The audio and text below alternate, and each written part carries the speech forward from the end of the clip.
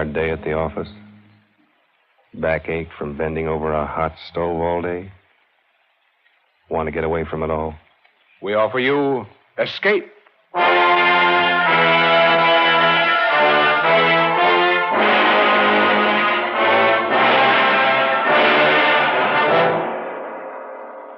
It is midnight, and you are alone. Suddenly the room is plunged into darkness. You sit frozen with terror, because something is there behind you. Something you feared would come. Something from which you must escape. Escape, produced and directed by William N. Robeson, and carefully plotted to free you from the four walls of today for a half hour of high adventure.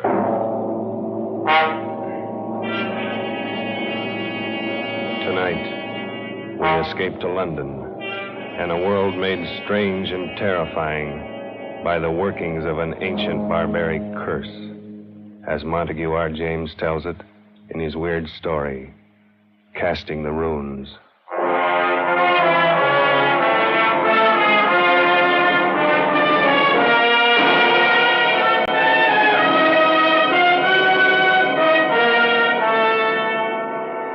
My name is Edward Dunning.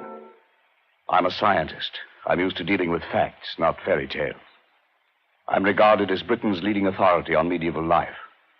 And as such, I've studied much of the ancient fears and barbaric superstitions of those times. I should have been the first to scoff at any suggestion that the ancient powers of evil, the black magic of Teutonic days, could be believed and practiced in the 20th century. A few weeks ago, I should have laughed had you told me that a curse, a hex, could kill a man.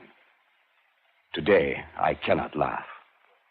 It has happened to a man I know of. And now, it's happening to me.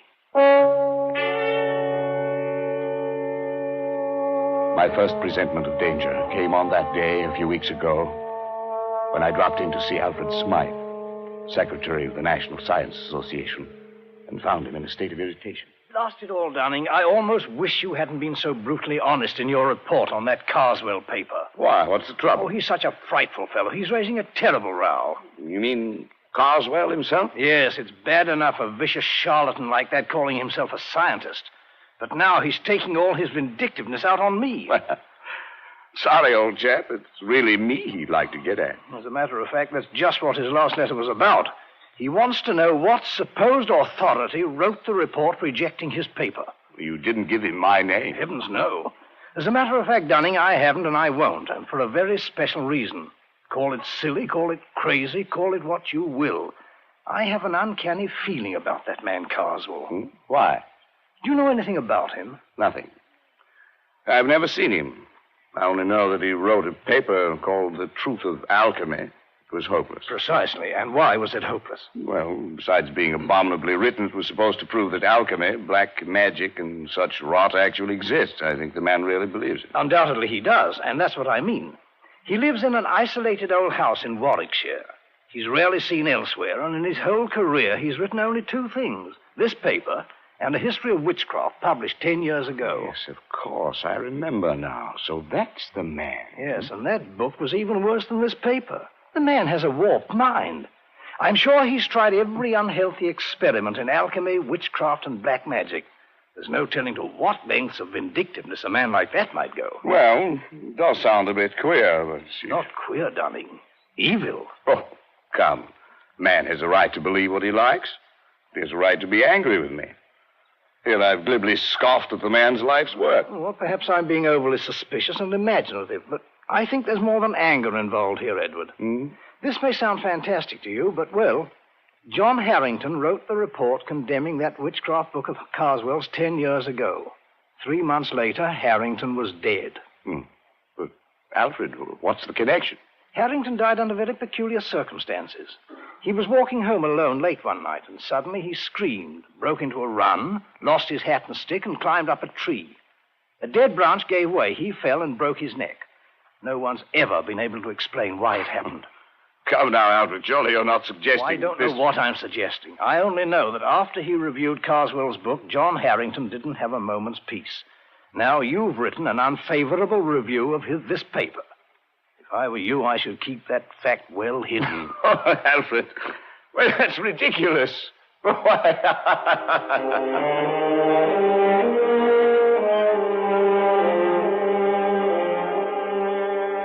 Yes, I laughed at Alfred Smythe's fears.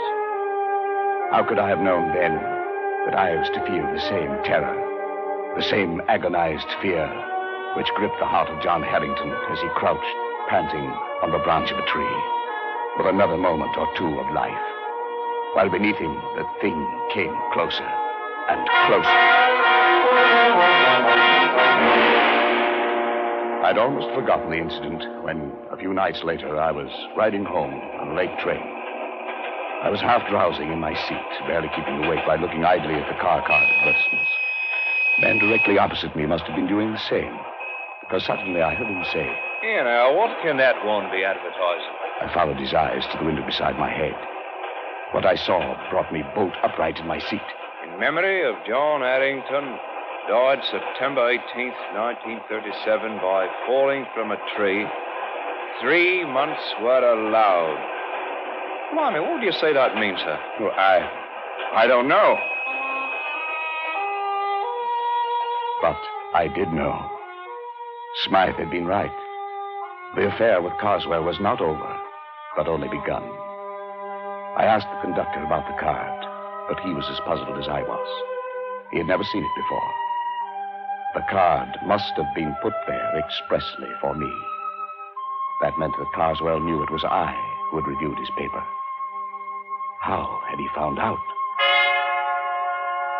I got the answer the next day. I was in the select manuscript department of the British Museum doing some research in the quiet, almost deserted room.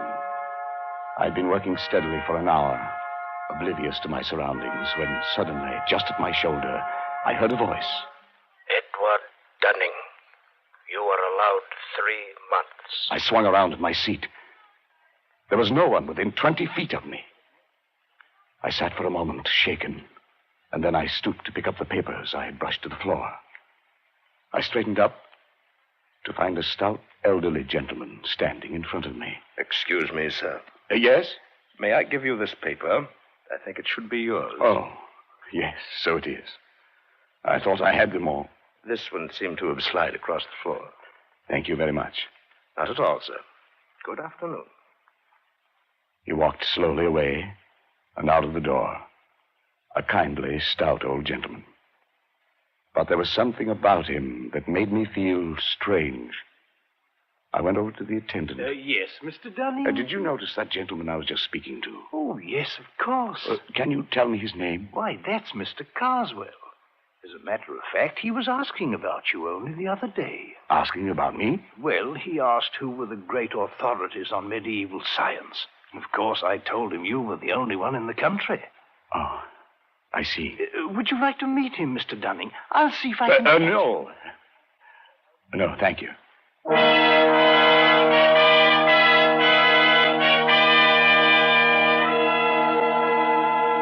It was as simple as that. Now Carswell knew. What would be his next move? What was I to expect? I reached home at dusk, and trouble stood on my doorstep in the long face and stooped form of my family doctor. I've had to upset your household arrangements, I'm sorry to say, Dunning. I've had to send both your servants to hospital. But what happened? Something like ptomaine poisoning, I should think. It's nothing serious. Well, what could have caused it? Well, that's the rather odd thing. They tell me they bought some shellfish from a hawker and headed for lunch. I've made inquiries, but I can't find that a hawker called at any other house on this street.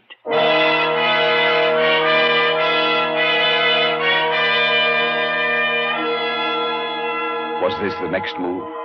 If so, it had succeeded. I was alone in the house, and my nervousness increased as darkness closed in and the hours advanced toward midnight. I went to bed, but almost immediately I thought I heard something. My study door opening downstairs. I went out and leaned over the banister. There was nothing moving, nothing visible. There was only a sudden, surprising gust of warm air playing about my legs. I went back into my room and locked the door. Suddenly, the lights went out. No doubt it was only a blown fuse, but the chills were playing up and down my spine. I went over to the bed and reached for my watch under the pillow. I suppose I wanted to find out the time. I don't know why. But fumbling on the pillow, my hand touched something far different from a watch. It was like a mouth with sharp teeth and hair around it, not human at all. I fled from my bedroom and spent a long and miserable night locked in the spare room, my ear to the door. But nothing came. I was not disturbed again. In the morning, I searched the house and found nothing unusual. But the mark of fear must have been stamped on my face, for Smythe noticed it next day. Dunning, you look as if you hadn't slept for weeks. Is anything wrong? I don't know, Alfred. Yes, there is. Carswell knows. How? They told him at the museum. Of course, we should have thought of that. Has anything happened yet? I don't know. It's too fantastic. It's probably my mind, hypnotic suggestion or something, but like that man Harrington, I have 3 months left. Edward. Must have been hearing things. I'm all on edge. I don't know what to think. John Harrington had a brother, Henry. Perhaps I'd better get you in touch with him.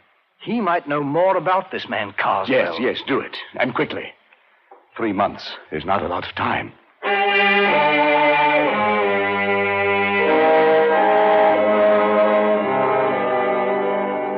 It was arranged. That night, I found myself walking down the dark street that led from the railway station to the Harrington home. It must have been along this same street that John Harrington had walked that last night, where he had broke and run. It must have been one of these trees bordering the lonely road in which he had spent his last horrible moments. The way was dark, and there was no living soul in sight. And suddenly, complete terror gripped me. Somehow I knew that I was being followed. At first I only felt it, and then I heard it. I walked steadily on for a moment, my stomach like ice. It was getting louder, coming closer. Unconsciously, my step quickened. I could barely control myself. I wanted to scream and run. The thing came closer, closer.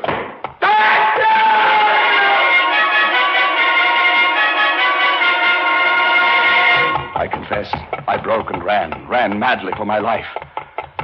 I was at a little side street. I turned down it, doubling back toward the railway station. I thought I would never make it.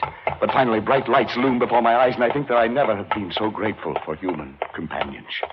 There's no need to run, sir. The 840 won't be along for another 5 minutes. I felt very foolish. I couldn't bring myself to walk back down that street to Harrington's.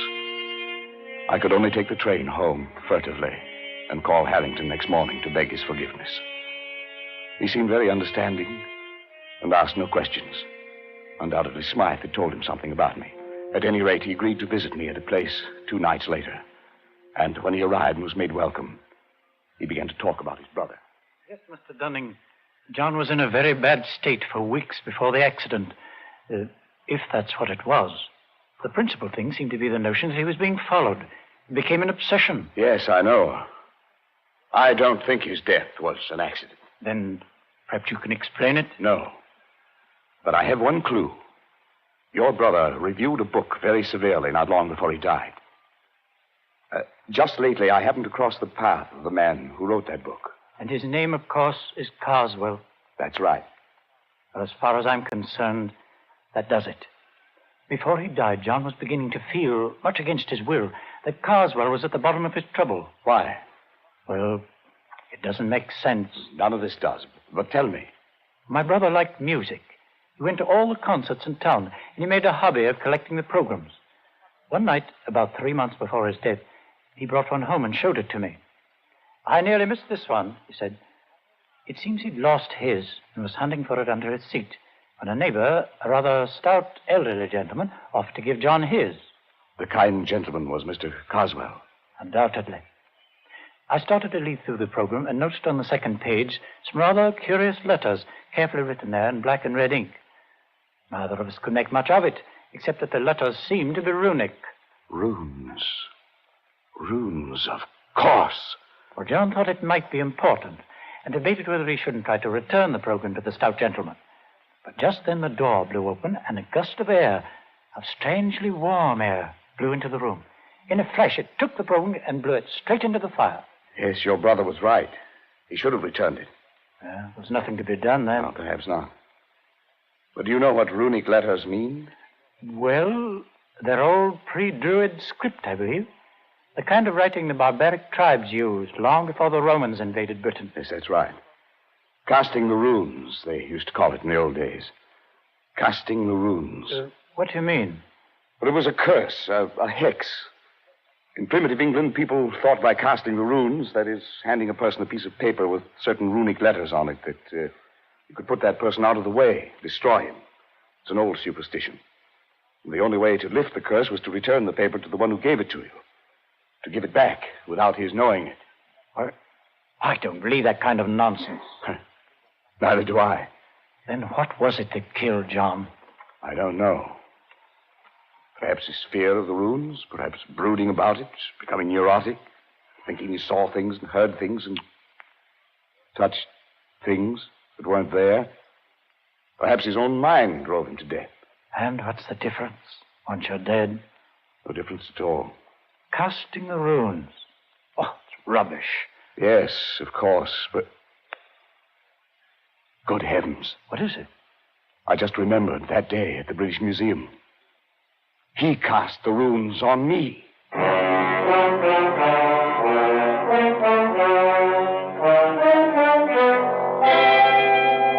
I went swiftly to the writing table, Harrington close behind me. My portfolio was there, full of the scribbled notes I'd been working on that day in the museum. And as I took it in my shaking hands and began leafing desperately through them, one strip of thin, light paper slipped and fluttered toward the open window with uncanny quickness. But Harrington was even quicker and slammed the window shut just in time. Got it? Oh, thank heaven. If it were lost or destroyed, like your brother's... Then you wouldn't be able to return it to Mr. Carswell. Yes. Look at it. It's identical with the one John got. I looked at the flimsy paper. The characters, carefully traced in red and black, were runes, all right. That ancient language used by the Aborigines of prehistoric Britain. I couldn't decipher them. But as Harrington and I stood looking into each other's eyes, each of us could read the other's thoughts.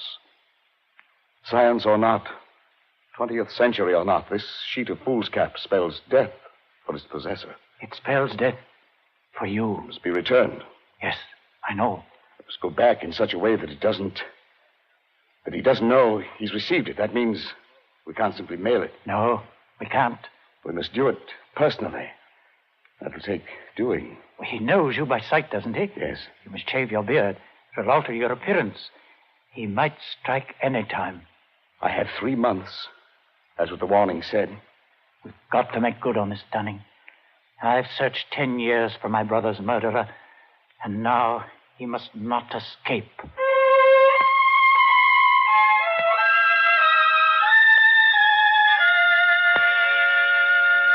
I dare not go near Carswell, so Harrington volunteered to keep a watch on him, to let me know when our chance came to return the runes, if it was ever to come. It was only a night or two after Harrington was there that I arrived home and found a calendar had come in the mail.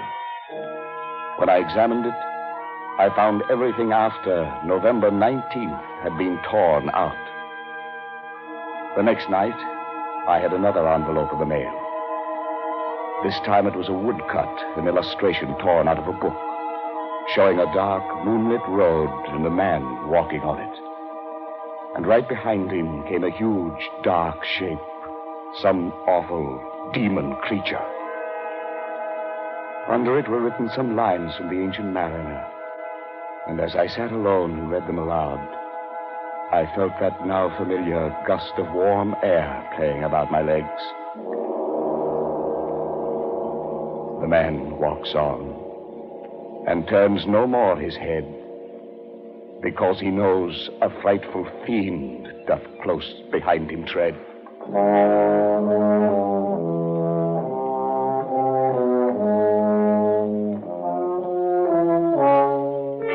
Now I knew the face of my terror, and it was with me always. Walking down the dark street at night, I heard its footsteps behind me. In my lonely house at midnight, it roamed the halls. Like the ancient mariner and John Harrington, I never turned to look. I couldn't. My nerves were going, and I could do nothing but wait. The days, the weeks slipped by, and still Harrington had no plan. I checked off the days on the calendar Carswell had sent. Now there were 8 days remaining, then 6, then 3, 2, 1. It was the evening of the 18th. My last day on Earth was to begin at midnight. I was sitting alone in my living room, bathed in perspiration, fighting to keep my nerves in check. Suddenly, I felt that warm gust of air. I listened. There were soft footsteps. A shadow seemed to cross the hall door. And then the footsteps blended into a loud banging.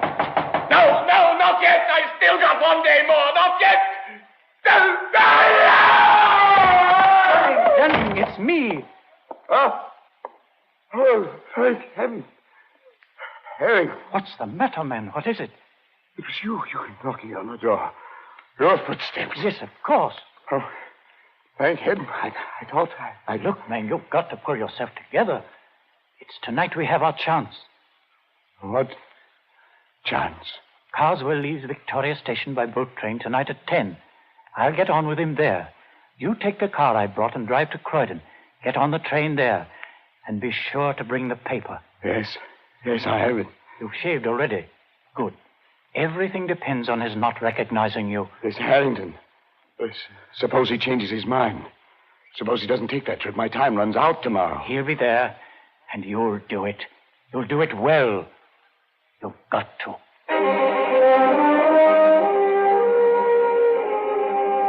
I stood on the platform at Croydon, my mind in a daze. I thought the train would never come, but it did. I saw Harrington at the window. He stared coolly at me. Of course, there was to be no sign of recognition. I entered the coach and slowly made my way down the aisle to the compartment where Harrington sat.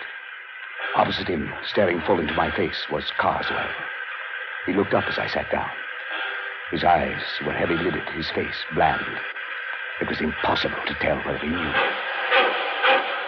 The train started. The next stop was Dover, at the end of the line. My last chance. It was time to cast the rules.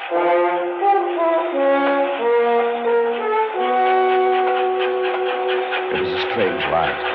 Carswell and I seated face to face, staring into each other's eyes. Harrington off to the side, pulling at his face with twitching fingers. If I could have only had a few whispered moments with him to plan our strategy, but that was impossible. The moments dragged tortuously. No one moved. Then suddenly Carswell leaned forward. I beg your pardon, sir. Haven't we met? Met? Well, I don't think so, sir. Not unless you're in the plumbing business. Plumbing? No. Hardly. I hadn't planned it that way. The words, the accent, just seemed to come by themselves. And Carswell sat back, an enigmatic expression on his face. I wished desperately to know what he was thinking. Then suddenly he got up and went out into the corridor. Was this my chance? I was about to slip over to his bags to see if there were ways to secrete the rooms within them, when I caught Harrington's eye and read a warning in them. Carswell from the corridor was watching, waiting to see if we recognized each other. I muttered a prayer of thanks I hadn't moved. Carswell came back and took his seat. As he did so, wild, exultant hope surged up in my throat. For something slipped off his seat and dropped noiselessly to the floor. It was his ticket case, and he didn't see it. It was a small cardboard ticket case with a pocket on the cover. If I could just get to it and slip that tiny piece of paper into that pocket. For 15 agonizing minutes, I sat there and stared at it. If only Carswell would go out. But he sat stolidly staring straight ahead. We were coming into the outskirts of Dover, the train slowing down. Suddenly, Harrington stood up, reached up to the rack above Carswell to get his coat and bag. I stared at him blankly for a moment, surprised by his sudden clumsiness. And then I realized what he was up to. The bag, the coat, a briefcase all came tumbling down upon Carswell. What the devil? Oh, I say, I'm sorry. I'm terribly sorry. Clumsy fool, you might have injured me. What were you trying to do? Well, It was my only chance. Carswell stood facing Harrington. I reached down, got the ticket case, and with trembling fingers slid the paper into the pocket. He turned sharply to me, and I extended the case toward him. Excuse me, sir. Is this yours? Yes, it's my ticket case. Where'd you find it? Here on the floor. Must have dropped off when... Yes. I'm much obliged to you, sir. Not at all. Not at all. He looked at me fiercely, his rage at Harrington still twisting his face into a devil's mask. Then he glanced briefly into the ticket case and put it into his pocket.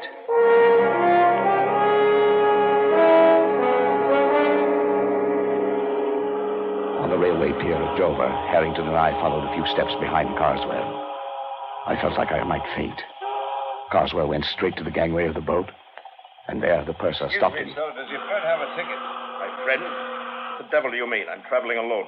Well, that's funny. I could have sworn there was another gentleman right there beside you, walking just at your elbow. Well, there isn't. And I suggest you see an oculist. Oh, I didn't see. I just felt. Sorry, sir. Must have been your rugs. My mistake. Come on, Dunning. Our job's done.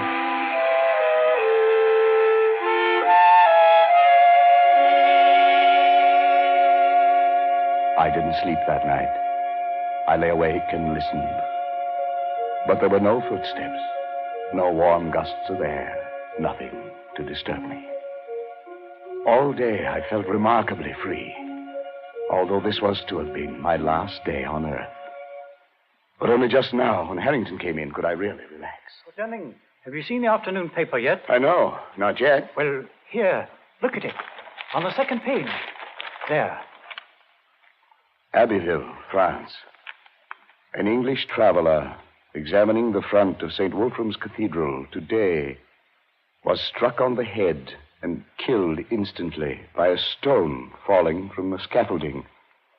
A note of mystery was added by the fact that although the cathedral was undergoing repairs, no workman was on the scaffolding at the time of the accident. The traveler was identified by papers found on him as a Mr. Carswell of Warwickshire. Of course, it could have been an accident. Yes. Yes, it could have been.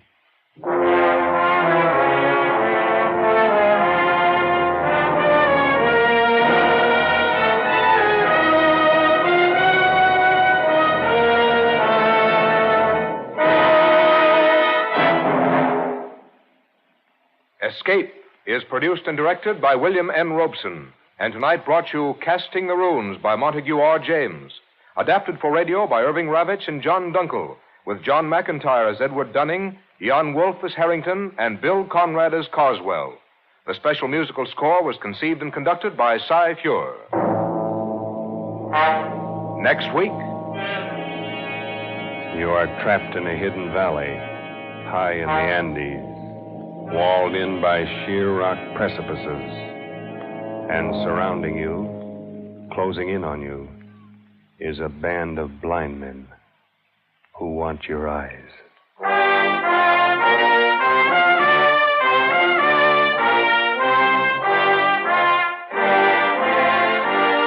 Next week, we escape with H.G. Wells' gripping story, The Country of the Blind. Good night, then, until this same time next week when we again offer you Escape. This is CBS, the Columbia Broadcasting System.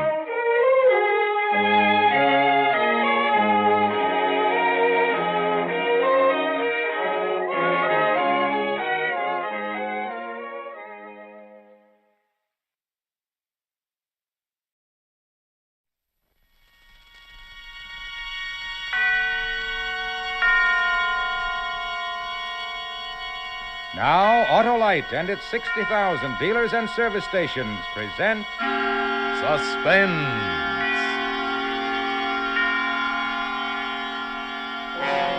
Tonight, Autolite brings you Mr. Ralph Edwards in Ghost Hunt, a suspense play produced and directed by Anton M. Leader.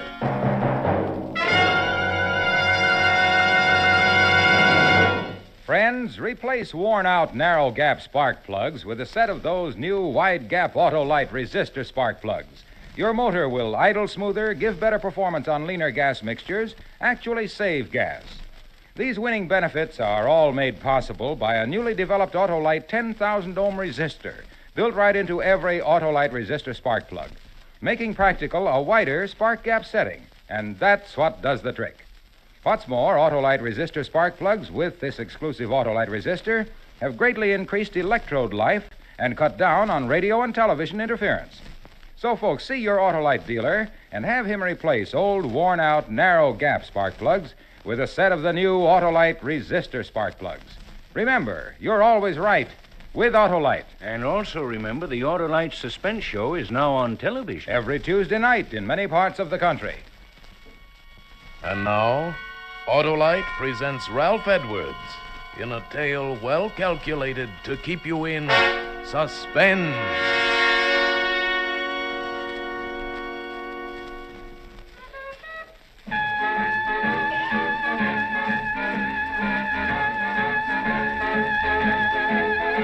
Yeah, didn't that leave you high, huh? Left me feeling treetop tall. That was Louis Armstrong's I Can't Give You Anything But Love. And that's all we have time for on the Hot and Mellow Hour tonight. Yes, this is Smiley Smith, your favorite disc jockey. I hope, booting the Hot and Mellow Hour home for this evening. I'll be back again tomorrow night, minus the music, but with a little surprise for you. Tomorrow night, Friday night, as you know, is stunt night here at station WXP, and have I got a stunt for you. Last week, if you remember, I planted my wire recorder in the steam room at a lady's Turkish bath and let you listen in on the playback, remember? Well, tonight, as soon as I leave the studio, do you know where I'm going? Your friend Smiley is going to spend the night in a haunted house on a spook hunt. You heard me, a spook hunt in a haunted house. I'm bringing my little old wire recorder along with me, and if you tune in tomorrow evening at this time, you'll learn what it's like to spend a night in a haunted house. Ain't that something? Yeah, a real haunted house. No kidding. 4 people are known to have committed suicide there. So tune in tomorrow night and share a real thrill with your old pal Smiley, I must be crazy, Smith. Good night.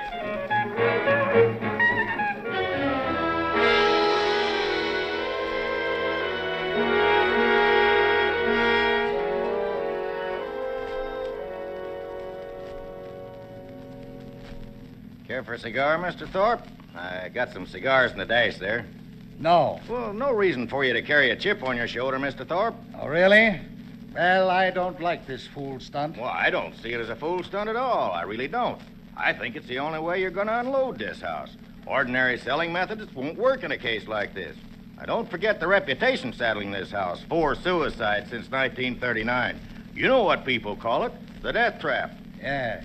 It's a lot of nonsense. Sure, but try to convince people of that. Anyway, when this disc jockey offered me this chance to kill all the rumors about the about the property, I just naturally jumped and took him up at it, especially since it don't cost a cent. You sure about that? I'm not liable for a penny. Not a cent. We're doing him a favor letting him use the place, he said. Thanked me for the chance last night when I drove him out here. So one hand washes the other, as the feller says. He got a chance to pull off a stunt, and the wire recording will prove the people the property's A1, and we increase the chance of selling the place. Well, as long as it doesn't cost me anything. Not a thing. He's using his own recorder, and I'm paying for the rental of a couple of walkie-talkies he hooked up to it. Well, what about this, Reed? Does he charge anything? He comes gratis, too. Dr. Reed is a psychic investigator. Belongs to a couple of societies that do nothing but hunt ghosts. He showed me articles he's written about it in their magazine. Well, here's the house. Yeah, looks real nice in the sunshine, don't it? Yeah, man, smell that sea breeze. You don't have to sell me. Well, let them know we're here. Yeah, probably asleep up all night and everything. Why don't they come out? You think they've gone? Well, I told them last night I'd pick them up around 11. Smith! Smith! Hey, Smiley! Dr. Reed! Yeah, fast asleep, I guess. We better go in and wake him up.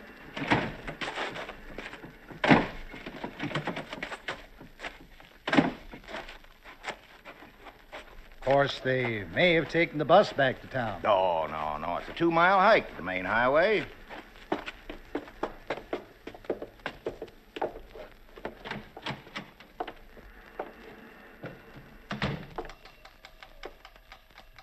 Smith!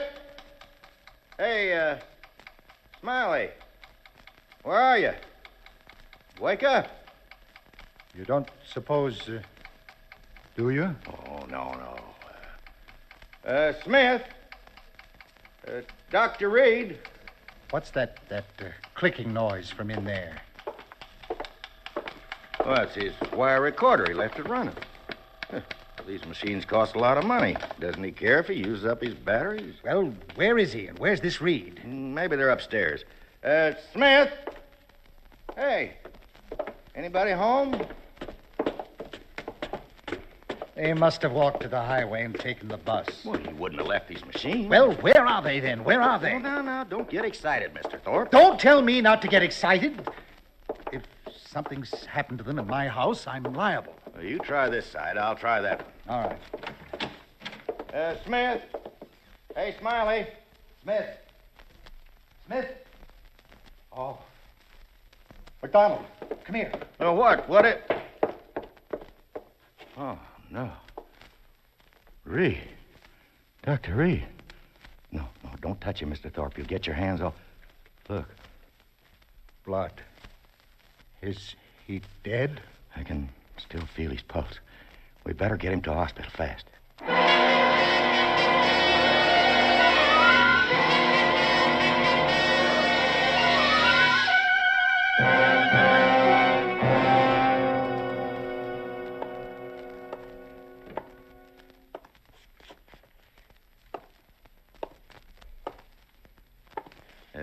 Care for a cigar, Mr. Thorpe? No, thanks. Oh, why not try to relax? The nurse said Reed would be all right as soon as he's had a blood transfusion. You told the radio station to be sure and call us as soon as they had any word about Smith? Yes, I told him. Why don't you sit down? No, I'm all at 6s and 7s. What do you suppose happened out there last night? We're going to know in just a second, just as soon as I can get this recorder set up. You don't suppose Smith and Reed got into a fight, do you? Yeah, there. Huh? A fight? I don't know. Well, what's wrong? Won't it work? Yeah, it works. Take it easy. 1, 2, 3. Testing. 1, 2, 3. There. Testing. Listen. 1, 2, 3. All set, Dr. Reed? Mr. McDonald, eh? Okay, here we go. This is Smiley Smith speaking. Smiley Smith, the ghost hunter. I don't know whether to hope this will turn out to be a success for the sake of the program or a failure for my own sake. Anyway, all the preparations have been made now, and it's up to the spooks. I better tell you where we are. Right now, we're standing on the lawn of a house about 12 miles above Malibu Beach. The ocean is 100 feet away, straight down. The house is perched on a cliff, and there's a sheer drop of about 100 feet right into the old Pacific. Maybe you can hear the surf pounding. I'll turn up the volume. Hear it? Now, I'm going to have you meet two gentlemen who are here with me. Incidentally, we're the only people around for miles and miles. First, I'd like you to meet Dr. Clarence Reed of the British and American Psychical Research Guilds. Dr. Reed is a famous investigator of psychic phenomena, and I'm very honored to be associated with him on this ghost hunt. He's smiling in an embarrassed sort of way. You're much too kind, Mr. Smith. Dr. Reed has conducted experiments in this field with such great believers in spiritualism as Oliver Lodge and Arthur Conan Doyle. He looks a bit like Santa Claus. He's short and stocky. You don't object, do you, Dr. Reed? No, indeed. And he has a magnificent white beard, a truly great beaver. Dr. Reed is so enthusiastic about ghost hunting that he got out of a sick bed this evening to be with us. Excuse me. My lungs. I was gassed in the First World War. Yeah. Anyway, Dr. Reed and I are here on the lawn looking at the house. Can't see much. It's around, 11 p.m. now. Seems to be a rambling sort of house, 2 stories high. Since it was built, there have been 4 suicides here. Is that right? That's right. Into the mic, please. Oh, yeah. 4 suicides since 1939. I better tell them who you are so they won't think you're a ghost. Standing with the doc and me is a real estate agent, Mr. Charles McDonald. He handles this property, and he can tell you a lot more about it than I can. Well, the house was built by a man named Marcus, Toby Marcus, an orange grower. built the house as a wedding present for his wife. A month after they moved in, she took her own life. On the day of her funeral, he committed suicide the same way. There have been 2 other cases since then, and Did they all jump into the ocean? Yeah, all 4 of them, right over there. The last one was actually seen doing it about 3 years ago. He was seen running like all get out at the edge of the cliff, and he was shouting and laughing and yelling as though there was people at his side running right along with him. You kidding? No, it's a fact. He was laughing and yelling and running, and when he got to the edge, right over there, he jumped and never came above water. As good an argument against cold baths as ever I've heard. Since then, people just refuse to live in this house. Silly, I call it.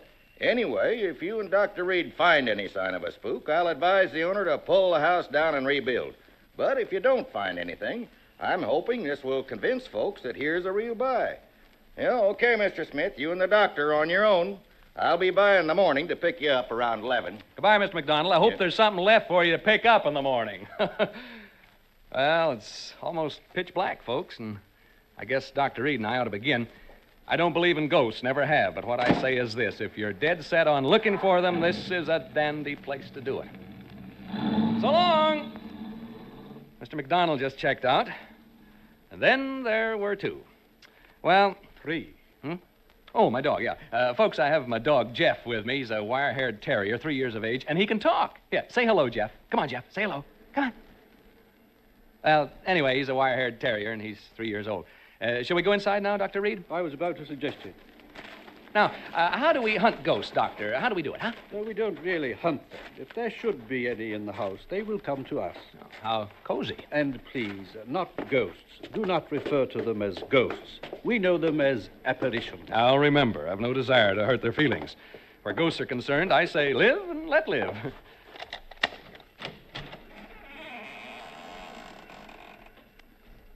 Well, we've opened the front door now. Maybe you heard the hinge squeak a little. Now we're standing here looking in.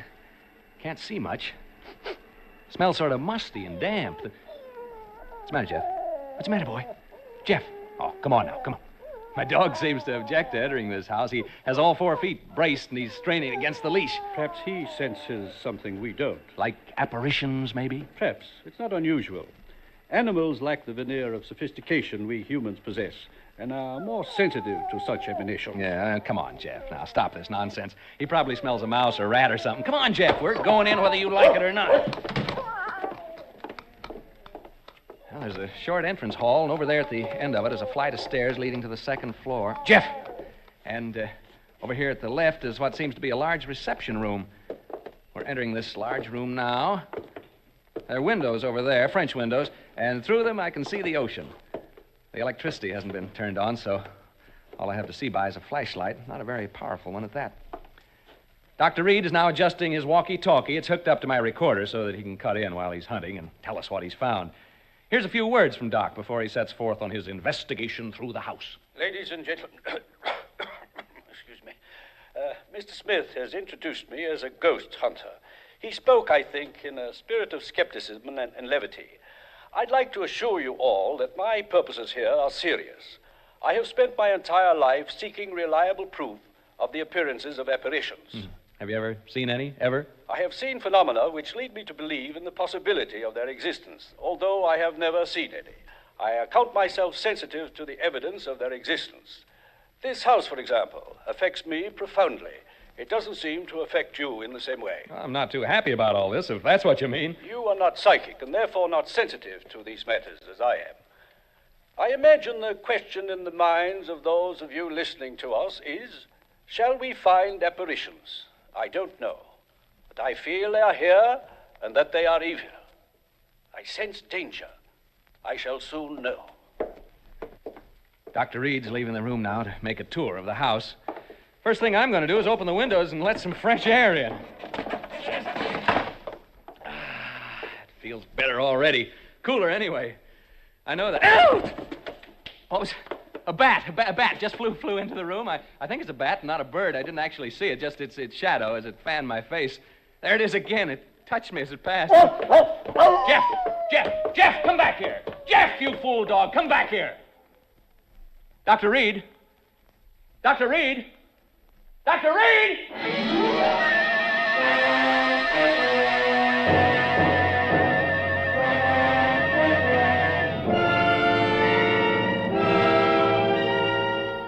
For Suspense, Autolite is bringing you Mr. Ralph Edwards in radio's outstanding theater of thrills, Suspense.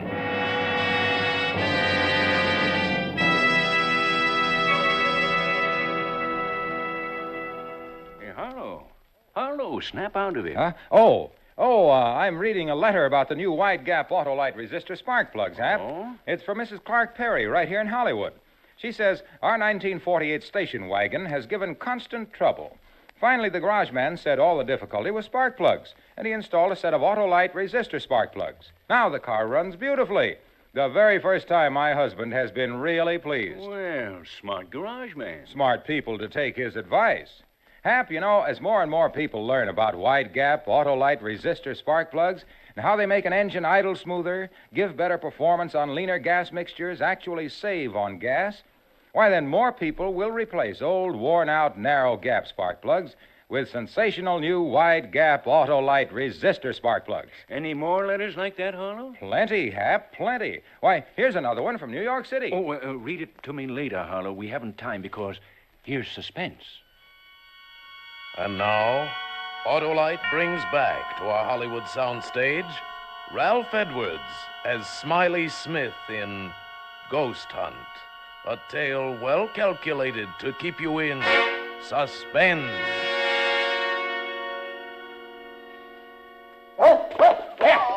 Jeff, come back here. Jeff, you fool dog, come back here. Dr. Reed. Dr. Reed. Dr. Reed! Reed speaking. What is it, Smith? Jeff has run off. My dog, he jumped through the window and ran off. Oh, so? I told you he sensed something about this house, didn't I? Yeah, you want to come and see if you can determine what it was exactly that set him off? Soon. I am making my way slowly up the stairs toward the second floor now. I'm halfway up. I'll be down with you soon. Folks, my dog's run away. You probably heard him howling. He jumped through the window and took off. Never did anything like that before. Frightened by the bat, I guess. Personally, alone here in this big room, I can understand how he must have felt. This isn't a cheerful spot by any means. I may not be psychic, but I sure have a feeling this house doesn't want us here. Read again. Excuse me. I have something of great interest to report. I'm now standing in an alcove on the second floor trying to recover my breath. As I reached the head of the stairs, I felt what I think is a definite psychic manifestation. I felt suddenly as though I had been punched in the solar plexus. That's the only way I can describe it. At the same time, I began to perspire. My head is still swimming slightly, and I have difficulty in swallowing. My pulse rate is around 110 in a minute. The sense of evil is very strong. I feel very, what shall I say, profoundly depressed. Do you want me up there? No, I prefer to remain up here alone. The presence of a disbeliever such as you might interfere with my investigation. Folks, I'd like you to get a picture of what it's like here. It's very quiet, for one thing. I've never been in such a quiet place, and it's pretty dark. No light except my flashlight. Tell you what, you go now and douse all the lights you have on. Go ahead, put out the lights, and that'll give you a clearer feeling of how it is here with me. Go ahead, put out the lights. Hey, did you hear that? Real estate agent told me I'd probably hear rats and mice in the walls. Well, I can certainly hear them now. Even you can hear them, I think. It's as though... Dr. Reed speaking. I've been working my way toward the front room, the one directly above the one in which Mr. Smith is now. The vibrations have become stronger and more pronounced as I approach it. I think I am on the verge of an important discovery. Important discovery. Did you get that? Now I can hear Dr. Reed moving about in the room above. I don't suppose you can. Have a try anyway, huh? Hear him? I hope he finishes his investigation soon because, quite frankly, I'd like to get out of here. I can well imagine people becoming unhinged in this place. Right now, I find myself pretty jumpy. I'm not being very brave, am I? It's being alone in this room down here that does it. This darned old house. It's a very, the atmosphere. It's so very... I wish only to make this hurried report before continuing with the investigation in this room. I have carefully sounded out all the parts in this room, and the emanations are most strong from what appears to be a closet, before which I am now standing. As soon as I open the door to this closet, I will have, I think, a thing of great interest to communicate. I find no key to the lock, and so I will attempt to remove the hinges with my penknife, and I will tell you what I find when I open it. I'll tell you what it would cost to get me to open that door. In the basement at Fort... There's that bat again. It seems to like me the way it keeps... Each time it passes, it touches my face or my neck with its wings. They're smelly things, bats. I don't suppose they bathe very often, if at all. I wonder how... Get away, you bat! That bat'll be the death of me. Yeah, it's like a jingle, isn't it? Bat'll be the death of me, the death of me, the death of me. Bat'll be the death of me. It isn't far from London. No, that isn't the way it goes. It's come down to Q in lilac time, in lilac time, in lilac time. Come down to Q in lilac time. It isn't far. I haven't thought of that since I was a kid in grammar school. Gee, I had a lonely childhood when you come right down to it. I mean, that's my affair, isn't it? Yes, it is. It most certainly is. I have succeeded in removing the hinges to the door, and I find inside it is not a closet, but much larger. It is, I think, a dressing room. I have not yet been inside, but I am about to enter. What was I talking about? Oh, yeah, bats. Well, the bat flying back and forth in this room is... Did you hear that? Did you hear it? Dr. Reed must have knocked something over in the dressing room. A chair, yeah, a heavy chair by the sound of it. The chair, or whatever it was, must have fallen right over my head. That's the way it sounded. I can see a small stain forming right on the ceiling, right over my head. Something ran across my foot just then. A rat, I think it was. I've always hated rats. Most people do, of course. That stain up there bothers me. It's gotten so big so soon. I think I'll take a chance and bother Reed and ask him what it is. Dr. Reed. Reed, can you hear me? Are you all right? Hello? Well, he didn't answer. I think he's just a little bit deaf. I think so. What do you suppose he's found, huh? I'm afraid this is rather dull for you listeners. I'm not finding it so, of course. There. I heard him cough. Did you hear that cough? Hope he's all right. He got out of a sick bed to come here this evening, you know. He was gassed in the First World War, and this place is beginning to get on my nerves a wee bit. Just a teensy-weensy bit. Reed, speaking, Hello? He's switched off. That's the bad cough he's got. I feel so lonely. Been alone so much in my life. Not so much now, of course, but when I was younger, I was alone so much of the time. You know, struggling to get ahead, living in a hall bedroom, wondering where my next meal is coming from. I get the blues just remembering it. Seem sad, young people having to spend so much time alone. Sad for old people, too, of course. I'm saying of course a lot. Of course I am. Hey, that stain on the ceiling, it's grown amazingly. It's actually beginning to drip. I mean, form bubbles. They'll start dropping soon. Colored bubbles, they seem to be. Odd-shaped stain, like a body lying on its back with its arms stretched out. It's cheerful. Oh. I'll certainly advise Mr. McDonald to have this place pulled down.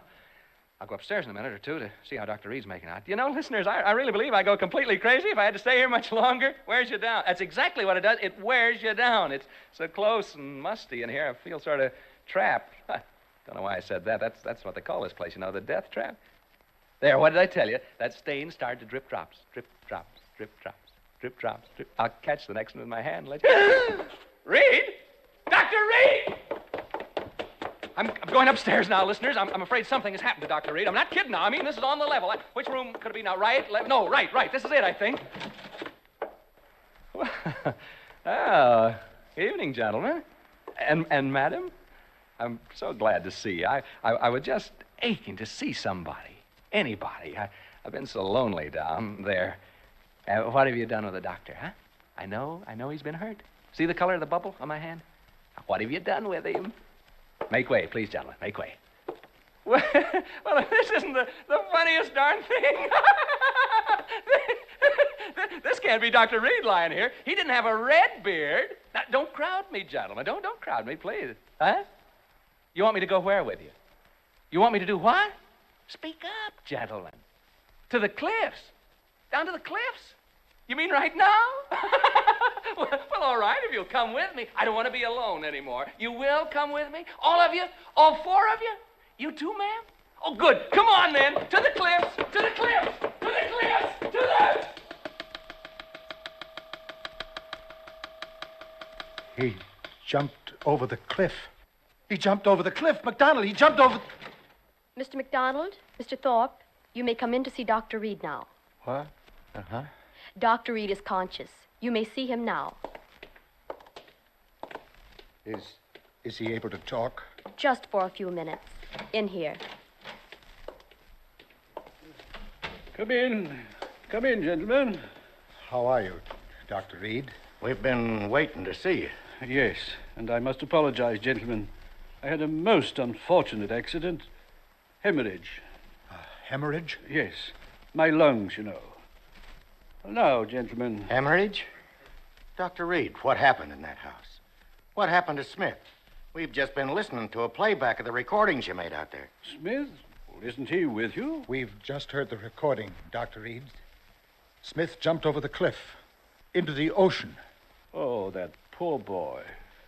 Dr. Reed, will you please tell us what happened? We heard on the recording there were ghosts in that house. Ghosts? I didn't see any ghosts. But Smith, what about him? If he went over the cliff, it was fear that drove him over. But, gentlemen, I didn't see any ghosts. As for that unfortunate young man, who can say now what he saw or thought he saw?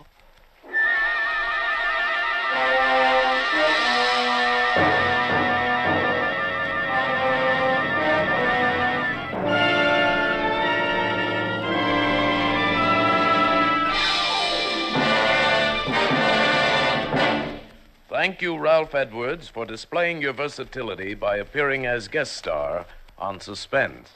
Say, Harlow, that Edwards does everything. Hap. No does. Don't use that word on our Autolite show. Oh, come now, Harlow. I can make you use that word, as you call it. How? Now, don't you say that Autolite resistor spark plugs make your car engine idle smoother? Yes, but... And your car gives better performance on leaner gas mixtures. Saves gas. Sure does. Does. Aren't we devils? Ralph, you tricked me. Well, anyhow, it does my heart good to tell people that Autolite resistor spark plugs are ignition engineered by Autolite, which makes more than 400 products for cars, trucks, airplanes, and boats in 28 plants from coast to coast. Autolite also makes complete electrical systems for many makes of America's finest cars. Batteries, spark plugs, generators, starting motors, spark plug wire, battery cable, coils, distributors. All ignition engineered to fit together perfectly, work together perfectly because they're a perfect team. The lifeline of your car. So, folks, don't accept electrical parts that are supposed to be as good. Remember, you're right with Autolite.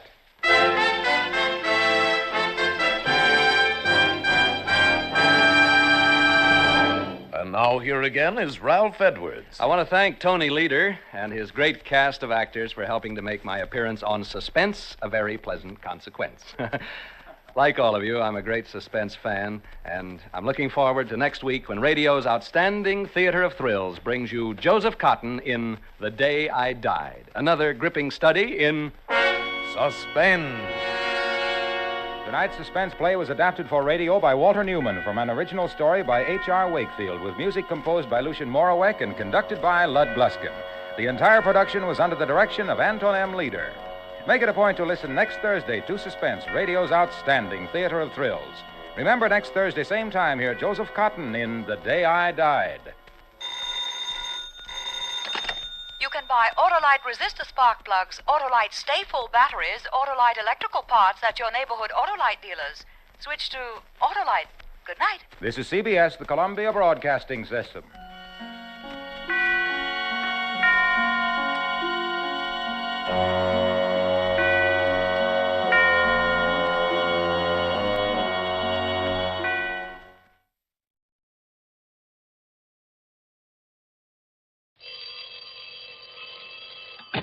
Johnny Dollar. Hey, Johnny, listen. This is Steve. Steve? You know, Steve Yoakum. Oh, yeah, way out there in, where is that, Steve? Kalispell, Montana. Oh, yeah. You know, Four-State Mutual. Right. Well, what seems to be the trouble, Steve? Listen, can you fly on out here right away, Johnny? Sure, I guess so. What's up? One of my clients, John Turner Whitcomb. Rich old man. Got him insured for nearly $500,000. And? Well, if what it looks like has happened, the company's going to be out almost $1 million. You know, because of the double indemnity. For accidental death. Yeah. If, like I say, that is the way it's happened, I mean, if it's happened at all. Well, is he dead or isn't he? That's the trouble. I don't know. Not for sure. What do you mean? I mean, that's what you better get on out here and find out for us. All right. And if he is dead, whether it was accidental or it wasn't, but if he isn't dead, well, that we got to know about, too. But if he is... All right, Steve. I'll be out to see you. What I mean is... Oh, okay, Johnny. Right. Listen, if you can catch a plane tonight, you ought to get here sometime in the morning. I'll be waiting for you at the airport. Well, first I'd better check a schedule and Hello? Hello? Okay, Rattlebrain, I'll be there.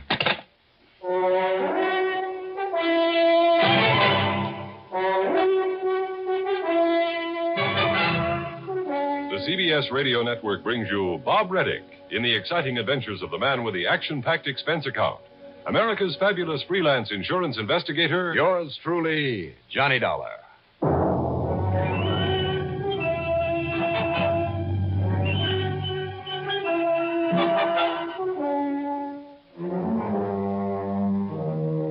Expense account submitted by Special Investigator Johnny Dollar to the Four-State Mutual Insurance Company office in Kalispell, Montana. Following is an account of expenses incurred during my investigation of the YAAK mystery matter.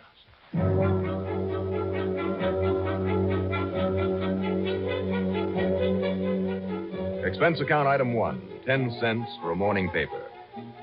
After carefully checking meteorological reports for a slant on the weather in northwestern Montana, I made sure to throw some gloves, heavy woolen socks, and a set of long-handled underwear into my luggage. Item 2, $5 for a cab to Bradley Field. Item 3, $145.50, plane fare. It was almost 9:30 a.m. by the time we set down at the small but prosperous-looking city of Kalispell. And true to his word, young Steve Yoakum was there at the airport. We piled ourselves and my luggage into a Jeep that had the side curtains up, but no heater, and then took off. Now, reaching back of you, Johnny. Swap that top coat of yours for a sheepskin you'll find back there. You're going to need it where we're going. Where's that, Steve? 130, 40 miles up to the YAAK. The what? Up near a town called YAAK, if you can call it a town. Just a glorified crossroads. Maybe 40, 50 people living around there. Put it on. You'll need it. Well, you're the doctor, Steve. Yeah, we're going in real snow country. You still haven't told me why. Oh, that client of ours, John Turner Whitcomb, made a lot of dough in lumber. When his wife died, he retired. So? He and his good-looking daughter, Valerie, is his only child, and her husband, Lou Larson, took off last week for a little vacation. Little hunting, maybe, out of Shorty Bessom's camp.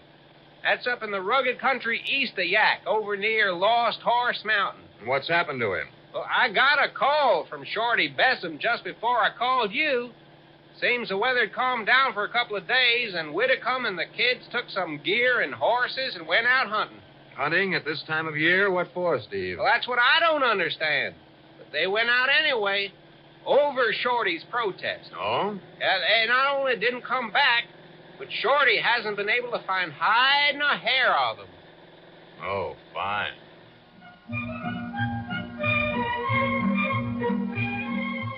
"90 miles out of Kalispell on Route 2, we stopped for lunch at the colorful sawmill town of Libby, a kind of headquarters and main supply point for the logging operations in that area. And then we cut north on one of the worst roads that I'd ever traveled.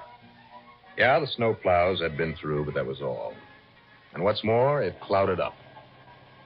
And then what started out as a cold drizzle turned into a heavy, wet snowfall in the middle of May yet. Steve had called it rugged country, and he wasn't kidding. Most of what we passed through was heavy forest land, spots almost impenetrable, except perhaps for the logging trails here and there, lots of big trees, jungle of heavy, tangled undergrowth. Not a good place to get lost. Mighty good hunting country, too, Johnny. I mean, when the weather's good. Lots of deer and bear and wolves, mountain lions, lots of things. At YAAK, we stopped long enough to fill up with gas. That's item 4, $4.70. And then plunged into the deep forest. going eastward on, believe it or not, an even worse piece of road, following a vague sort of wagon path through the trees and the heavy snow. Only a four-wheel drive would ever have made it. It was after 5 p.m. by the time we finally got to Shorty Besson's camp.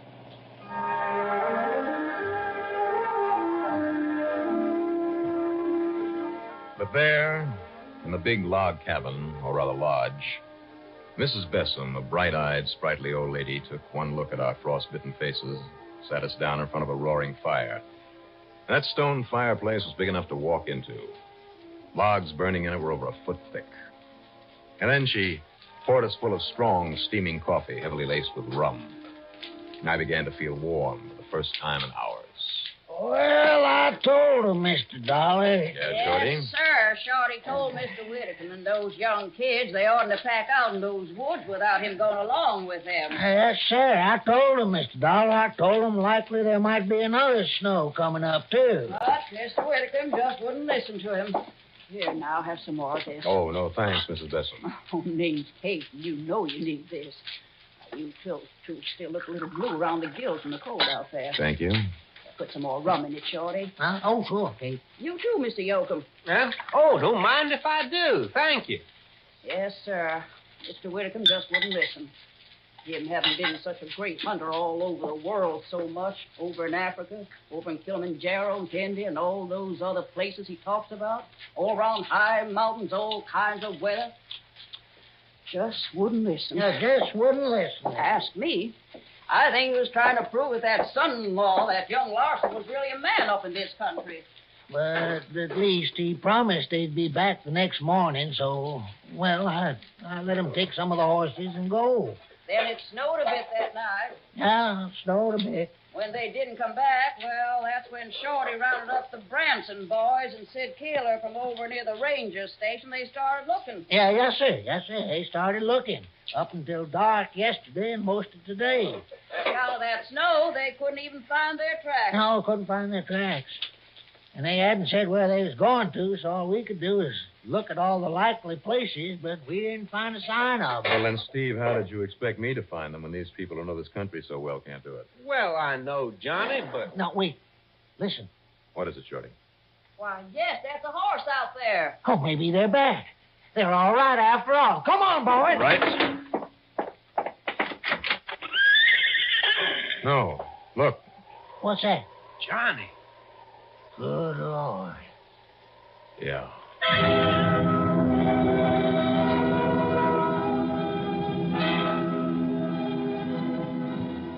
What's the matter, Shorty? What is it?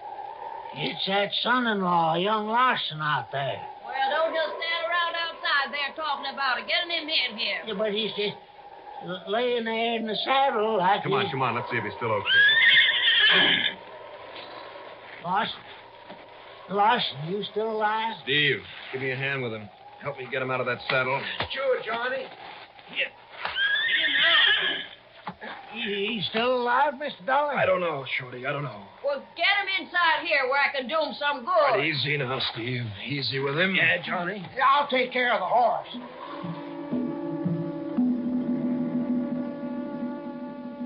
Lou Larson was still alive.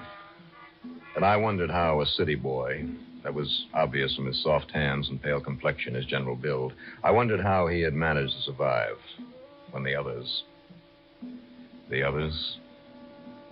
But it was well into the night by the time Kate brought him around, enough to tell us what had happened. They're dead. They're dead, Mr. Dollar. Mr. Whitcomb and my Valerie. Oh, that poor, lovely little girl. Where, Lou, and how did it happen? Somewhere on the south slope of Lost Horse Mountain. Yeah. At least that's where Mr. Whitcomb said we were. Now, boy, you just get some more of this hot coffee inside of you. Yeah, boy. Get some hot coffee in you. Thanks. I'm feeling all right now, I think. Go on, Lou. What happened? When the snow came, he said we better make camp, not try to get back here. Now, that was wrong of him. He should have known this country at all. I wondered about that, too, Kate. It was getting dark. He found a kind of shelter and built a fire. It was under some big rocks beside a real deep crevice. On the side of the Lost Horse Mountain? Yes. Oh, Lordy, that was Dead Man's Hole. It's very narrow, very deep. It's a death trap. That's all it is, a death trap. It's a death trap. That's what it is. Told me to go look around for some more wood while he and Val try to make camp.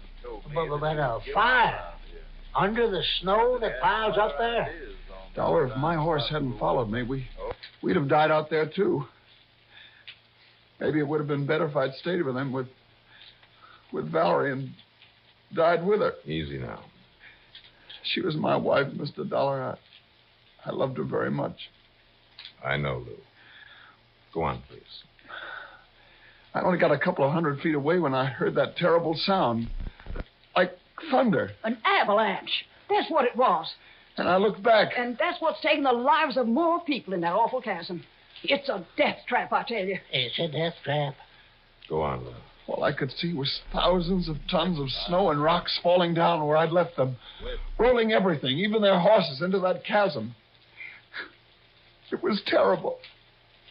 Terrible. All right. Now, son, you just take yourself another drink of this, and then you sleep a while. Thank you, Kate. So tired. So tired. Sure you are. Here, you men help him into bed. Yeah, come on, Shorty, give me a hand. Yeah, sure, Mr. Dollar. We'll put him in what was Mr. Whitcomb's room. It'll be warmer there. That's a good idea. It'll also give me a chance to... What's the matter, sir? Come on. Let's get him to bed.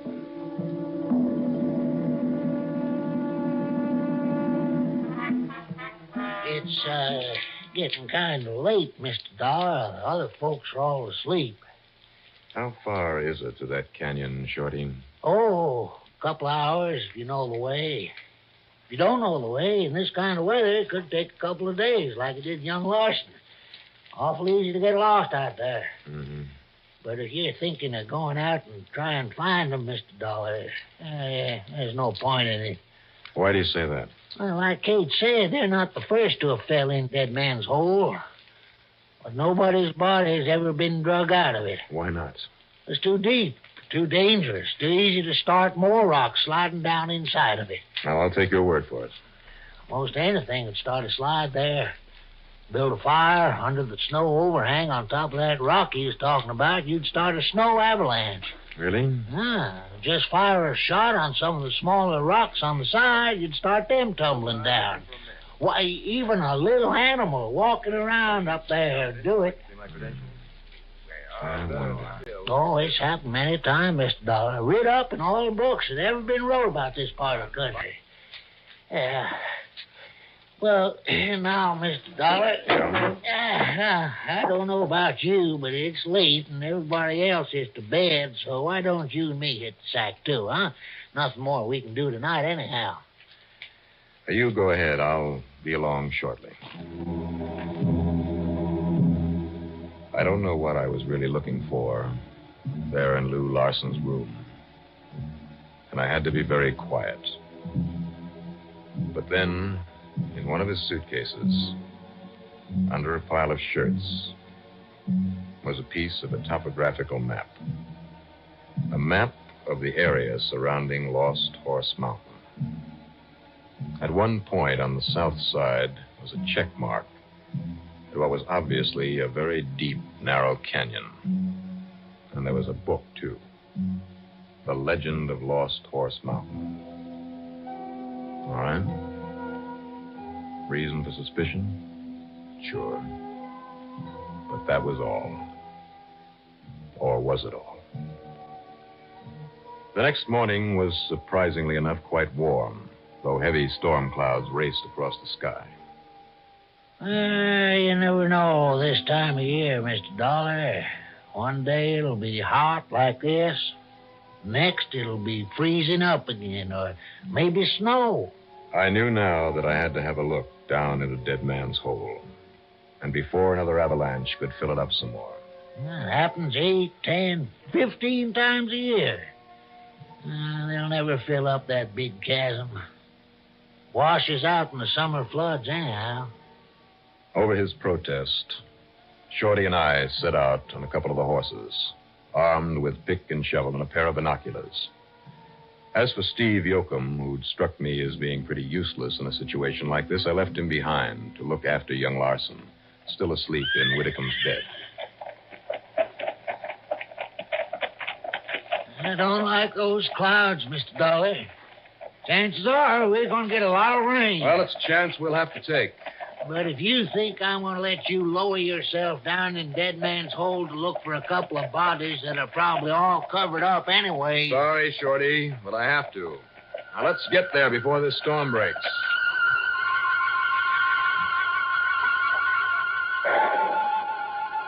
But we didn't.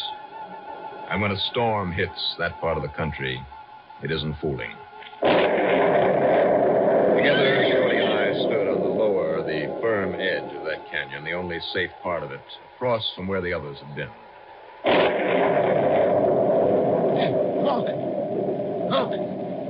There they are, down there. I see them. The rain has melted away the snow that covered them up. But we'll never get to them. Let me have those field glasses. Oh, sure, here. Thanks. This rain will also cover them up again with all the rocks and stuff that'll wash down there, and that'll be the end of them. Oh, no, it won't, Shorty. Break out those ropes and help me down there. Now, don't you try it, Dollar. Come on. Help me rig a line. Now, I tell you, you're crazy.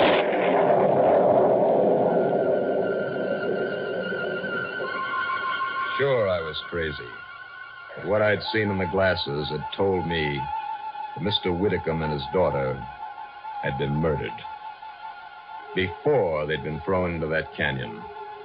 Bullet holes in their heads. Slowly, I worked my way down toward them, careful not to dislodge any rocks or rain-soaked clumps of gravel. And now, even without the glasses, I could see the bullet holes. Now that you're sure, come on back here. Come on back up, Dollar. Just another few feet so I can get a line on them and we can... What was that? That wasn't no thunder. Dollar, that was a rifle shot. I know. From lengthwise down the canyon. It hit that rock on the other side, broke it loose. I know. Look out! Another avalanche! Dollar!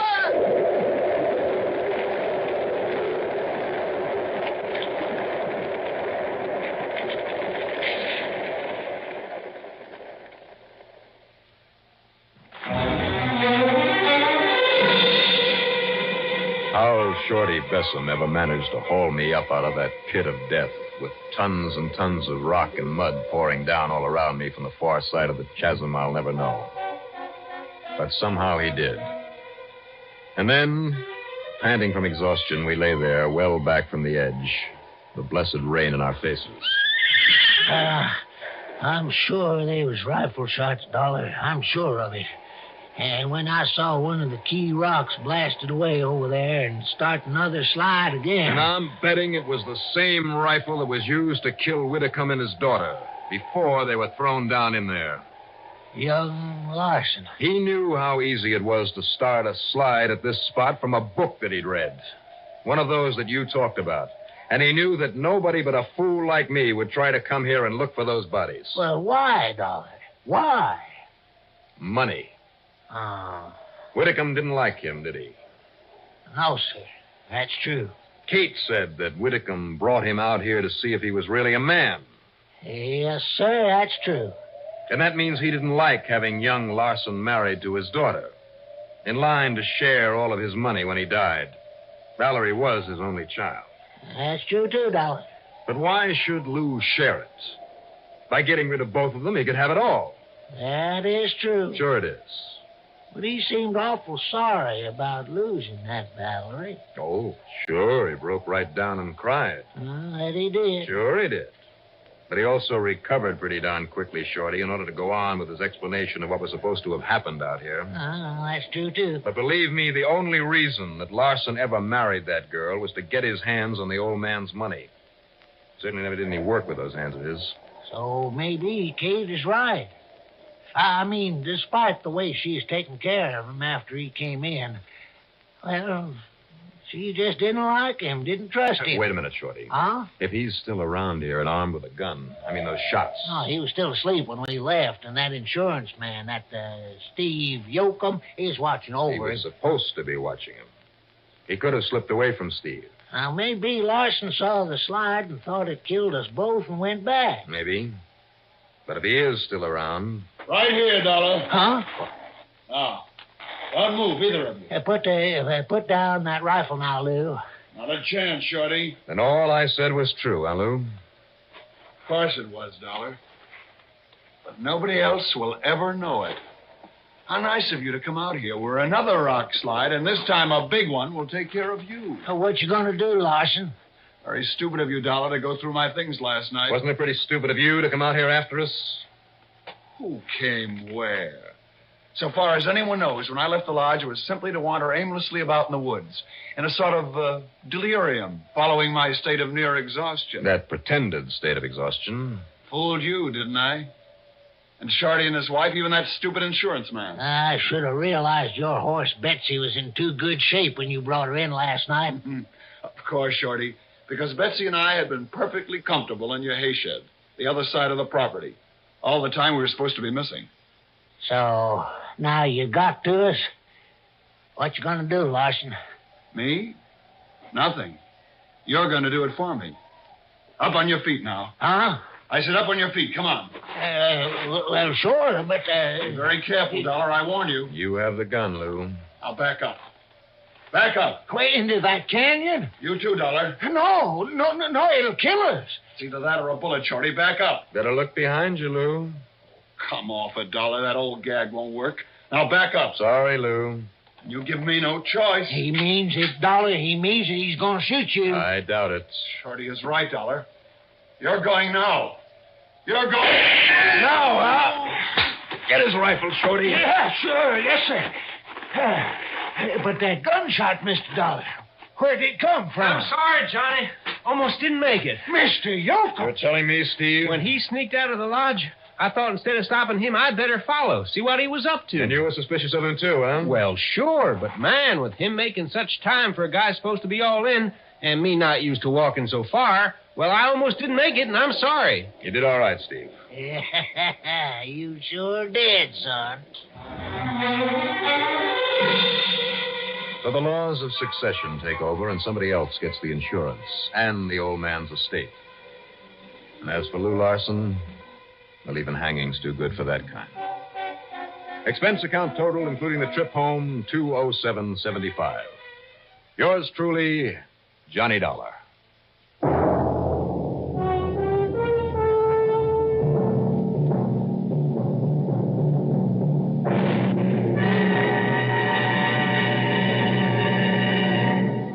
Now, here is our star with an important message and a few words about next week's story. The CBS radio network and this station are both very much a part of National Radio Month. But the figures show that you, the listener, are just as much a part of the celebration. You take part every month of every year with your purchases of new radio sets. Today, there's an all-time record number of radio sets in use. Today, there are more listeners than ever. And the number one network for the best sound around is, of course, CBS Radio. And now, next week, the stock in trade matter. And the stock I'm talking about is just exactly that. Stock. Join us, won't you? Yours truly, Johnny Dollar. Yours truly, Johnny Dollar, starring Bob Reddick, is written by Jack Johnstone, produced and directed by Bruno Zerato Jr., musical supervision by Ethel Huber. Heard in our cast were Robert Gryden as Shorty, Bill Lipton as Steve, Athena Lord as Kate, and Ellen Manson as Lou Larson. Be sure to join us next week, same time, same station, for another exciting story of yours truly, Johnny Dollar. Art Hanna speaking. This is the CBS Radio Network. This is the CBS Radio Network. This is the CBS Radio Network. This... The Avenger. The road to crime ends in a trap that justice sets. Crime does not pay. The Avenger, sworn enemy of evil, is actually Jim Brandon, a famous biochemist. Through his numerous scientific experiments, Brandon has perfected two inventions to aid him in his crusade against crime as the Avenger. The telepathic indicator by which he is able to pick up thought flashes, and the secret diffusion capsule, which cloaks him in the black light of invisibility. Brandon's assistant, the beautiful Fern Collier, is the only one who shares his secrets and knows that he is the man the underworld fears as the Avenger. And now... The Avenger and the Mystery of Dead Man's Rock.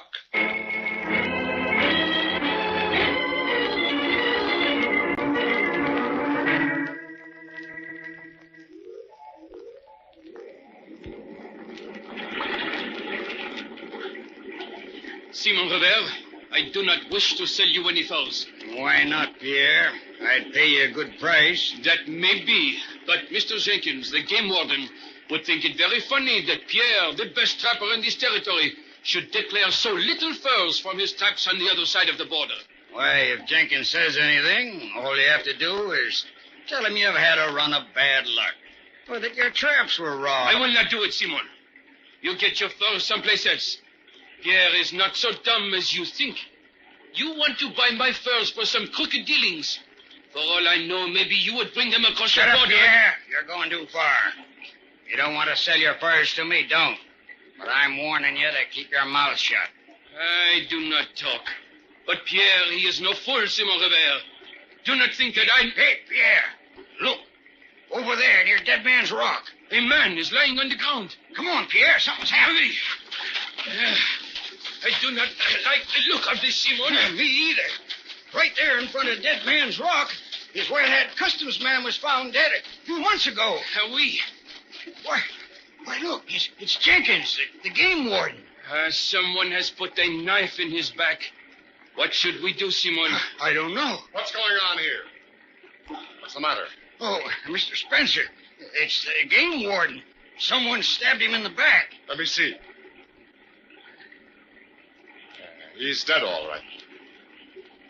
Say, Simon, what were you and Pierre doing around here? Why, we just came in from checking the traps. Is that it? Yeah. What are you getting at, Mr. Spencer? Just this. It'll be a good thing for Pierre if he has an alibi. Me? You think I killed Mr. Jenkins? I didn't say that, Pierre. Only it's pretty well known that you and the game warden haven't been hitting it off lately. Maybe so, but I do not kill him. Honest, Mr. Spencer. I don't see how he could have. We've been together most of the afternoon. Well, come along to my office, both of you, and I'll call the sheriff. The sheriff? Why, he hasn't solved that other murder that was committed here at Dead Man's Rock. Well, let's see what he can do with this one.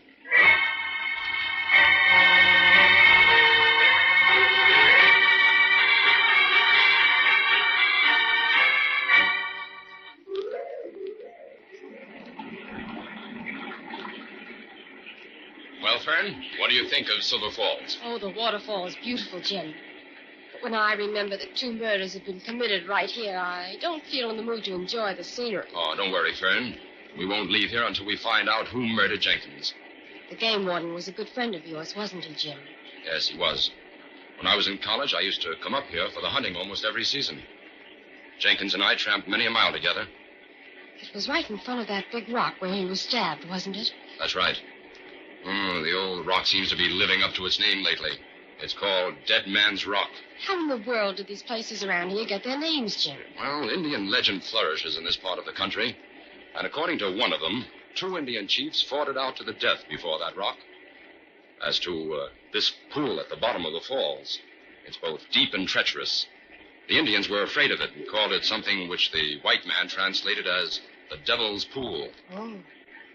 To get back to the murders, Jim, have you anything at all to go on? Oh, practically nothing, Fern. Both men were stabbed in the back by a knife, and the knives might lead to some sort of clue. What do you mean, Jim?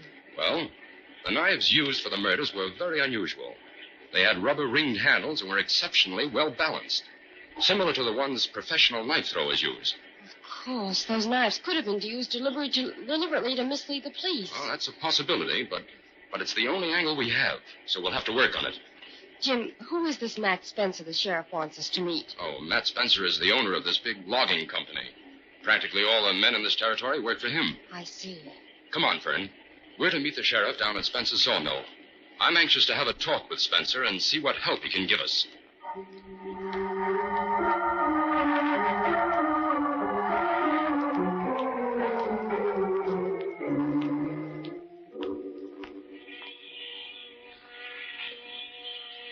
This is Spencer's office, Fern. Gosh, Jim, this is an interesting place. I hope we have time to do a little sightseeing before we leave. So far, that's all we've done. I wonder if the sheriff got here yet. Come in. Oh, hello, Sheriff. Brandon, I want you to meet me at Spencer. How do you do, Mr. Spencer? This is my assistant, Miss Collier. I'm glad to meet you both. Sit down. Thank you. To me that you were a good friend of Jenkins, the game warden who was killed the other day. Why, that's right, Mr. Spencer. Well, I'm willing to do anything I can to help you boys solve the case. What do you want to know? Mr. Spencer, you're a busy man, so I'll come right to the point.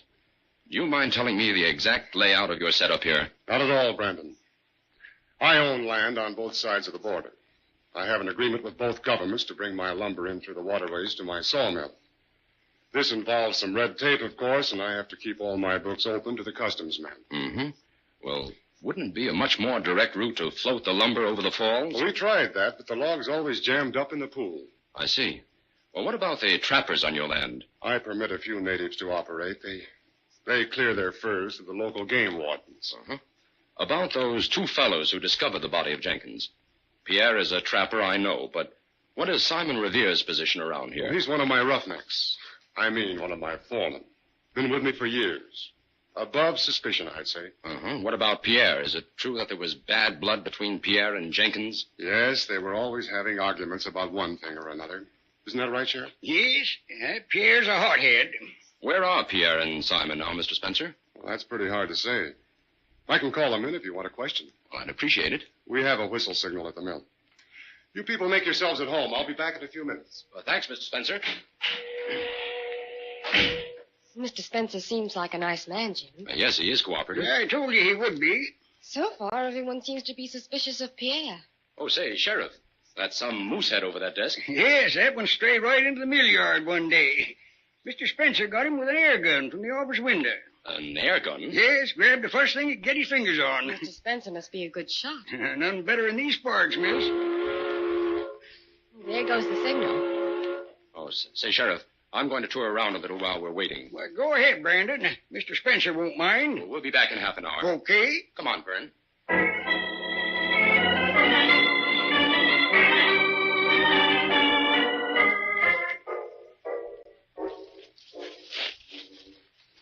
Hello, Pierre. You going back to the mill, too? Oh, yes, Simon.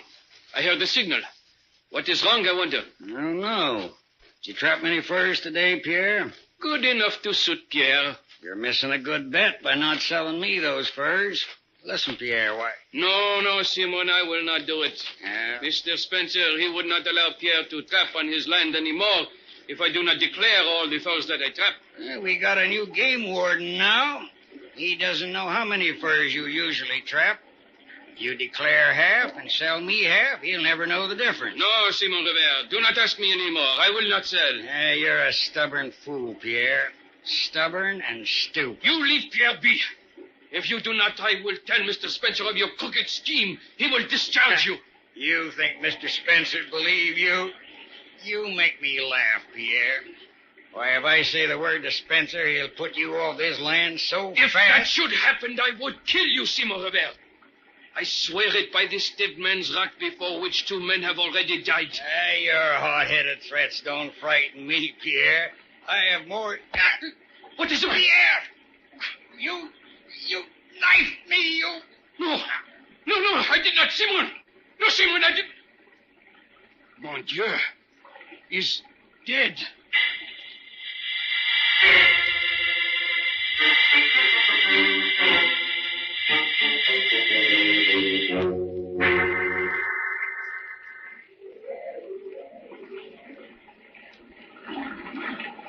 What's going on here? It is Simon Rivera. Somebody has killed him. Jim, he's been knifed in the back. Just like the others. I do not know how it happened. Who are you? Pierre. You'll have to come along and tell your story to the sheriff. No, I am innocent. We'll see about that. No, I did not do it. I swear I did not do it. Pierre must run away. Come back here, Pierre. If you're innocent, you'll be cleared. He's making for the woods. Aren't you going after him, Jim? It's no use, Fern. He knows the woods better than I do. Don't worry. If he's guilty, we'll smoke him out. Oh, Pierre must be guilty, Jim. No one else was here. This knife is exactly the same as the others. That's not much help. No. But there's another clue here. What, Jim? I don't see anything. Look closely, Fern. This knife was either wielded by a very powerful man or was thrown with great force from a distance. But Pierre is a rather slight man, Jim. Exactly. Where does that leave us? With an open mind, at least. You don't think Pierre is guilty, then? No, I didn't say any such thing, Fern. But right now, I'm going to work on the motive for these 3 murders. And until I find that, everyone is under suspicion. What do we do first, Jim? You go back to the mill and ask Mr. Spencer to call the sheriff. Tell Mr. Spencer I went into the woods looking for Pierre. And you stay with the sheriff until I get back. Where are you going, Jim? Over the border, Fern. There are a few inquiries I've got to make as the Avenger. And now, back to the Avenger and the mystery of Dead Man's Rock.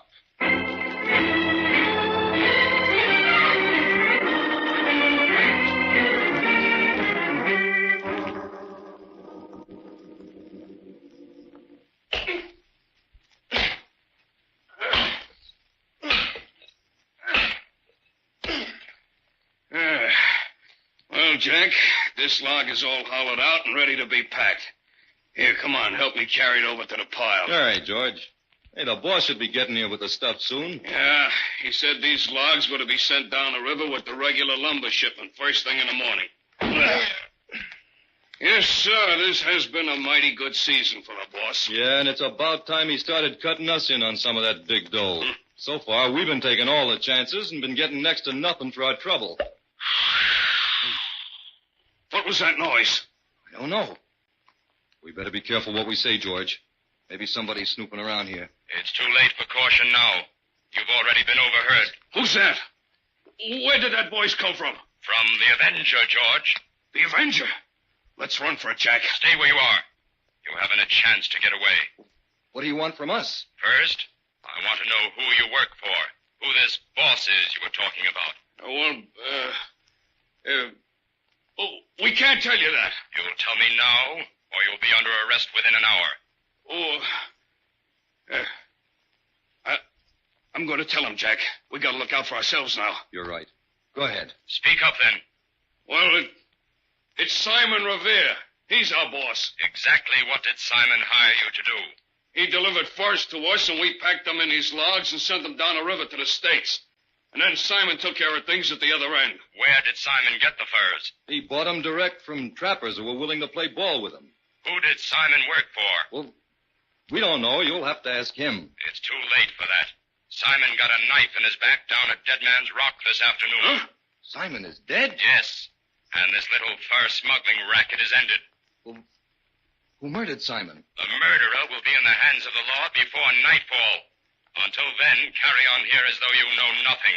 All right, we'll do like you say, Avenger. Remember, if you try to get away, we'll go hard with you, because the Avenger will hunt you down and bring you to justice.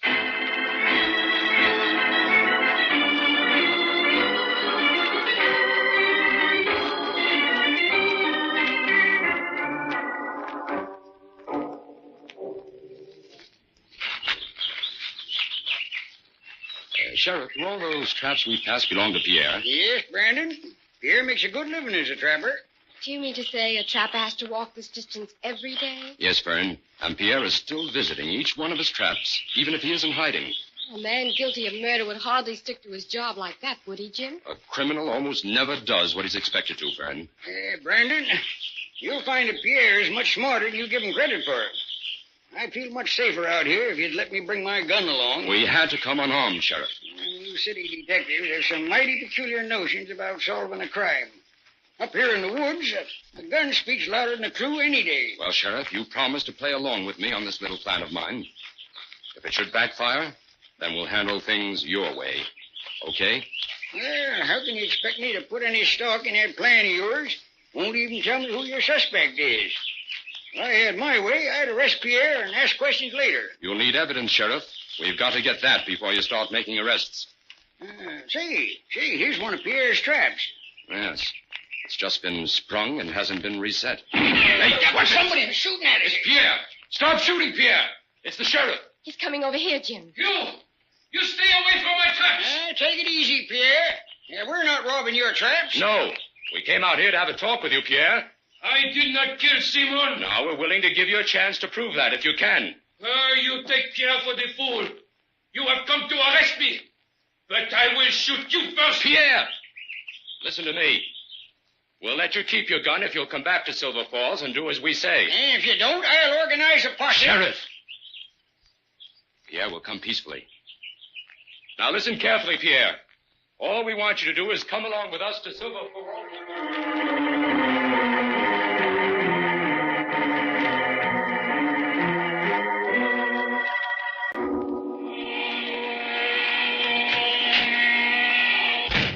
Oh, it's you, Brandon. Why, Miss Collier, you look all tired out. I am, Mr. Spencer. We must have walked 10 miles. Well, Brandon, have any luck? Did you find Pierre? Yes, we found him, Mr. Spencer. Good. And the case is just about closed. And believe me, I'm glad of it, Brandon. All this excitement has slowed up production at the mill. I hate to disappoint you, but the case isn't quite solved yet. Why, I thought you said you'd got Pierre. Yes, but Pierre still claims he's innocent. And he says he can prove it. How? He says he knows the motive for all 3 murders. That sounds more like he's guilty than innocent. That's right. Except that he claims Simon Revere gave him some valuable information before he died. Information? What kind? I don't know. Pierre wouldn't tell me, but he's willing to reveal that information to the sheriff to save his own skin. He may be lying, but I'm going to give him a chance to talk with the sheriff. For sure, that's only fair. May I use your phone, Mr. Spencer? I'll arrange for the meeting. Why, of course, Brandon. Go ahead. Thank you. Hello. Hello, operator. Give me the sheriff's office, please. Hello. Hello, Sheriff. Jim Brandon speaking. Yeah. Oh, listen, Sheriff. I found Pierre. No, I didn't bring him in. He wants to talk to you alone. Says he can break the case wide open. What's that? He'll meet you unarmed in front of Dead Man's Rock in half an hour. Hmm? That's right. I'll wait here at the mill for you. Good luck, Sheriff. See you later. Jim, while we're waiting, why don't you show me around the sawmill? That is, if Mr. Spencer doesn't mind. No, of course not. Go right ahead. I'd go with you, but I have a lot of important work to do.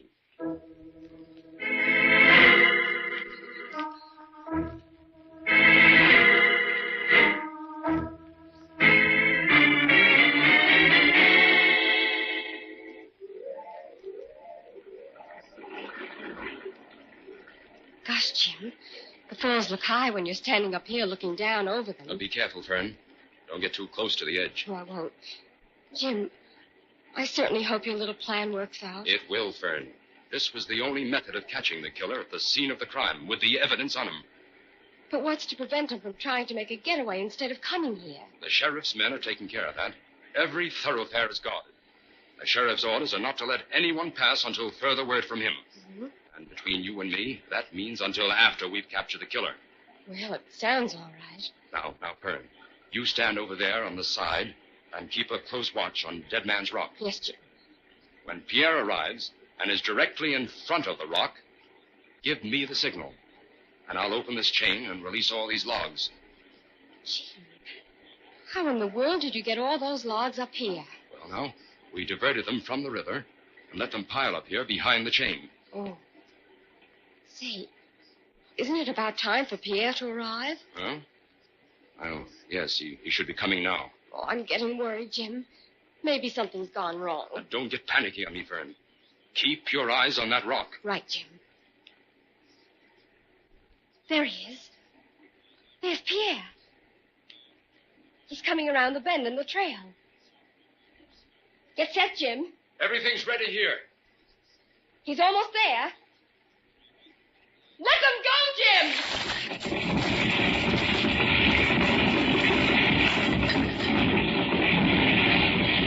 Okay, Sheriff.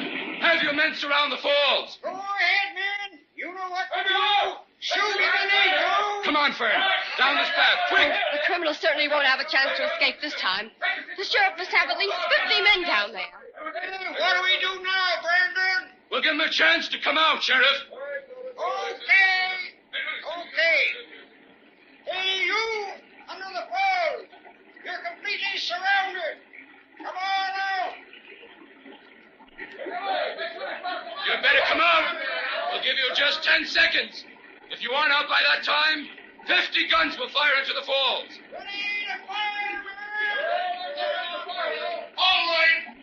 Light him up. He's coming out. Wait. That's Mr. Spencer. Yes, there's your murderer, Sheriff. Where? Go get him, boy!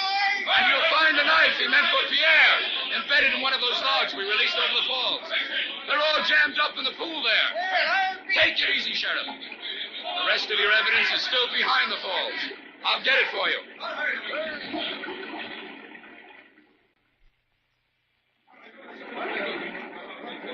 Jim's coming from behind the waterfall now, Sheriff. What's that he's carrying? Hey, it looks like a gun to me. I must be crazy. These murders were committed with a gun.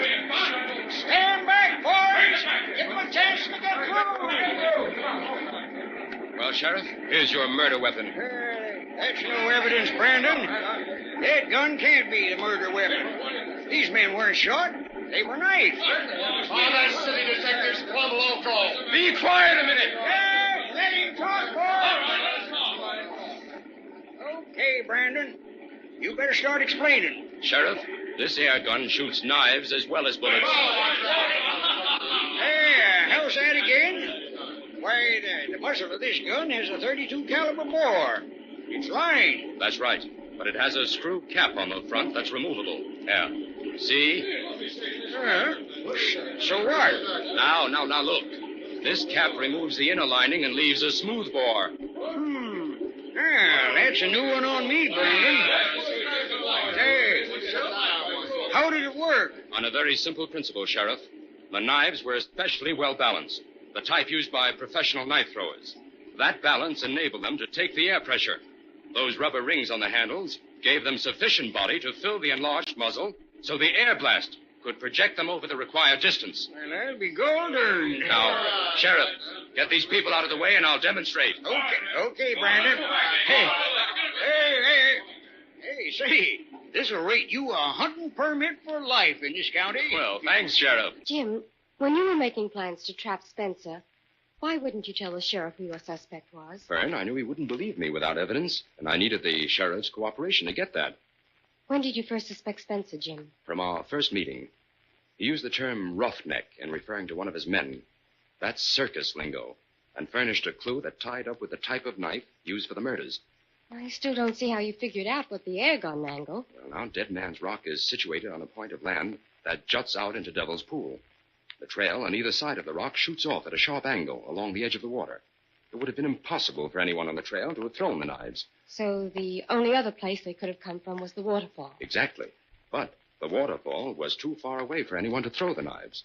So I began to work on the idea that they may have been shot from behind the falls with an air gun. Then when you found that the motive was first smuggling, everything fitted into place. That's right. Spencer killed off the first two men because they were beginning to suspect him, and Simon because he knew too much. That screen of logs we let loose over the falls caught the knife meant for Pierre. Yes, and that was sufficient evidence, even for the sheriff. We'll have to tell Inspector White about that, Sheriff Jim. Sure will, Fern. We can truthfully tell the inspector that he's brilliant in comparison.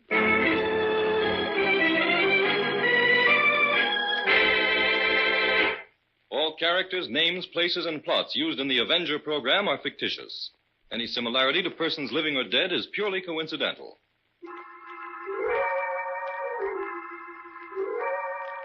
This is a thought. A thought. A thought. Remember, listen for another adventure of... The Avenger.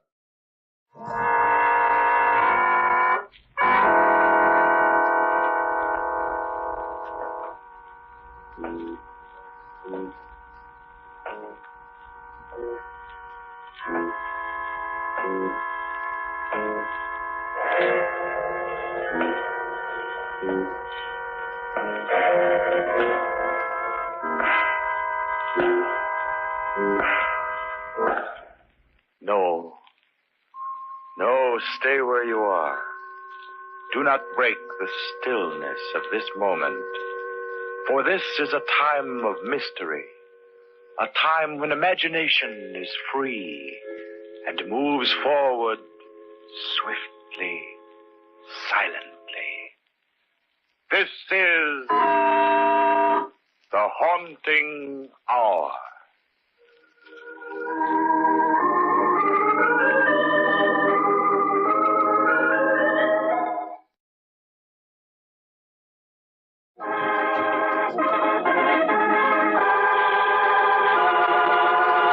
No escape.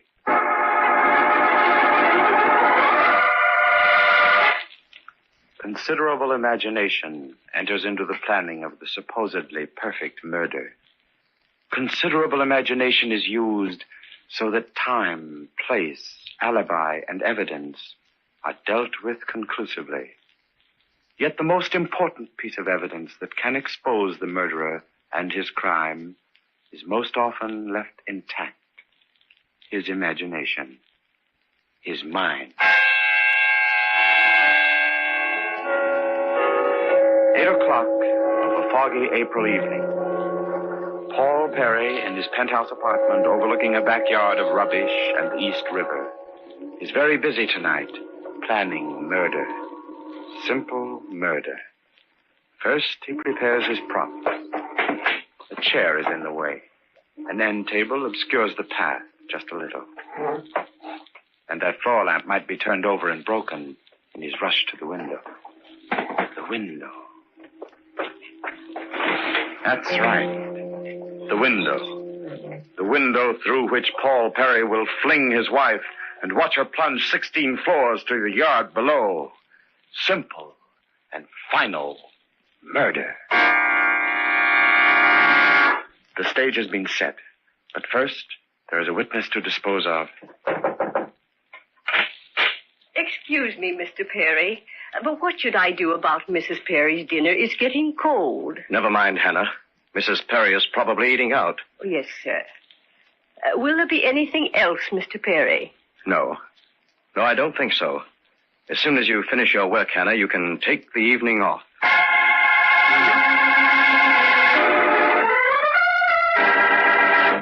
The stage has been set, but Mrs. Perry is working to foil her own murder.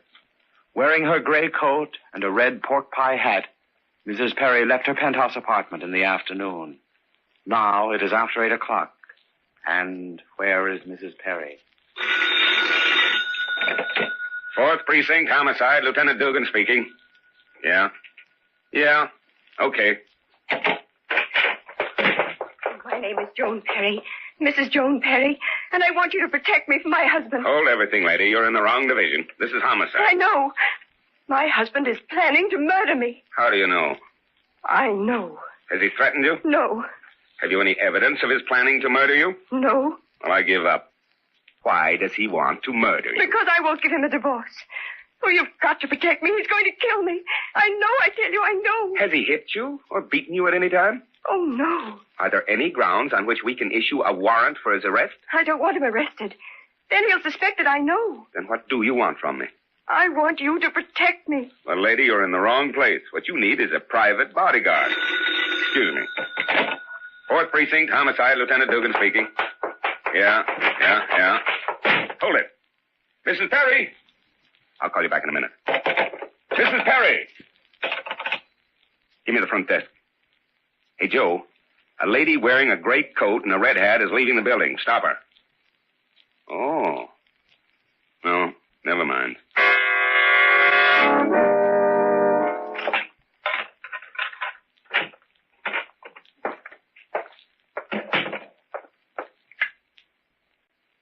Something's wrong with the switch. The lights don't go on. Paul! Hannah! Is anybody... Ah!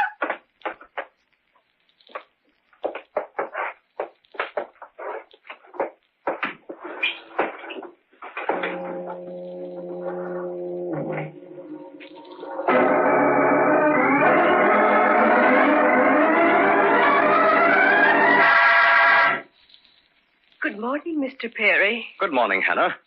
Well, you needn't bother with a setting for Mrs. Perry. She called last night to say that she was staying at her mother's for a few days. Yes, sir. Well, what's on the menu this morning? Orange juice, eggs and sausages, cake and coffee. Great. I'm hungry. I'll get it, Mr. Perry.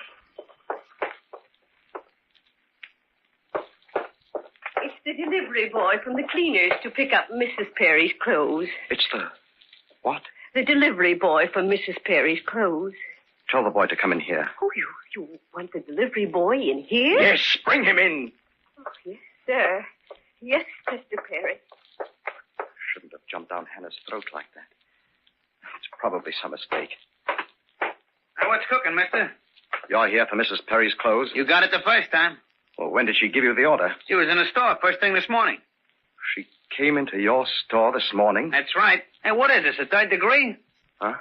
Oh, no. No. You see, Mrs. Perry is staying at her mother's for a few days, and this sounds like a practical joke. Can you describe her? And how? She's kind of neat looking, and she was wearing a gray coat with a red hat, if you call that a hat. That's Joan. But last night... Look, do I get the clothes or don't I? What? Oh, you'd better come back some other time. Well, why didn't you say so in the first place? I haven't got all day to hang around. Maybe she's all right. Maybe she didn't get hurt. Oh, but that's ridiculous. 16 stories down to the yard and no ledges to land on while falling. But I'd better make certain. No, it's a clean drop down to the yard. Can't see her from here with this fog. Maybe she's not there. But she's got to be. She's got to. I'd better go down to see for myself.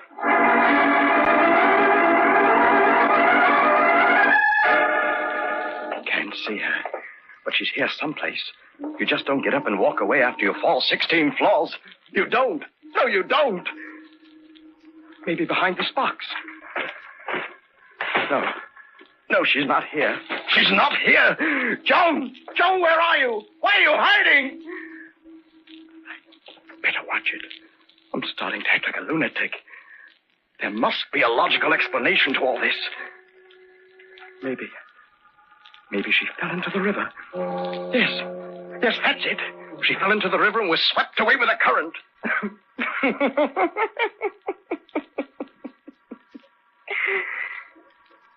But then, who was in the tailor shop this morning?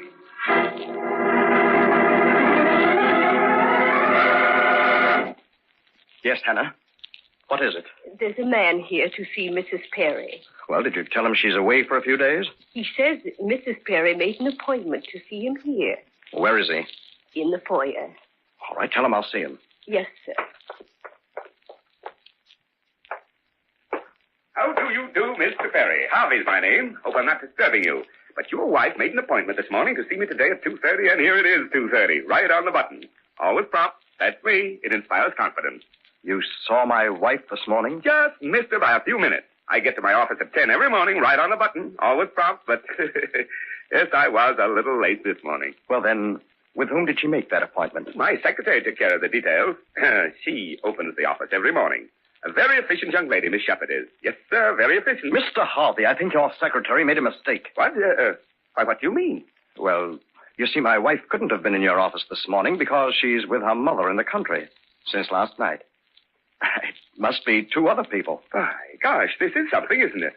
I wonder how Miss Shepherd made such a mistake. She's very efficient. Do you mind if I use your phone? I'd like to call my office. Help yourself. Thank you. I'm sorry to be such a nuisance.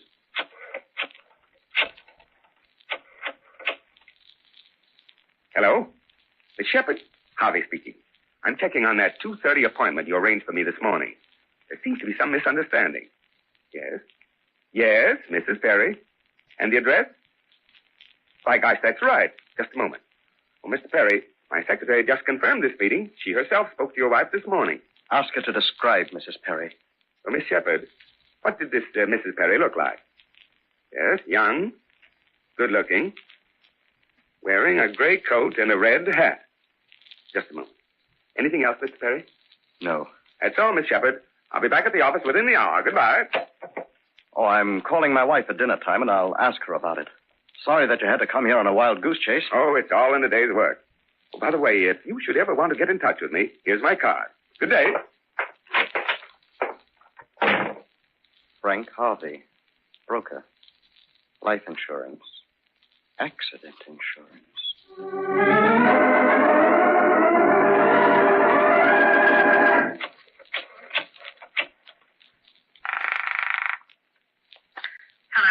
Hello, Mimi, darling. I was wondering when you'd call.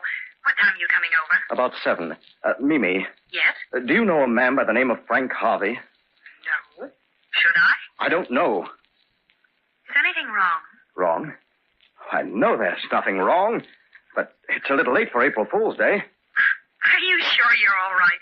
You sound as if this fog is getting you. The fog? Yeah. Yeah, that's it. See you at 7. I'll be waiting. She said the fog is getting me. The fog. Maybe it is. Hello? I'd like to speak with Mr. Paul Perry. Speaking. My name is Baxter.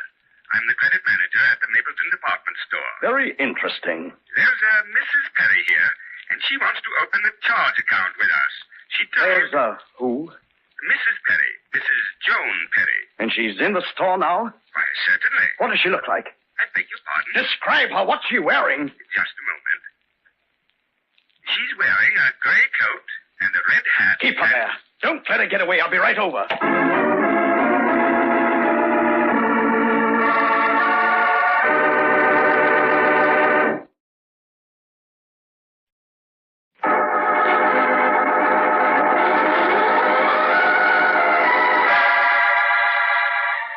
Paul Perry had planned the perfect crime. He decided to do away with his wife, Joan, in order to marry Mimi Foster. He hit his wife over the head and threw her out of the window to the backyard, 16 stories below. But, strangely, the next day, there were indications she might not have been killed despite her fall. First, her body was not to be found when Paul went to the yard to look for it. Then, several people told him they had spoken with his wife that very day.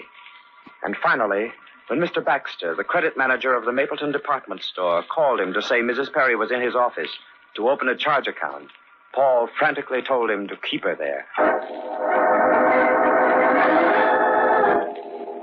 Which way to the credit manager's office? Second aisle on your left. Yes? Well, where is she? Where is who? My wife, Joan Perry. You called and said she was here. Well, where is she? I'm sure I don't know. Well, someone called me a few minutes ago, said his name was Baxter. Is your name Baxter? Well, yes. I didn't call you. It's a trap. That's what it is. A trap.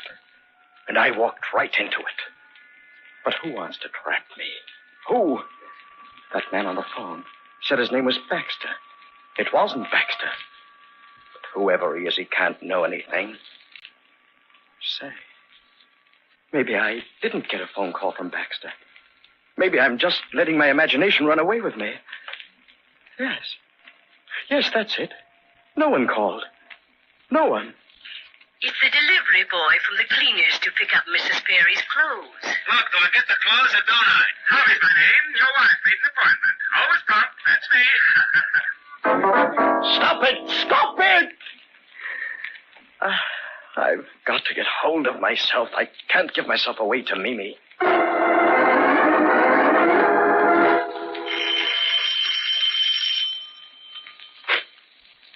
Hello, darling. Sorry I'm late, Mimi. I suppose you had the usual trouble trying to get away from your wife. She's not home. Mimi, let's go away. Far away, someplace where no one will know us, where no one will bother us. It wouldn't be right. Okay, then forget it. Forget it for now, anyway. Come on, let's get going. All right, darling. I'll be ready in a minute. Hope the fog lets up soon. Might as well be in London. How do you like it? How do you like my new hat? Where did you get it? I just bought it today. Take it off. Take it off? Why? I like it. I said take it off. It's Joan's hat. Oh, Paul, why must everything remind you of Joan? Take it off! All right. I'll take it off. I'm sorry. It's just that I hate her so. I know. Darling, let's not stay here all night gabbing about her. We're going out to have fun. Yes. Yes, we're going out to have fun. All right, then. Let's go. Where to? Haven't you heard? The circus is in town. I haven't had such fun since I was a kid. I'm glad. Darling, we'll always have fun, won't we? Of course, dear. Why did you ask? Nothing or nobody will stand in our way. Now stop being morbid. Come on, I want to see the sideshows. Hello, Mimi. What? Frank, how are you? Oh, I almost forgot. Frank, this is Paul Perry. Oh, it's all right, Mimi. I've already met Mr. Harvey. Harvey? Paul, this is Frank Dugan. I don't know by what name you know him, but he was at my house this afternoon as Mr. Harvey. Oh, by the way, Mr. Harvey, did you sell many insurance policies today? Look, Paul, a joke's a joke. Just a minute, Mimi. I'm afraid, my friend, that you're confusing me with someone else. I've never seen you before in my life, and my name isn't Harvey. Well, if that's the way you want it, pleased to meet you, Mr. Dugan. Same here. Well, I have to look for my friends. Call me, Frank, when you get a free moment. I will, Mimi. Goodbye. Goodbye, Frank. Now, Paul, what was all this nonsense about some insurance? I tell you, Mimi, that man came to see Joan this afternoon about some insurance. Either you're drunk or you're imagining things. I haven't seen you take a drink in the last 2 hours. That Dugan or Harvey even gave me his business card. So what? So what? That card said Frank Harvey, broker, life insurance, accident insurance. Harvey may have given you such a card, but I'm certain that Frank Dugan didn't. What makes you so certain that Dugan and Harvey aren't one and the same person? Because Frank Dugan happens to be a police lieutenant with the homicide squad.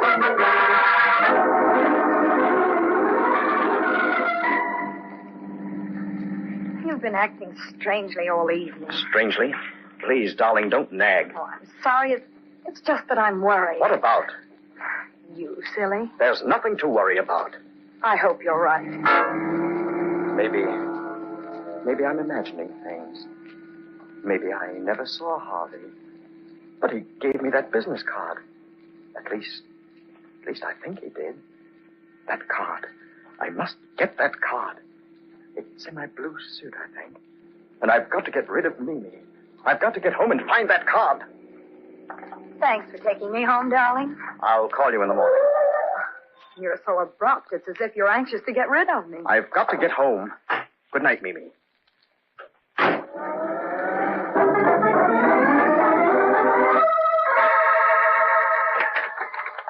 That card. Frank Harvey, broker, life insurance, accident insurance, 75 Johnson Place. So I wasn't dreaming. I wasn't having nightmares. For a while I was beginning to doubt my own sanity. But here it is, all right. And now to find the house. 75 Johnson Place.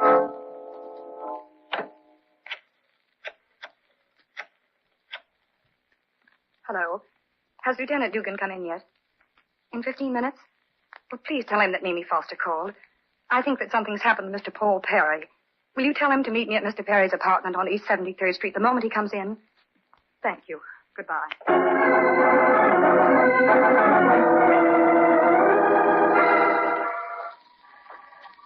Hey, buddy. You help a fella out? What's that? I ain't had nothing to eat all day, mister. You spare a dime? I'm hungry, mister. I've been hungry all day. I'll make it worth your while if you'll tell me where Johnson Place is. Oh, this is Johnson Place. What number? 75. Yeah, that's it. That's right along here. Come on, I'll show you, mister. Yeah, that's 67, 71. And there's an empty lot. Yeah, and it's right here. 79. There is no 75. Maybe it's on the other side of the street. No, there's nothing on the other side of the street. Empty spaces, only empty spaces.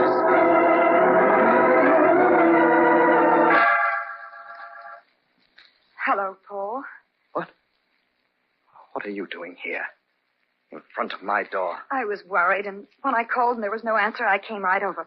I didn't phone from the lobby. I came right up in the elevator. I was just ringing your doorbell. Where were you? I just stepped out for a pack of cigarettes. Come in. Sit down. Paul, Yes.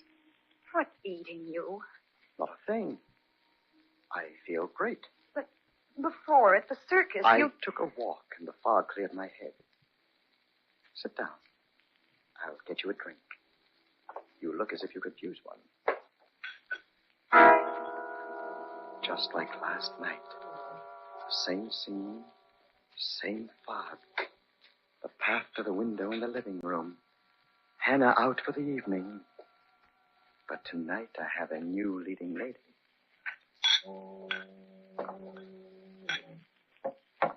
Well, what shall we drink to? Let's toast your quick divorce and our happy marriage. Very nicely put. And I drink to you, my sweet little double-crossing wench. You dropped your drink, my pet. I'm going home. You're drunk. You're not going home. Sit down. What do you want? This is goodbye, Mimi. Well, that suits me fine. Goodbye. Sit down. You don't understand. This is goodbye. Curtains. Fade out. No.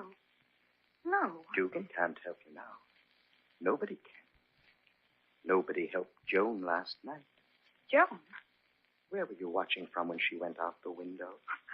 Oh! Go on. Go on. Yell your head off. You'll never be heard above those river noises. Paul, I don't want to die. Oh, it doesn't hurt. Ask Joan. She'll tell you. Oh. It's as easy as falling off a log. Only this way, it's falling out the window. And you've got a farewell symphony. Listen. That's beautiful music. Why? Why do you want to kill me? Because you're the only witness to last night. No. Because you're trying to throw me over for Dugan. No. Because you're going to turn me in so that I can't stand in your way. No. Because I killed for you in the first place. No, that's not true. I didn't know about Joan until you told me, and I love you, you poor fool. I love you. You lie. I don't believe It's you. the truth. You think you can trick me again like you've been doing all day? I don't know what you're talking about. First for the cleaners, dressing up as Joan, then getting Dugan to pose as a phony insurance salesman. No, tonight at the circus was the first time I'd seen Frank in a month. Ha, it's a shame. You would have made a great actress. You've got to believe me. I'm telling the truth. No, please. Paul, no! I got here just in time. Frank, he suddenly went crazy. No, he didn't. He's as sane as you are, Mimi. Wait till I put the cuffs on him. And he's not dead. No, I'm not dead. Well, that'll keep you, Perry. You're under arrest. I'll sue the state for this. Oh, no, you won't. Murder is a tough rap to beat. You're crazy. You can't prove murder without the corpus delicti. Mrs. Perry, or what there's left of her, is on a slab at the morgue. I was too late last night. But she jumped. Just as Mimi almost jumped. No good, Perry. Besides, I heard your confession. Frank, how did you know? We expected this second attempt at murder. We couldn't prevent the first, but you weren't in any danger, Mimi. We knew exactly what he would do, step by step. We planned it so. What do you mean? We knew he killed his wife, but we needed a confession. So we worked on the only part of him we knew would be vulnerable, his mind. No matter how well planned a murder may be, the murderer can't escape himself. No matter how you look at it, there's no escape.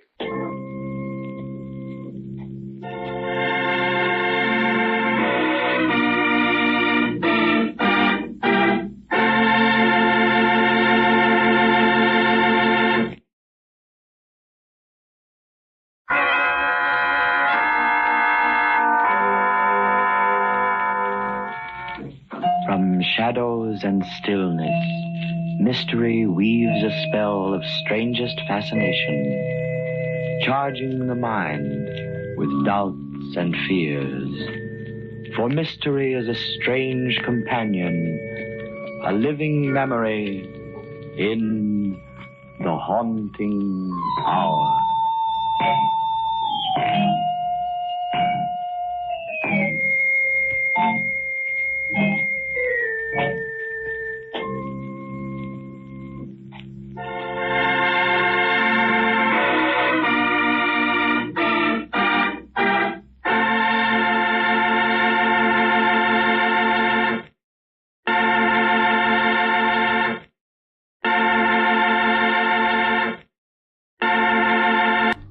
Mystery is my hobby. For several weeks, Henry Lawrence, retired millionaire, had been receiving letters threatening his life. Investigation by the police had failed to reveal the identity of the person sending them. On May 6th, I received a frantic telephone call from a man who refused to give his name, telling me that Lawrence had been found murdered, and asking me to come to the ancestral home located in the town of Templar.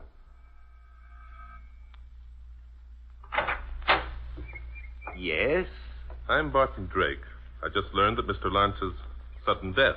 Drake, sir? Yes, some private investigator. Oh, yes, sir. You're the criminologist, a friend of Inspector Danton. Come in, sir. I'm Hubert, Mr. Lawrence's butler. Thank you, Hubert.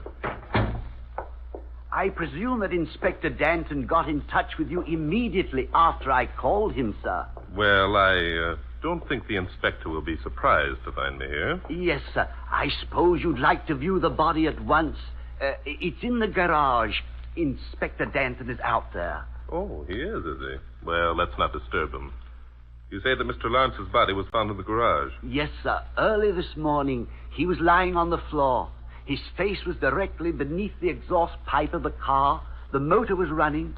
He was quite dead, sir. What makes you think he was murdered? Well, sir, of course, I couldn't be sure. But there was a threatening letter. Possibly you recall... Yes, I remember. About a month ago, wasn't it? Mr. Lawrence thought it came from a man named Philip Blanding, an old employee of his. Yes, sir. Years ago, Blanding served as Mr. Lawrence's chauffeur. A sum of money disappeared from Mr. Lawrence's study, and Blanding was identified as the criminal. As I recall, Lawrence had Blanding arrested and sent up for a term in San Quentin. Yes, sir. The California laws are strict, and Mr. Lawrence wanted to make an example of Blanding to the other servants. Yourself included. I did not enter Mr. Lawrence's employ until he moved here to New York after the Blanding episode. I see. I'm sorry, Hubert. Recently, Blanding's time in San Quentin was up, and a week later, Lawrence received a threatening note, unsigned. It gave him a scare, and he ordered a police guard thrown around the house.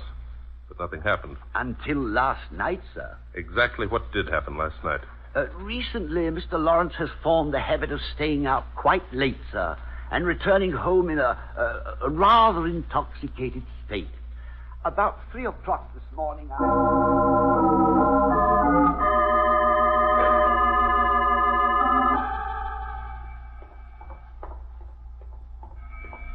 Just a moment, Mr. Lawrence. I'll be right with you. Sorry, Mr. Lawrence. I was upstairs. What do you want? What do I want? No, ain't that something? He asked me what I want. One side, Pop, one side. Look here. You can't force your way in here. Oh, I can't, huh? Well, I am in. See, Pop? Say, quite a jaunt. Well, I guess the old boy's good for it. Good for what? What in the world are you talking about? Listen to him. What am I talking about, he wants to know. Oh, Pop, you're a cat. Now, see here. If you don't leave at once... Leave, sir. Look, Pop, I'm leaving when I get me fare or not until, you understand? Fare? Oh, then you're a cab driver. Where's Mr. Lawrence? Now, you're catching on, Pop. Where's Mr. Lawrence? That's what I want to know. But I don't understand. Didn't you bring him home in your cab? Yeah. Now, look, Pop, I'll make it as simple as I can, see? I brought him home. He was high as a kite, so I helped him up to the door. He gets out a key, and I open the door for him. Then I ask him for my fare. So he says he's fresh out of dough and to wait on the porch till he goes inside and gets some. So I waits. That's all, Pop. This is most unusual. How long have you been waiting? Oh, a half hour, maybe. Didn't bother me none, except that it gets kind of cold outside this time of night. I figured that the old boy might have dropped off to sleep or something, so I rings the bell. I see. Well, I'll go upstairs to Mr. Lawrence's room and ask him for your fare. How much is it? $3.10. But it's not counting the tip. Wait here.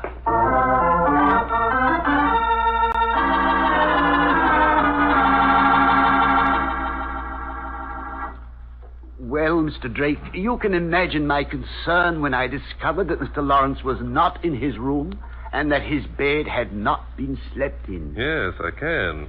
What did you do about the cabbie? I sent him away with the promise that if he returned in the morning, Mr. Lawrence would pay him generously for the inconvenience he'd been caused. And then? Miss Valerie and I, began a search Miss Valerie? Yes, sir. Mr. Lawrence's adopted daughter. Oh. She's been awakened by the noise and came downstairs. We searched the house, thinking, of course, that Mr. Lawrence had wandered into some other room and dropped off to sleep. But you didn't find him? Not until 8:30 this morning, sir, when Miss Valerie went out to the garage to get her car and found him. I see. You called a doctor, of course. Why, no, sir, we didn't. What? He was dead, sir. There was a large lump on the back of Mr. Lawrence's head and the threatening note. You should have called a doctor, Hubert. Inspector Danton won't like that. I'm sorry, sir. It probably won't matter. Danton will take care of it. Suppose I go out to the garage and have a look. Very good, sir. This way, sir.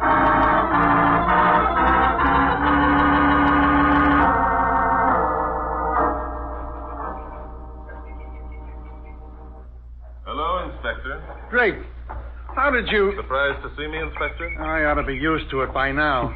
You know, Drake, I've often wondered how it is you always turn up when there's an important crime. Ah, that's a professional secret, Inspector. Well, I see we have a corpse to consider. Yeah, by the way, you talked to anyone? Yes, the butler. I spent about a half hour with him. Well, you've been wasting your time. I suppose he gave you a cock and bull story about mysterious letters and shadowy figures slinking about the ground? Well, it wasn't quite as bad as that, but why am I wasting my time? Because this isn't any murder at all. It's accidental death. But maybe sometime you'll learn that the old inspector's ways are best. Examine the corpse first, ask questions afterwards. But the lump on the back of Lance's head. Yeah. I don't suppose you can blame the butler for getting excited. Look, Bart, you see that puddle of grease on the floor? Yes. There's a swath cut through the middle of it, about 4 inches wide. Yeah, 4 inches. Just about as wide as a man's shoe, isn't it? I see what you mean, Inspector. Yeah. Lawrence slipped in the puddle. Yes, there's grease on his shoe to prove it. That's it. He come out to get his car, see? Started the motor, then walked around back to open the garage door. And slipped on the grease. Yeah. He cracked his head on the cement floor, went out like a light. Carbon monoxide fumes from the exhaust pipe asphyxiated him. Simple as ABC. Amazing, Inspector. You don't mind if I take a look at the body? Sure. Help yourself. Yeah, poor old chap got a nasty crack. Inspector. Huh? What's the matter? What are you picking up Lawrence's arm for? Why, Inspector, you should know. See? Stiff as a board. Rigor mortis, right? Well? Nothing, Inspector, except that rigor mortis never sets in when the victim has died of carbon monoxide fumes. Jumping Judas, that's right. What's more, Inspector, it's evident that Lawrence did not die after he had received this blow on his head. Well, I'm a monkey's grandfather. Of course, naturally, you knew all that, Inspector, because I was very careful to explain those things in my last book. All right. So we got a murder on our hands. I suppose you're going to tell me how he was murdered and who murdered him. No, I'm afraid that won't be so easy, Inspector, but suppose we go back to the house and have a talk with Valerie Lawrence. Let's go this way. Yeah. She's the old man's adopted daughter, isn't she? The one who'll get all the dough? Yes, it's Valerie who discovered Lawrence's body. Yeah, I remember reading how the old man wouldn't let her have any boyfriends. Hey. What is it, Inspector? There's someone watching us from behind that shrubbery. By Jove, you're right. Look out! Why, the dirty... Come on, he's getting away. This way. Right with you. Hey, you. All right, Inspector. I've got him. Keep your hands off of me. Hold him, boss, until I get a look. Punk kid. You can't arrest me. I didn't do it. Didn't do what? Kill Henry Lawrence. That's what you're here for, isn't it? You're cops, aren't you? Well, yes. Now that you mention it, we are cops. Now, suppose I ask a few questions. How did you know that Henry Lawrence was murdered? So that's it. I think you got me cornered. That's a laugh. Why, you... What's your name, son? Conrad, if it's any of your business. I thought so. Neil Conrad, Valerie Lance's boyfriend. So what if I am? That doesn't make me a murderer. No, but it does give you a motive. Valerie will inherit her stepfather's fortune, and you will... Why, you... Take it easy, Bub. You're in a spot. Taking pot shots at people from behind shrubbery. You're crazy. It wasn't I who shot at you. Well, now, think of that. It wasn't him who shot at us. Okay, if it was me, where's the gun? Where's the... Huh? Yes, he's got something there, Inspector. We'll have to find the gun. That's just a stall. The gun's around here in the bushes somewhere. It's got to be. Hang on to him, Bud. I'll find the gun.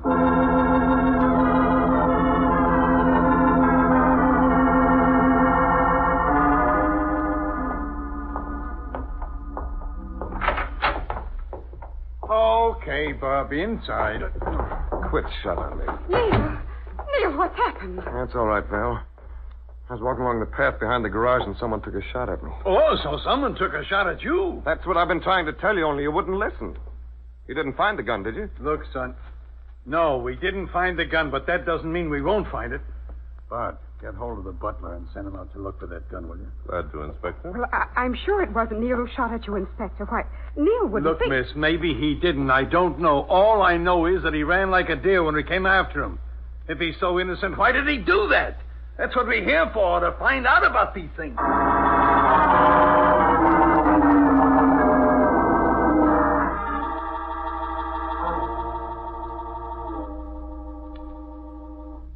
And that's all I can tell you, gentlemen. Early in the evening, a thunder shower came up. The lights went out, so I went to bed about 9 o'clock. Read by candlelight until midnight. And then I went to sleep. Next I knew, I heard voices and went downstairs. Hubert explained what had happened, and we searched the house. Have you any idea why your father had taken to drinking so heavily lately, Miss Lawrence? Because I think it was because of Neil and me. Oh? I refused to stop seeing him. You see, I was my father's only living relative, and when I told him that I was going to marry Neil, he flew into a rage. Why didn't he want you to marry Conrad? Well, I think it was because he was lonesome and selfish, maybe. He couldn't bear the thought of being left alone. He forbade me ever to see Neil again. But you insisted that you were going through with your plans to marry him. Yes, I did. Neil and I met secretly. Once someone told Father that we'd been together, and Father raved at me, and he struck me. Oh, there, honey. It's all right. Listen, you guys, how about laying off? This poor kid's been through a lot. Very noble of you, Bub. But, by the way, where were you last night when all this was taking place? I was home in bed. We can check that easy enough. Miss Lawrence, is it true that you are sole heir to your father's estate? Well, yes, of course. Listen, if you think that Belle and I had anything to do with this... Take it easy, Bub. Your girlfriend hasn't been accused of anything yet. I think it's awful that you even think that... Stop! Jumping Judas, our hunting season's over. Belle, are you all right? I think so. Come on, Bart. He can't get far. Right with you, Inspector. He must have cut through those bushes over there. There's someone now. Yeah, a little more speed, Bart. Hey, you. What? It's Hubert the butler. With a gun in his hand, too. This is perfect. All right, Hubert. Hand over the gun. Yes, sir. Is anything wrong, sir? Oh, no, not a thing, except that I'm getting tired of having guys taking pot shots at me. Pot shot, sir? I don't believe I understand. I bet you don't. Of course, it wasn't you who just shot at us through the window. Why, no, sir, it wasn't. No? Then what are you doing standing here with a gun in your hand? I just found it, sir. Mr. Drake Did asked you hear me... a shot, Hubert? Why, I really don't know, sir. Now, there's one for the book. And you didn't see anyone? No, sir. I was hunting around the bushes and... That does it. The guy's either lying or putting on an act. In either case... Just a minute, Inspector. Well? There were 2 shots fired, 3 if we count that one that came from behind the shrubbery. Suppose you take a look at that gun, Inspector. Sure, that'll tell the story. Well, for crying out loud. 1 shot fired. Inspector, I think we've missed the boat again. Our murderer is still at large.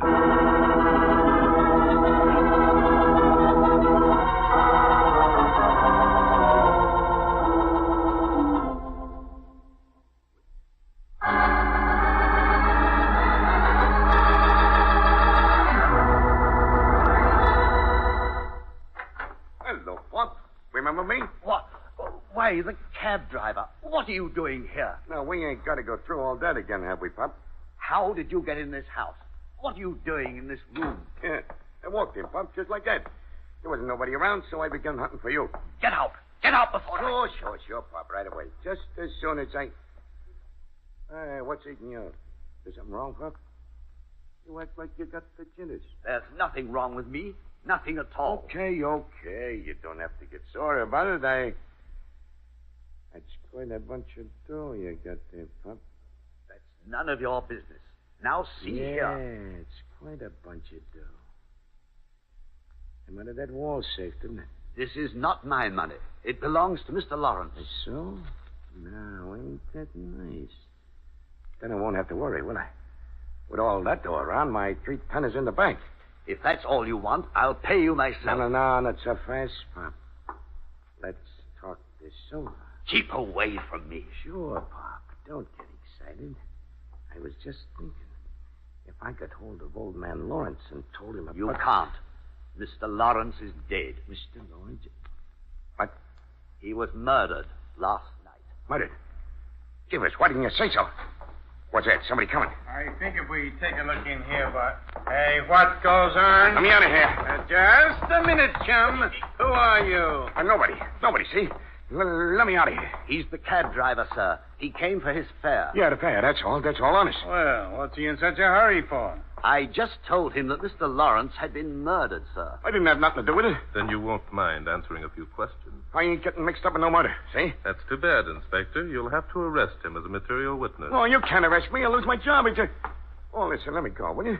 I only come back under my $3. Was that all you came back for? Yeah. I drove him out all the way in town. That's what the meter registered. 310. Now, let me get out of here. Huh? Just a minute. What's your name? Joe Humphreys. All right, Joe. Now, forget about being arrested. We just want to ask you a few questions. How long did you wait on the porch last night after helping Mr. Lawrence into the house? But, half an hour. Were you on the porch all the time? Yeah. Well, all except for about 5 minutes. There was an outside water spigot near this step, so I got a bucket of water and dumped some in my radiator. The radiator sprung a leak about a month ago, and the boss told me all right. So you got a bucket of water. Anything else? No. Then they took about 5 minutes. Then I come back to the porch and waited. See anyone around while you were waiting? No. You hear anything? No. What are you looking so cozy about, Bart? Joe, how long have you lived in New York? All my life. I was born here. Inspector, I think there's more here than meets the eye. Hubert, would you mind showing me those papers you dropped behind that pile of books when the inspector and I came into the room? Why, It's no use, Hubert. You can't hide them. I wasn't trying to hide them, sir. No, I suppose not. That's quite a lot of money. Well, what's this? Begging your pardon, sir. The last will and testament of Henry Lawrence. I was merely getting Mr. Lawrence's papers in order, sir. He would have wanted me to. Yes, that was thoughtful of you, Hubert. But you're quite sure you weren't examining Mr. Lawrence's will to see if you'd been remembered. Oh, no, sir. You're quite sure that you didn't find out you weren't remembered and so decided to appropriate this money instead. No, sir. That's not true. I swear it isn't true, sir. I see. Inspector, I'm going to ask you to hold these two men here until I come back. I have a little chore to do. And then I think we'll know exactly who committed the murder.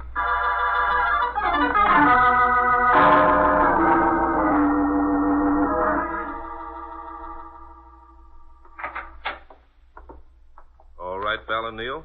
This is your last chance to tell the truth. How about it? Look, Drake, why don't you let us alone? We've told you everything we know. Please believe us, Mr. Miss Drake. Lawrence, you're lying. I want to know why. Listen, Drake, I don't like the way you said that. That's too bad. I'm afraid under the circumstances, you'll just have to take it. Yeah? Well, maybe this will teach you. Oh, Neil! Oh, no. I'm sorry, Miss Lawrence, but your boyfriend should learn better manners. Why, Neil! I wouldn't try it again, son. Now listen, you two. I've something to show you that should convince you that I know you've been lying. I'll give you one more chance to talk, or it's jail. Oh, no. You can't scare us. You haven't got a thing. Neil, please. I think we'd better go with Mr. Drake. Why, he's just talking. Please, Neil. All right. But I'm not going to be tricked into saying anything.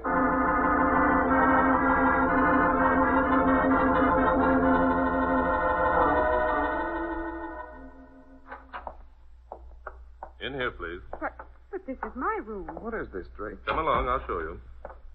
Miss Lawrence, you said you read by candlelight last night. That candle on the bedside table, is that the one you used to read by? Well, yes, it is. And you read from approximately 9 o'clock to midnight. Yes. Look, Drake, what kind of a game... That candle has been burned less than 5 minutes. If you had used it for 3 hours, as you insist, more than half of it would have been consumed. Why, I know... So you see, I know you've been lying. Now, are you going to tell me the truth? I don't know what to say. I've been so frightened, I can't. Okay, Drake, you win. Val was out with me last night. We've had to meet secretly ever since Mr. Lawrence forbade Val to see me anymore. But why in the world didn't you say so? Because early this morning, Val got one of those letters. Oh, very interesting. It was lying on her bedroom floor when she woke up. May I see the letter? I burned it. Oh, that's too bad. Do you remember what it said? Well, yes. It said if I saw anything last night to keep my mouth shut, or I'd get the same thing Father got. The way I figure it, the man who murdered Mr. Lawrence thinks that we saw him doing it. Well, did you? No. We didn't see anything, Mr. Drake. You must believe us. Yes, I believe you. By the way, what time did you two get home? Oh, I'm not sure. It was rather late. You said we'd been to a dance. We knew Mr. Lawrence wouldn't be coming in until very late, so we stayed out as long as we could. I slipped in the back way, just in case Father should happen along. Did Hubert know you were out? I'm not sure. I hadn't been in bed very long before I heard the front doorbell ring. Of course, I thought it was Father. I waited until Hubert came up and went down again, and then I got up to see what the trouble was. I see. Conrad, I suppose you went home immediately. Yes, I did.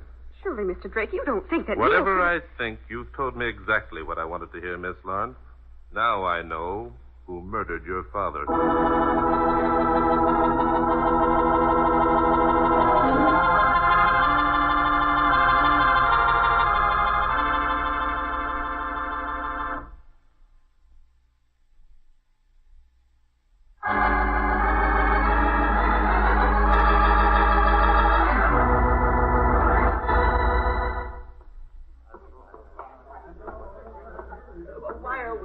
What do you think's going to happen? Quiet, everyone. Okay, Bud. So now you got us all here. Who murdered Lawrence? It's really quite simple, Inspector.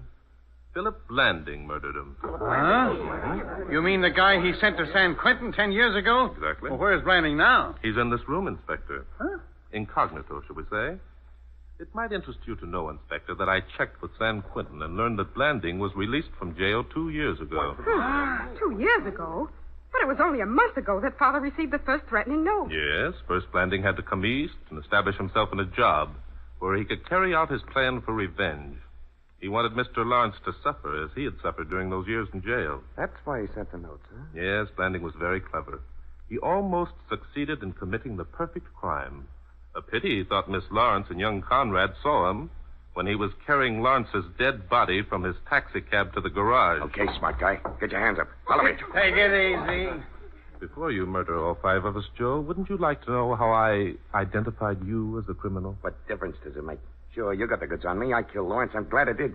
He was a rat. He deserved what he got. You know how much money I stole from him? $10. 10 lousy bucks. And for that, he railroads me to the camp for 10 years. Whether or not your crime was justified, Joe, is beside the point. You know, it was very clever of you to tell Hubert that Mr. Lawrence had gone upstairs for some money. Your cab was out front while you carried Lawrence's dead body to the garage and arranged things to make death look accidental. However, if anything went wrong, you had Hubert to vouch for you that the cab was at the curb. Okay, bright boy. So what does all this smart detective work get you? I'll show you what it gets you. Not with that gun, you won't, Joe. I took the trouble to remove the bullets from that... Get out of here! That'll fix him. Nice work, Inspector. Yeah, nice work. I thought you said the gun wasn't loaded. I had to say something, and after all, you did have a grip on that vase. Well, how did you know? Know what? That Joe was the murderer. Oh, yes, of course. I almost forgot. Well, it was that word he used. Spigot. Remember, Joe said he filled the bucket from an outside spigot. Now, I asked him how long he'd lived in New York. People who live in New York all their lives, Inspector, never call a water faucet a spigot. Spigot is strictly a Western term. You see, Inspector, one has to know all about those things when mystery is one's hobby. At this time last week, CBS was broadcasting reports of the Kathy Fiscus tragedy direct from San Marino. Because of improvised emergency conditions, communications between our master control room and the CBS newsmen at the scene were severed at 8:30, and we were unable to immediately continue broadcasting from the scene. Because of these conditions, we decided to return to our normal broadcast schedule with the understanding that if an official announcement should be made during the ensuing program, it would be interrupted for the release of the announcement. We regret that we were unable to continue the San Marino broadcast at that moment. This was a decision of the Columbia Broadcasting System and not that of any sponsor. The Signal Oil Program. Yes, the Signal Oil Program. The Whistler.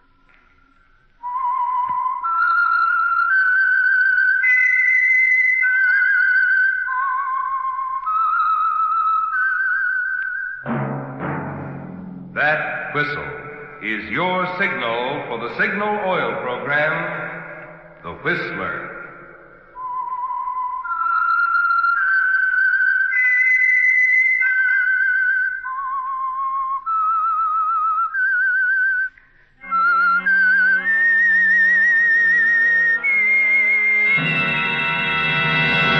I am the Whistler, and I know many things, for I walk by night.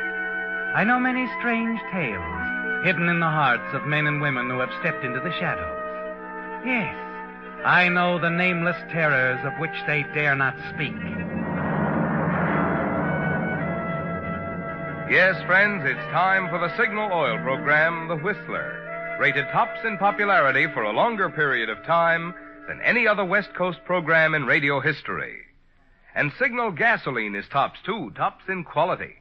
It takes extra quality, you know, to give you extra mileage. And Signal is the famous Go Farther gasoline. So look for the Signal circle sign in yellow and black that identifies independently operated Signal stations from Canada to Mexico. And now the Whistler's strange story. Sleep, my pretty one.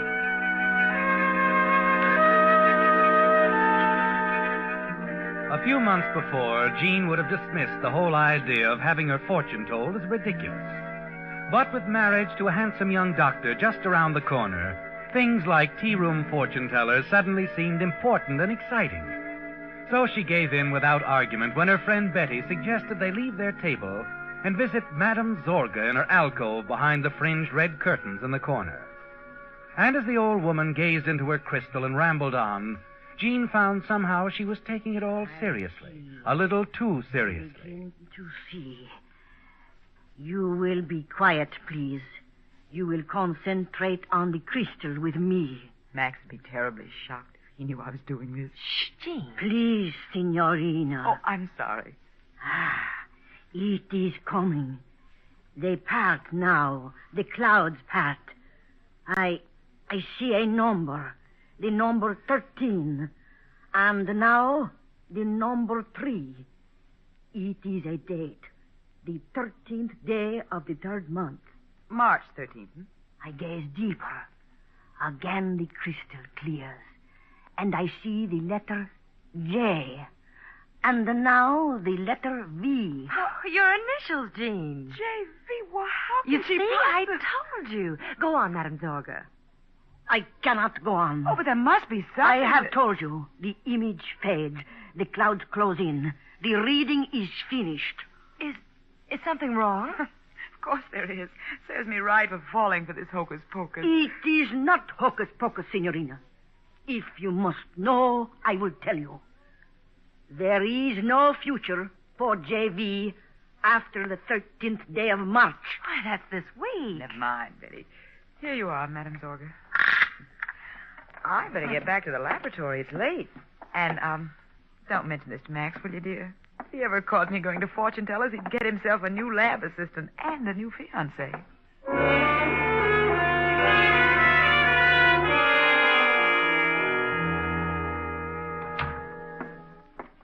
I'm sorry I'm late, darling. I had lunch with Betty.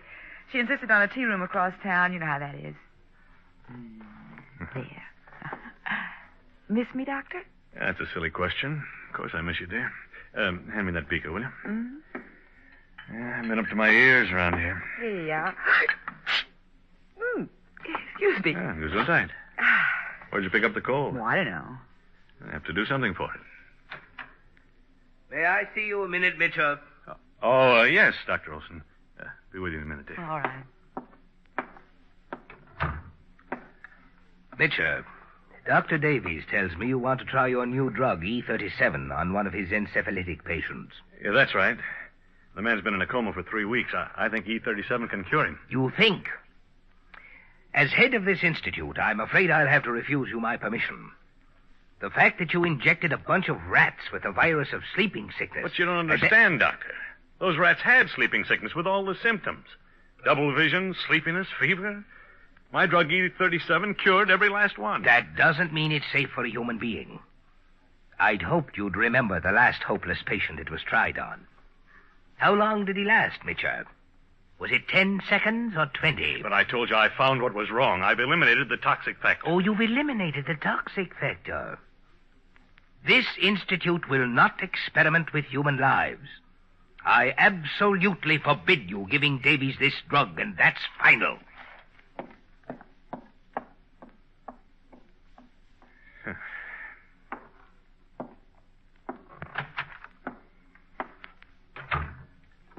I couldn't help hearing it, Max. The transom was... Yeah. It seems, my love, that my work for the past year has been dedicated to a batch of white rats. There ought to be some way that you... There is. Just one. The drug's got to be proven on a human patient. Olson knows that. For thousands of years, this disease has been killing human beings like dogs. And Olson says we can't afford to take a chance. Well, darling, he's thinking of the Institute. Well, I'm thinking of humanity. There's always a risk. That's how we learn. That's how we progress. That's science. Jean. Yes? Jean, will you help me? Why, of course, darling. I'm going to test my formula. I'm going to make the test, and Olson need never know about it. What kind of a test? On a human subject. But who can you... Darling, listen to me. You love me. Yes, Max. You trust me. Trust you? You've got to have faith in me, darling. It means everything now. Of course I have faith in you, Max. I have an aunt living outside Spokane. We can drive up there tonight. Well, I don't understand, Max. How can you make a test on a human subject? Who can you Leave that to me, possibly darling. get? I'm going to inject the subject with the virus, then follow it at the peak of the attack with E37. It's the only way I can show Olson. But you haven't told me who You said you trusted me, Jean. Did you mean it? Yes, Max. Good. Come on now, let's start packing the equipment.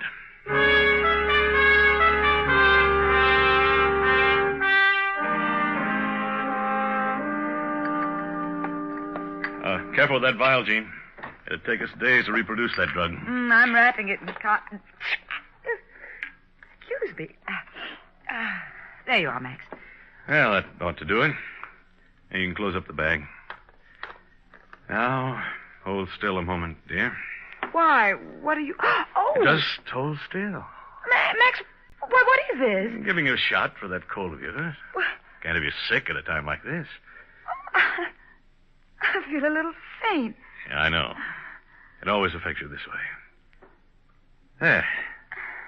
That's why I didn't warn you. I don't like injections, Max. Why did you... I told you, dear, it's for your cold. You'd better have faith in the doctor, darling. Yes, Max, of course. Good. Feel better now? Yeah, I suppose so. Well, let's go then. It's a 5 or 6 hour drive, and Well, Max, aren't you going to leave word where we're going? Of course not. I don't want anyone to know where we are or what we're doing until it's over.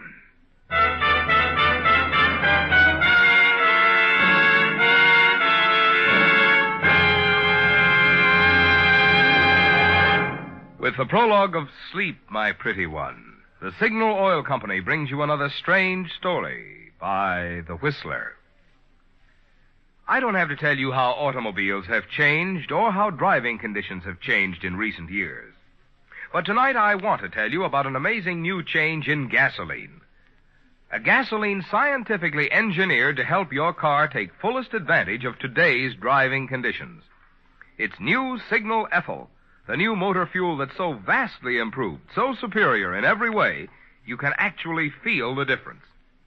Because today's traffic is heavier, new Signal Ethyl is engineered to let you inch along smoothly at a snail's pace without bucking. Because stop signs are everywhere today, new Signal Ethyl is engineered to give you eager, flashing pickup when you get the go signal. Because today's highways are broader, smoother, swifter, new Signal Ethyl has wonderful new power that makes the miles fairly fly by. And because many of today's motors have higher compression, new Signal Ethyl has higher anti-knock to make hill climbing a pleasure. To actually feel this difference in your own car, just try a tank full of new Signal Ethyl. See if you don't agree with the delighted drivers who are saying new Signal Ethyl is tops.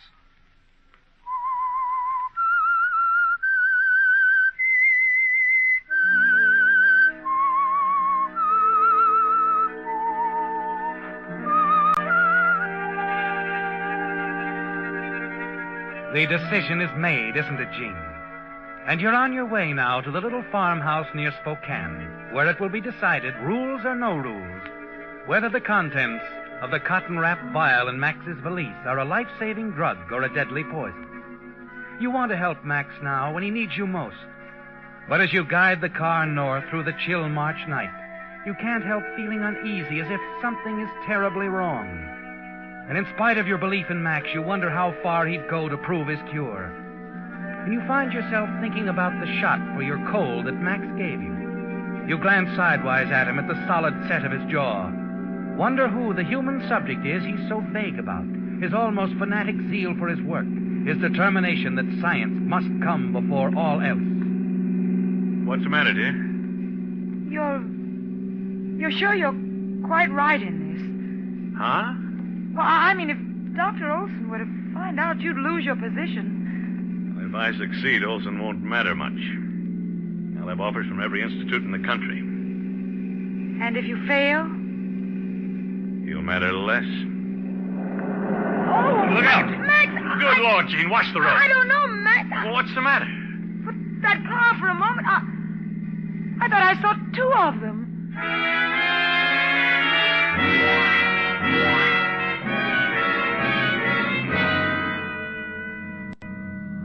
Careful now, the road's pretty narrow. I can see, thank you. Oh, there's the house up ahead. I'm glad the snow held off. We're in for a late blizzard. Oh, there we are. There's the old pump house. The apple tree. Oh, watch it. There's an old stump on the right. If you don't mind, Max, I've just driven over 200 miles of slippery roads safely. I think I can handle a country lane without advice. I'm sorry. Oh, I'm sorry, Max. I don't know what's the matter with me. I just don't feel like myself.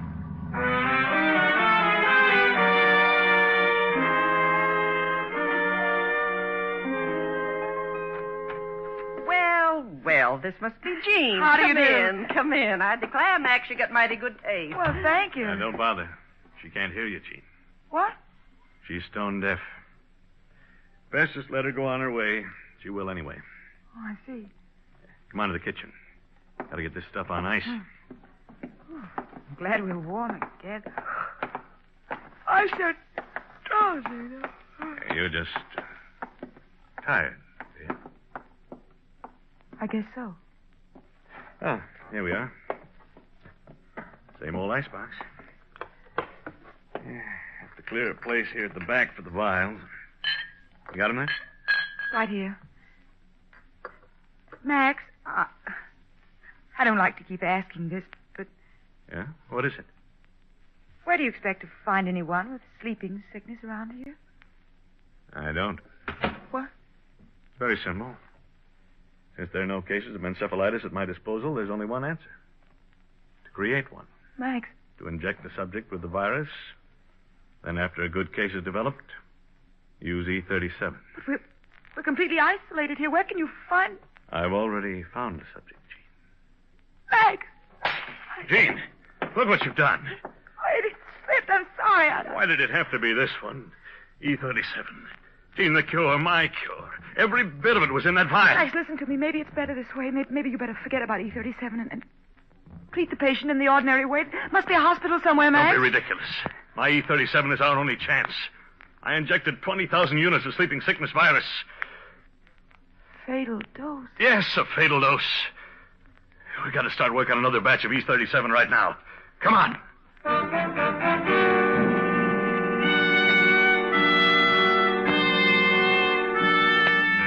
You follow Max down the dim old hallway in a daze like a figure in a nightmare. The kind where you run slowly as if through water trying to escape, while nameless shapes come closer and closer. And though you still refuse to believe to recognize that one of the shapes is fear.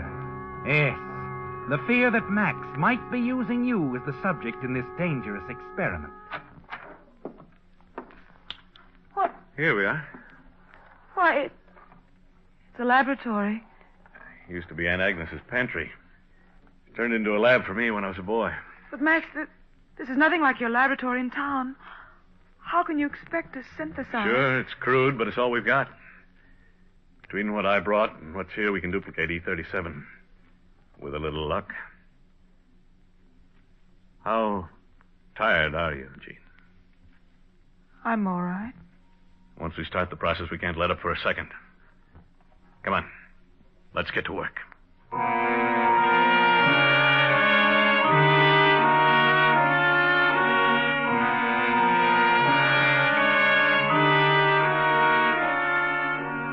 And so it begins, Gene. It's midnight when the two of you have straightened out the dusty laboratory, cleaned the glassware, the retorts, and Bunsen burners. 3 in the morning when the first solution is ready to run. Once more, you're sure your fears are groundless. Max loves you. He wouldn't think of using you, risking your life for this experiment.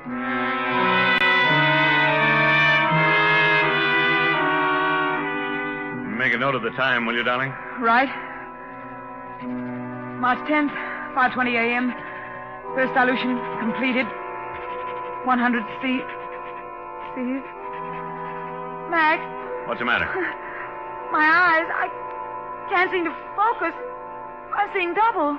Sit down. Rest a moment. You'll be all right.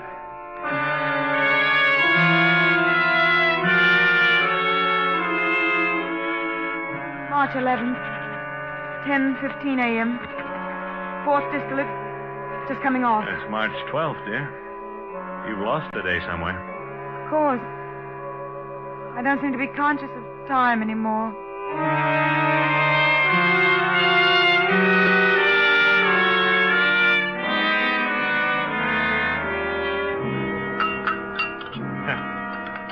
If I ever get through this, I'm going to build a monument to black coffee. Hasn't any effect on me anymore. And what time is it now? 4 p.m. 26 hours since we ran that solution. Ought to be right by now. Got the beaker ready? Yes. Here, Max, it's sterilized. Steady. Oh, your hand's shaking like a leaf. Can't seem to control it. Yes, because I'm pretty tense, too. Yeah, equipment's obsolete. It's a gamble any way you look at it. But we've got a good chance. You've never been afraid of taking chances, have you, Max? Why do you say that?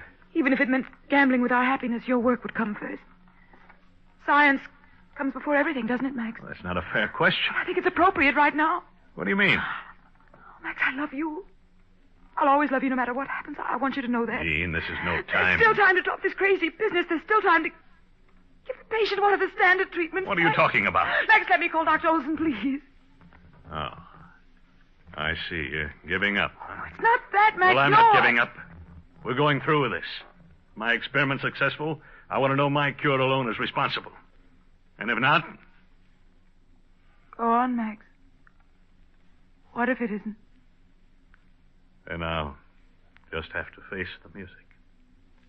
I see. Where are you going? To get some more coffee.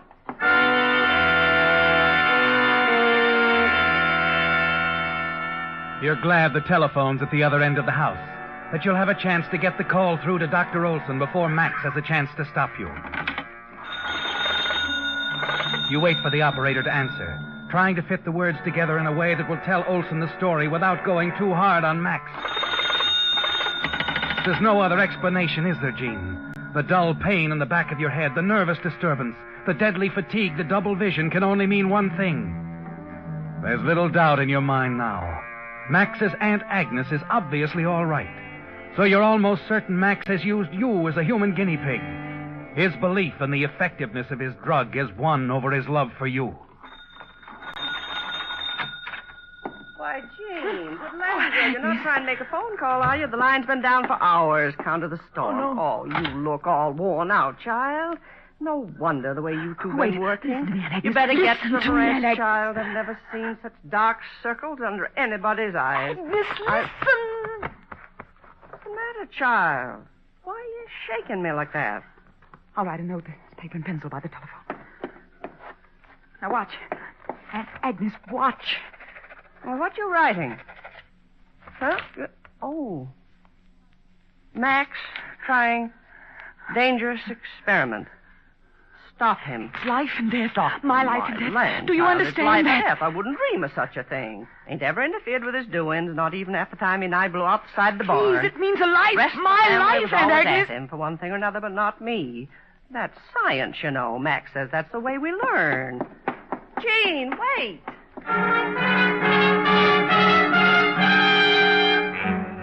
Now that you feel sure Max is experimenting with you, you run blindly out of the house, down the snow-covered path to the shed where you left the car. There's only one way now, Jean. You've got to get to a hospital, a doctor. You've got to get away from Max once and for all. And as you fumble for the car keys, The nightmare you've lived through for the past few days comes back in a rush. I'll inject the subject with the virus, and after a good case is developed, use E37. How long did the patient last, Mitchell? Was it 10 seconds or 20? Hold still, dear. I'm giving you a shot for that cold of yours. That car. I saw two of them. Double vision, sleepiness, fever. There is no future for J.B. after the 13th day of March. No future. No future.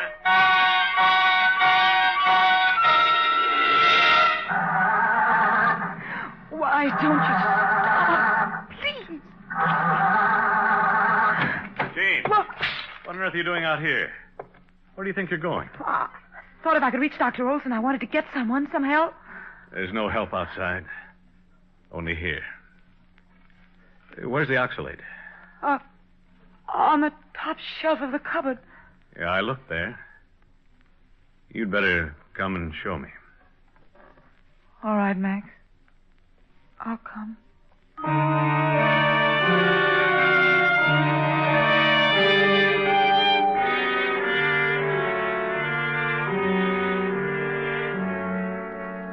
What time is it, Jean? About 9. Is the hypodermic in the sterilizer? No. Well, put it in. Put it in. We're almost ready.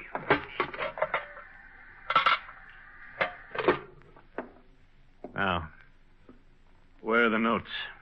Notes? Oh, here. Now, let's see. Virus injected Monday, March 10th. Disease approaches critical state. Pretty close.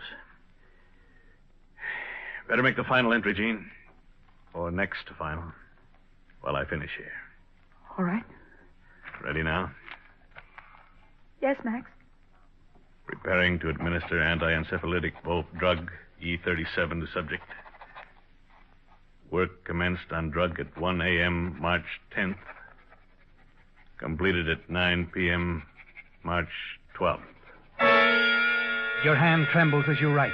As you watch Max rise, walk slowly to the sterilizer, lift the lid, and remove the hypodermic. There is no future for J.V. after the 13th day of March. You fight it out of your mind. Struggle against the fear that grips you as Max turns, hypodermic in hand. Everything begins to waver before your eyes. You drop the journal. It'll be over in a minute, Jean. You see, I simply put the needle in the solution. Release the plunger. No, Max. Please. Jean!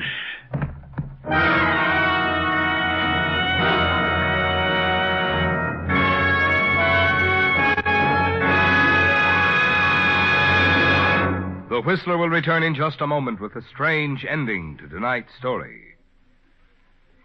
In spring, most folks think of house cleaning. But because one can't see the inside of his automobile engine, few drivers realize that they get dirty too and may need cleaning. In fact, that's one of the reasons Signal brought out Signal Premium Compounded Motor Oil, the improved type lubricant that combines 100% pure paraffin base with scientific compounds. While you drive, one of the compounds in Signal Premium actually cleanses the inside of your motor of harmful carbon, gum, and varnish. Meantime, another compound in Signal Premium is on guard against destructive corrosion. And still other compounds are busy doing jobs which regular oil alone cannot do. That's why we call Signal Premium the motor oil that does so much more than just lubricate. And it's why drivers who want to keep their motors young are switching to Signal service stations. Switching to Signal Premium Compounded Motor Oil. It wasn't too much, was it, Jean? The sight of Max standing there before you, the hypodermic in his hand, ready to administer the anti-encephalitic drug to his subject. And as you collapsed, as darkness closed in around you, you realized that what you'd suspected all along was true, that you were the subject in his experiment, that Max was gambling with your life. Gradually, as you regain consciousness, you become aware of the room you're in, a pretty bright room with organdy curtains. The sun is pouring in now, and suddenly you realize it's afternoon sun. I think she's coming around. Did you say something, Max? Never mind that, Agnes. Well, it's about time, young lady. Max. You slept the clock around, darling. It's after 3. Max, it's all over? Yes, it's all over. You're all right. Oh, there's the doorbell, Aunt Agnes. What's that? Doorbell. Doorbell. Oh, doorbell. I expect it's the judge. I'll sit him down in the parlor. Good. I told the judge to drop by on his way home from town, dear. Thought we might make an appointment. That is, if you don't mind changing your name on an unlucky day like the 13th. Change my name? My initials on the... Unless you'd rather... No, it's... Max, you haven't told me what happened. What did you do? Well, if you hadn't fainted when you did, you'd have seen. Within an hour after I took that injection, I was feeling better, and 8 hours later, there wasn't a trace of sleeping sickness in my blood. Oh, Max, darling, darling. Well, that's science, darling. You risk a little to gain a lot.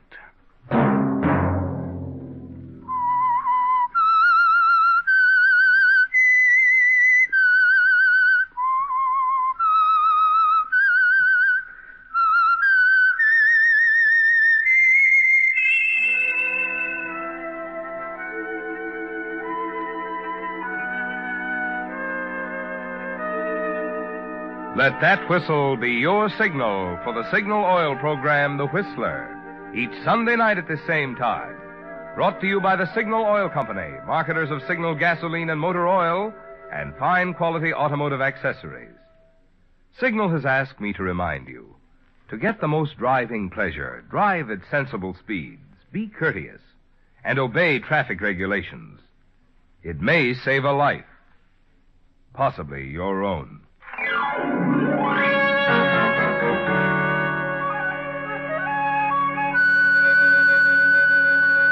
Featured in tonight's story were Betty Lou Gerson and Willard Waterman.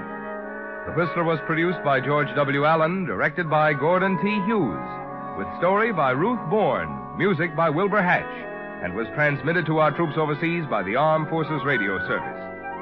The Whistler is entirely fictional, and all characters portrayed on The Whistler are also fictional. Any similarity of names or resemblance to persons living or dead is purely coincidental. Remember at this same time next Sunday, another strange tale by The Whistler. Marvin Miller speaking. This is CBS, the Columbia Broadcasting System.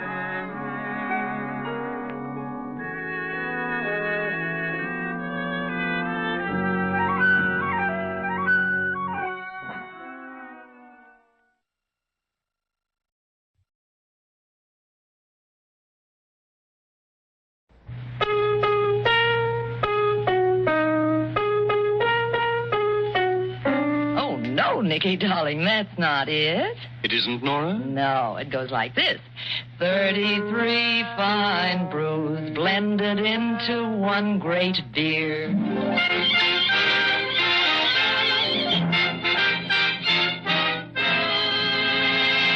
Pabst Blue Ribbon Beer presents The New Adventures of the Thin Man with Nick and Nora Charles, the happiest, merriest married couple in radio.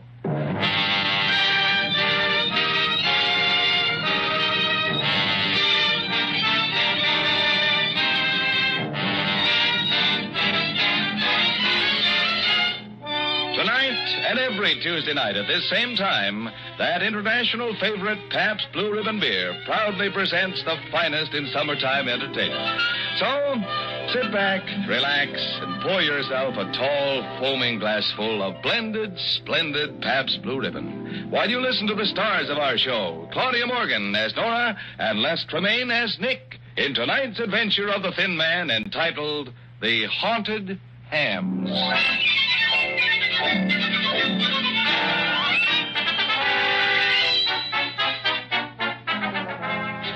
Every once in a while, a man's wife gets the idea that her husband needs a change.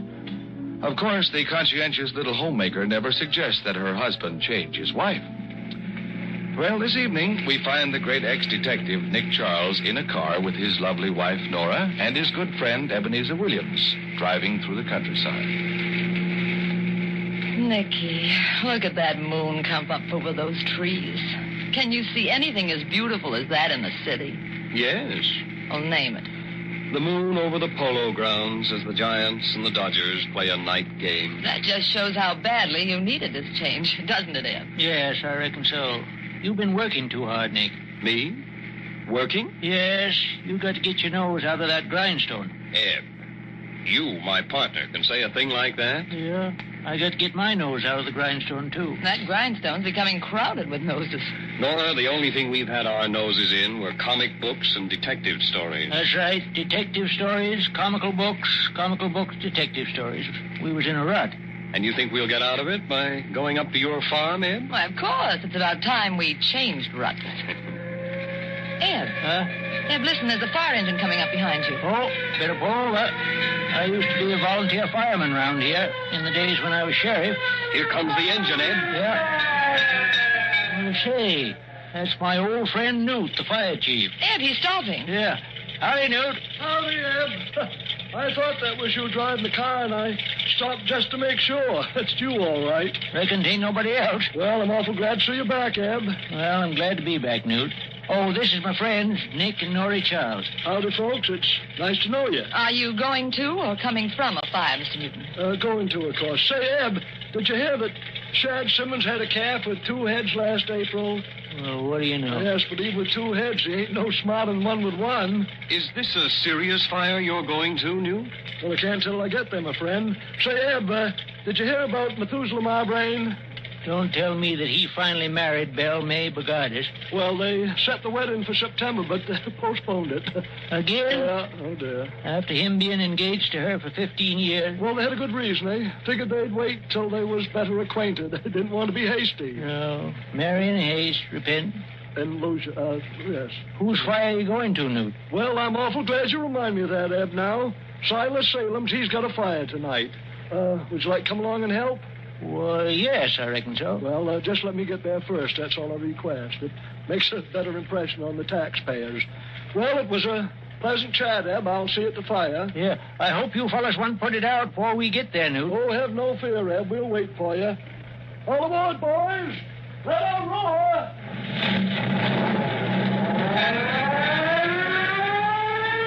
Does he always dash to a blaze like that, Ed? Newt? Well, he ain't exactly speedy, but we elected him because he was the only one that can play the tubie in the fireman's band.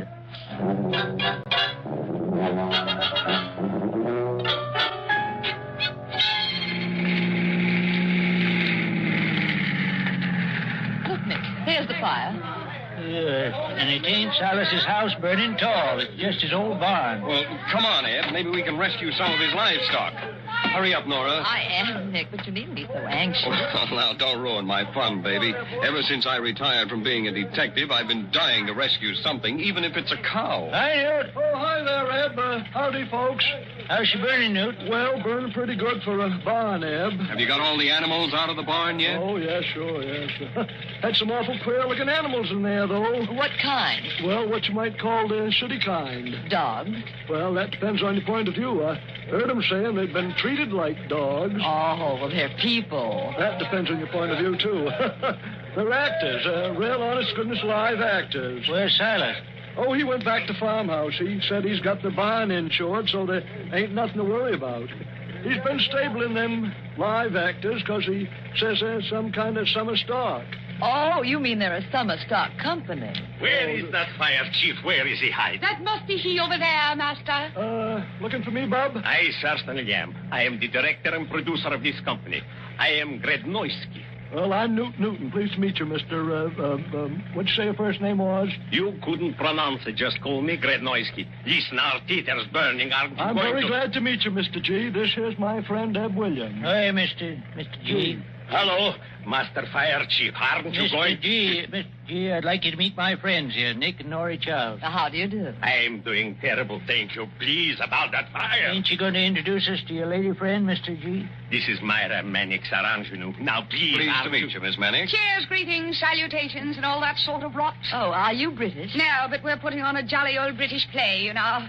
Mr. Newton, old boy, aren't you going to do something about our theater? It's getting a bit overheated, you know. What theater? The barn. We made it into a theater. It's burning. Aren't you going to do anything about the fire? Well, we're watching it, ain't we? Watching it? You're supposed to put it out. He's kind of excitable, ain't he, Eb? Yes. Well, theatrical people, they got more nerves and voices than any other kind, you know. But the barn will burn to the ground. Don't you want to put it out? Why, of course not. Some of my boys might get hurt in a blaze like that. Besides, you can't put it out. Why not? Nature, my boy, nature. Too much fire and not enough water. But it sure looks awful pretty, don't it? Look at it. Pretty? I'm going wacky, but. Well, excuse me, folks. I'd better see to my boys. They're getting awful close to that fire. Don't you think so, Eb? Yes, they might get a blister. Oh, dear. Say, now, look, Eb, you stay here for a little while. You understand? None of them actor people interferes with the blaze. And if it begins to spread, you call me. Yeah, sure. You going back to town, Newt? Oh, yes, I think I should. There might be some other fires for us to look at. Oh, Nick, he's leaving. Yes. Well, they sure look dashing in those firemen's uniforms. Say, Eb, how does the siren sound? Great, Newt. Sounds just like an opera star. Oh, that's good. It's a brand new one. Oh, give her the gun, Willis.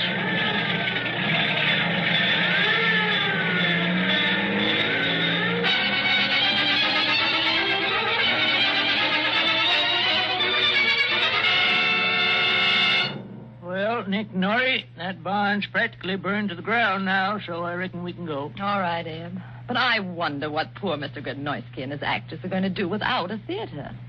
Eb, you have a nice big barn on your farm, haven't you? Yes, but don't say it so loud. Oh, it's too late. Here comes Grodnoisky and his ingenue, and they've got an opening night gleam in their eyes. Don't depart, Mr. Williams. Wait a moment. Yeah, chums, we got great plans for you.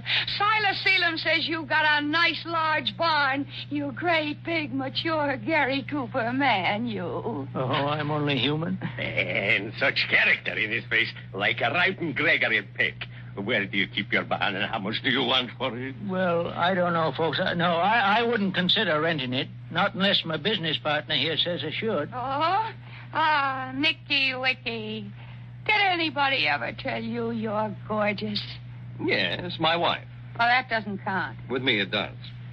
I can't make up my mind without her advice. Nora. Grodnoisky. You adore her. But I do.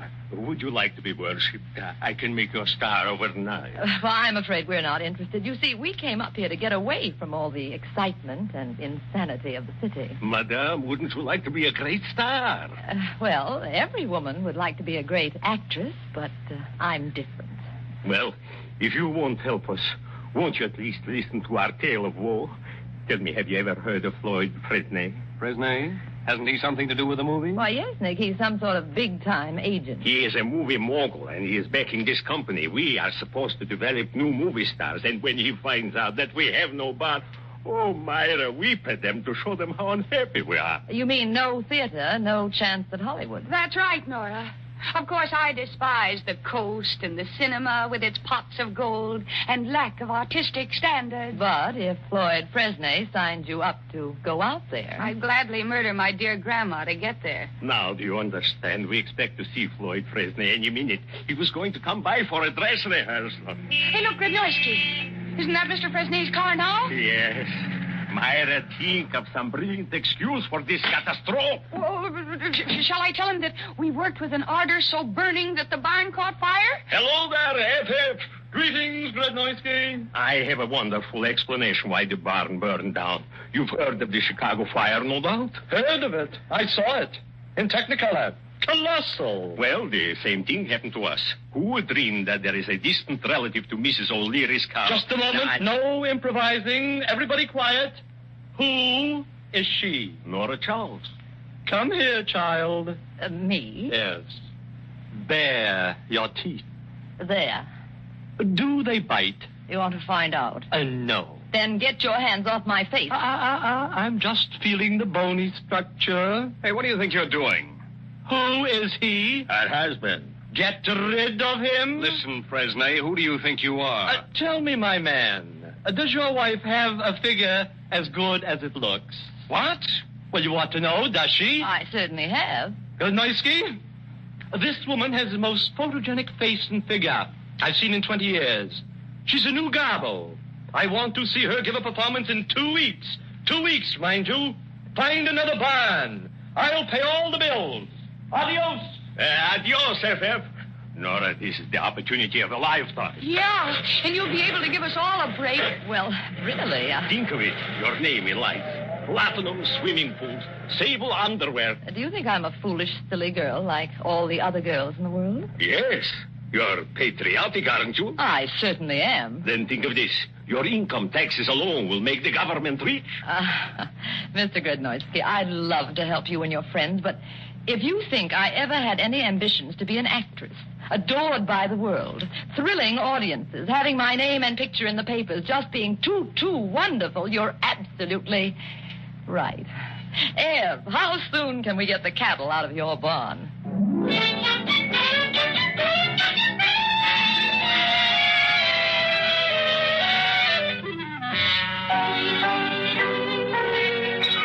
You are listening to the new adventures of the Thin Man, presented for your summertime entertainment by the makers of that international favorite, Pabst Blue Ribbon Beer.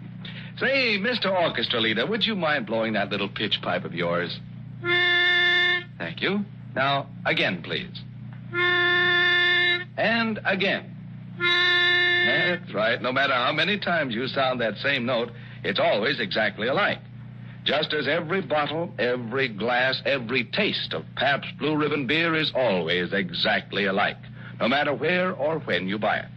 The reason for that fresh, clean, sparkling taste, that perfect uniformity, goes back to the little tune Nicky was strumming on the piano at the beginning of this program. 33 fine brews blended into one great beer. Just think, every glass, every drop of Pabst Blue Ribbon Beer contains never less than 33 fine brews. So be sure there's plenty of blended, splendid Pabst Blue Ribbon cooling in your refrigerator, ready to serve to those unexpected guests when they drop in on a summer evening.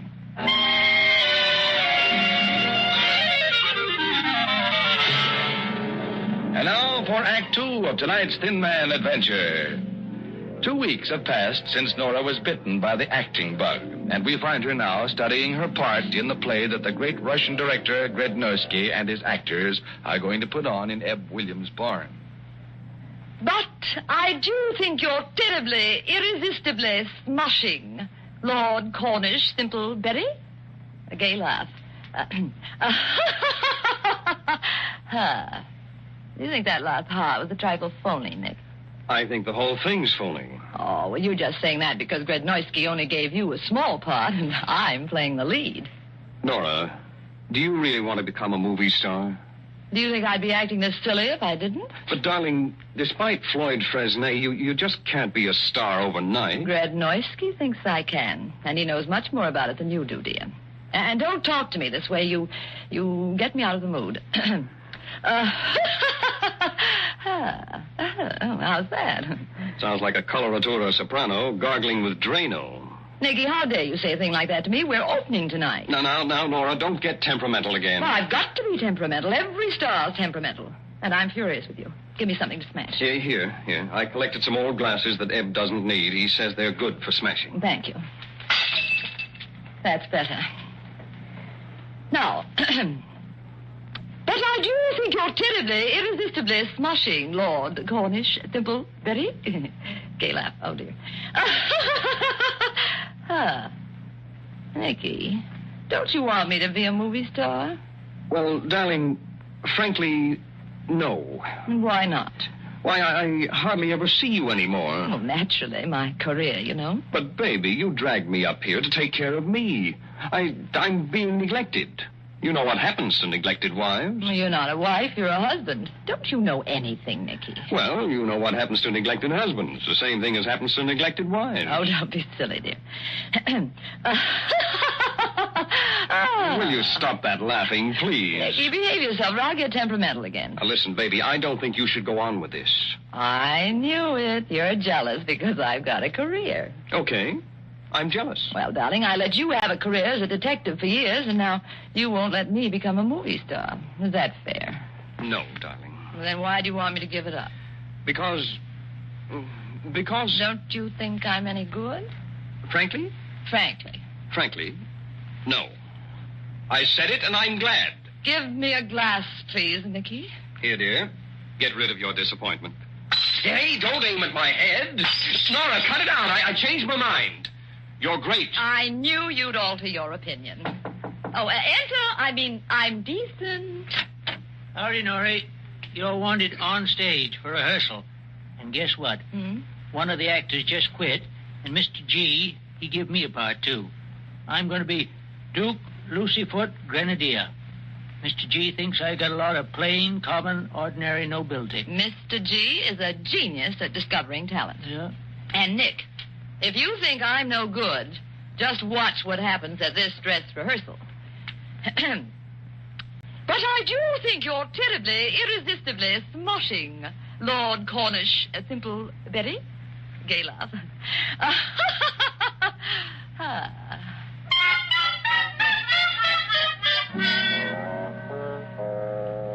All right, Nora, we will take the big jealousy scene between you and Myra. Now remember, Nikolaus is your latest flame who doesn't burn hot enough. And Ebenezer is your philosophical advisor who hates you and loves you both together. Who said that? Nobody, Mr. G. That's just one of my ducks. I wish I were sure of that. It sounded like someone was whispering Russian insults in a loud voice. Hear that? I taught the duck to talk Russian. Well, that explains it. Come on with the scene. So, you dare enter my home, Penelope? Yes, Lady Chatterlethorpe, to claim that which is rightfully mine. Duke Lucyfoot Grenadier, you have never given me bad advice. What shall I do, my dear Duke? Ebenezer, do you have a cold? No, that's just my cow peeking in the door. Oh, he would make a wonderful actor. Beautiful voice. Proceed. Throw the little scamp out in the gutter, from whence she rose, my dear, dear Lady Chatterlethorpe. Lady Chatterlethorpe. Yes, Colonel Biscay Rendango. I can bear it no longer. Won't you call me Rumpy Dumpy as you did when we romped in the castle together in our childhood? I will never call you Rumpy Dumpy again. That is all part of our hideous past. Colonel Biscay Rendango. I deny that. To me, you will always be Princess Bunny Gunny, the golden-haired girl who taught me about life under the castle moat. What did you say, Grodnoisky? Nothing. It was the goat out there. Oh, that's funny. He sounded just like you. I have a more beautiful voice than that miserable goat. Oh, yeah, Mr. G? Let me tell you, that's one of the finest goats in Crabtree County. I bet you can't make a noise as fine as that. I certainly can. The goat sounds better. Myra, are you turning against me, too? Can I help it if the goat has a lovely vocal organ? Will you stop this? The curtain goes up in 2 hours, and I'm forced to talk to Nanny Goat. Shut up! Speak! Lady Chatterlethorpe, you are cruel beyond words. And I don't care what happens to me, even if I pay for this with my life. So there. Oh! No, that's no way to scream when you're shot. But I was trying to do it with a British accent. Aye, Grodnoisky, we'll show you how to make screams with an English accent. Like this. Ah! You see? You must scream like a lady. Ah! Ah! No! Ah! Oh! Oh! Oh! Oh, no! With passion! That's better. That was the rooster. Oh, you think I'm terrible, don't you? You think I can't act as well as that rooster? I didn't say that. Well, you're not much better than that nanny goat. Why do you let those animals come in here and upset me? I hate you all. Nora, darling, come back here. Cock-a-doodle-doo yourself. I'll eat you someday.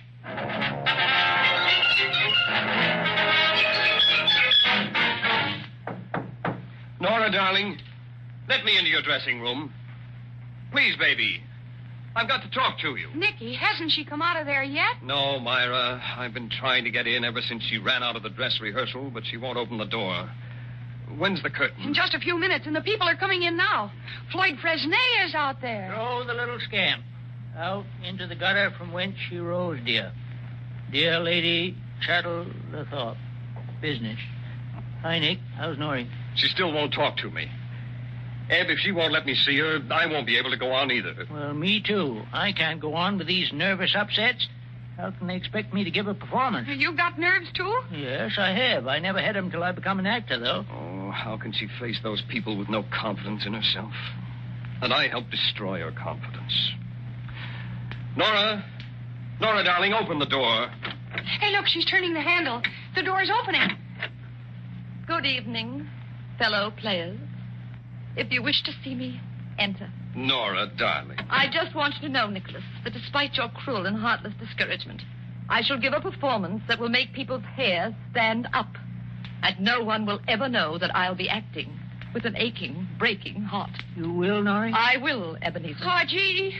You're a great trooper, Nora. Thank you, my little dear. And, Nicky, sit on that chair. Okay, but why? So that I can get on your lap. Like this. Myra, what's the idea? Yes, this is indeed unusual behavior, even for an ingenue. I'm doing it so that he can spank me easier. Nora, it was I who ruined all your rehearsals. I put food near the theater to make the animals come in the barn. I did it to ruin your career. Oh, professional jealousy. And I greased the outside of your dressing room hoping that you'd break your leg. Oh, I've been awful. Because I studied your part, and I wanted to play it and go to Hollywood and live in a mink-lined swimming pool. Now spank me, Nicky. It will be a pleasure. Thank you. You don't have to enjoy it that much, Nick. 2 minutes and the curtain goes up, Norrie. The house is sold out. Good luck. Well, Norrie, we all want you to go out there and show them people what you can do. There are people out there? Real, live people? Hundreds of them. Oh, Nick, catch me. I think I'm dying. Well, Nora, I'm encumbered. I got it. Oh, thank you, Eb. Myra, thank heavens you told me you know my part. For heaven's sake, go out there and play it. What? My dear child, I am going to sacrifice my career for yours. Anyone who wants to live in a mink-lined swimming pool as much as you do deserves to. Yippee! Give me your costumes, Nora. I gotta change. I'll send you a free autograph from Hollywood. Oh! What happened, Myra? Did you break your little neck? No, I slipped on the grease I put there to break your leg. Nora, darling, I think this is wonderful of you. What made you do it? I'll tell you after the show, but that's all part of our hideous past, Colonel Biscay Randango.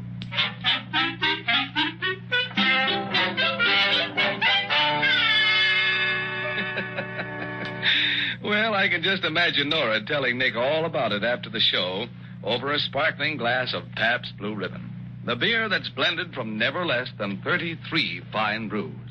There's nothing quite so refreshing on a hot summer night as a cold bottle of Pabst Blue Ribbon and a bowl of salty pretzels, or a plate of crackers spread with some nippy cheddar cheese.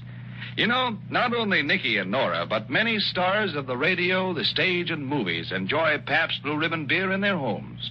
For instance, Gregory Peck, after a busy day on the studio set, likes to head for his ice box and a tall, foaming glass of Pabst Blue Ribbon. Wherever you go, from Hollywood to Honolulu, from Philadelphia to the Philippines, this famous beer is an international favorite. The beer that gives you 33 fine brews in every glass, every time. Taste it. Compare it.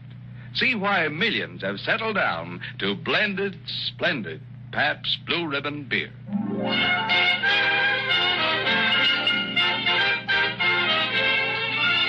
And now for the conclusion of tonight's Thin Man adventure.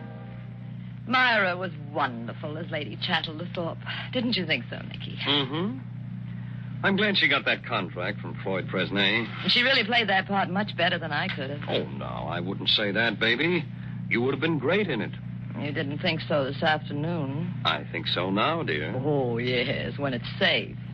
Well, Nora, I must confess, what worried me this afternoon was that you might have become a great star and you'd never have time to bother me or drive me crazy. You really mean that, Nicky? Yes, Nora. Well, that's why I gave up my career, darling. I think you're much sweeter than a mink-lined swimming pool. Oh, thank you. Mm-hmm. And Nicky? Yes, dear. Oh! Nora, what's the matter? What's wrong? I just wanted to show you I could do that scream properly. Oh! You see? That's wonderful, Nora. The world lost another Helen Hayes in you. I know it, my dear. I know it. But it's no more than any wife can do. You mean every wife is a great actress? She has to be, darling, and no professional acting in front of an audience could even touch the performances the average wife puts on for her husband. You've got something there, dear. By the way, how'd you like me tonight? Frankly, dear. Frankly? Frankly, you're a great detective. Oh, yeah? Well, I'll have you know that Floyd Fresnay was deeply touched by my interpretation of the role of Colonel Biscay Rendango. Touched where, in the head? He wants me to go to Hollywood. What are they looking for, a new Boris Karloff? You don't seem to realize what a talented man you're married to. Oh, yes, I do, Nick. Are you going to take the offer? No, baby. I'm giving up acting for the same reason you did. You're lovelier than sable underwear. Why, thank you, Nicky. You know, dear, I don't think Lunt and Fontaine can throw as beautiful baloney to each other as we do. Here's your Oscar. Good night, Nicky, darling.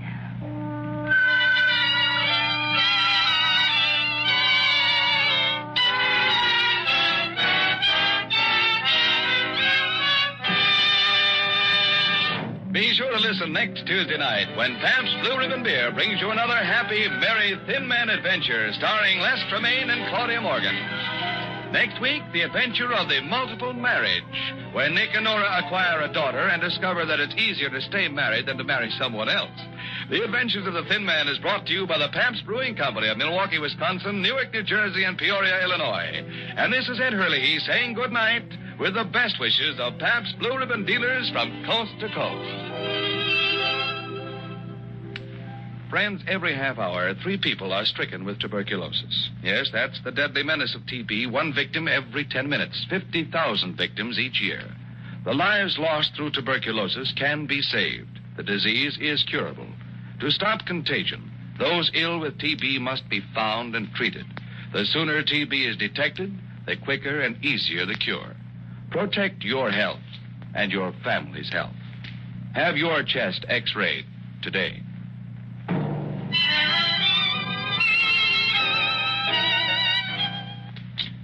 This is NBC, the national broadcasting company.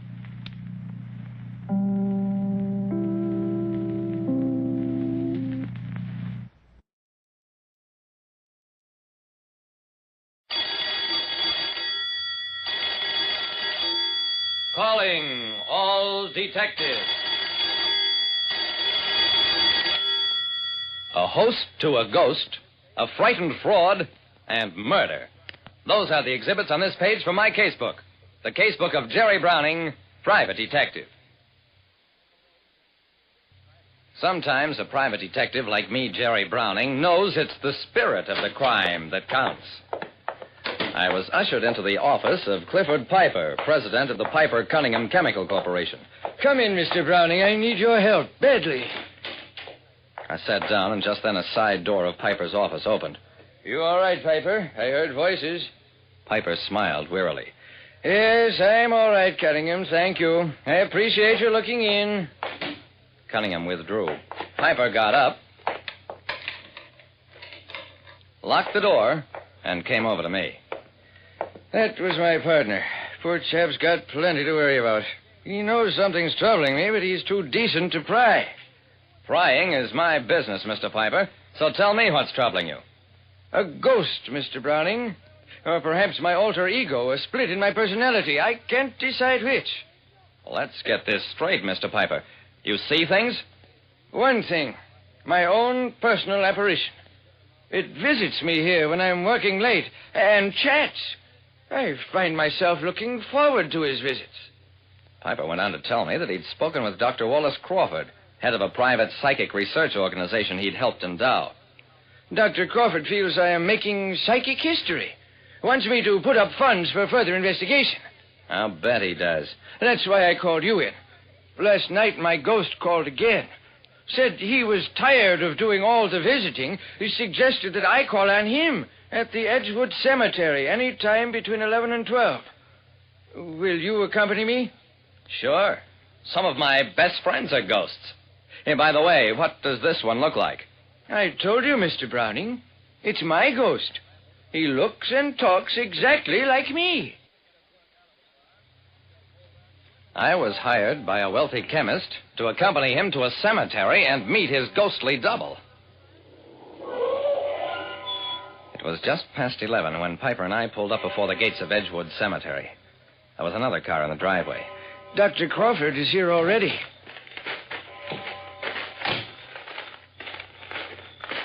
Crawford was waiting for us just inside the gates, and he looked plenty nervous.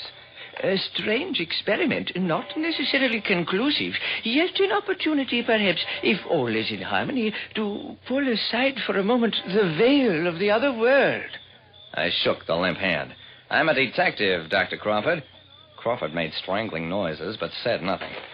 We went on inside. This is the appointed spot, the family mausoleum. Piper slowly opened the ornate bronze doors. Welcome, thou three. Enter my home. I am your host. That ghost wasn't kidding. He was our host. His figure, his manner, his voice, everything made him a dead ringer for Piper. But I had an idea. I bent down, scooped up a handful of mud, and let it fly. A fine idea, except that the ghost, without even appearing to reach for it, caught the mud ball and sent it sailing right back to me. I intercepted part of the mud with my hand, the rest with my face. And by the time I'd wiped my eyes clear... My ghost is gone. Browning, you frightened it away. You offended it. Oh, fine. I'd hurt a ghost's feelings. Look, Mr. Piper, you hired me. I handle cases my own way. I wanted to see whether something would go through or onto the ghost. My plan didn't work. I'm sorry. I looked around for Crawford, but he was gone. I guess the phenomenon had been a bit too psychic for him. As for Piper, by now he was mad clean through. Browning, you are discharged. Good night. I was fired, but I was far from through with the case, because in my left hand I still held the ball of mud, and there were some fine, substantial fingerprints on it.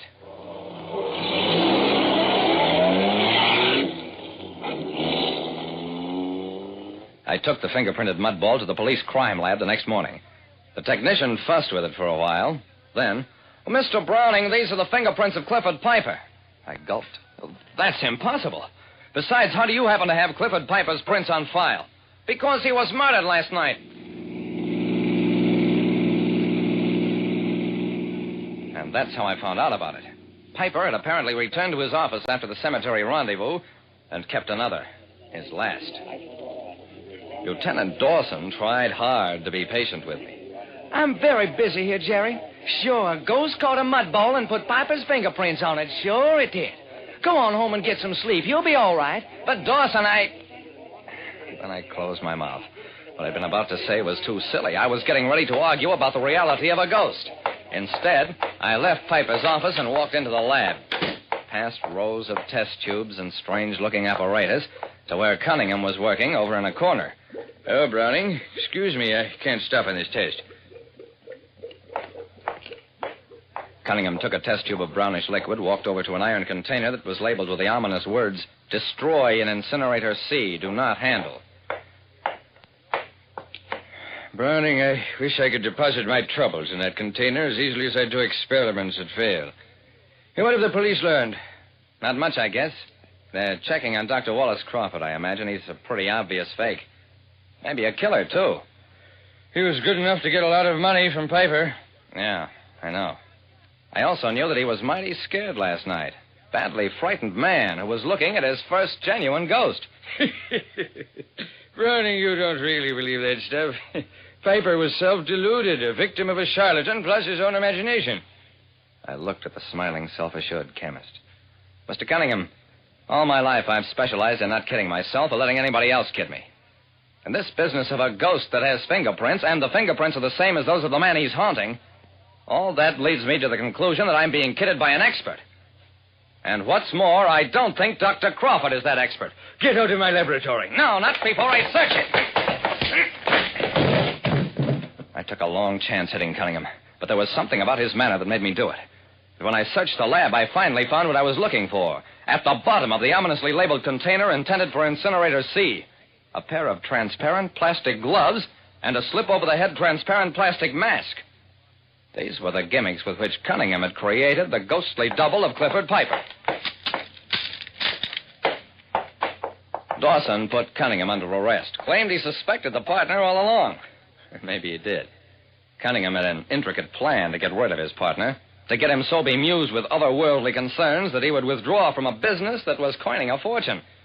As for Dr. Wallace Crawford, I knew he wasn't in on the scheme, fake that he was, from the way he'd been frightened the night before. Cunningham's scheme would have worked, except that I was called in, which necessitated Piper's murder in a hurry. Like I said, no matter what the spirit of the crime, the killer usually winds up without a ghost of a chance.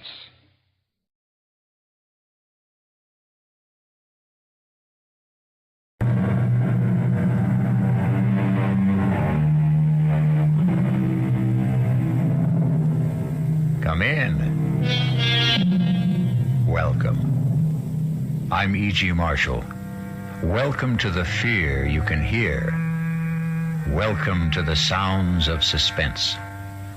It was the ill-fated Prince of Denmark, Hamlet, who lamented, "The time is out of joint. O cursed spite, that ever I was born to set it right." Many people before and since have echoed the same cry of despair, but none with more compelling justice and reason than Ethan Vigil, clockmaker and destroyer. Ethan Vigil, for whom a special clock struck a magic and an evil hour. Got your box in. Your move, Jake. No, don't rush me. I'm thinking. God in heaven, Ethan, how can you stand that infernal racket? What racket? Oh, you mean the clock striking? I don't even notice them anymore. Well, go ahead. What do you want to give up? No. Who can think of a chess move with all hell breaking loose? From now on, start our games after midnight. Enough to drive a man stark, staring mad. I swear to Sam Hill, Ethan, you deliver.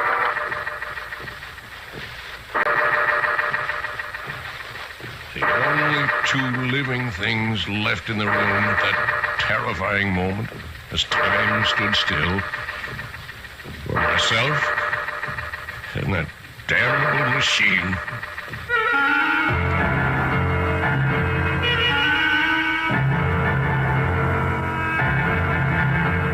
Our mystery drama, Time and Again, was written especially for the Mystery Theater by Ian Martin and stars John Beale. I'll be back shortly with Act One.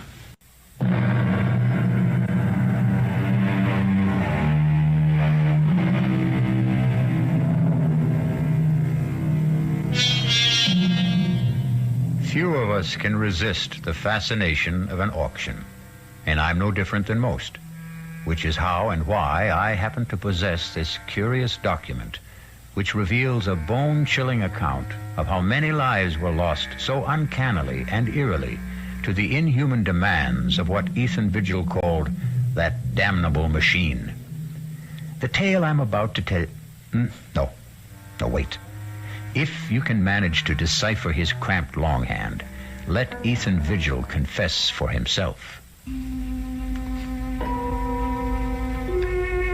I, Ethan Vigil, clockmaker by trade, am writing this in case, when the moment comes, I fail to destroy the hourglass clock. For if I fail, someone must destroy it, kill it, end its ghastly existence before God knows how many innocent people will die to satisfy its insatiable thirst. The clock itself came into my possession more or less by accident. I was working late at my shop one night about a year ago, and I heard a tapping on the closed glass door. Tarnation, some people can't read signs. Darn fools like to break that glass. Stop that! Can't you see I'm closed? Hey, Governor, please, let me in. Oh, get on with you. You won't be sorry. Give me a chance. I'll give you the chance of a lifetime. Look. It was raining heavily. the water streaming down the glass, but the object he had drawn from the cover of his pea jacket drew my eyes like a magnet. It was a clock, the like of which I'd never seen. It was shaped like an hourglass, with a strange appearing pendulum hanging in the lower half and the face in the upper half. And in the place of the figure 12, at the top of the face, was the numeral 13. I had to see that clock more closely. Oh, bless you, Governor. You're a lifesaver, you are. What do you want? Oh, I want you to have a look at this here clock. Clock is the only reason I let you in. I'd like to have a look at it myself. Let's take it over to the bench. You want this clock repaired? I want to sell it to you, is what I want. I hope I don't regret this, but come on to my place in the back. Huh? There's a fire in there to dry you up a bit. Where'd you get this clock? Why, it came into my possession when its owner died. Does it run? Well, no. That there clock, it doesn't run. I'd be the first to admit it. I'll give you $20. Oh, now, look here. $20. Take it or leave it. No, I don't intend to be taken advantage of by somebody Doesn't else. seem to be any question of who's being taken advantage of. Harriet. Ethan, who is this person? He's a customer, more or less. This is my sister-in-law. It's near on to midnight, and my poor sick sister is pining upstairs for her husband to bring her a little faith and consolation. Oh, now, Mom, I certainly am sorry to intrude on family problems. Then but don't. Ethan, get rid of this man. You better go. Yeah, but what about our business and the clock? Well, $20 is all I have to my name. I'll take it. Don't you do it, Ethan. Oh, mind your own business for once, Harriet. I had little doubt my sailor, who called himself Harry Stubbs, had dubious title to that strange clock. But like all collectors, to own something totally and unreservedly unique is an overriding obsession. Is he gone? Yes. Oh, just look at this place after you had that derelict in here. Lights on all over the place, eating up money. To say nothing of good hard cash thrown away on that piece of junk on the table. It was my own money. What own money? You and Henrietta wouldn't even have a roof over your heads, let alone a piece of business, if it weren't for me. Oh, no, it's my money that keeps you going, and don't you forget it. Now, you lock the door to the shop. I still have some repairs left to do. You'll have to get up early tomorrow and do them. I just wanted to have another look at this clock. You'll waste no more time or light or fuel down here tonight. If it wasn't for good money paid out, I'd take that piece of junk on the table and dump it in the rubbish. How I wish she'd done just that. Let the city collect it with the morning trash and bury it forever. But fate hadn't planned it that way. So I went upstairs from Harriet to face another problem I didn't know how to solve. My ailing wife, Henrietta. Ethan, is that you? Yes, Henrietta. Where have you been? Working, dear. Are you hurting? Oh, when don't I hurt? I know. How's your back? It isn't my back. It's my stomach, Ethan. I'm scared. I've been afraid to think of it, but I know Harriet's sure I've got... Hush, no, none of that. You just get off to sleep. That's what you need. You just don't know how it is to be suffering every blessed minute of every day. As I slipped under the covers and lay wide awake beside Henrietta, snoring away, my mind went back to the strange clock on the table downstairs. The intriguing mystery of a mechanism I had never even imagined in 40 years of clockmaking.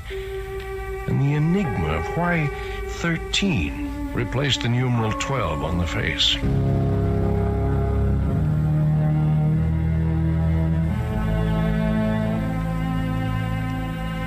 All the next morning, between my infrequent customers, I puzzled and poked and pried to reveal the workings of this bizarre clock.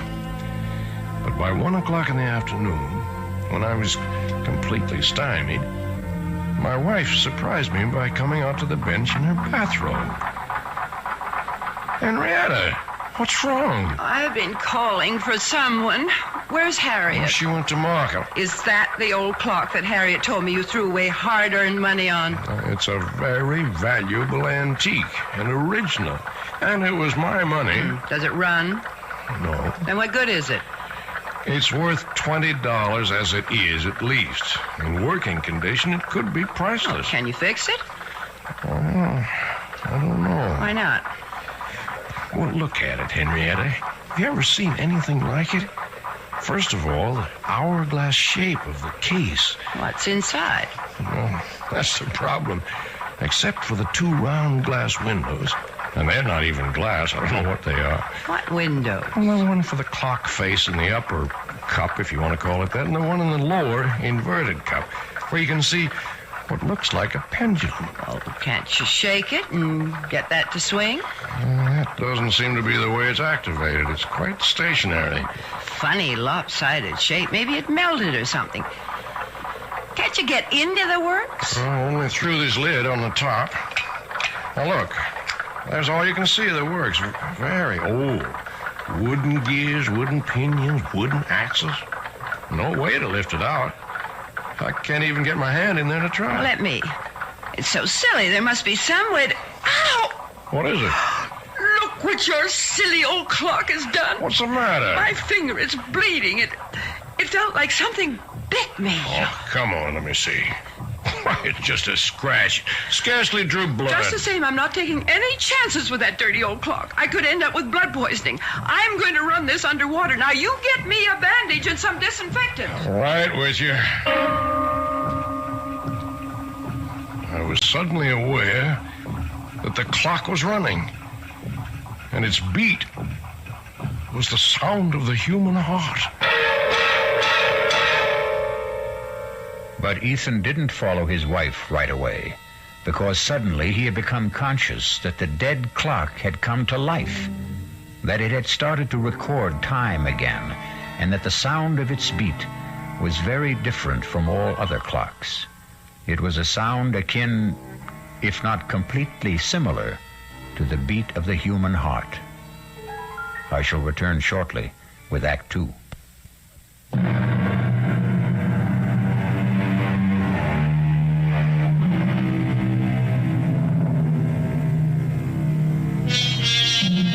Whatever his wife had accidentally touched, the clock had begun to run and remained running steadily, without any sign of stopping. Ethan checked that Henrietta's wound was little more than a surface scratch, and returned to observe... But let him tell his own story for himself, as he wrote it in his confession.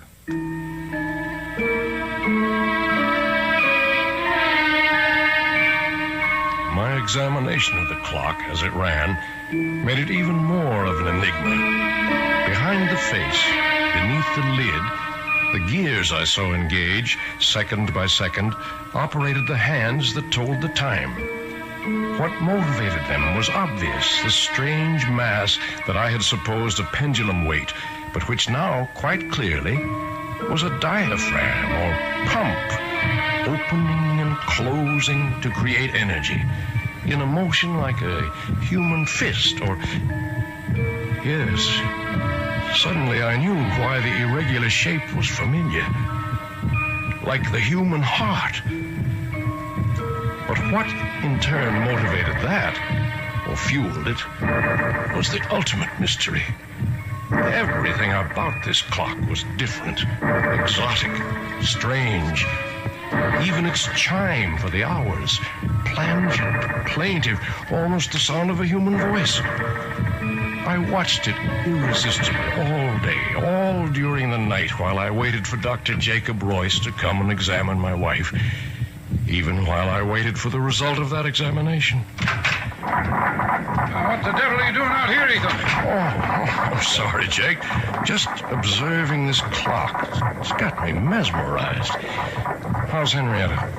Oh, what am I going to tell you, Ethan? Same thing as usual. Yep. Not a trace of any physiological problem. Never is. Oh, there's a name for it if it's of any help. chronic inadequate. Someone who just can't handle the simple process of life and has to make excuses for it. I'd better go up to her. Oh, there's no need. I gave her a sedative. Won't hurt her, but it might do you some good. Come on now, let's play chess. If I set us up out here, all right? With all those clocks rattling away? I want to keep my eye on this baby here. If you can't sit up with one sick friend, you gotta sit up with another. And for the next 10 or 15 minutes, I did forget the clock that was to haunt the rest of my days. Inexorably, as we concentrated on the chessboard, all of the clocks ticked on towards 12 o'clock. And the moment when the explanation of that substitute number 13 was about to be made by the clock itself. Don't think much of your king's pawn variation, Jake. Got you boxed in. Your move. Don't rush me. I'm thinking. Good Lord, Ethan. How can you stand that infernal racket? Huh? What racket? Oh, you mean the clock striking? I don't even notice them anymore. Well, go ahead. Or do you want to give up? No. But who can think of a chess move with all hell breaking loose? From now on, we start our games after midnight. Enough to drive a man stark, staring mad. I swear to Sam Hill, Ethan, you deliver. After the 12th stroke of the hourglass clock's chime, there was no sound but the beat of the clock and my own heart. Everything else had stopped dead. My friend's mouth was frozen in the act of speaking. His hand poised over a chessman as though cast in bronze. Outside, like the old child's game, people had turned to statues. A car backing into a parking space was stopped in its tracks. The very raindrops hung motionless in the air like a spangled curtain. For everyone else in the world, save only me and that damnable clock, time was standing still.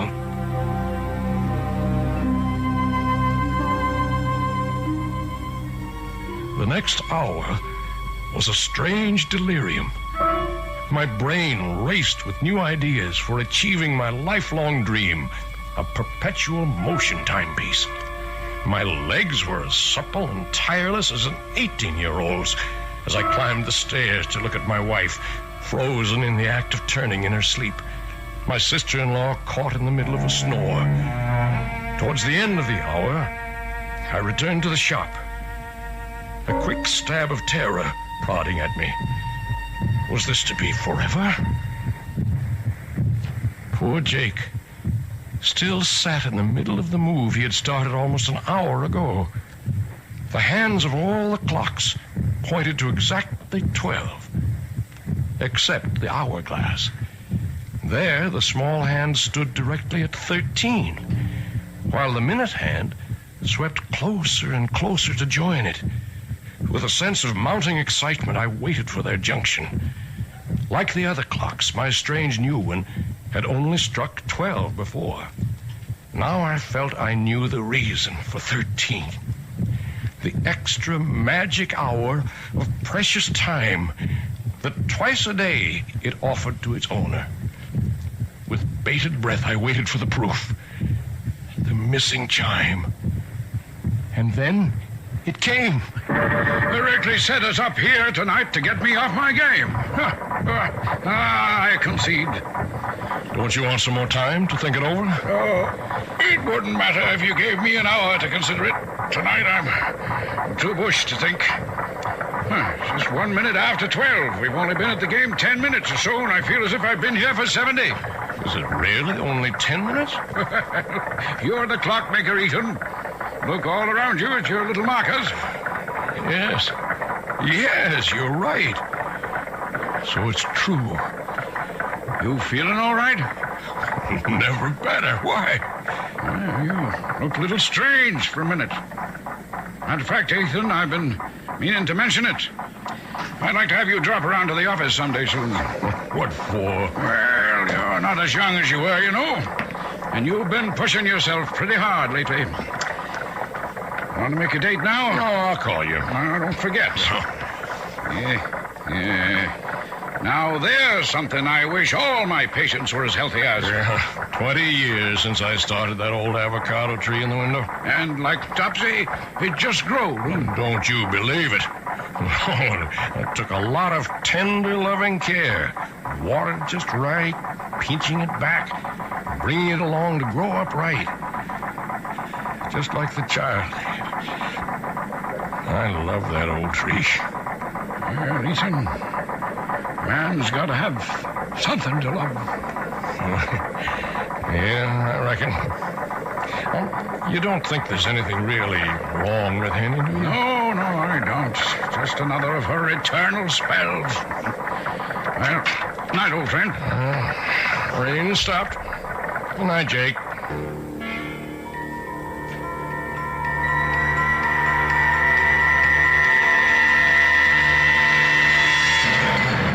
For a long time after my old friend drove away, I stood by the door, gazing into the cool, crisp night. I didn't notice the cold. I was too full of a kind of welling excitement inside me. What a gift that clock had brought me. The dreams were building like castles in my head. Why, I was richer and more powerful than a king. For now I knew, no matter what, that for 2 blessed hours every day, from now on, I was a free man. And the last thing I heard that night, as my head hit the pillow, was the triumphant beat of the clock sounding in my inner ear. Or was it the sound of my own heart?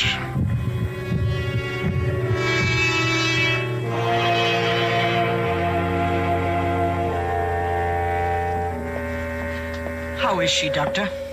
I don't know, Harriet. Now, I don't mean to alarm you, but I think we'll put your sister Henrietta in the hospital for a few days for observation. What's the matter with her? Well, that's what I wanted to put her in the hospital for. Find out. What do you suspect it is? I don't suspect it's anything. I just want to reassure myself. Now, why don't you go up and keep her company while I talk to Ethan? Oh, you won't have any trouble convincing him. I don't see why I can't take care of her. Well, you can't this time, Harriet. If you want to help, go sit with her. I'll make the arrangements with Ethan. How's Henny? I want to put her in the hospital for a few days, Ethan. Oh, she's that sick? I'm not sure. Whatever it is, this is not just one of her spells. I want her under observation for a while. Well, whatever you say, Jake. Yeah. I wish I knew what to say. I feel a little guilty. Ever since that night a few weeks ago when we were playing chess. What do you mean, guilty? Well, damn it, for 20 years I've been medicating her imaginary ills. I wonder if maybe I got careless that night. Huh? Well, there's no doubt that from then on, this debility, anemia, whatever it is, started. Well, I'll get along and make all the arrangements. I'll phone you when to expect the ambulance.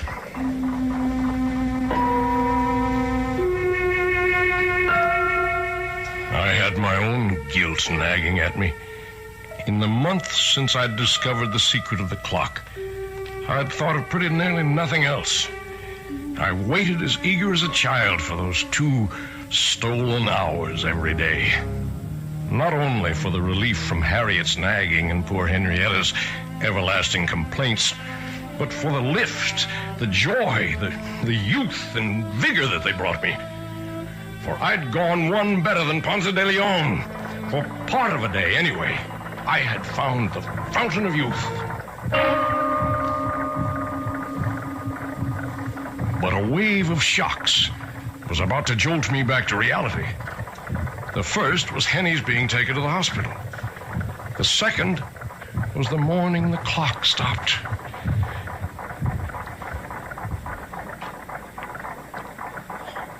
Oh, no. No. What is it, No, Ethan? You can't stop. What is it, Ethan? What's wrong? The clock, it stopped. Oh, is that all? I've got to get it started. Oh, you shake it like that, it'll end up in pieces. Good riddance. I told you it was a waste of money. Get out of here. How dare you talk to me like that? Oh, I certainly will. Nobody's going to talk to me like that, particularly not you. I was frantic. My golden hours of solitude gone. My extra gift of precious time in the rebirth of youth. I couldn't let them go. There must be some way to bring them back. Start that damned intricate mechanism again. Clock was dead. Its lifeblood somehow drained. Blood. But that's what started it in the first place. Maybe... Oh, damnation. I'll let it ring. I've got to find something to... Oh, all right. Hello? Ethan, it's Jake. Oh, Jake. Look, I don't want to talk now. Oh, then you've heard. Heard what? About Henrietta? Well, she's not... I just got back to my office and got a message from the hospital. I'm afraid she's passed away. Oh, are you sure? Well, I'm on my way to the hospital now, just on the outside chance. Better meet me there. I'm on my way.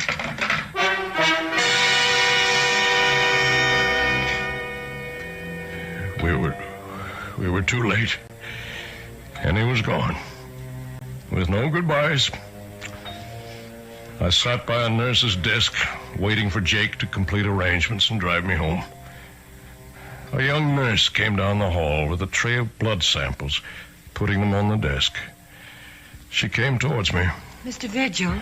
Yes, nurse? Dr. Royce asked me to tell you he'll only be a minute or two. Oh, thank you, nurse. As she walked away, my eyes following her blindly, then I was looking at that tray of blood samples. Blood. It was Henny's cutting her finger that started the clock. Would that be the answer? I acted without thinking. In a moment, I had slipped one of the tubes into my pocket, and I was back in my seat before Jake came striding down the hall.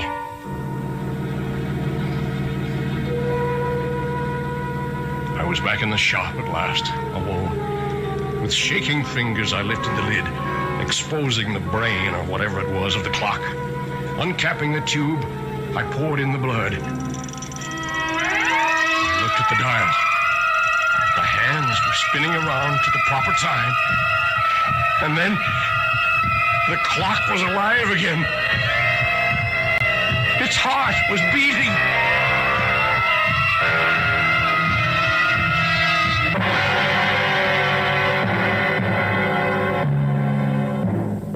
It would have been better, far better, had Ethan left it for dead, as we shall see when we return shortly with Act 3.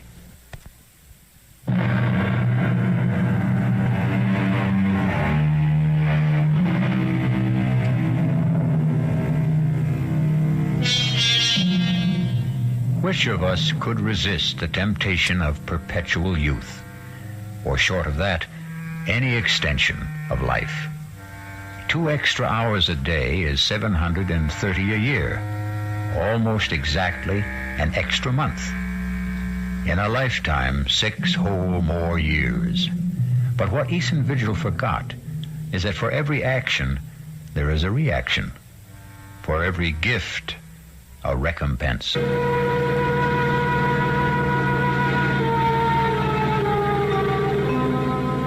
The saddest part of my confession is that after my wife's death, I became completely blind to everything but my 2 periods of escape every day.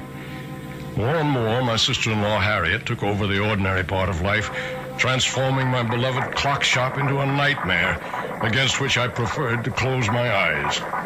Ethan? Ethan? What, Harriet? Would you mind helping me dress this window, please? Well, what's the matter with it as it is? If you just get away from that bench of yours for a moment and come here, perhaps I can show you. All right, Harriet. You know how I'm branching out now that I'm the active partner in the store. Oh, gewgaws and Jim cracks. Well, you might know you'd lag a mile behind the times. This is novelty jewelry, and to sell it, we must display it. Cheap claptrap. Now, first off, I want you to get this cheap, silly rubber plant out of the window. Rubber plant? That's my avocado tree that I grew with my own hands. Well, whatever it is, it takes up the whole window. I want it out of here. No, sir, not my tree. It needs the sunshine it gets. But what use is it? Starnation. Does everything have to have a function? It's beautiful. It's balm to my soul. That's enough reason for its existence. Besides, it don't cost nothing, so you leave it alone. Oh, very well. But I must have somewhere to display my costume jewelry. Oh, let's move that ugly old hourglass clock somewhere else. Why does it have to be right beside your bench where every customer comes... Harriet, I'm warning you. You leave that clock where it is. Don't you ever dare lay a hand on it, you hear me? Oh, my, aren't we touchy? Well, just let me remind you of something, Ethan. With Henrietta gone, her share goes to me, so I am 2/3 of this store. I can have it any way I want to. Over my dead body. You can do what you want with all your cheap, tinselly stuff, but you keep your hands off that clock. Oh, heaven's sake, all right. Don't you have an appointment with Dr. Royce? I don't know. I forgot. I'm going to get right over to his office.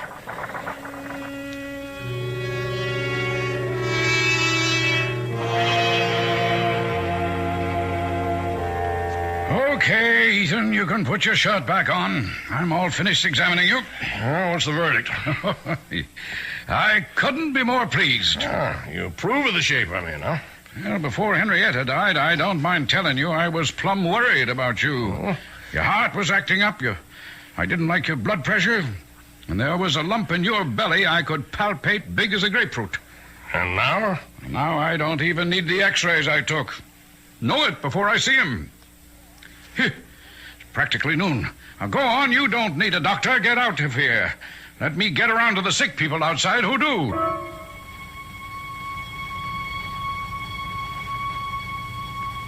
As I went into the outer office, I glanced at the electric clock on the wall. The hands clocked to noon as I did so, and I was looking at a, by now, familiar scene. The nurse who had risen to escort the next patient in was suddenly transfixed, halfway up from her chair. A child about to scream remained with face contorted, the scream not yet uttered. A thought crossed my mind. It was a month since I had fed the clock that first transfusion. I went into Jake's small lab, opened the refrigerator, I helped myself to a blood sample and left.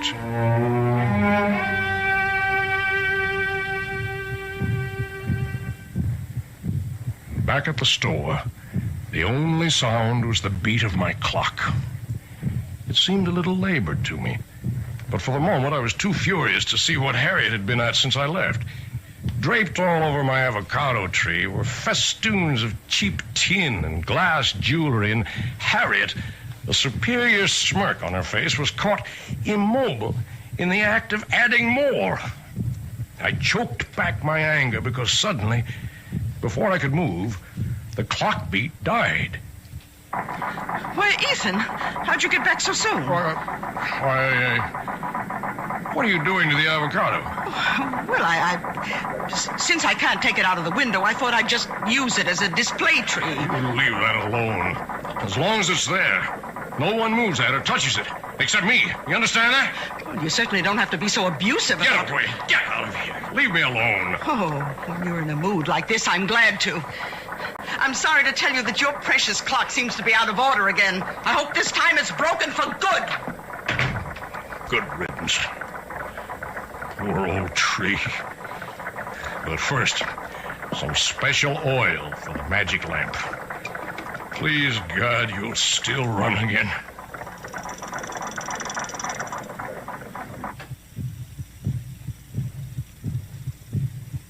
And time stood still again. The pattern for the next months of my life was set. The part of it in my waking moments was only a necessary bridge Between the long hours of infinite relief and accomplishment, my clock brought me each noon and midnight. My designs for my perpetual motion mechanism were completed. I had already started to build it. That was my real life. Although I found to my dismay that the clock seemed to demand more and more frequent transfusions to stay running. But these were easy to steal from Jake's office in the hours when time stood still. Then once again, events caught up with me. Oh, Jake, just a moment. What are you doing here this time of night? Well, the evening's young. I thought a chess game might get some things off my mind. What were you frowning at in the window when I passed? My plant there. The avocado? Oh, yeah. Looks a mite peaked. I can't understand it. It's been wilting and drooping day by day. No reason. Are you any good at diagnosing vegetable life, Jake? Nope. And I'm beginning to think I'm not much better with humans. I wish I knew the secret of your spurt of youth. I think I'm getting old. You're not yourself, Jake. What's wrong? I don't know. In a way, it goes back to Henrietta's death, or seems to. What does? Well, I never said too much about the way she died at the time, Ethan. Congestive heart failure, you said? Oh, that's true enough. That's a condition that produces an end to living. But what caused it? Are you asking me? No, I'm asking myself. And I have no answer. Oh, tests were run and the pathological evidence was clear enough. But in spite of massive transfusions, we couldn't stop Henrietta's blood from simply disintegrating. Quite literally turn into water. And that's unusual. Abnormal. Never seen a case like it before. In the last 3 months, I've lost 3 of my patients to the same sort of, what shall I say, same sort of malady. I might have seen it developing, except for a strange thing. What? Well, all of them had been to my office and had routine blood samples drawn for physical checkups. And the samples didn't warn you? There weren't any samples to examine. Unaccountably, they disappeared from my office. And one other strange coincidence. The night your wife died, a blood sample for a patient in the hospital disappeared. And that patient died later? Yep, about 4 weeks later. But I don't know why I'm worrying you with all this. It's none of your business. But it is. Huh? Oh, you mean as far as Henrietta is concerned? No, I mean much more than that. Ethan, what is it? I didn't mean to upset you like this. I'm not upset. I just want you to understand. Understand what? That I'm sorry. Oh, I'm so sorry. Well, you're a good friend, Ethan. And I guess I don't feel like any chess tonight. I'll run along. Jake. Yeah? I never asked before, but do you remember exactly what time Henny died? Oh, about 25 to 12, I think.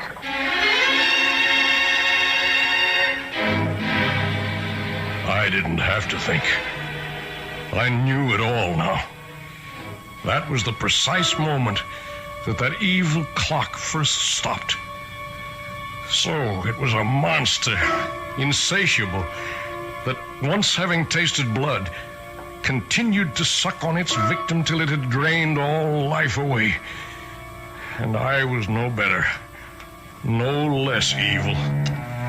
I had been feeding this mechanical vampire at the cost of other human lives. In a daze, unable to explain to him, I saw my old friend Jake out and turned to face what I had to face.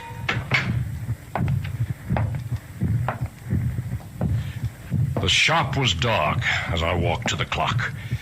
My ears were so attuned to it by now that I'd been aware that it had started to labor and needed a fresh transfusion. I was more than a little mad by now, as in the dark I said to it, "Die! Damn you, you devil! Die!"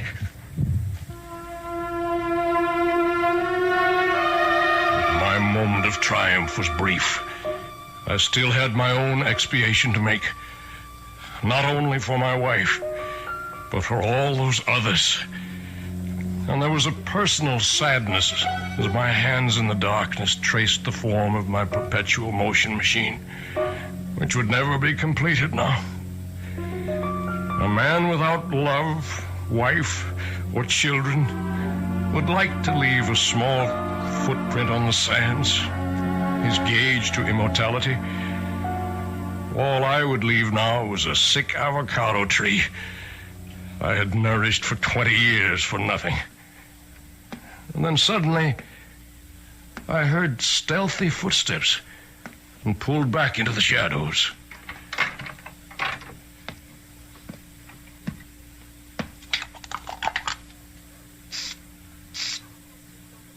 Harry! Oh, I thought you'd gone to bed. What are you doing to the plant? Oh, why, it's just some food to make Let me see. It's a weed killer. You've been poisoning my trees. Why, you... Don't you touch me. Get away from me. Get away. Look what you've done. I've cut my hand. It's your fault. But finally you've smashed up this ugly old clock for good. It's dead. Just as dead as your precious avocado tree is going to be.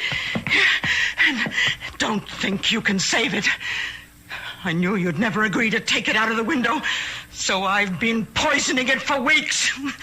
It's as good as dead right now.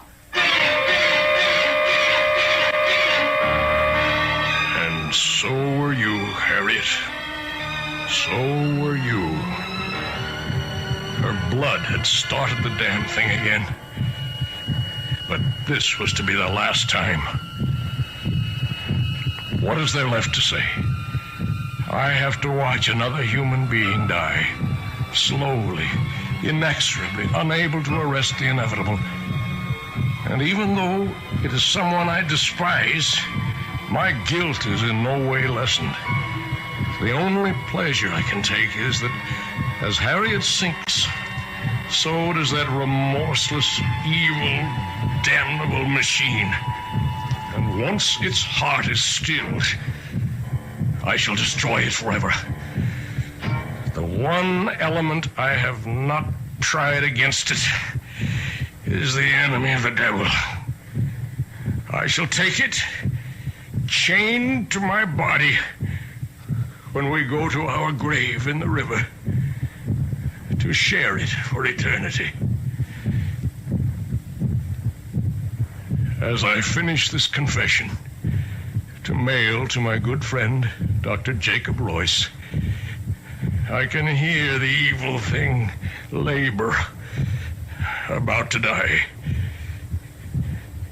It's time for me to write the end.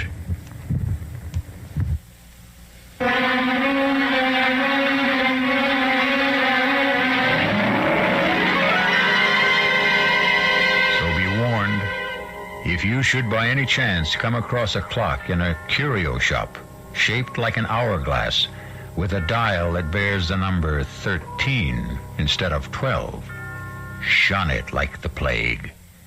I'll be back shortly.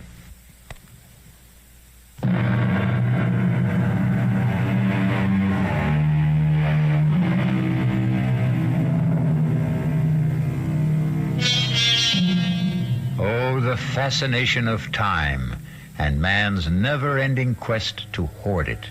I, too, have that irrational impulse all of us have felt sometime to hold back the hands and bring time itself to stop. And then I remember Ethan Vigil, and I decide that once around is enough for all of us. Our cast included John Beale, Grace Matthews, Bryna Rayburn, and Ian Martin. The entire production was under the direction of Hyman Brown. This is E.G. Marshall inviting you to return to our Mystery Theater for another adventure in the macabre. Until next time, pleasant dreams.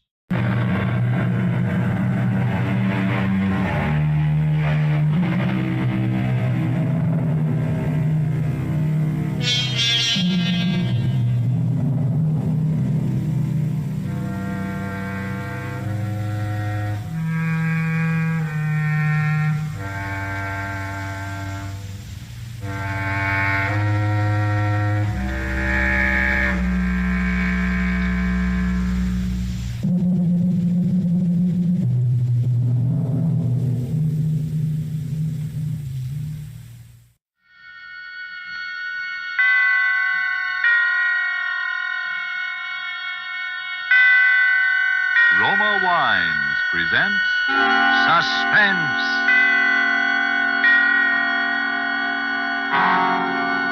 Roma Wines, made in California for enjoyment throughout the world. Salud. Your health, senor. Roma Wines toast the world. The wine for your table is Roma Wine, made in California for enjoyment throughout the world. This is the Man in Black, here for the Roma Wine Company of Fresno, California, to introduce this weekly half hour of Suspense. Tonight from Hollywood, Roma Wines bring you as star Mr. Gene Kelly in a suspense play that tells of fear and suspicion and dangerous adventure on the long highway from California to New York. And so, with Death Went Along for the Ride, and with the performance of Gene Kelly as a man named George Javery, we again hope to keep you in suspense.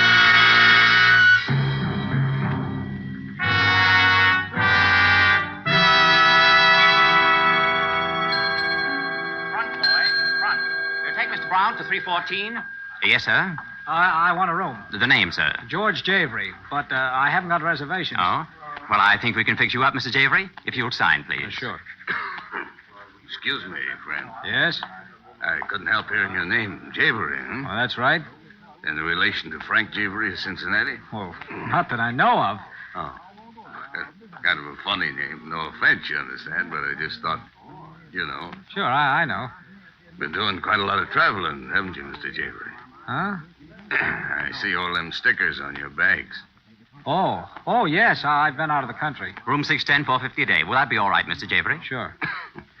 You, going to stay in Reno very long? Just overnight. Going east? Uh-huh. You driving? Yeah. Say, what do you want to know? Thought I'd tip you off to a good place to eat, see? You like steaks? When I can get them. Better stop at Harry's place, then. Best steaks between here and Chicago. Here's the address. I wrote it down for another fellow this morning, but he left before I could give it to him. Oh, well, thanks. You, driving back east alone? Yes. Say, what did you say your name was? I didn't, but it's Brown. Steve Brown. Well, look, Mr. Brown, if you want a free ride east, why don't you just... Me? No. I'm heading up to Portland, see. Oh, well, have a good trip, Mr. Brown. Same to you, Mr. Javery. Thanks.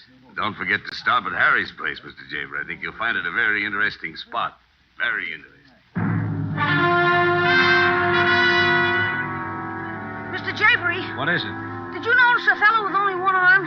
Oh, no, where? I didn't think you did. He said he was a friend of yours, but don't have nothing to do with him, Mr. Javery. He's no friend of yours. He's no friend of anybody. Don't have nothing to do with him. Oh, here's your drink, Mr. Javery. Thanks. Oh, did your friend find you, Mr. Javery? What friend? One-armed fella. He was looking for you. He said I should keep my eye out for you. A one-armed man, Mr. Javery? Why, no, there's no guest at the hotel that answers that description. I tell you, I seen him coming out of your room, Mr. Javery. I don't know how he got in there, but I seen him coming out.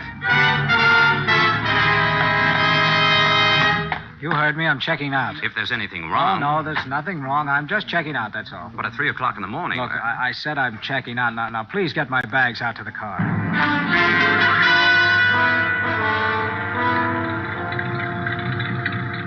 Just put them in the back of the car. Yes, sir. Now, look, kid, for the last time, do you know? I don't know nothing, Mr. Javery. Honest, I don't know nothing. Okay, here.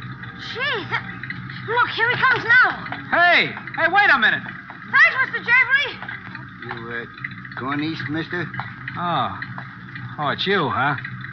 Say, what's the big idea? What big idea?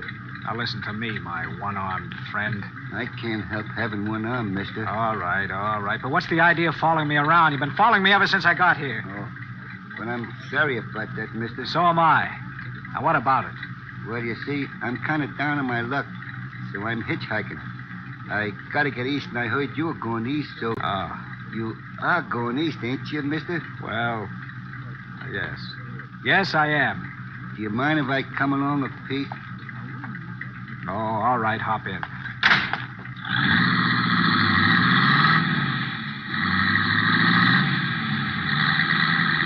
Say, there's one thing you haven't explained to me yet. What's that? What were you doing in my room? Hitchhiking? I was never in your room. The bellboy said he saw you come out. I don't know what he said, but I was never in your room. Oh. It's kind of late to start driving, I guess. I don't mind. I am used to night work. Oh.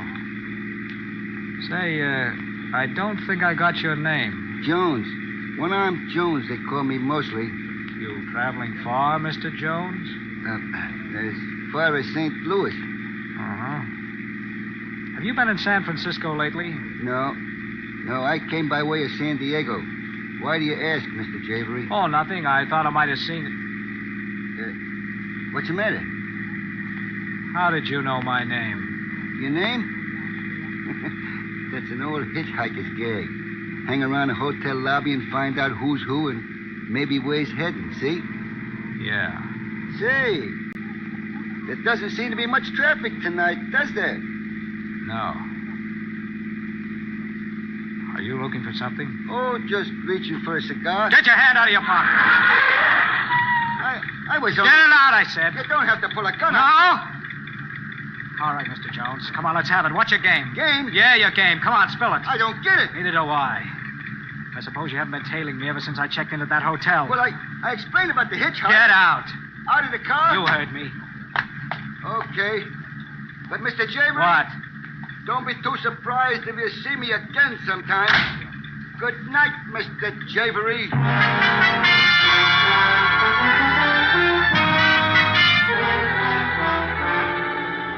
Tonight for Suspense, Roma Wines bring you as star Mr. Gene Kelly, whom you have heard in the prologue to Death Went Along for the Ride by Henry Denker and Ralph Berkey. Tonight's adventure in Suspense.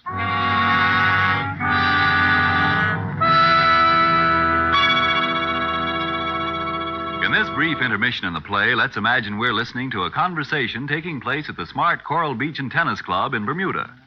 An American about to depart for the States thanks his Bermudian friend for the gracious hospitality shown him, and in particular for the especially enjoyable wine his friend served. He remarks how much he'd like to be able to get some of that same wine at home. The Bermudian chuckles as he says, "But my friend, that wine you enjoyed so much, it comes from the great wine districts of your own California. It is Roma wine."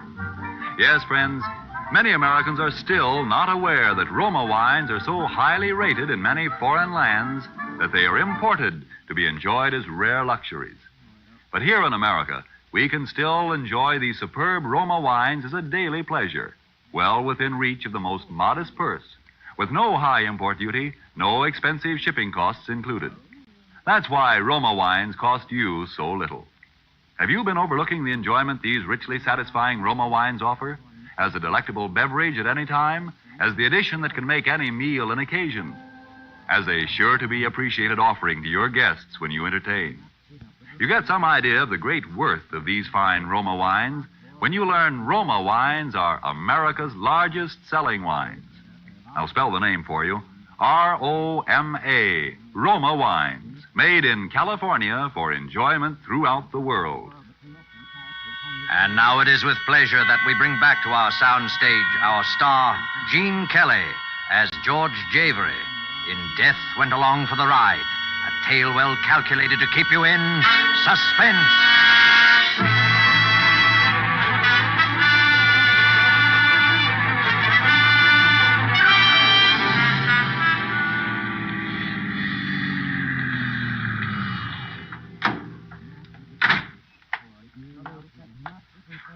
All right, right, put him up.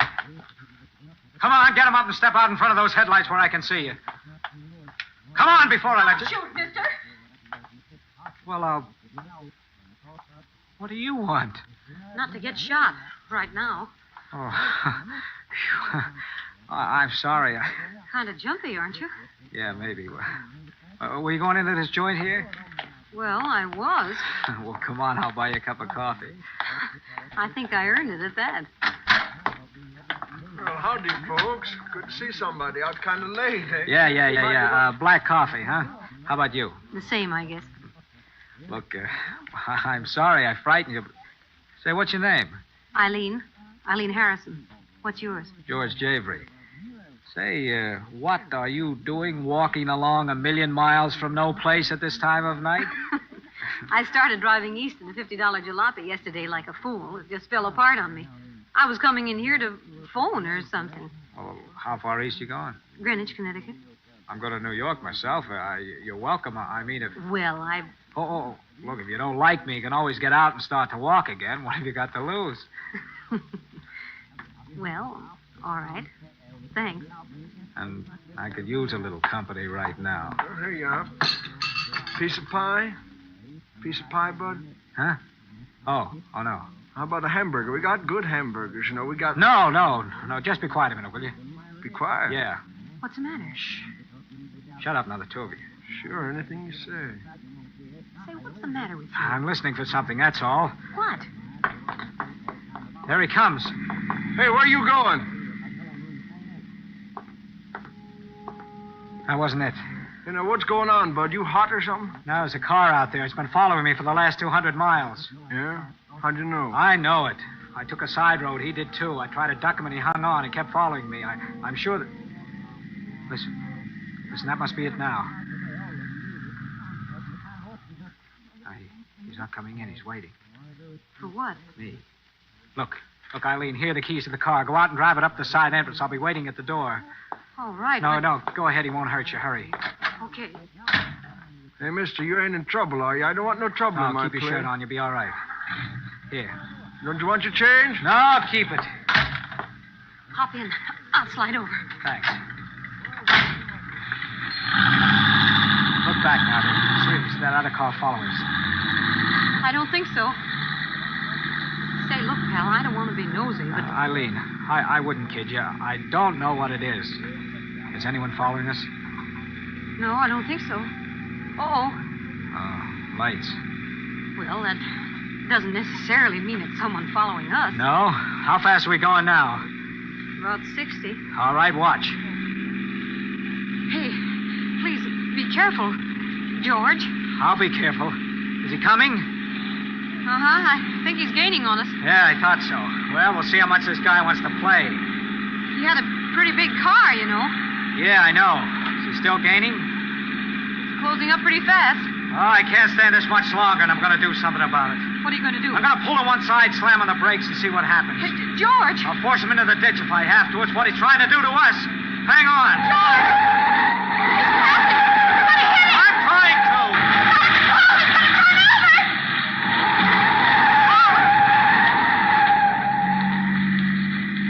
Come on, let's get out of here.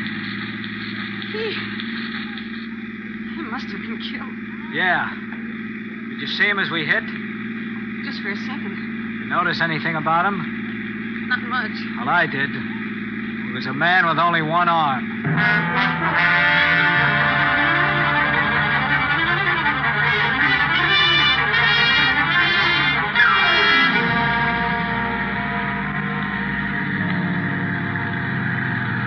Well, this is that Harry's place that guy told me about. You sure you like steak? Who doesn't? Well, this is the place for you, then. Finest steaks this side of Chicago, they tell me. Come on.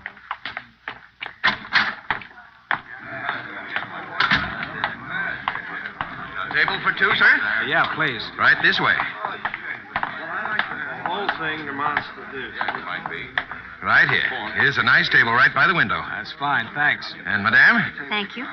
2 steaks, please. Both medium rare. All right? Yes, sir. Thank you, sir. George, to get back to our little problem.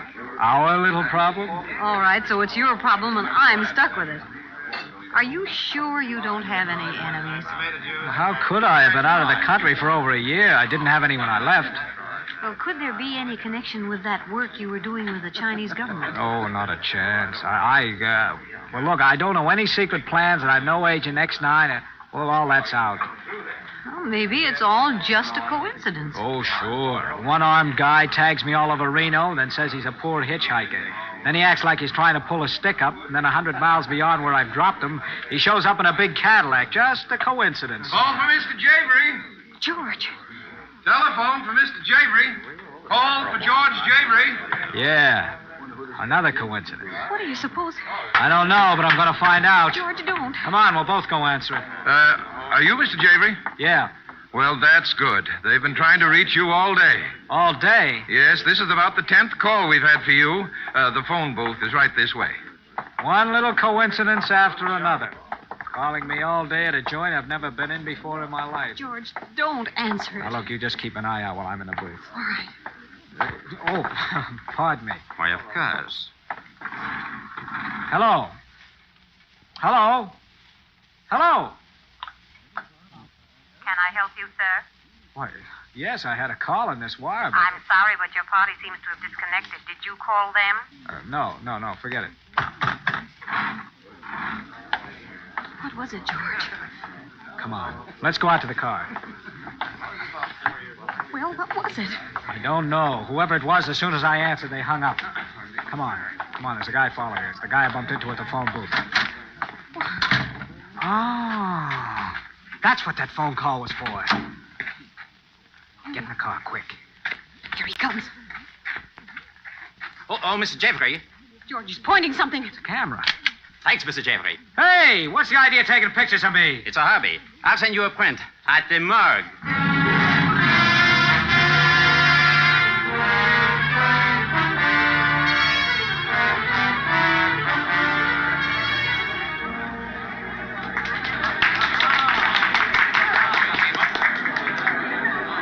George, have fun.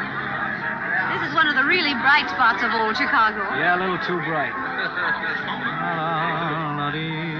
Ladies and gentlemen. Ladies and gentlemen.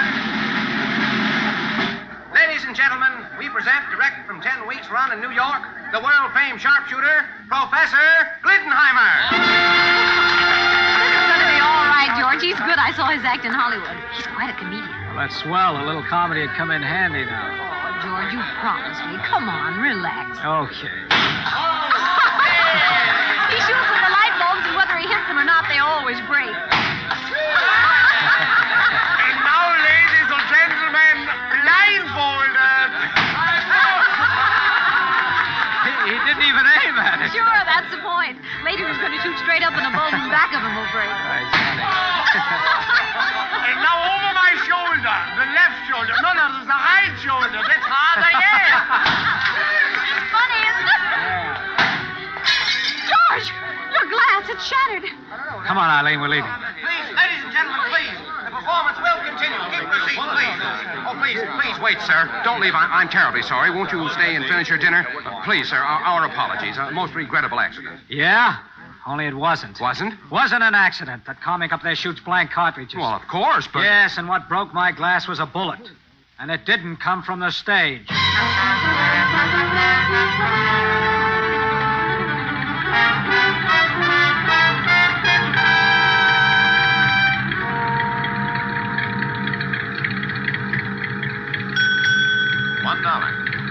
Thank you. Good old Bear Mountain Bridge. Well, we're almost there. Yep. With any luck, we ought to be in New York by 10 o'clock. And the way you've been driving, I don't see how anyone could have followed us. Oh, why do you think I was driving that way? Gee, it's a beautiful night. Look at that moon. Yeah. Let's stop a minute. Why? Oh, I don't know, just to look down at the water. All right.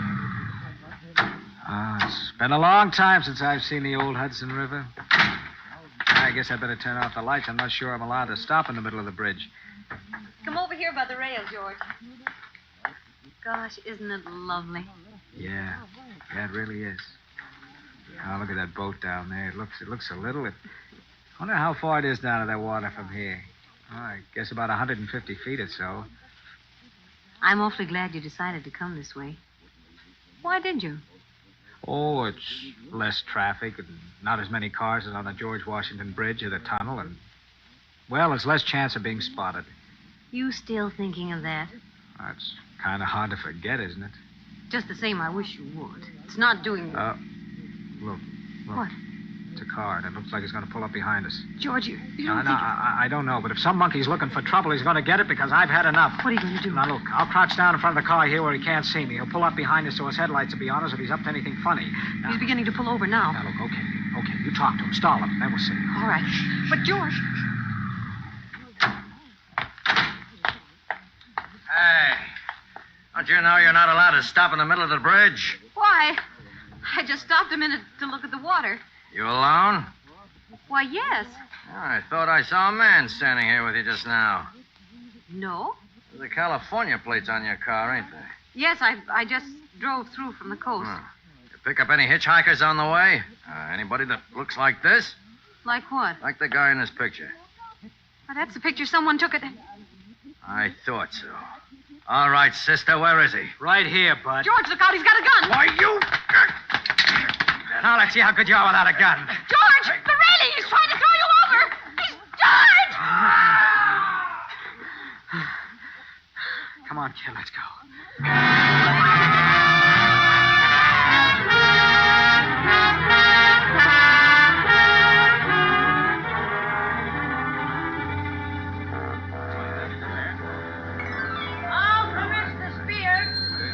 Well, we made it. Home at last. Home? This is the Bancroft Hotel. The only home I ever had in New York. Boy, take these bags. Now, sir, if you leave the key, I'll have your car garage for you. Yeah, sure. Here you are. Thank you. George, I could go home, you know. What? Travel out to Connecticut this time of night? It isn't that far. Come on, you get a good night's rest right here. Then you can catch an early train in the morning. Well, all right. Yes, sir. You'll wish a room then, sir? 2 rooms, please. Yes, sir. Will you sign here, please? Mm-hmm. Thank you, Mr. Mr. George Javery. What about it? Nothing, sir. Only we have your reservations. Reservation? But I... Oh, I get it. Another coincidence. Sir? Skip it. George. Eileen, look, maybe you're right. You better go on home. George, you're coming home with me. I'm sorry, Eileen, but this is journey's end, and I'm going to see it through. Well, then, so am I. Eileen. Please, George. Okay, come on. Well, what do you know? What? Our friend sitting over there by that post. The man who took the picture. Yeah. Last act coming up. Oh, clerk. Yes, sir? What room do I have? 706, sir. That's fine. The lady? Yes, sir. Room 614 for her. Front boy. This way, Mr. Javery. Going up? 6, please. George, shouldn't you call the police or something? And tell them what? Oh, I don't know. Now, look, honey, you get a good night's sleep, I'll be okay. I mean, after all, this is New York. 6 out. Good night, darling. Good night.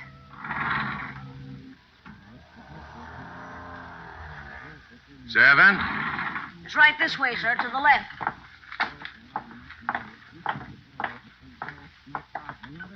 Here we are, sir. Just put the bags over there, son. Will that be all, sir? Yep. Here you are. Thank you, sir.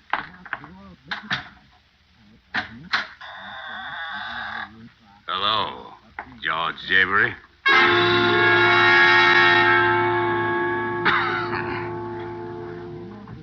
Took you longer than I expected. Brown. A man I met in Reno. What are you doing here? Waiting for you. And the name ain't Brown. That's Javery. Javery? Yeah, George Javery. Javery, I can't thank you enough for what you've done for me. What I've done for you? Sure. You've been a great help. All right, let's have it. Look, Javery, you've come to the end of the road. But I think you're entitled to know why. You don't know me, do you? I'm Bill Malone.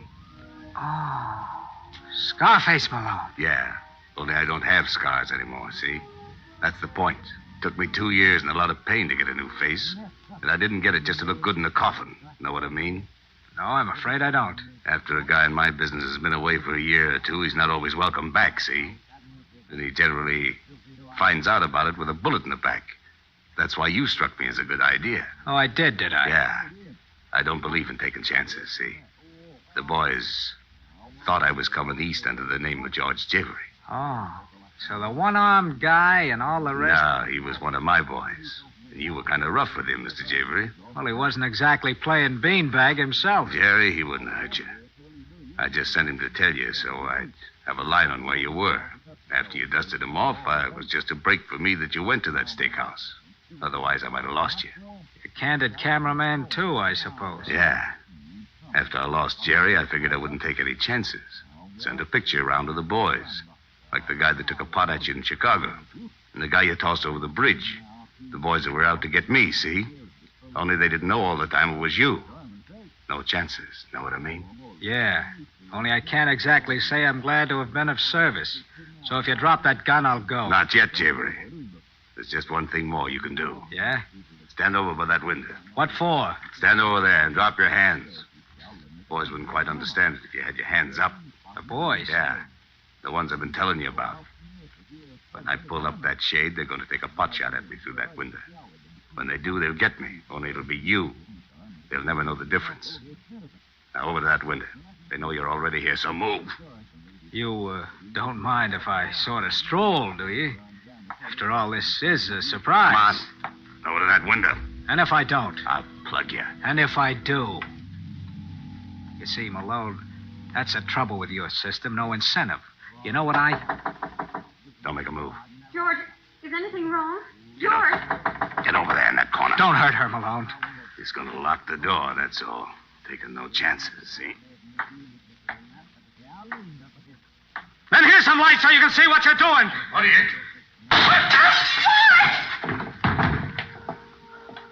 George! Oh, George! Oh, it's all right, Arlene. It's all right, darling.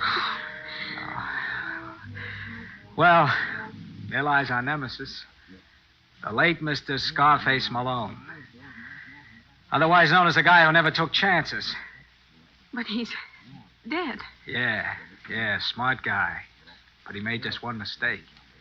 He forgot that the door is right in line of fire with the window. George, what are you going to do?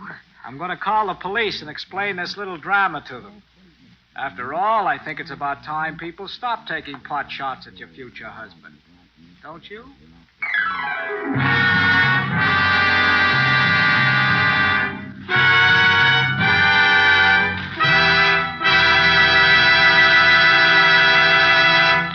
And so closes Death Went Along for the Ride, starring Gene Kelly. Tonight's tale of Suspense. Mr. Kelly appeared through courtesy of Metro-Goldwyn-Mayer, producers of The White Cliffs of Dover.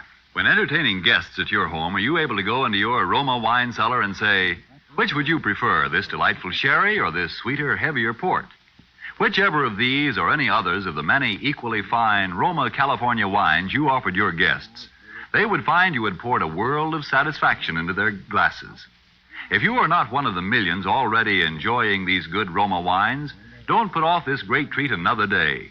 You'll be surprised at the tiny cost your Roma wine dealer will ask for such great enjoyment. Only pennies a glass by actual check.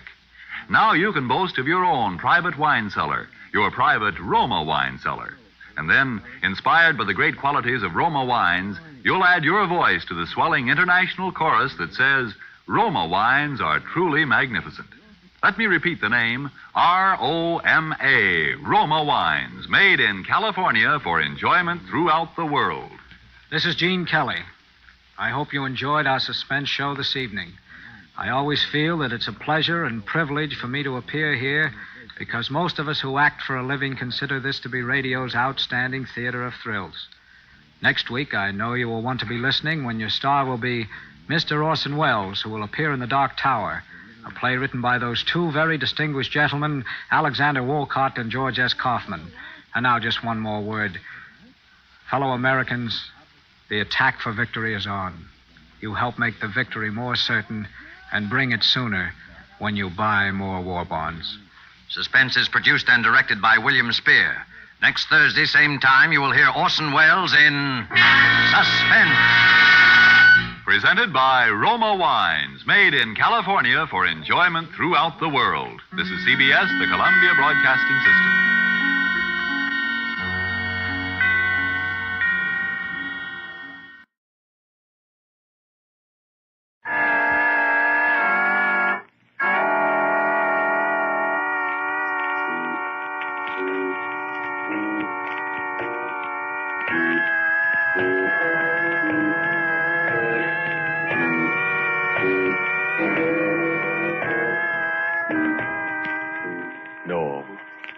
No, stay where you are. Do not break the stillness of this moment. For this is a time of mystery, a time when imagination is free and moves forward swiftly, silently. This is the haunting hour.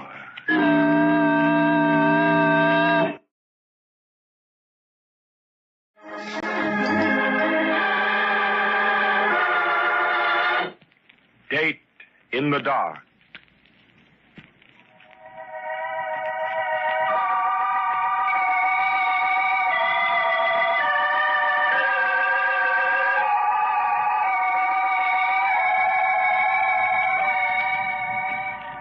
Midnight.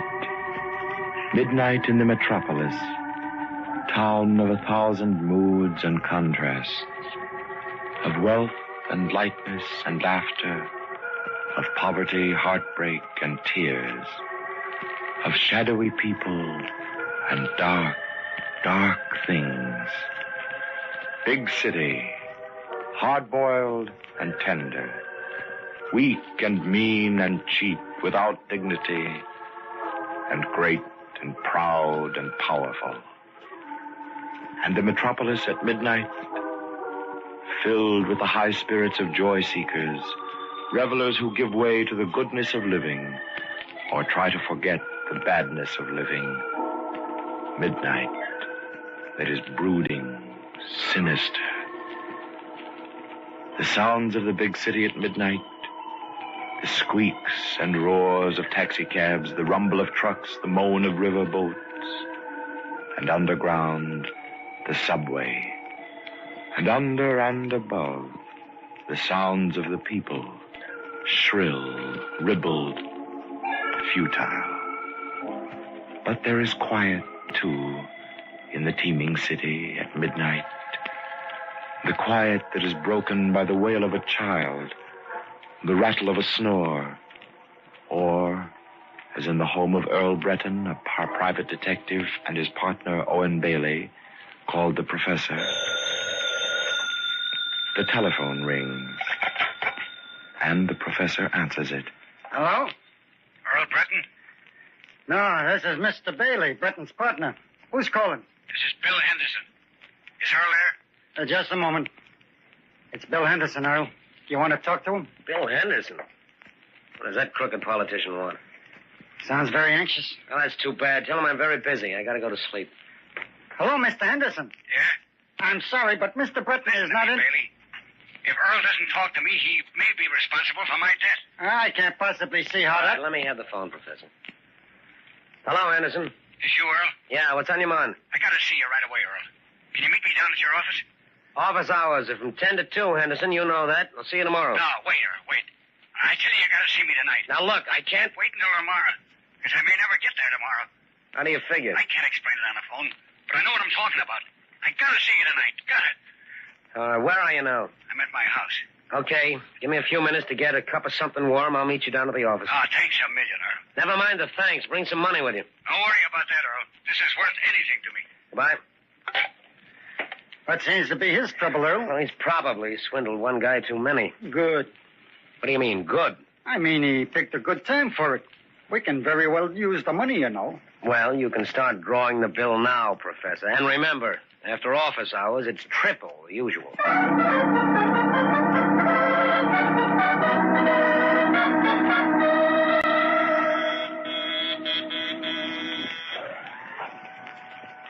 Here comes the elevator now, Will. If we ever make enough dough, Professor, remind me to move out of this broken-down building. All buildings are pretty much alike at this hour of night. How do they expect one old guy to take care of this whole thing by himself? He manages if you don't rush him. Yeah. What devil has got his finger on it? It's you, Mr. Britton. Faith, you'll never be known as a patient man. I hate waiting for elevators, old-timer. Good evening, Mr. Bailey. Good evening.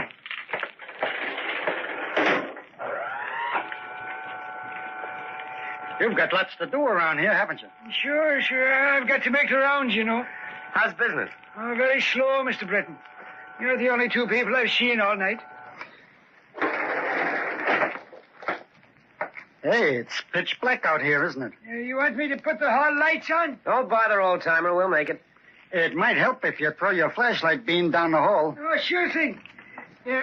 How's this? That's fine. Here. I've got the key, Earl. Right. Thanks, old-timer. We're okay now. I'll be seeing you on the way down. Now, if I can just find the switch. Here. What's the matter with the light? Looks like the switch don't work. It's working all right when I left this evening. Where'd I find the desk lamp?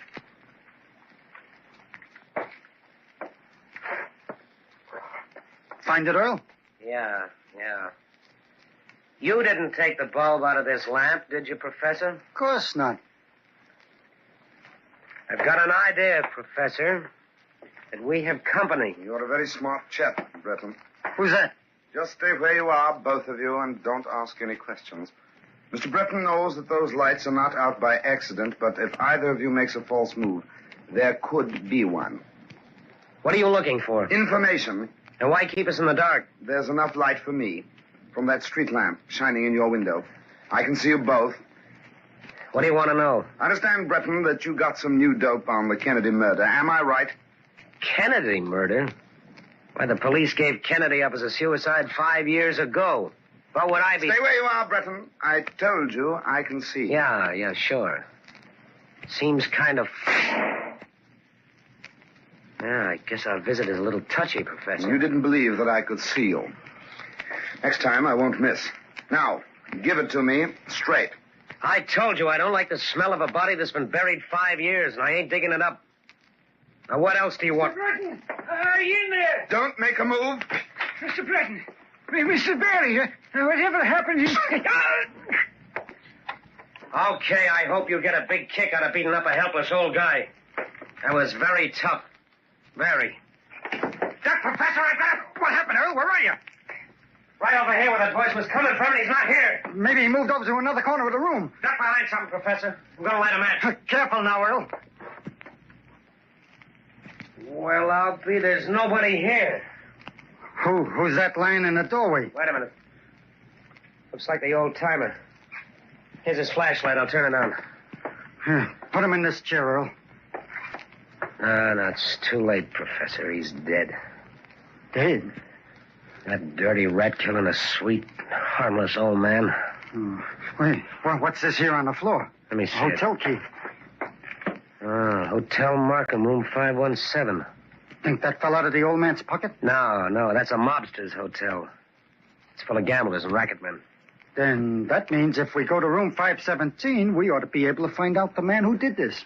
You don't find anybody in that hotel. You smoke them out. Besides, that key might have been stolen just so somebody could plant it here. Don't you see that? Then how are we going to know? The voice, Professor. I'll never forget that voice. I'm promising the old man now that I'll find it. Well, what do we do, Oil? You go find Henderson and tell him we won't be able to see him tonight. I'm going to the Hotel Markham. Meet me there as soon as you're through. In front of the hotel. And what about the old man? On our way out, we'll ring the night alarm. That'll bring the police. But aren't we going to tell them what happened? Right now, Professor, we don't know any more than they do. Come on, let's go.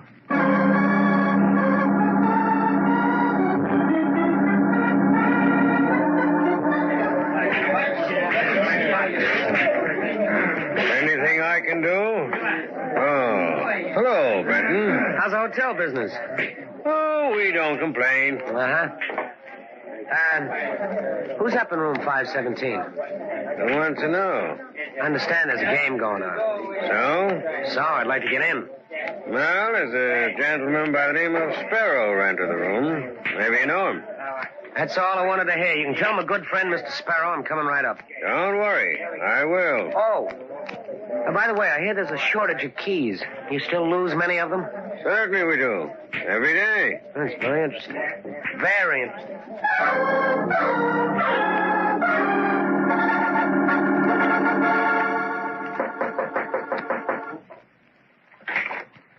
Well, look who's here, fellas.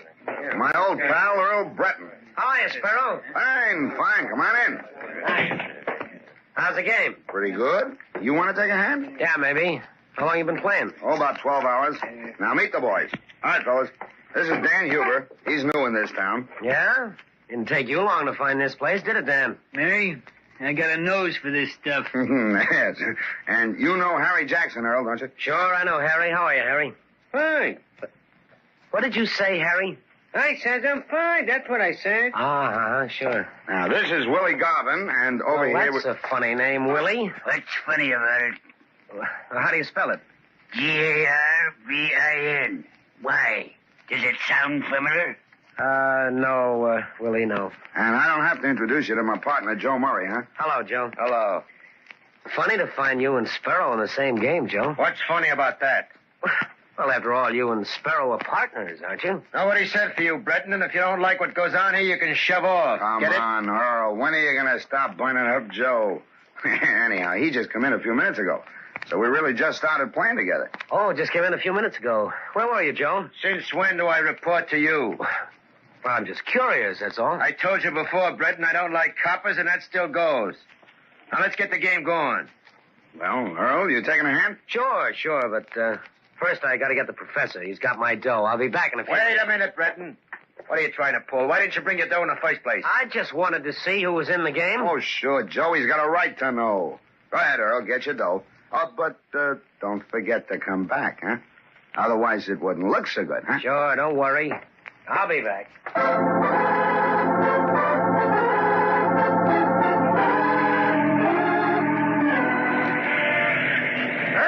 I'm over here. Oh. How long you been waiting, Professor? I just got here. Did you find out anything? No, not a thing. I listened to every voice up there. Not one of them was the right one. How about you? Did you see Henderson? Yeah, that is, I didn't see him, but I found out about him. What do you mean, found out about him? Well, when I got there, Earl, there were a lot of people outside the house, and the police were there. Police? What happened? Henderson was murdered.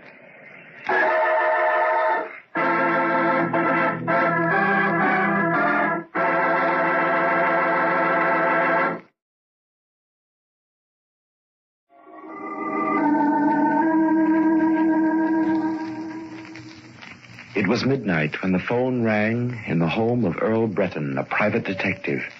A man named Henderson was calling. Henderson, a crooked politician who insisted he was in danger of being killed, and that he had to see Breton immediately. Earl agreed to meet him in his office, but when he and his partner, the professor, arrived a few minutes later, they were faced with a peculiar situation. The lights in the office wouldn't work, and before they could investigate, a voice challenged them from the darkness. Their unknown visitor fired at them, purposely missing, in order to warn them that he meant business. The sound of the gun attracted the attention of the night watchman. He came to investigate and was killed by the intruder, who disappeared, leaving Earl with the old man's body and a clue, the key to room 517 at the Hotel Markham. They rang the police alarm, and Earl sent the professor to intercept Henderson, to break the appointment they had with him. Then he went to the hotel, to room 517, where he expected to find the killer. He interrupted a card game, but Sparrow, the gangster who was registered in 517, invited Earl to sit in, much to the displeasure of his partner, Joe Murray. Breton accepted, promising to return soon. He went down to the street where the professor was waiting. The professor had news for him. Henderson had been murdered. How did you find out he was murdered, Professor? I overheard two policemen talking to one another. Did the cops know you were there? Oh, no. We wouldn't want them to know we was interested, would we? Good for you, Professor. But now that I think of it, Earl, Shouldn't we tell the police what we know? Well, that's a good idea, except that we don't know anything they can't find out for themselves. But they don't know that Henderson called us to meet him at the office. And then when we got there, we met somebody else. And it was that somebody else who killed the night watchman. I know there's some connection between those two things, Professor. In fact, if I didn't know Henderson's voice so well... You'd say that it was the man at the office who imitated it? Sure, that's an old trick. A man disguises his voice to sound like... Hey, just a minute, Professor. Why couldn't it be... You mean you actually think that the man we met in the office was the one who called us earlier, and he imitated Henderson's voice? No. That'd be too obvious. The killer's much cleverer than that. But you do think he had something to do with both of the murders? Certainly. If he didn't, how would he know that we were coming down to the office at midnight? He was expecting us. So he must have been with Henderson at the time Henderson called us. If you don't mind my saying so, Earl, it doesn't make sense. Why should this man have bothered to come down to our office just to ask us about some murder case that was over and forgotten 5 years ago? That's just it, Professor. He didn't want that information at all. That was just to throw us off the track. That was why he left the key there when he slugged the old man and disappeared. You mean he actually wanted us to follow him here to the Hotel Markham? Don't you see? He was trying to establish the alibi that he was playing cards in this hotel at the time of the murder. And he could force us to testify as police witnesses that we saw him here. Then why don't we tell that to the police? Oh, Professor, you're slipping. You know the police don't want ideas. They've got their own. Besides, if we don't know whose voice we heard, what can we tell them? Well, at least we can tell them that it was somebody who's up in that hotel room now. Sure. But can we prove it? I guess not. Well, then what can we do?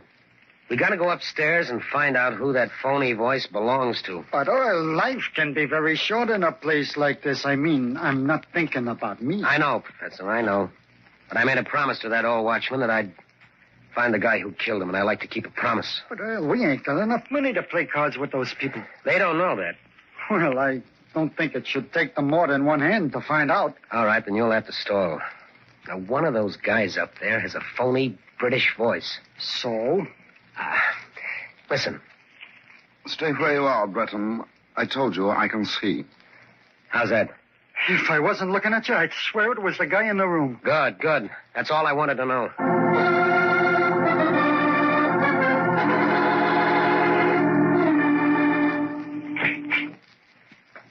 I knew you'd keep your promise to come back, Earl. Oh, why not?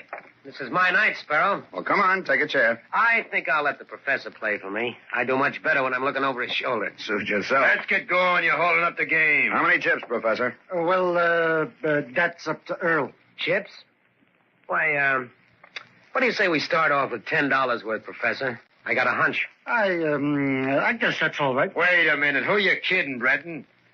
Since when do you figure you can get in on this game for $10? That's just a starter, Joe. I always like to play hunches. But you've got more than that, haven't you, Earl? You know better than to ask me that, Sparrow. Yeah? We'll see. Okay, deal 'em out. Joe, if I didn't know that you just came into this game a little while ago, I'd figure that you were losing plenty. Why? Oh, you're so touchy. I open. $5. Raise your 10. I'm out. Well, playing it safe, Professor. I'd rather not explain my game. Maybe if Joe played it safer, he wouldn't be so worried all the time. Oh, Joe. Joe's got lots on his mind. I don't know, Sparrow. You're Joe's partner. You never seem to worry like he does. What do you mean, worry? Who says I'm worried? I'm just careful, that's all. I don't trust nobody, see? Nobody? You mean not even Sparrow, your own partner? I said nobody. Oh, Joe thinks maybe I talk too much. That's right. I didn't hear you say anything out of place, Sparrow. He thinks I made a mistake telling you he just came into the game a little while ago. I told you to shut up, Sparrow. Oh, come on, Joe. You don't have to be afraid of Earl Breton. He's a cop, and I told you don't have to know nothing. He wouldn't repeat anything he heard up here, would you, Earl? I always play it safe. I think you're all right, Earl. Mind if I stand up? Where you going? I just want to walk around a little bit, stretch my legs. Just don't go looking at any hands. Okay. I'll stand over here by the wall. You're going to let the professor play by himself? Sure. Hey, this is a very interesting electric light switch. You guys don't cut the chatter, I'll blow this game off.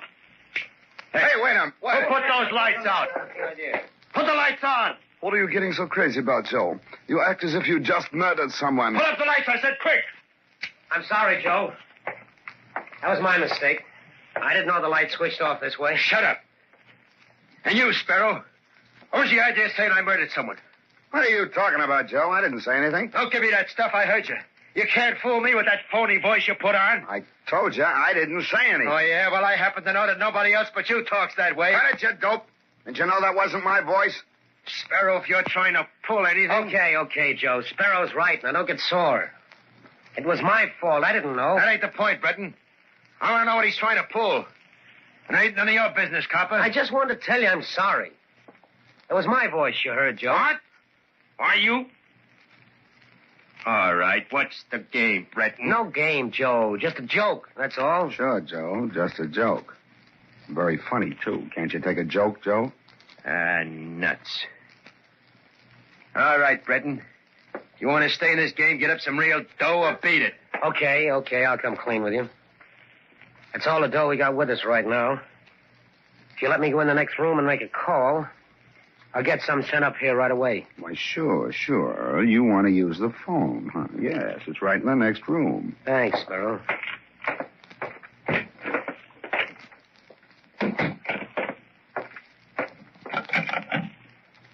is the desk. Hello.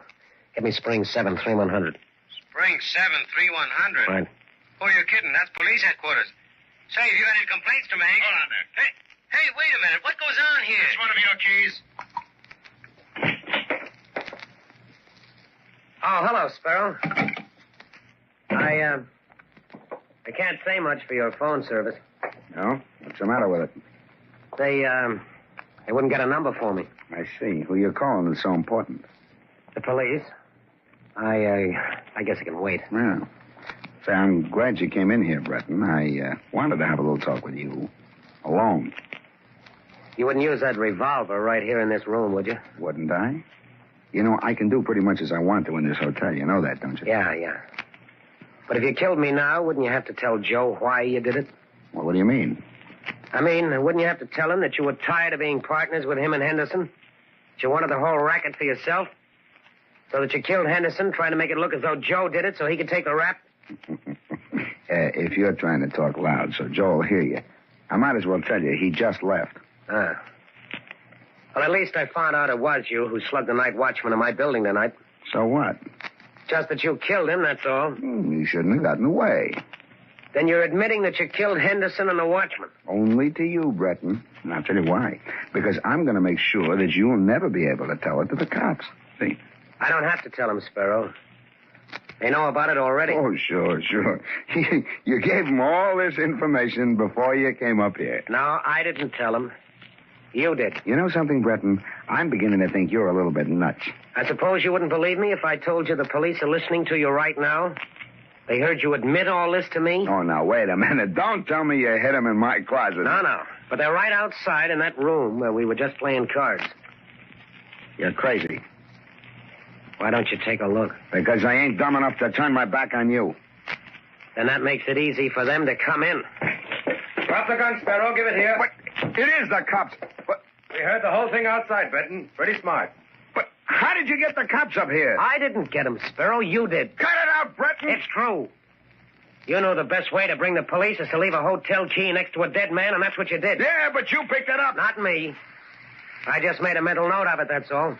What puzzles me, Earl, is how you know the police were out here when you made Sparrow talk. That was easy. When I tried to put through a call before, I heard a voice at the switchboard asking about a key. And I just played a hunch. I'm glad we got here in time. Come along, Sparrow. Well, Professor, let's go home. Yes, sir. Oh, and look, if our phone rings again tonight, don't answer it.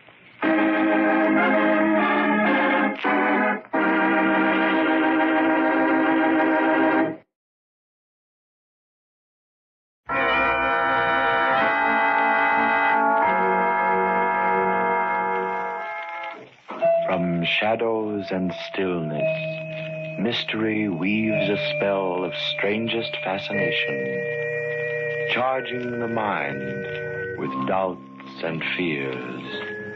For mystery is a strange companion, a living memory in the haunting hour.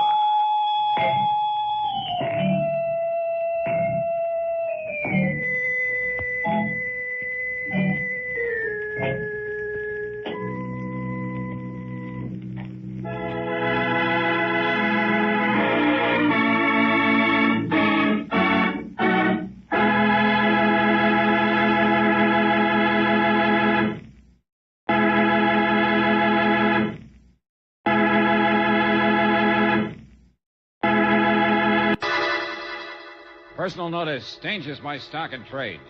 If the job's too tough for you to handle, you got a job for me, George Valentine. Write full details.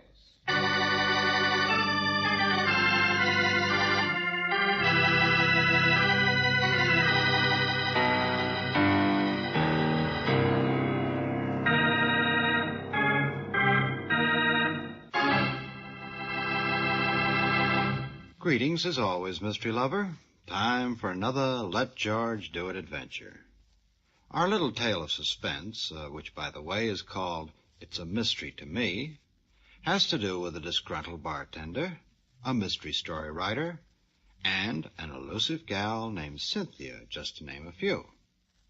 And since it's rather a long story, I think I'd better get off so they can get on.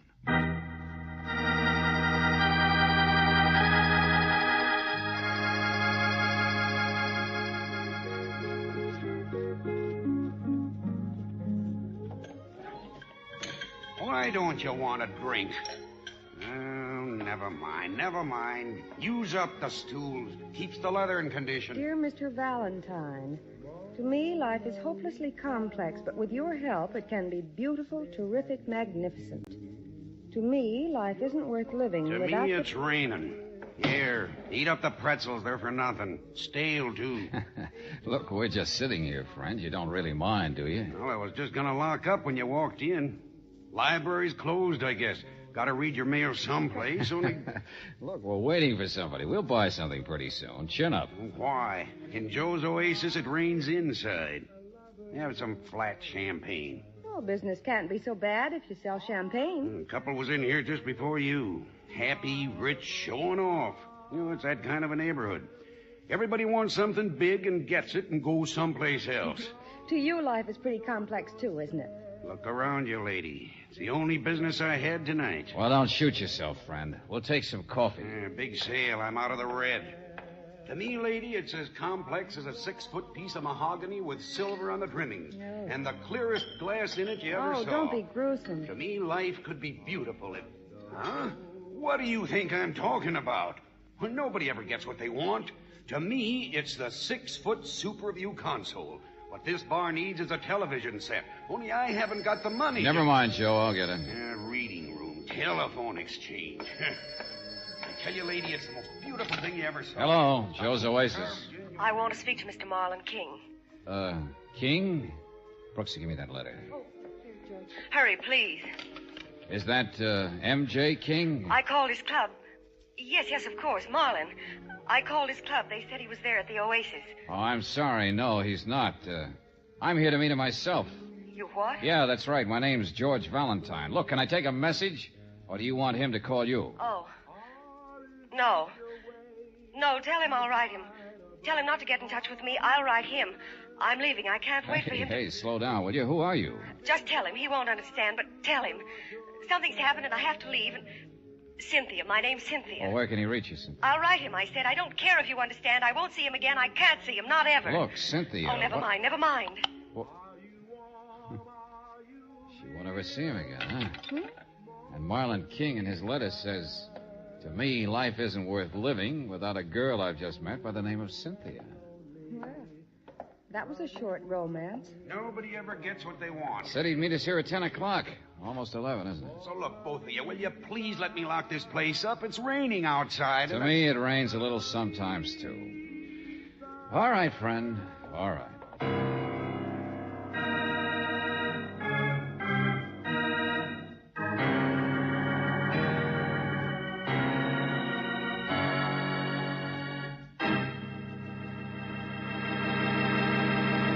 You are listening to Let George Do It. Our adventure will continue in just a moment. Now back to Let George Do It and George Valentine.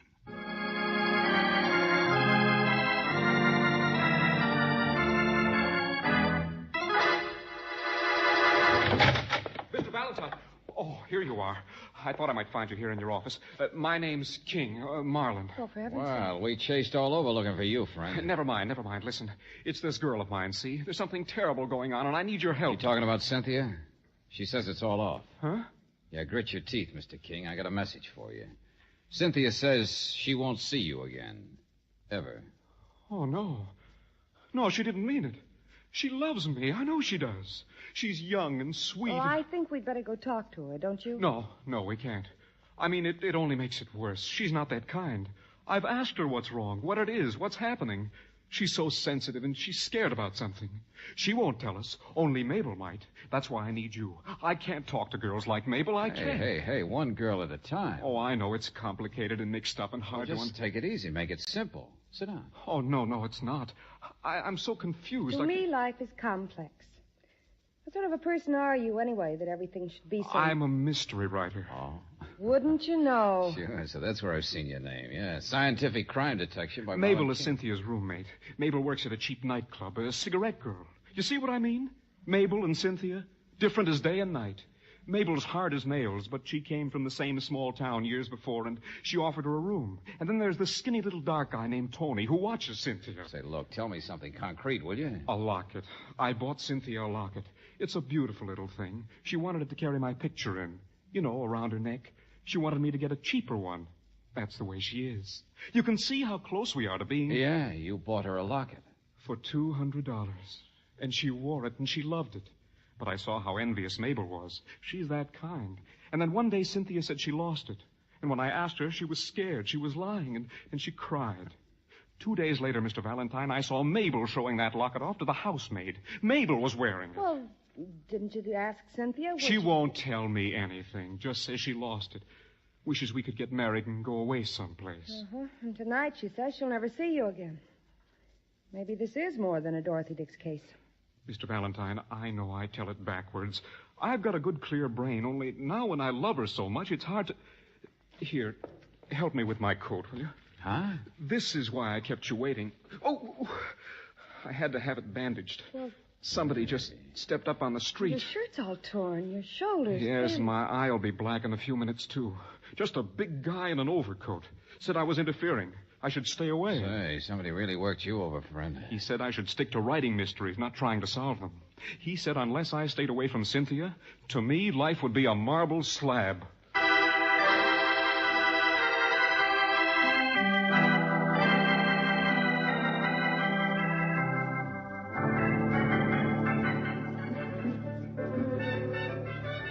Mabel's not here, mister. But she's supposed to be working. And I'm supposed to be at the wrestling matches. Does that signify? Mabel's not here, I told you. Oh, it gets worse and worse. Now Mabel's disappeared. Take it easy, Marla. Take it easy. Where's she gone? How should I know? Dummy! Hey, don't there. you believe me? Huh? You said Mabel's not... The other guy, the big one. Listen. What's in there? The boss's office, and you It's can't... the guy who hit me, the guy who beat me up. Come on, sister, come on. Who's the big guy? Our bouncer, but you can't... Oh, yes, I can. So you act like Beaver Eagle, No, stop it. So you act just sorry. like... Wait a minute. There, you see what I mean? Their bouncer, Valentine. I know it's him. I'm going in there. Oh, no, you're not. You're going to hold hands. What? With her, yeah. Hey, let go of me. Come on. But, boss... Yes, of course, Michael. Get back to your work. Sure, boss. And what can I do Hey, for wait a you? minute. It's your strong boy there I want to talk to. He is quite busy. Excuse me, I do the talking to customers. I am Tony. Oh, Tony, huh? Small world. Skinny little dark guy named Tony. What do you mean? So everybody works for you, huh? A big guy who beats up people and a missing Snoopy girl named Mabel? I gave her the night off. Who do you work for? Marlon King. The innocent. The what? Please, I'm in quite a hurry. You have a subpoena. A subpoena? What do you... But, of course, no, not at this time of night. My lawyers will call you in the morning. Yes, the strong man works for me. It's quite regrettable. Such muscles in the head. Say to Mr. King, please, how I am sorry. My lawyers will make sense. Hey, not so fast, Buster. Why did you stick the muscle I am quite busy. Good night. Suppose I ask you about a locket. Locket? Oh, what's so funny? Alas, the poor innocent. Now go on, get out. Look, Buster, I'm staying here until you explain what you know about a girl named Cynthia. What are you and your hired hands trying to do? You see, gun permits me to have this gun. Never mind, I'll take your word. It permits me to ask you to leave. Mr. King, I'm quite sorry. For you, I don't want to be. Yeah, I can see you're crying. Just don't wait. To me, why should life be so full of stupids? Get out! Get out!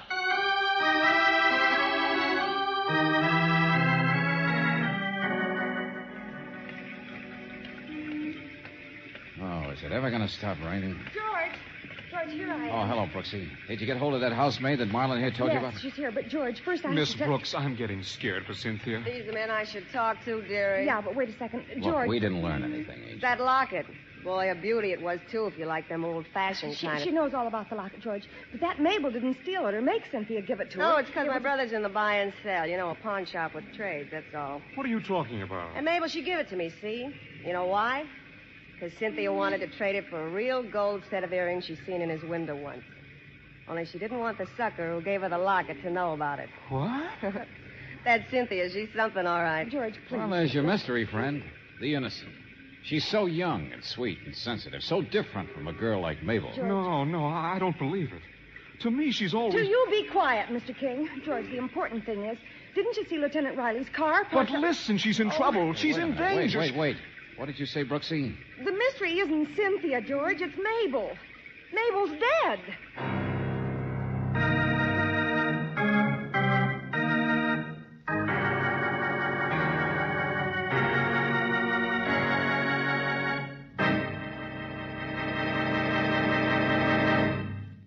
You are listening to Let George Do It. Our adventure will continue in just a moment.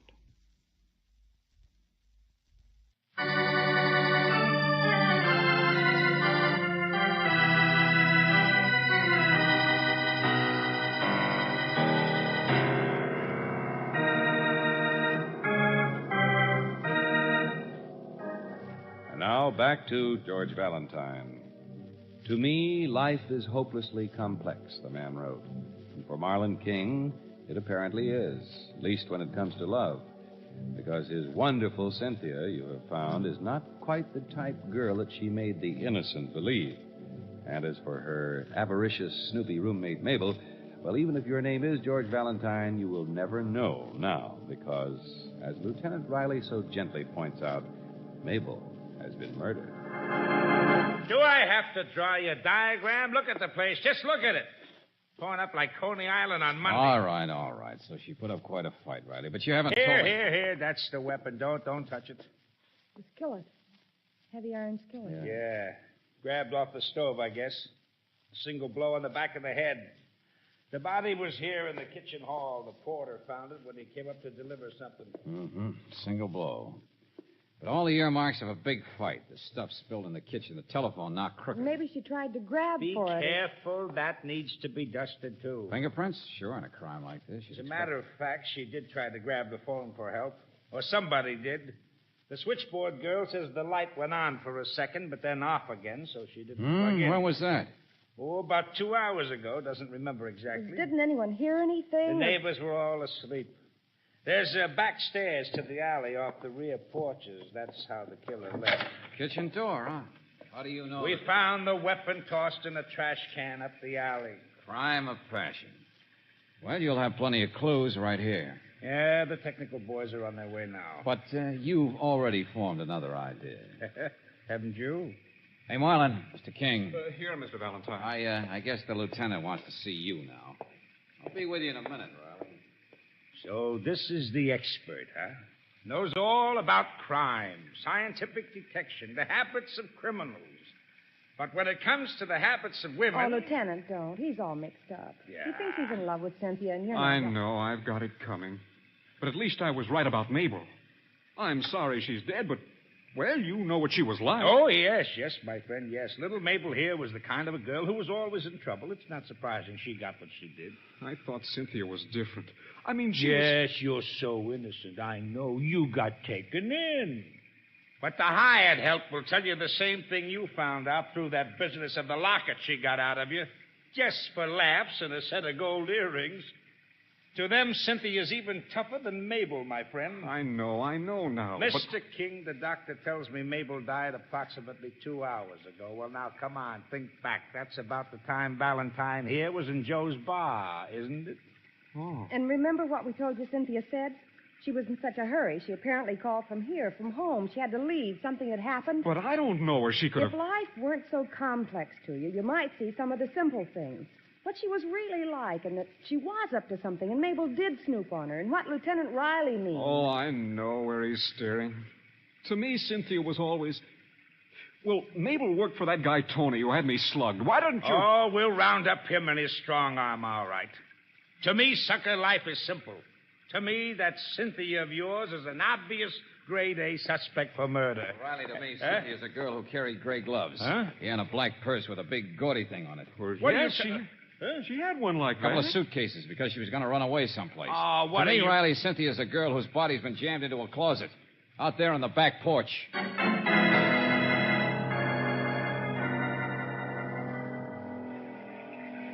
Strangled. Yeah. Well, there's your original crime of passion, Riley. Dead, both of them. And unless I'm wrong, she's been dead just as long as Mabel, maybe longer. It's not simple anymore, is it? No.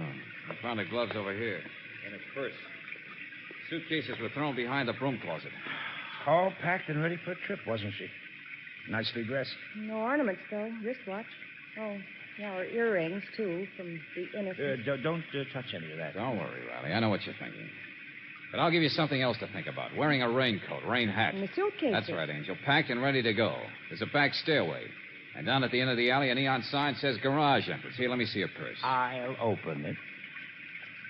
Yeah, there we are. Keys. Car keys. Apparently had her own car. So she might have been killed just as she came out the back door to run down the stairs. Uh-huh. And the kitchen door was open.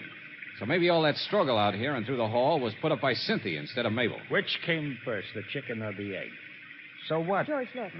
Rejoice and be happy at Joe's Oasis. What? Matches in her purse. This is 14th Street, isn't it?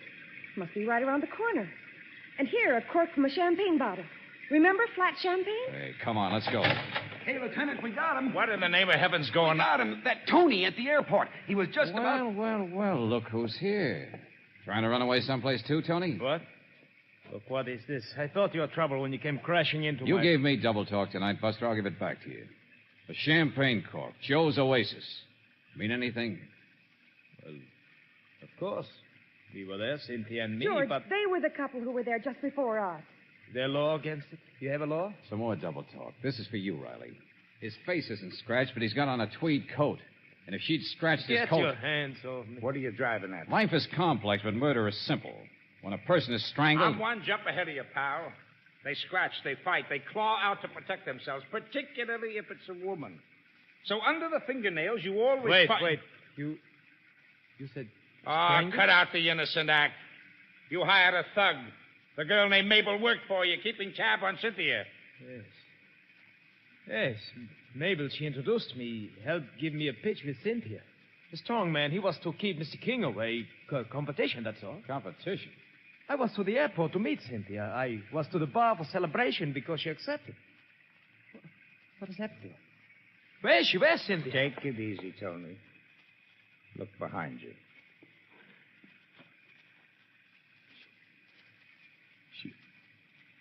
She was my type. A girl with realism. She, tonight, accepted my big campaign to marry me.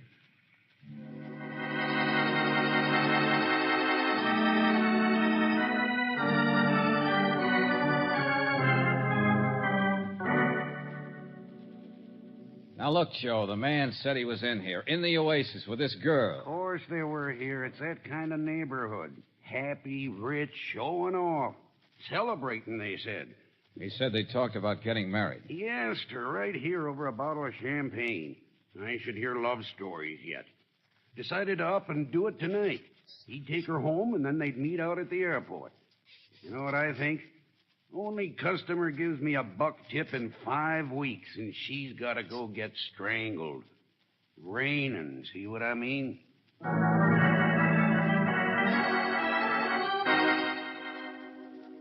I was talking to the switchboard girl, Mr. Valentine. I didn't pay no attention. I came walking down the street, this Tony. He kisses her. She goes upstairs. He hops in a cab. Hey, what do you want my fingerprints for? I'm just a maid. Keep talking, never mind. I ain't got no scratches on me. You don't think I'm big enough to choke a wildcat like that? All right. No, Mabel come in later. I don't know what time. That's all I seen.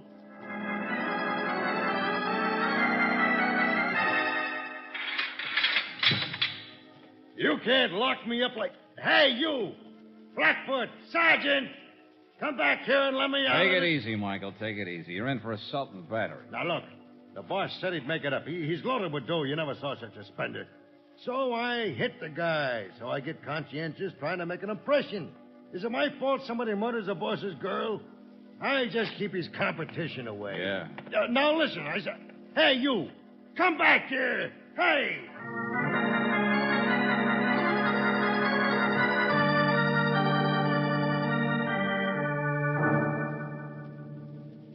A crime of passion and not one single solitary clue. Not one single solitary fingerprint. Holy mackerel. Take it easy, Riley. Take it easy. It's almost over. Huh? Yeah, we've got our evidence. The murderer won't make a mistake, Riley. He'll slip. He'll catch himself.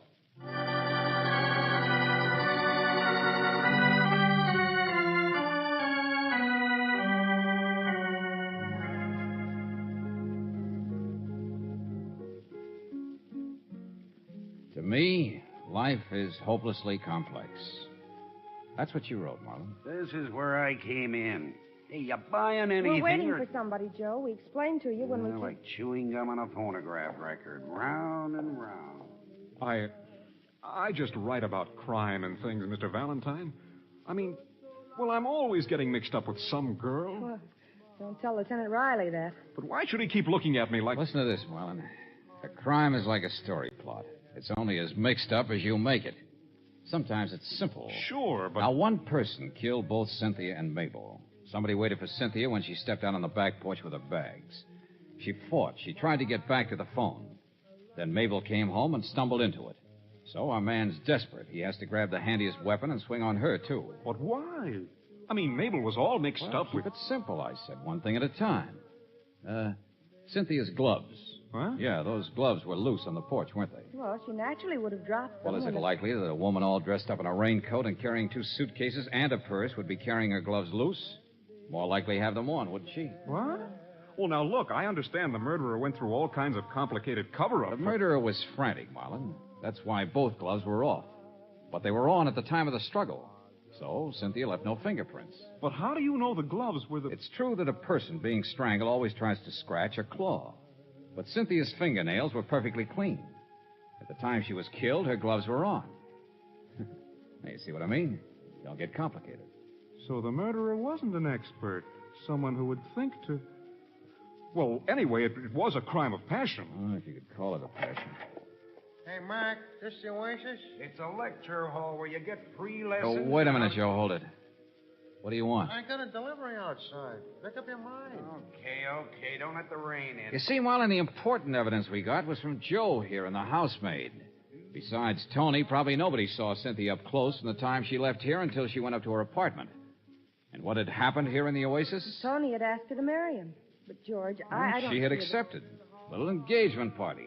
Tony's big campaign, and they sat at the bar and showed off. Only, showed off what? A mercenary number like Cynthia certainly wouldn't have accepted a well-heeled shrimp like Tony without some valuable token. Lesson 5, lesson 6, yakada. Yeah, Joe? Step on it. Where do I put this thing? A box? A crate? What in the name of... Super View console, 6-foot model. Television set. Sure, so what? Wait a minute. I didn't order no... Oh, wait till you see the aerial. Receipt to sign, too. Brooksy, a while ago you noticed Cynthia wasn't wearing any ornaments besides a wristwatch and earrings. Is that right? Listen to me, will you? That television. George, I it didn't explains why the murderer ripped her gloves off. What he was looking for. Why he did it. That's it, Brooksy. I didn't, I tell you. What? The television, I mean. Listen to me. I didn't order... Everybody wants something different out of life, Joe. Engagement ring. Why didn't you mention it, Joe? From a person like Tony, it must have been a really terrific stone. What? No, listen. That set there. Cynthia showed you the engagement ring, didn't she, Joe? You were trying to close up so you could go after her.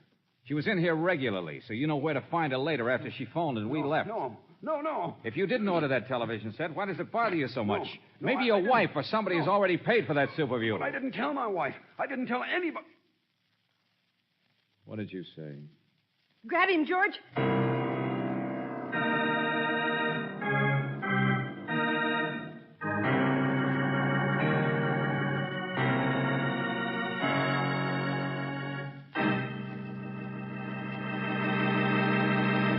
back to the conclusion of our Let George Do It adventure in just a moment.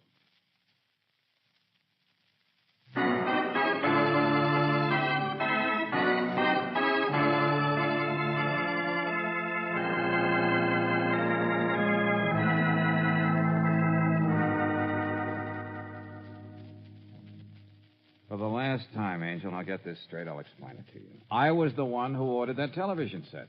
I wanted to break Joe. I told you before I was waiting for somebody. Mm-hmm. That was it. And it was a simple crime. Well, it was simple, all right, but I didn't expect to find the ring right in his pocket. Just did it for money. Yeah. Maybe he didn't even intend to kill her. But he ended up by having killed both of them. Yeah, but, George, I thought that Marlon King... No, Angel, not Marlon. You see, Marlon and that thug, that Michael, they gave each other an alibi. Didn't you catch that? Yeah, but Tony, he didn't have an alibi. Angel, let me explain something. A man who's going to marry a girl doesn't kill her, does he? Huh? Well... No, he kills himself. George.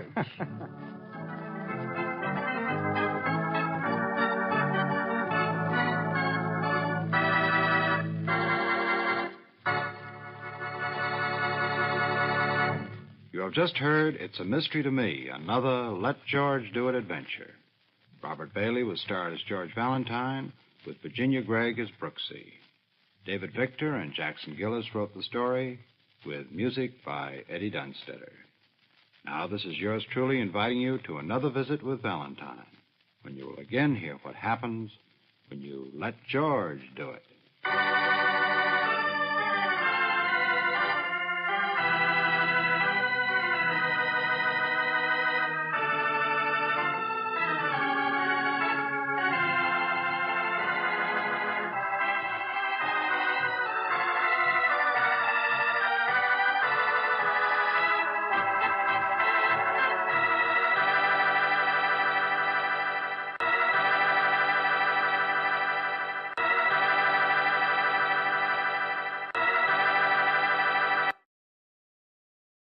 You, finding life rather dull, dreaming again of exotic places, wishing you were somewhere else?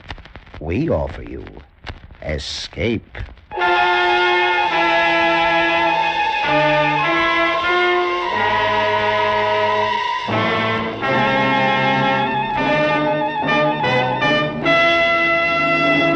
Escape with us now to a small freighter in the China Seas and a sinister traveler who brings destruction to crew and ship alike, as Ella St. Joseph tells it in his most unusual play, A Passenger to Bali.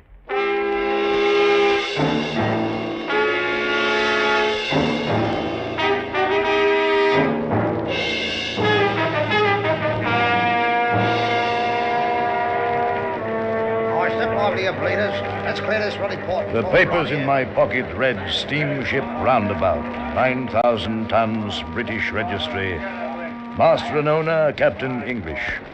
Stamped across the face was the clearance of Port Authority. I'd be glad to see the last of Shanghai, its smell and its waterfront filth. Cargoes had been scarce. Now, with our hold filled for the first time in months, I didn't want to waste time. I wanted to get underway before morning. Mr. Slaughter. Aye, Captain. Would you step up here to the bridge, mister? Aye, sir.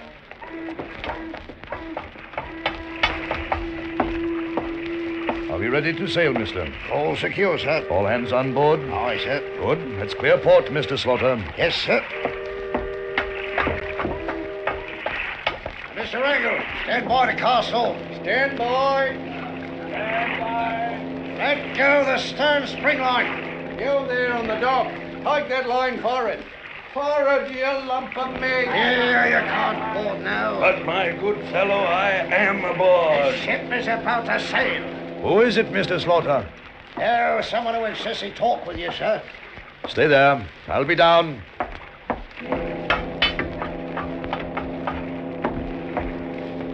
Well, what is it? Have I the honor of addressing Captain English of the Roundabout? I am Captain English. Allow me to introduce myself, Captain. I am the Reverend Walks, a missionary bound for Bali. What can I do for you? You can offer me your hand. Come to your point, Mr. Walks. We're about to sail. I am told your boat puts in at Butte along the port of Bali. Is that correct? Yes. Good. Here you will find my passport and papers of identification.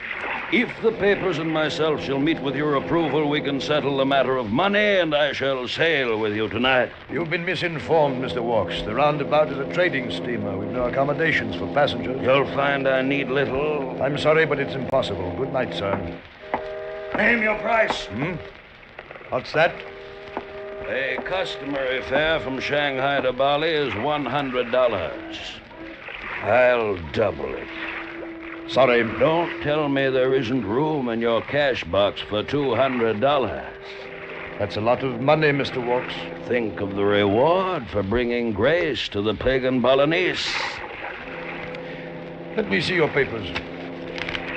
Well, your passport seems to be in order. The photograph, you. And the money, Captain English. The money is also interesting. Is it not? Where is your luggage, Mr. Walks? On the dock. 2 cases of Bibles. I'll see to them. Mr. Slaughter, take Mr. Walks forward. And tell Mr. Wrangle to get the luggage aboard. Aye, sir. Thank you, Captain English. You won't regret your choice. And now, if you'll just lead the way, Mr. Slaughter. I watched him walk away, his monstrous bulk shadowing grotesquely in the foggy half-light, his great bull neck creasing into massive shoulders, his shaggy black hair wild and unkempt. I didn't like this man, this missionary, strange in his ways and manners. Yet I found myself thinking that, after all, he was a man of God. Perhaps later I would come to understand him. The fog was thicker now. I shook myself free of the depression I felt. Mr. Wrangle! Aye, Kent. Prepare to cast off. We sail immediately. It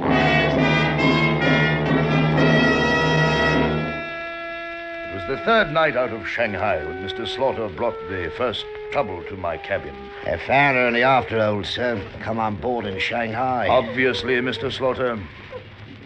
Come here, girl. I won't hurt you. Come here. What is your name, girl? I don't think she understands English, sir. Probably Chinese from the looks of her. I understand. What are you doing aboard this steamer? Must come on ship. What do you mean, must come on ship? Why? Must come. Now, look here. Do you know what is done with stowaways? Always? Yes, people who sneak on board a ship without paying. I do not know. There's no place to put her ashore, sir, until we reach Bali. I know, and yet she can't have the run of the ship. We could lock her in the empty cabin, sir. You forget, Slaughter. There is no empty cabin now. Mr. Walks is in it. Misa walk. Misa walk. No, Mr. Walks, girl? Oh, Misa walk.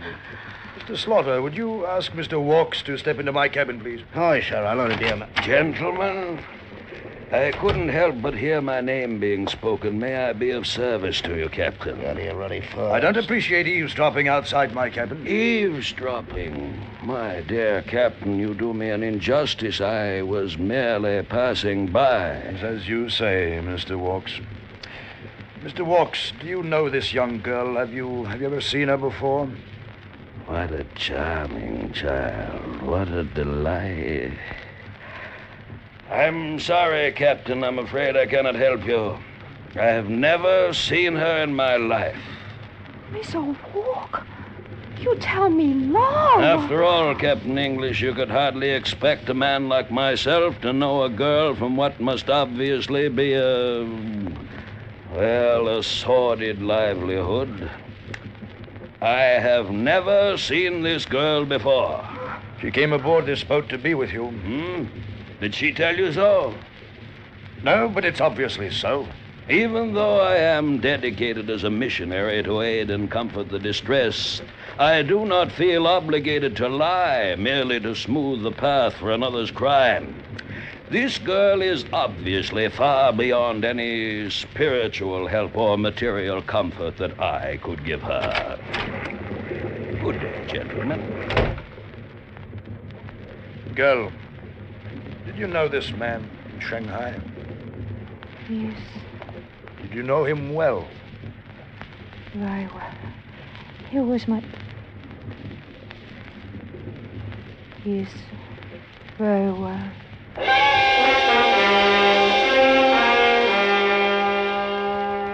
Slaughter and I talked with the girl for a long while, but we could learn nothing further. After more questions, useless ones, I had the first mate take her forward, feed her, find her a bed. I would talk with Mr. Walks in the morning.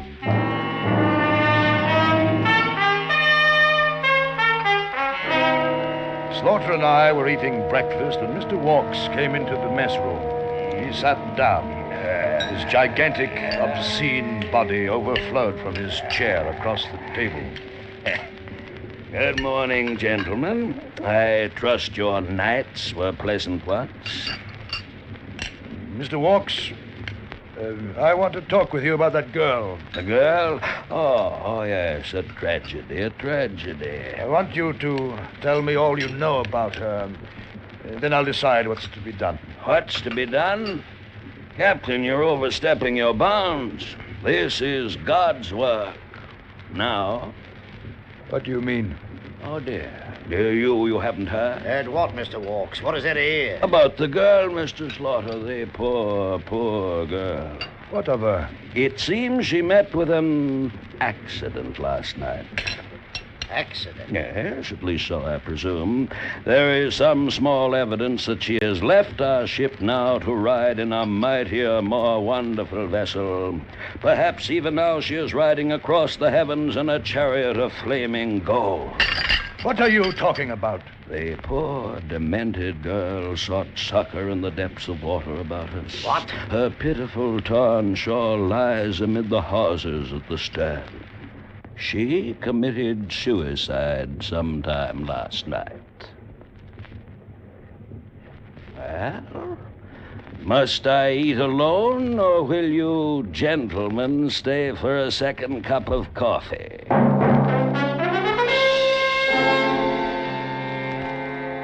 In my own mind, I knew what had happened, and I'm sure Slaughter did. I felt certain Walks had killed her and thrown her overboard. But there was nothing I could do. 4 days later, we dropped anchor in the harbor of Bulalong. The ship's officers and I were anxious to get our cargo unloaded and to know that we were rid of Mr. Walks. I was in my cabin going through the routine of bills of lading and ship's papers with the port officer, Mr. Matzius, new at the job and overcautious. About your passenger. He is a missionary? Yes, he came aboard in Shanghai. Captain, since there have been certain changes in Bali, we now have no need of such a person. This man's name is what? Walks, the Reverend Mr. Walks. You do not usually carry passengers, Captain? No, we don't. Could I speak with this man? No, of course. Merely a formality. Of course, I'll have the mess boy locate him. Be only a minute. Captain English? Oh, I was looking for you, Mr. Walks. For you. The port officer would like to see me. I overheard. But first, let me give you this. $200. What's this for? The use of a lifeboat. What are you talking about? A lifeboat, Captain. I need one to get ashore. You wouldn't have me swim. The port officer wants to talk with you. Come along. Wait, Captain. Walks, I'm as anxious to have you off my boat as you are to leave. You can only go ashore in the proper way at the proper time. This is your last chance. Yours as well as mine. Let me go ashore now or take the consequences. You'll search the four corners of the globe looking for this minute. Don't let it slip through your fingers. There's an eternity in it.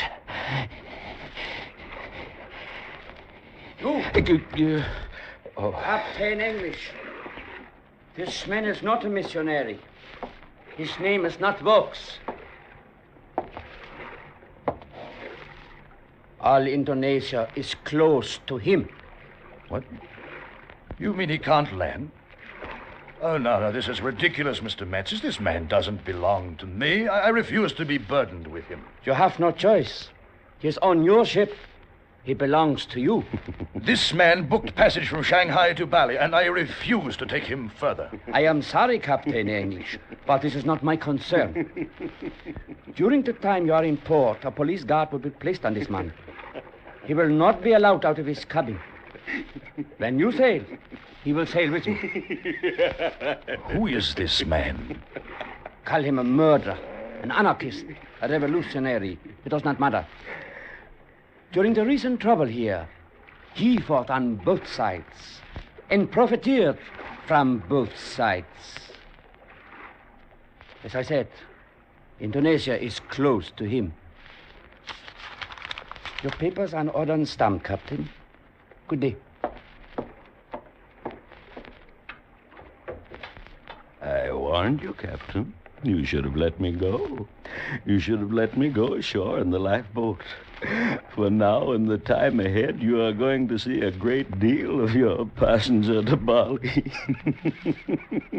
Yes, a great deal.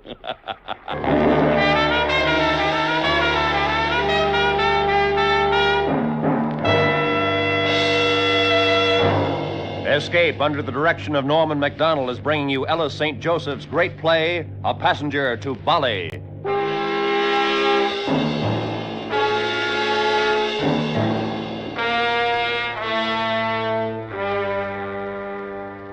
It was the 6th week, 42 days before we had taken on a passenger in Shanghai bound for Bali.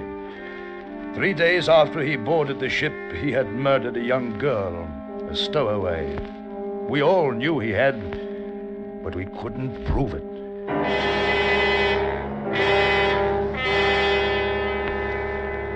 Now we were anchored outside the harbor of Bangkok.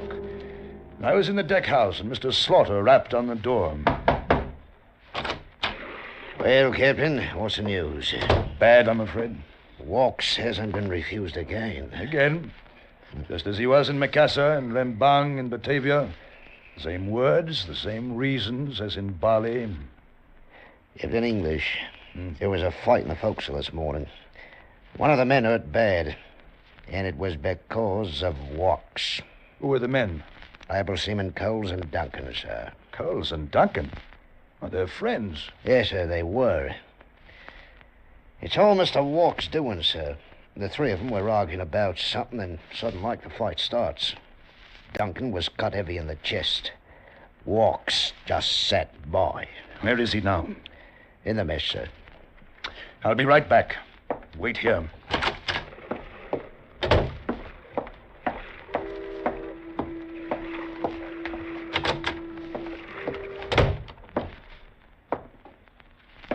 Mr. Walks. Mr. Walks! Oh, Captain English, I didn't hear you come in. I was reading. The Bible, as a matter of fact. Did you want to speak with me? I am told you are directly responsible for an injury sustained by a member of my crew. Oh, yes, that tragic episode between Duncan and Coles. I'd almost forgotten. I could have you put in irons. For what reason? I did nothing. The men were discussing religion, and I was simply pointing out certain points to each. They went at each other with knives. Like children in the fever of the moment. Was there something else you wanted, Captain? Mr. Walks, Well? No.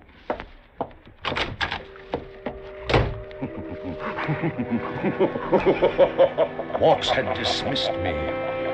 Dismissed me on my own ship. I had to get rid of this man. His personality was infecting us all. In the past month, he had come to order about the lesser members of the crew. He had his meals served whenever and wherever he wished. He drank liquor from my own locker. As I watched the harbor traffic of Bangkok, I knew there was only one thing to do. Mr. Slaughter. Aye, sir. We will weigh anchor. How do we shape our course, sir? Southeast by east, 3/4 south. Aye, sir, southeast by... Well, that's Shanghai, Captain. Yes, Mr. Slaughter, that's Shanghai.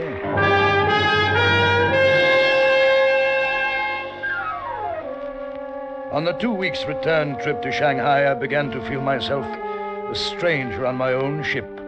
The trim little China Seas freighter was becoming a floating prison, and the jailer was Mr. Walks. My Kanaka crew, emotional and superstitious, were in love with him. They worshipped him, worshipped his massive body and his liquor-fed eloquence. My deck officers and I could feel control slipping through our fingers, and we were powerless to do anything about it. Then, finally, it was the last night. Tomorrow, we would anchor in Shanghai. And so we're back to where we started from. But at least we'll be rid of him. I hope there's no slip-up this time. There won't be. They want him, eh? Yes, Shanghai is as anxious to capture him as every other port was to reject him. They won't risk his escape. What's he done, Captain? Walks has been mixed up in something foul in every country he's touched. Heaven only knows what crimes he's committed.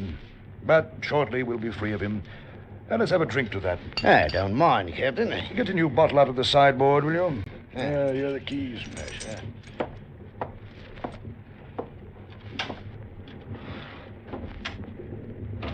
Good. Just put it here. Oh, and 2 glasses. You should make it 3 glasses. Well, gentlemen, surely you will invite me to join you. No, Mr. Walks. Will not. Then I shall have to help myself. I think I'd better get out on deck, Captain. You'll excuse me. Wonderful, wonderful. Too bad poor Mr. Slaughter couldn't stay. Glad you enjoy my whiskey. You have good taste, Captain. Good taste in everything. Whiskey, boats. The Roundabout is an ideal little steamer. You might almost say I found a home here. You packed, Mr. Walks. A comfortable cabin, good food, now that I've schooled your cook. A well-stocked liquor cabinet. Are you packed, Mr. Wilkes? Oh, no.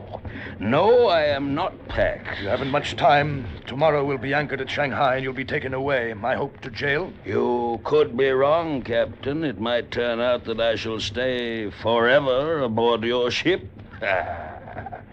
Until eternity. Walks, I've never liked you. Not since that first night when you came aboard in Shanghai. Oh? You're filthy. You're rotten, unclean. You're a murderer by your own inferences. This is no time for heated argument. Drink a toast with me, Captain. You've got into the very core of this ship with your rottenness. A toast, Captain. You've seduced the whole crew, the Kanaka deckhands, the mess boys. Every day they're becoming more slovenly, more lax. Very well, I shall drink a toast myself. To the Roundabout, may the comforts I've come to enjoy be not lost too soon. I'd sink my ship before I'd allow you to stay aboard her one day longer. Perhaps Shanghai will present an answer to surprise us both. When this ship leaves Shanghai, Mr. Walks, it will leave free of you. Now, good night, sir.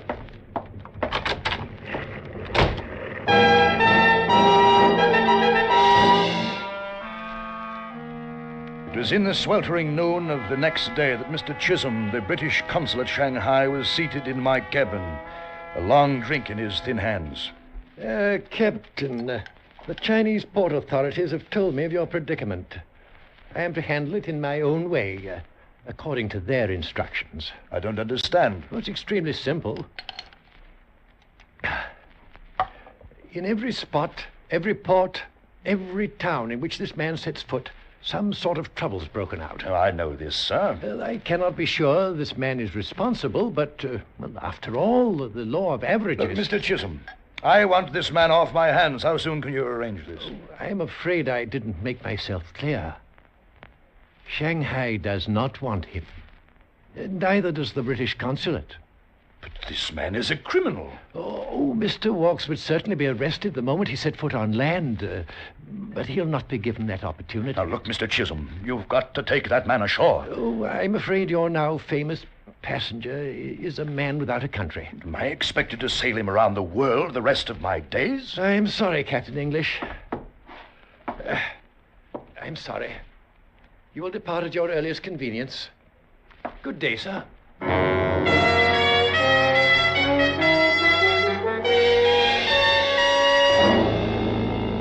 And so we sailed from Shanghai, the Roundabout, and Mr. Walks.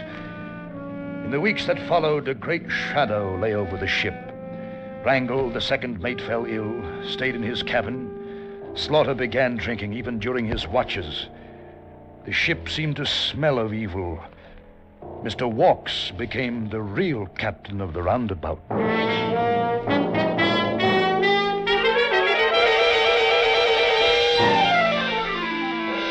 Then, sweeping in from the edges of the China Sea, came an even more destructive power, typhoon. The barometer had been falling for 3 days, and it was on the forenoon watch that the storm hit with its full impact. For 7 hours, the roundabout wallowed through the seething masses of water. Then an emergency call from the quartermaster brought me to the bridge. I went into the wheelhouse. The power unit and the rudder control has gone out. Where's the mate? Went aft, sir. Trying to correct travel. We're on manual operation now, sir. You'll need another man to help you. Get help. But, sir, you can't I can handle it till you get back. Hurry, man. If this thing gets out of control and starts spinning, the rudder will tear itself free in a matter of minutes. Now go on, man. Hurry. Aye, sir.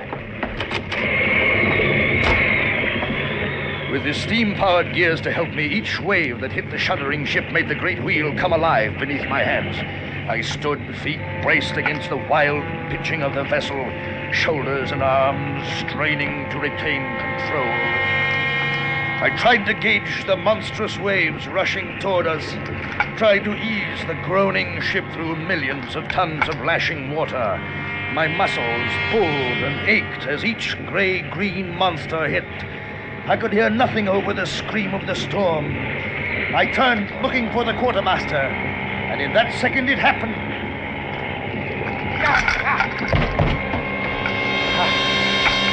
I had been flung off the wheel like a marionette, and now it spun free, spinning one way and then the other with each roll of the ship. I tried to get to my feet, but my leg was twisted under me.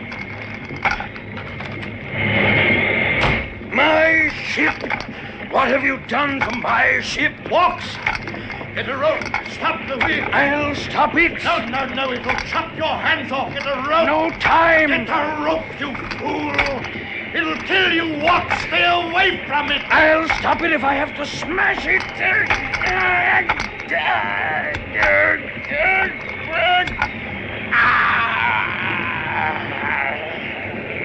You've done it.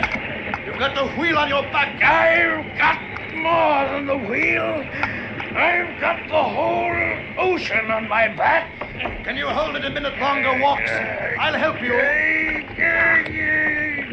Hold on until I get there.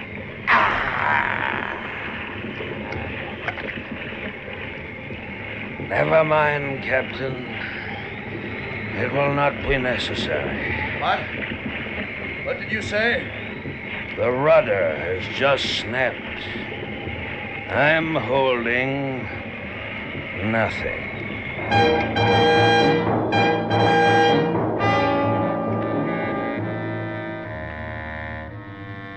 The next morning, the storm was gone.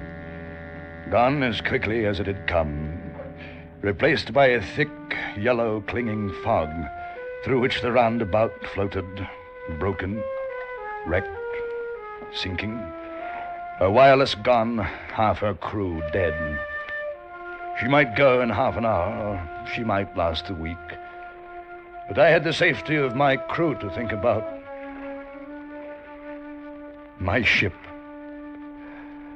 I had given the order to abandon her. Like rats, we leave the sinking ship. Leave room for me up forward. I have need to stretch my legs. You won't be with us this trip, Mr. Walks. My luggage is not aboard the lifeboat. You're staying aboard the roundabout. I've left you a sextant. There's plenty of food and liquor. Even enough for you. I'm not going. No, you're not going. The ship is yours now. Do with her what you want. But that's murder. You're murdering me. I have no idea how soon the ship will sink, or even if she will. You may be picked up today, or tomorrow, or you may float here for years. Captain English, we could... Stay where you are. But look, this Captain, gun can speak even above your voice, Walks. This is for the last time. Goodbye, Mr. Walks. Wait, Captain. Hey, it's not man's province to judge. No creature under your wing should be left to die. Cast loose, Mr. Slaughter. All right. Without compassion. Without... All right, then. Row, you fools. Row. Even now you may not have seen the last of me. Row.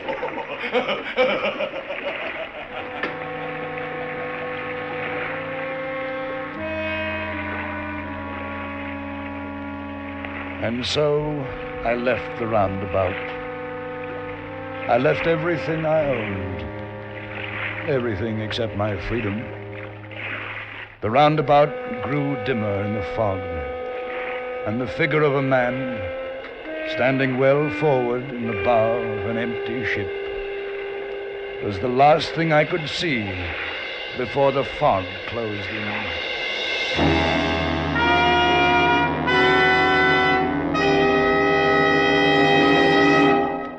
Under the direction of Norman MacDonald, Escape has brought you A Passenger to Bali by Ella St. Joseph, especially adapted for radio by Mr. MacDonald.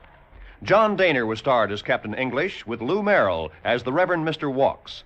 Featured in the cast were Lou Krugman, Michael Ann Barrett, Wilms Herbert, and Bruce Payne. The special music for Escape was composed and conducted by Ivan Ditmars.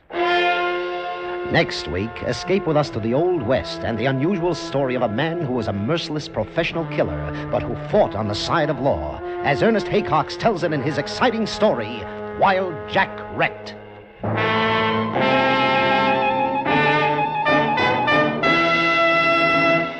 Stay tuned now for Make Believe Town, which follows immediately on most of these same CBS stations. This is Roy Rowan speaking. This is CBS, where you spend an hour with Frank Sinatra every Sunday afternoon on the Columbia Broadcasting System.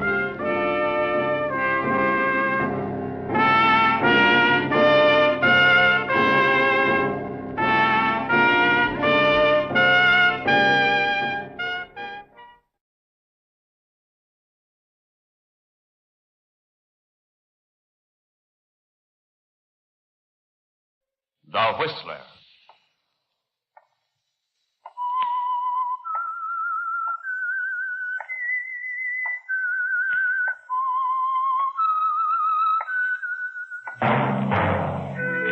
And now the Whistler's strange story.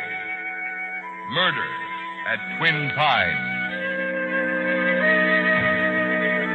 From the porch of the old gray house on the hill, Victoria Crane peered through the low morning haze that hovered over the lake, watched the boats move slowly back and forth across the water.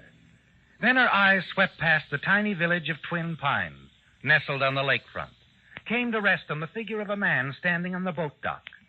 For several minutes she watched Sheriff Tilson, saw him as he tapped the ashes from his pipe and returned it to his mouth. Then, thrusting his hands into his pockets, he started up the path toward her. Somewhat nervously, Victoria's gaze shifted to the lake again, then back to the approaching figure. Presently, she heard the door behind her close, and her sister Meg came out onto the porch. Good morning, Vic. Oh, Meg. Sleep well? Mm-hmm. Like an infant. Oh, goodness, looks like we're going to have another nice day. Yes, it does. Vic? Mm-hmm. What's going on at the lake? What are all those boats doing out there? They're dragging the lake, dear. Dragging the lake? What for? They think they'll find a body. What? A woman. Sheriff thinks she may have been murdered. Oh, how horrible. But what makes him think that? Well, night before last, several people heard shots from somewhere out on the lake. And then yesterday, a rowboat was found drifting along the north shore. Is that all they have to go on? No.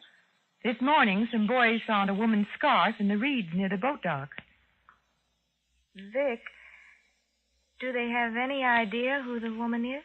No. You had your breakfast, dear? Yes, I've had breakfast. Meg, you know, I've been thinking about that dress material we saw yesterday. I do believe we could get much better if we went up to San Francisco this week and... Meg? What? Aren't you listening to me, Meg?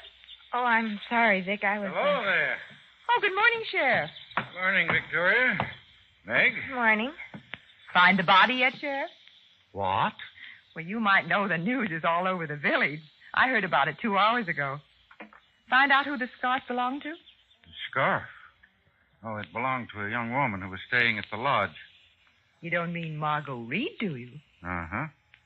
Know her? I know of her. You know how people talk. We don't often have strangers here in Twin Pines, and when a glamour girl like Margot Reed shows up, well... I don't suppose you know why she came here, do you? No, I don't. Meg? Yes? Any idea where your fiancé is?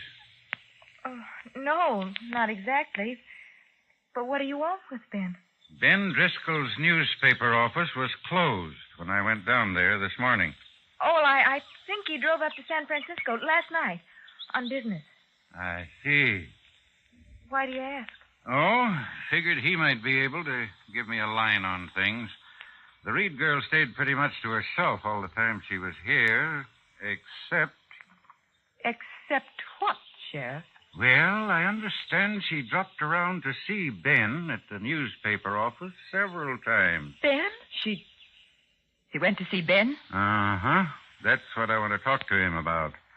Maybe he has some idea what she wanted here in Twin Pines. I see. Well, I guess I better get back to the lake.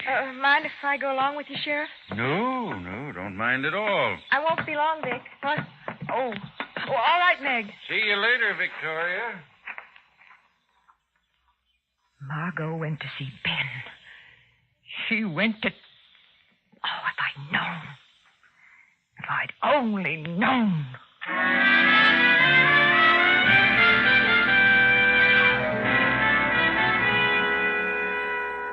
It's something you hadn't counted on, isn't it, Victoria? A threat. It could ruin everything. That is, if you allowed it to. But you've faced worse situations before, bluffed them through with your cleverness.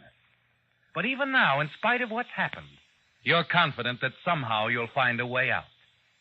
You sit there staring out over the lake and wonder how much Margot told Ben Driscoll. And if your sister's fiancé now knows the secret you once shared with Margot Reed. The secret you thought would be yours alone after her death.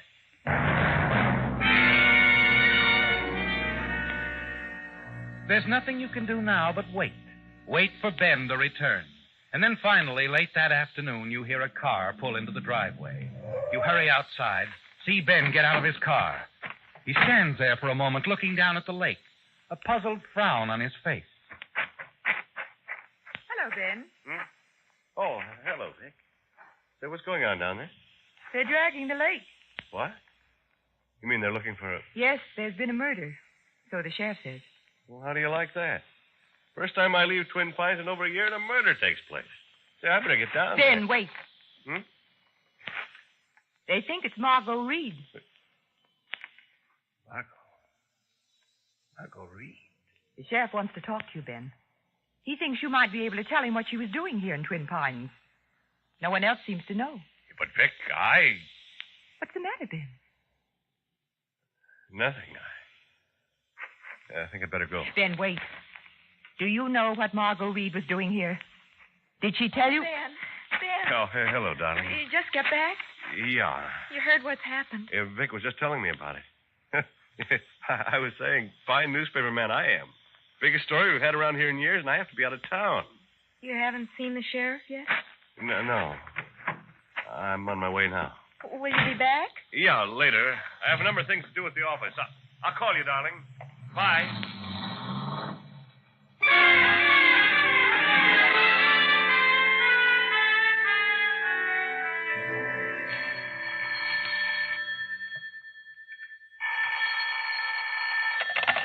Hello? Hello. Vic, Yes, Ben. is Meg there? No, she went out right after supper. I don't expect her back for another hour or so. Can I come over right away? Well, of course. Did you talk to the sheriff? Yes, I'd like to see you about that, Vic. I'd like to talk to you. Alone.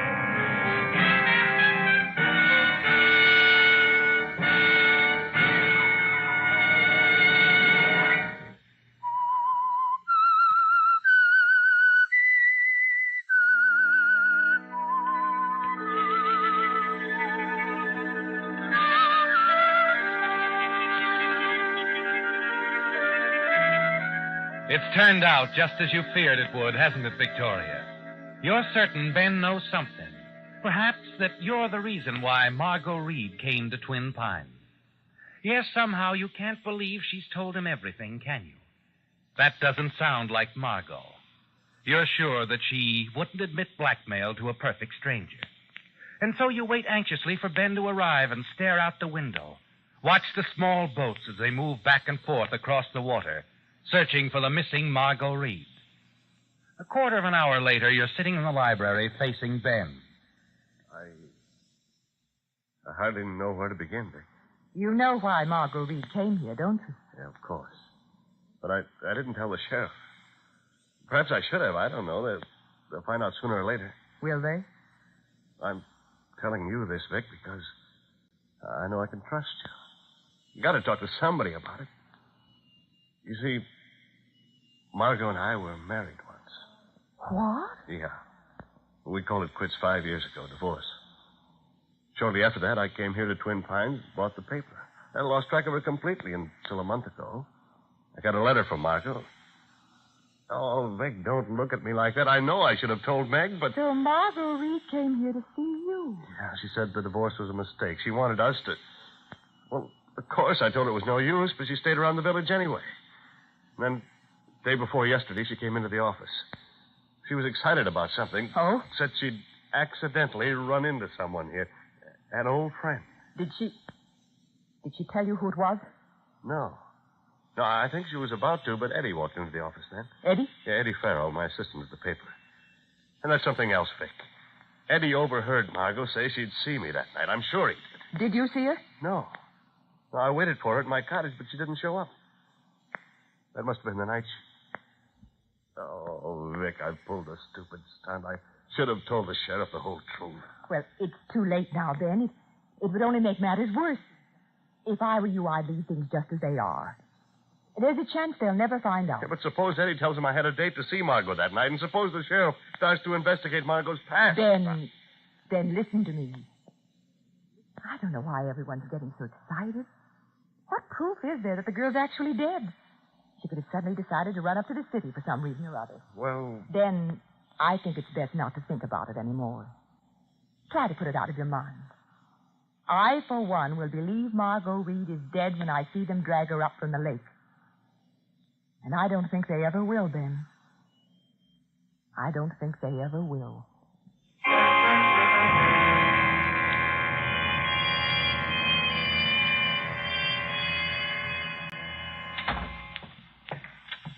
That you, Meg? Yes. Did Ben call while I was out? He stopped in for a moment. Had to dash back to the paper. Said he'd call you in the morning. Oh, I see. Oh, by the way, Meg, I think I'll drive up to San Francisco in the morning. Want to come along? No, thanks. I'd rather not. You going to see about the dress material? Yes. There's something else I have to take care of, too.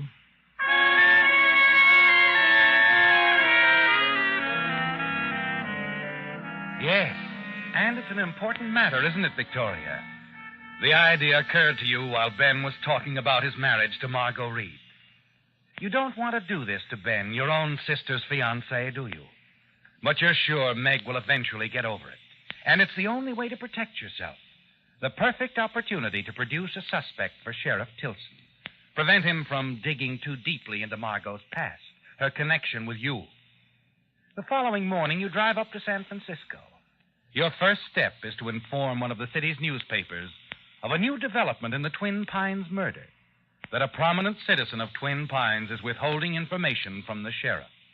City editor. I have some information for you about the murder at Twin Pines. Who is this? My name isn't important. Now listen. A girl named Margot Reed has been murdered. I know about that. Well, here's something you don't know. Neither does the sheriff at Twin Pines. Margot Reed was once married to Ben Driscoll. He's the editor of the local paper. That's so? Look, where Check did you... it yourself. It should be a big story. Goodbye. Wait a minute.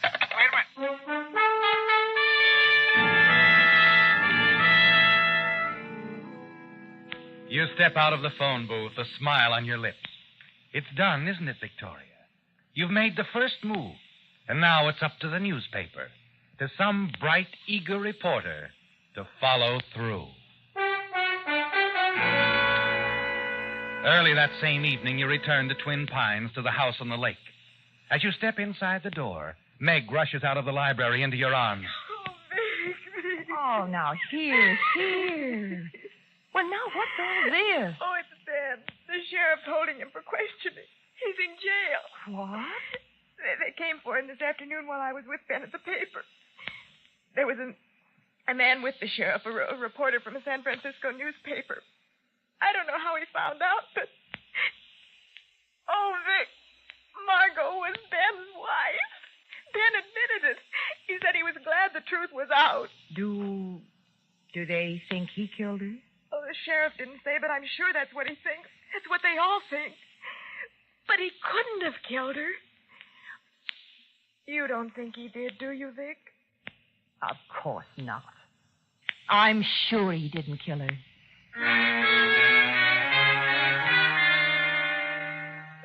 You're pleased with the way things have turned out, aren't you, Victoria? Yes. And you'll find it difficult to hold back a smile, even as you try to comfort your sister Meg. Your trip to the San Francisco newspaper paid off as you knew it would, and you congratulate yourself. But scarcely half an hour later, your joy turns to bitter disappointment and sudden fear. The doorbell rings, and as you answer it... Ben! Hello, Vic. Why, Ben, I heard about what happened. It's all right, Vic. The sheriff let me go. Well, that's fine. I told him the whole story. I guess it sounded all right to him, so here I am. Where's Meg? In the library. Come on in, Ben. Yeah, I'd like to see her. I have a lot of explaining to do.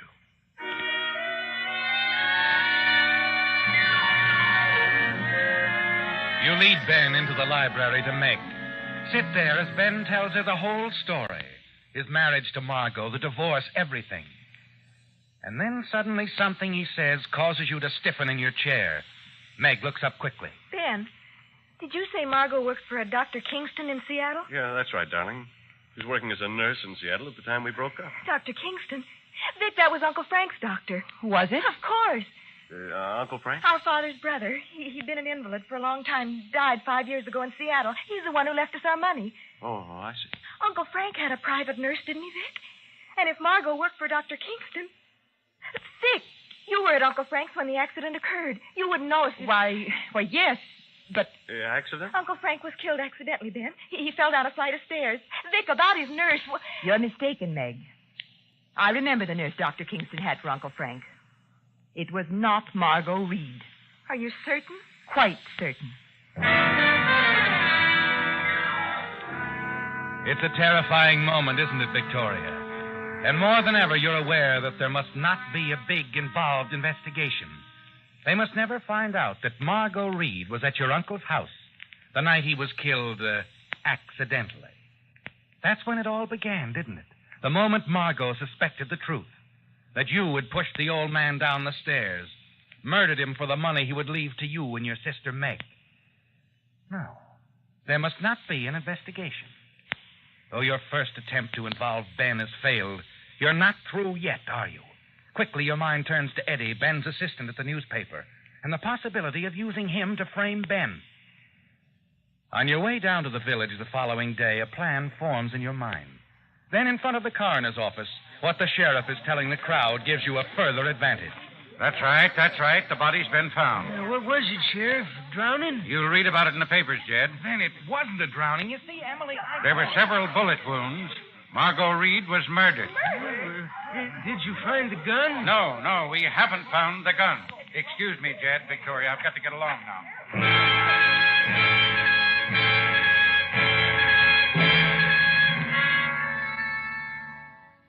Now they know, don't they, Victoria? It's murder. And now you can get the gun and plant it in Ben's cottage when the right moment comes along. Yes, the gun must be there when you've finally given the sheriff enough clues to direct him to a murderer.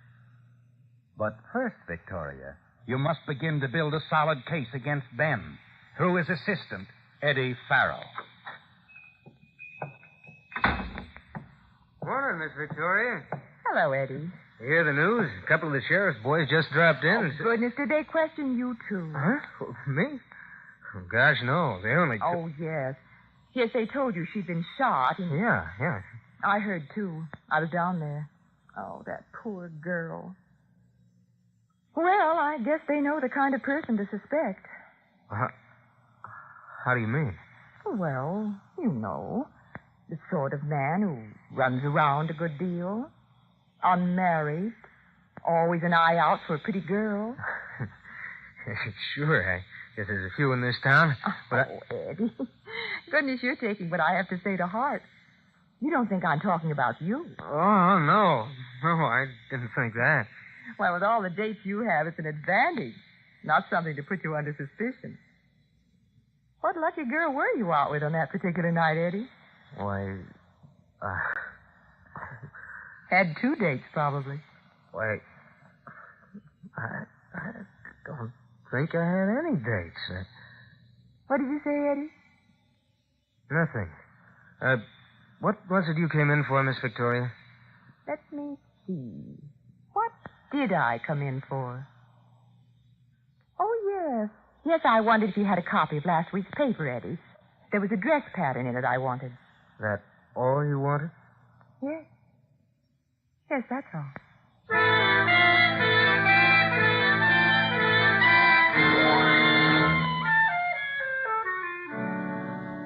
Oh, I'm dreadfully sorry, Sheriff. I know how busy you are. If it's something to do with the case, Victoria, it doesn't interrupt. Well, it's about Eddie Farrell, Ben's assistant down at the paper. Oh, Sheriff, I really hate to suggest it, but... Go on. It's just between the two of us. Well, he might have been with Margot that night, you know. Might is quite a word. I might have been with her myself. It was his attitude, Sheriff, when we were talking. When he closed up. Oh, you're right. It's probably nothing. Still, Eddie does have quite a reputation with the girls, and... Yes, I know. I'll have a little talk with Eddie. Nothing can be lost by asking a few questions, huh?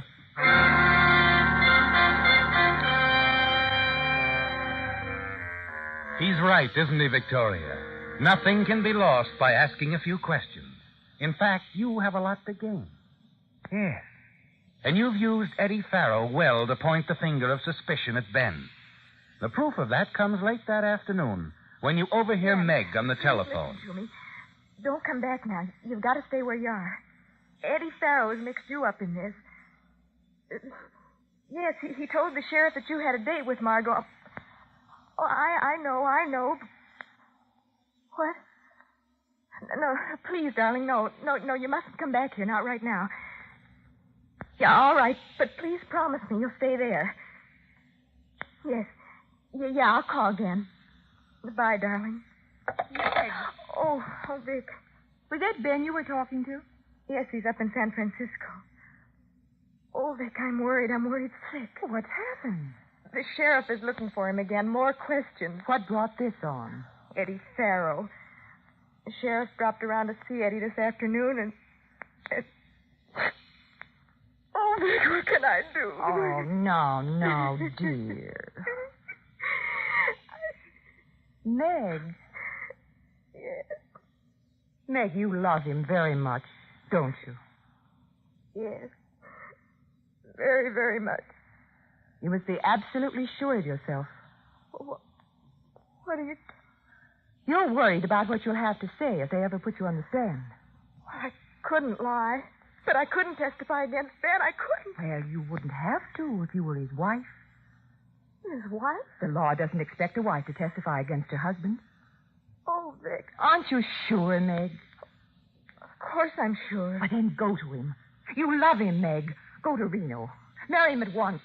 Vic. There's a bus leaving at 8 tonight. I'll start packing your things. You better call Ben. Tell him you're coming.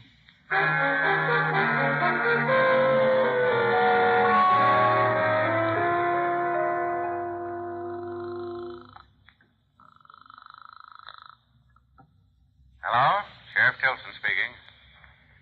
Sheriff, this is Victoria. Yes? Sheriff, I hate to tell you this because it involves my sister. But she must never know. What is it? Ben's hiding out somewhere in San Francisco. She's going to him. Left the house a few minutes ago. She's headed for the village, carrying an overnight bag. They're running off together? Oh, something like that. You'll have to follow her.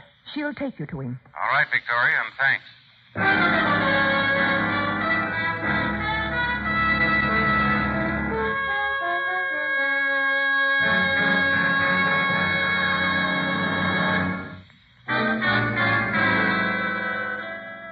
As you hurry from the house, you tell yourself it's perfect, isn't it, Victoria?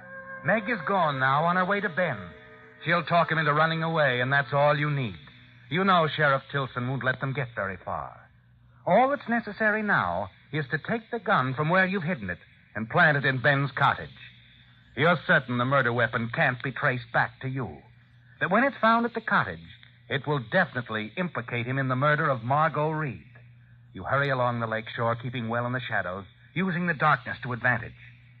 You have no trouble getting into Ben's cottage.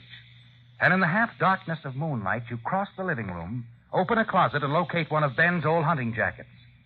You're about to place the gun in the pocket when you hear footsteps in the next room. Suddenly, a door opens and the lights go on. Meg! Victoria. You shouldn't have come here, Meg. Why, I had to. When I called Ben, he asked me to bring some of his things. I've been packing them. But, Meg, you... Vic! What are you doing with that gun? What? I found it here in Ben's jacket. Wait a minute, Victoria. You couldn't have. I searched this place completely just 2 hours ago. Sheriff Tilson, what are you doing here? Just what you asked me to, following your sister.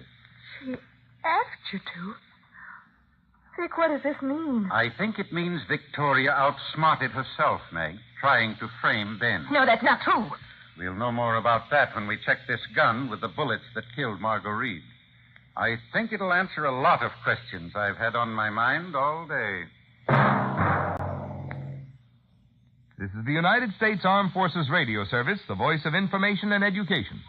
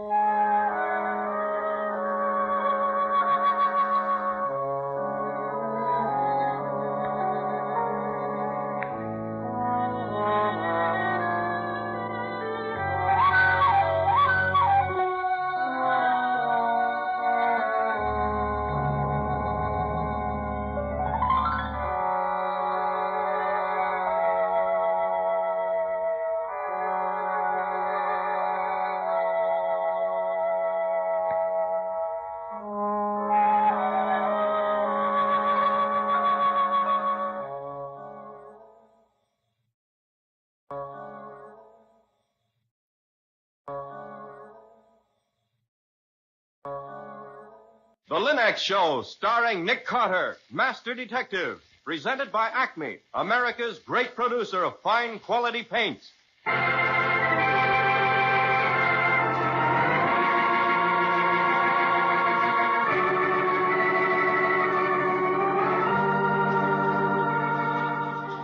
This is the story of a man known the world over as one of the most daring and resourceful characters in the history of detective fiction.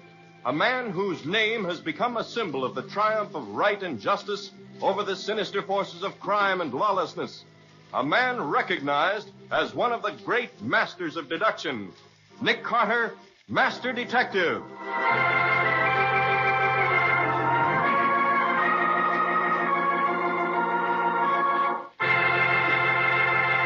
Today's strange case, the haunted rocking chair.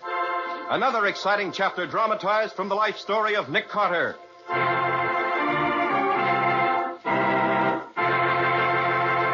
In just a moment, we'll hear how Nick Carter investigated the old chair which was supposed to rock whenever anyone in the Trumbull family was due to die, and how he solved the mysterious death of a famous artist. You know, it pays to keep up with the world, and homemakers throughout America are learning how well it pays to keep up with modern homemaking methods. For they now have their homes sparkling with new beauty, and they save hours of time each week with those three great Linux home brighteners. Linux Clear Gloss, Linux Cream Polish, and Linux Self-Polishing Wax. Linux Clear Gloss, which is brushed on, gives lustrous, longer-lasting protection to every wood and linoleum surface. Linux Cream Polish, which cleans as it polishes, renews the sleek, gleaming beauty of fine furniture. And Linux Self-Polishing Wax, the amazing new wax finish, lends rich, satiny loveliness to any floor, wood, linoleum, or tile. Take the modern homemaker's shortcut to furniture, floor, and woodwork care. Help your home look its best and give yourself the greatest leisure with the three great Linux home brighteners. You'll find them all at your hardware, paint, or department store. Your headquarters also for Chemtone, the miracle wall finish.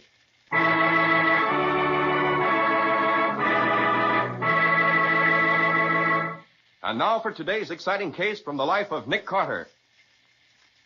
Once again, we keep our weekly appointment, which takes us to the sedate old Victorian mansion on the corner of 5th and 4th. It is late afternoon. The long shadows fall across the quiet streets. A solitary flower peddler ambles slowly down the block. His horse follows sedately, pulling a dilapidated truck full of potted geraniums and petunias. The peddler is exercising a fine Italian tenor voice. Anybody wants a flowers?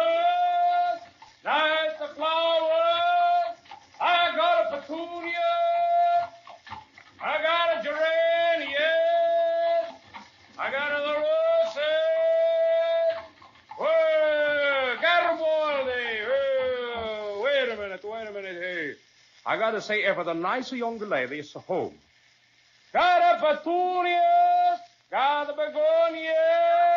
Tony, wait a minute. It's okay, Garibaldi. She's coming ahead. Good afternoon, Miss Patsy. Hello, Tony. How's Garibaldi? Oh, it's fine. Good. Tony, have you got any climbing roses? We lost ours, you know, winter killed. No. Uh-huh. That's too bad. It's a shame, too. You want the Paul Scarlet or that new Dawn or a Blazer, maybe? Well, I don't got them today, but I'm going to get them for you. Good. We'll take one of each. Miss Patsy, you boss, he's home, maybe? You mean Mr. Carter? Yes. Yes, he's upstairs in the laboratory. You ask him, please, can he see Tony? Well, it's after office hours, Tony. I got to see him, Miss Patsy. Please, I got to see him. What's it about? My sister, Maria. She's afraid. She's got afraid to death. What you afraid of, Tony? A rocking chair. What? A rocking chair that was belonged to an old lady. And this old lady is dead a long time ago. But sometimes she's come back. She sits in the rocking chair and a rock and a rock and a rock.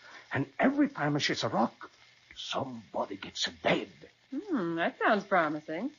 Suppose you tell me all about it, Tony. Then I'll see if I can't persuade Mr. Carter to pay your sister a visit and investigate that rocking chair.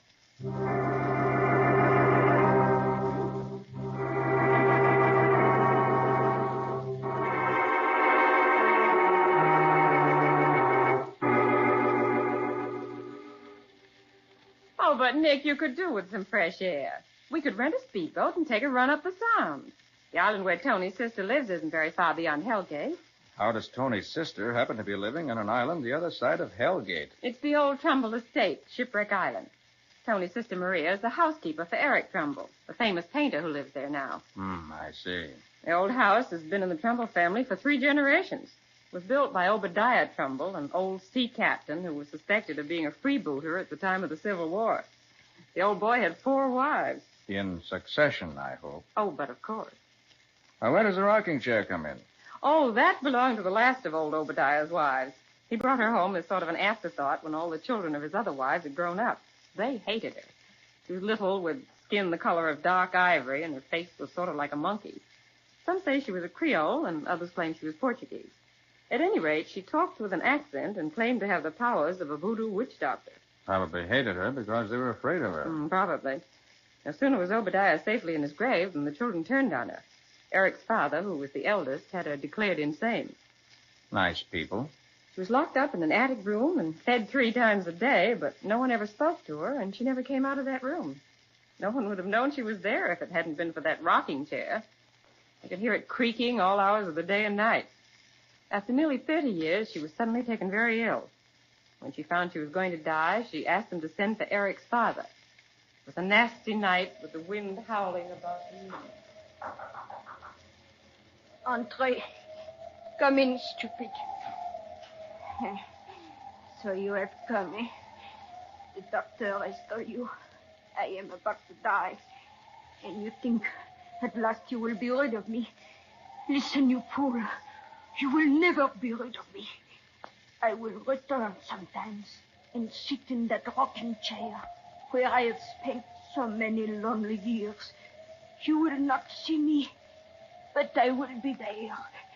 Sometimes the chair will rock, and that will mean there is to be a death in this family. There is about to be a death now, I think. Yes. See, the chair. Already it starts to sway. This time, it predicts my death. But it will rock for you. All of you. And as the chair rocked faster and faster, she died. Eric's father saw it. Well, probably a form of self-induced hypnosis brought about by the old girl's suggestion. Possibly. The rocking chair heard from again? Yes. Every now and then. But the funny part is that almost every time, according to Tony's sister, someone in the family died within the year. A family that size, just by the law of averages, someone is apt to die within the year, whether the rocking chair rocked or not. Oh, I hadn't thought of it that way, Nick. Anybody living in the old house now, except Eric and Tony's sister? No. They came back a little over a year ago. Eric was too broke to live anywhere else. Has Tony's sister ever heard the famous rocking chair? Not until lately. Seems that everything was going along as well as could be expected until Captain Ralph Trumbull, Eric Trumbull's cousin, and his wife moved in. I gather the captain's wife is very attractive. And the captain isn't always home. And Eric is a notorious ladies' man. That's about the size of it. And to top off the whole thing, the rocking chair seems to have started to rock again. Well, what do you expect me to do? I just want you to find out what makes that rocking chair rock, so Tony's sister can stop being frightened. All right, I'll look into it. If you can get them to rent us that new speedboat. But remember, I don't want any hard-boiled eggs in my lunch.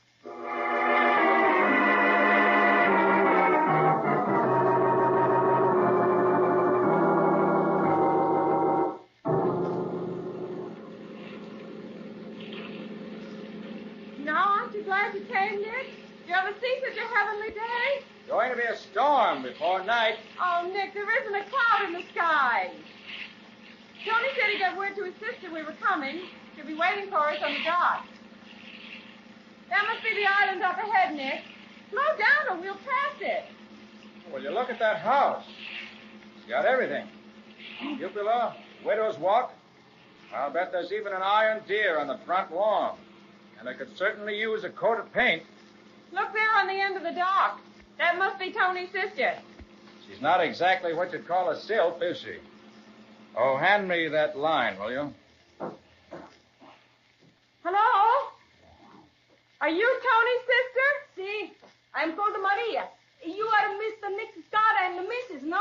No, I'm Patsy Bowen, Mr. Carter's secretary. Oh, good. Hey, give me your hand. I'll help you. Thank you. Oh, be careful, please. So many of these boards are so old. Okay. We'll be careful. Well, Maria, how about it? You think I can get a look at this notorious rocking chair that's causing all the trouble? Oh, see, that's easy. The captain is away on a cruise. He won't be back until next week. Mr. Eric and the captain's wife are in the studio. He's painting her picture. Painting a picture, is he? What's wrong with that? Oh, he's always painting her when the captain is away. The studio's in the front on the second floor. The room with the rock and the chair is on the third floor over the kitchen. We'll take the back stairs. No one will see us.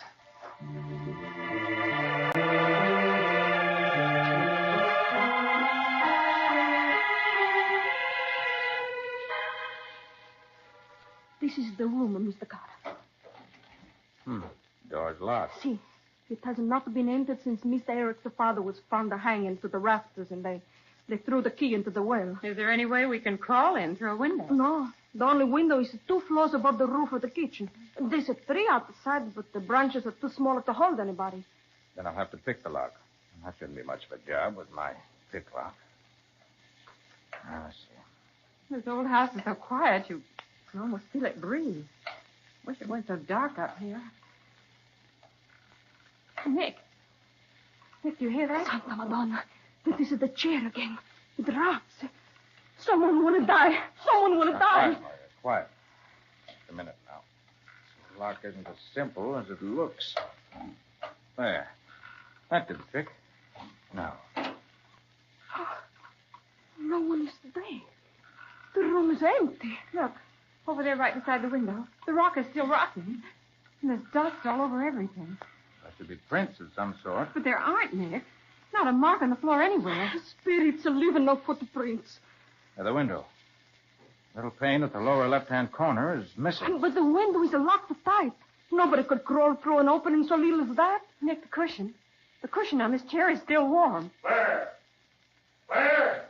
Where did I? Santa Maria, this is the captain. He's come home. He's looking for his wife. Uh-oh. You better run down, Maria. See if you can stall him. Where? And fancy woman, you better answer me, or else.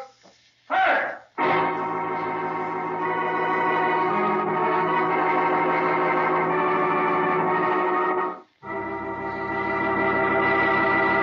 Well, a locked room and a rocking chair that rocks all by itself, with nobody around to set it rocking, and an angry captain trying to find his missing wife.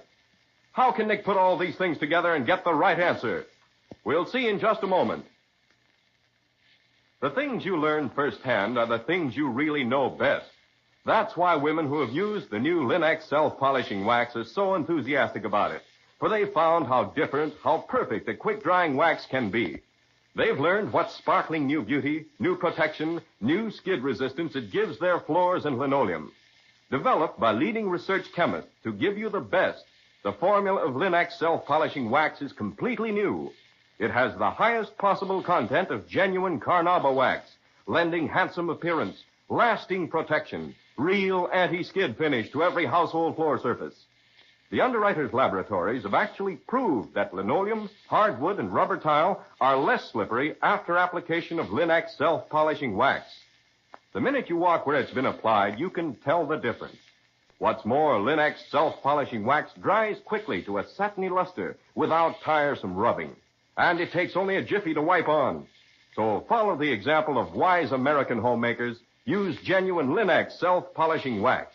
And remember, when you want a modern finish of the brush-on type to give even longer-lasting protection, get Linex Clear Gloss, which dries overnight to a beautiful gloss finish that lasts amazingly.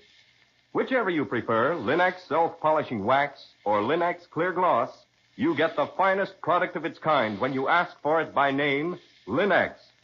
You'll find all three great Linex home brighteners and Chemtone, the miracle wall finish that dries in 1 hour, at hardware, paint, and department stores everywhere.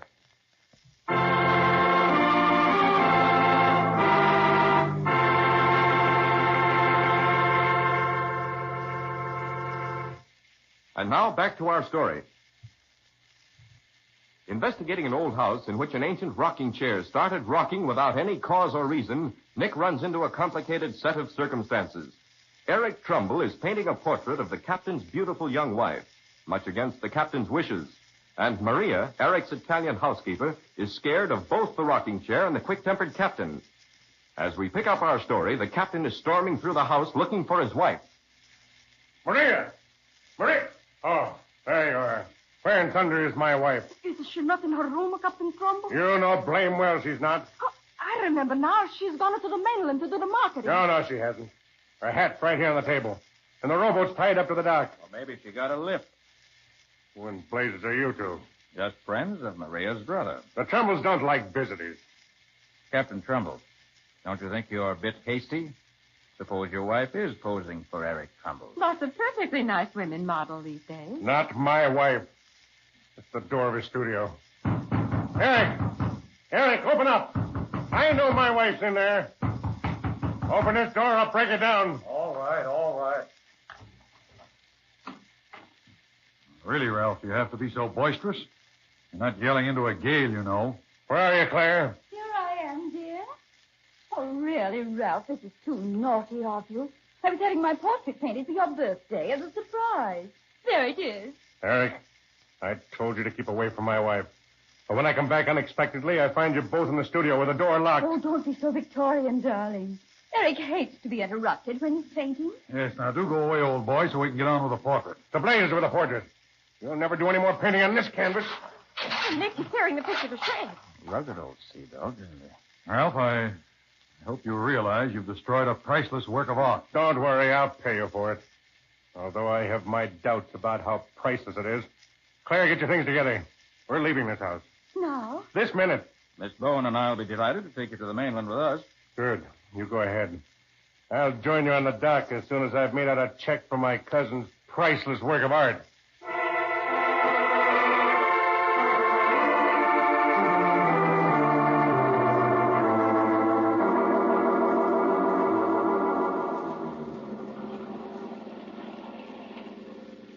Nick, I don't see why you insist on going back to Shipwreck Island. We just left it a short while ago. I know it, Patsy, but I got to thinking.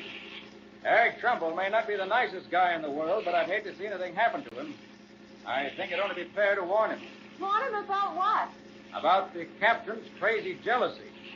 From the things he said as we were taking him and his wife back to the mainland, I suddenly realized how intensely he hates Eric. I don't think Eric realizes it. Good grief, look. Tied up to the Trumbull dock. It's a police launch. Yes. We're too late, Patsy. What a fool I was not to come back right away. Oh, Nick, look. There's Lieutenant Riley standing on the breakwater. Something serious must have happened if he's been called in. Oh, there, Nick. I thought you'd be back when you heard the news, but you're too late, me boy. The whole thing's solved. What's solved, Lieutenant? Eric Trumbull's death. I was afraid of that. What happened? Hanged himself, he did. Hmm? We're just waiting for the photographers to finish before we cut him down. No, Riley, don't touch him. Hmm? Don't touch a thing till I have a chance to see him. But this isn't suicide. It's murder.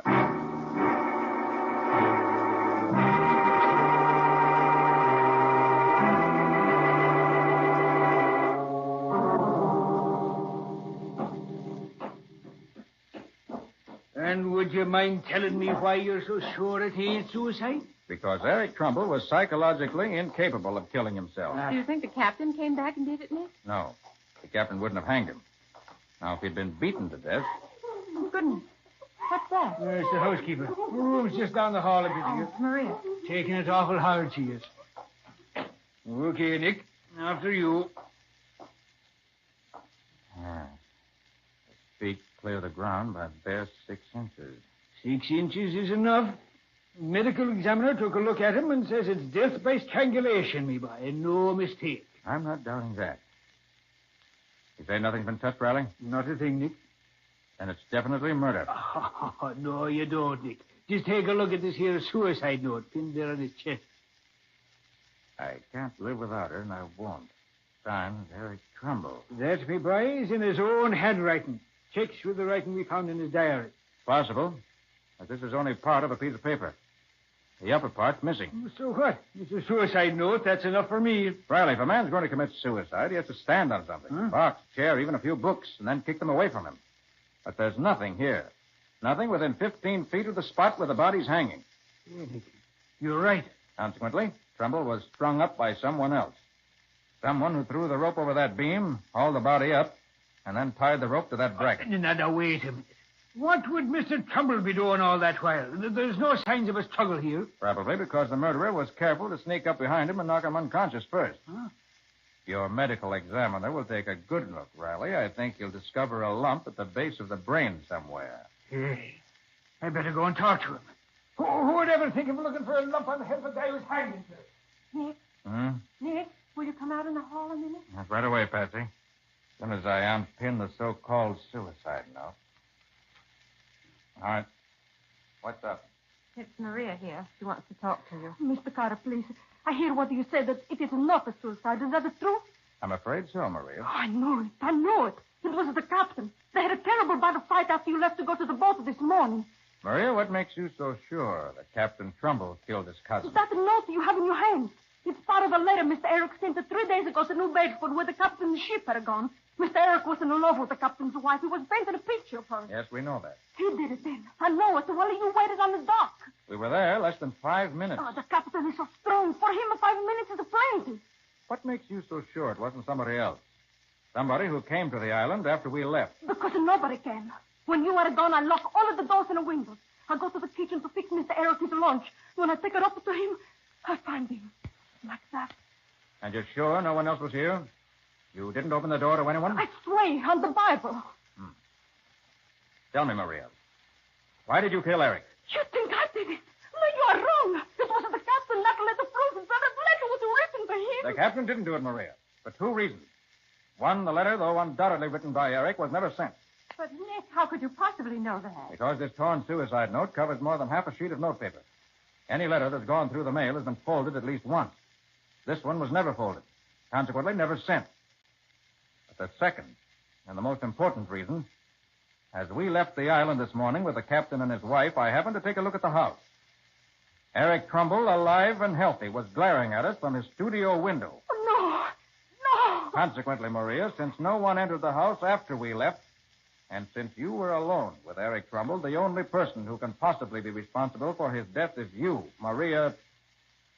Your last name is Trumbull, isn't it? Yes. Maria Trumbull. I was Eric's wife. That's why I killed him. Yes. Had an idea that was the reason. He married me 20 years ago in Sorrento when I nursed him back from the dead. During all this time, no one has ever known. I sold my house and my little farm. It was that money paid for his first exhibition. I do not begrudge him that. He was a genius, senor. They are not like other men. After a little while, I did not even mind his love affair, so long as it was only his model. You see, I knew they would not last. Oh, Maria. But this time it was different. The captain's wife, she was a woman of his own class. He wanted her to divorce the captain and marry him. Don't know what would have become of me. And so, this afternoon, when I found the letter he was writing to the captain, I knew it was over between us. I knew he was through with me.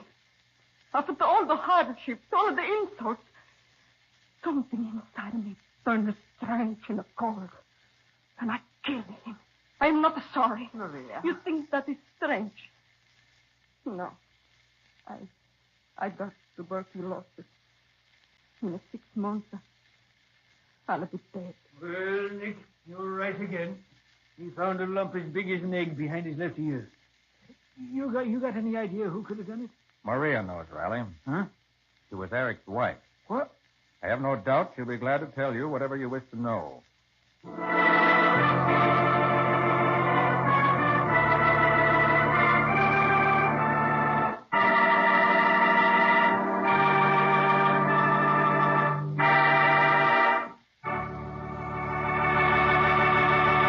In just a moment, Nick will be back to give you the final details of today's story and tell you what caused the rocking of the haunted rocking chair. You and your family take pride in your home, of course. That's why you keep it bright and sparkling. And the finest household helps you can find are the 3 great Linex home brighteners. Take Linex cream polish, for instance. What a help it is in keeping your fine furniture lovely. Because it cleans as it polishes, Linex cream polish erases finger marks, removes deposits of dust and old polish, helps conceal scratches, all in one quick, easy application. And it leaves a lovely, gleaming luster that brings pride to the heart of any homemaker. What's more, Linex cream polish leaves no surface oil to attract more dust, to make more work. So save half the time, half the fuss of furniture upkeep. Care for your furniture the modern way with Linex cream polish, the up-to-date shortcut to furniture protection. Get it at your dealers now. Linex cream polish, which saves one whole step in your cleaning day routine. You'll find all 3 great Linex home brighteners, Linex self-polishing wax, Linex cream polish, and Linex clear gloss at your nearest hardware, paint, or department store. Your headquarters also for Chemtone, the modern wall finish that beautifully decorates the average room for only $2.98. Make it a point, too, to stop at your nearest war bond headquarters for that extra war bond. It takes money as well as men to finish this war. The men are doing the big job overseas. Let's do our job over here to raise the money now during the mighty 7th War Loan Drive. Invest all you can in your future and America's.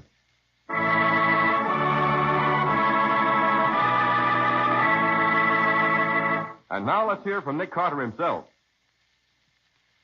Nick, what happened to Maria? Did Riley arrest her? Yes, Ken, he did, but she died before she could be brought to trial. And what about the rocking chair? After considerable observation, we found out it was just the Trumbull cat. She used to climb up the trees, jump through the broken pane, and into the chair, which stood right beside the window. She'd sit there in the old chair and wash herself, and her movement would make the old chair rock. But how come the cat just started recently to sit in the old chair like that? Well, we learned it was only recently that the cat came to live at the house. Disgustingly simple when you know the answer. That's what I always say. And Nick always laughs at me when I say it. But it's true. Well, what's about your story for next week, Nick? Got a couple of not too well-veiled hints on that one? Well, I don't see why not, Ken. Patsy and I were taking a shortcut through the park one day in my car Which is more like a police squad car than a pleasure car. when we heard a police call over the radio, directing the nearest squad car to a certain address to take care of a dead body. And were we interested to find that the address where the body had been found was our own office at 4th and 5th. Well, that sounds like an interesting start to a story. And when the band of thieves kidnapped me and tried No, hold it, Patsy. Save something for next week. Well, Nick, what do you call the story? The body on the doorstep.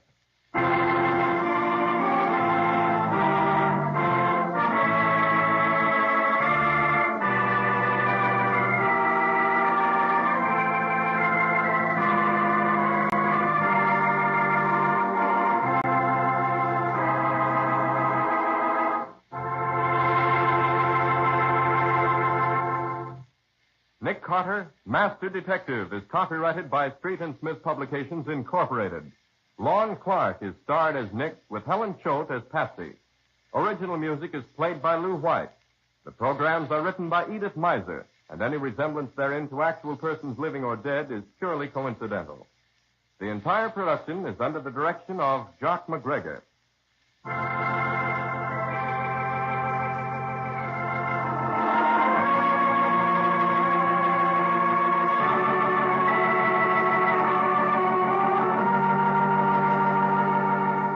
Nick Carter, Master Detective, is presented at this time and over these same stations each week by the three great Linex home brighteners.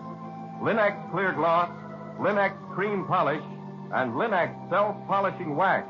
Created by Acme, America's great producer of Acme fine quality paint. This is Ken Powell speaking for the thousands of Linex dealers all over America and saying so long until next week.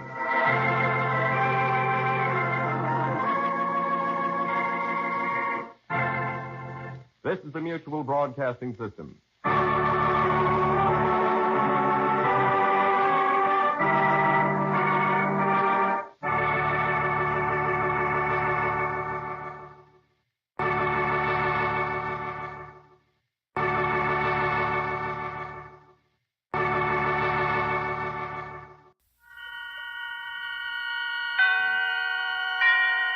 And now, tonight's presentation of radio's outstanding theater of thrills, Suspense.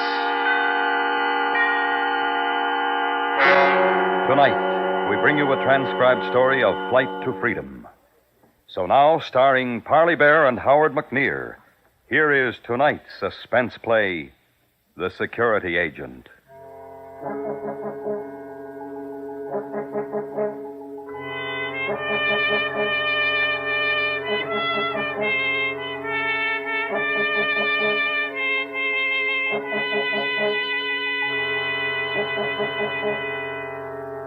The plan was almost laughable in its conception. The beginning was 4 months ago. The place, Krakow, Poland.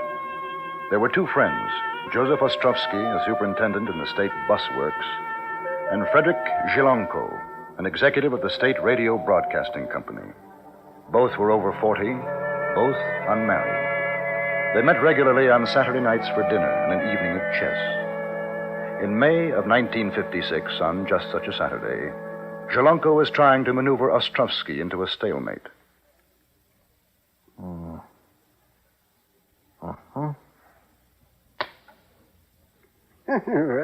clever.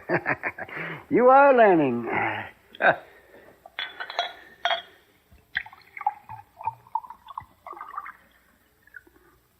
Another beer, Joseph?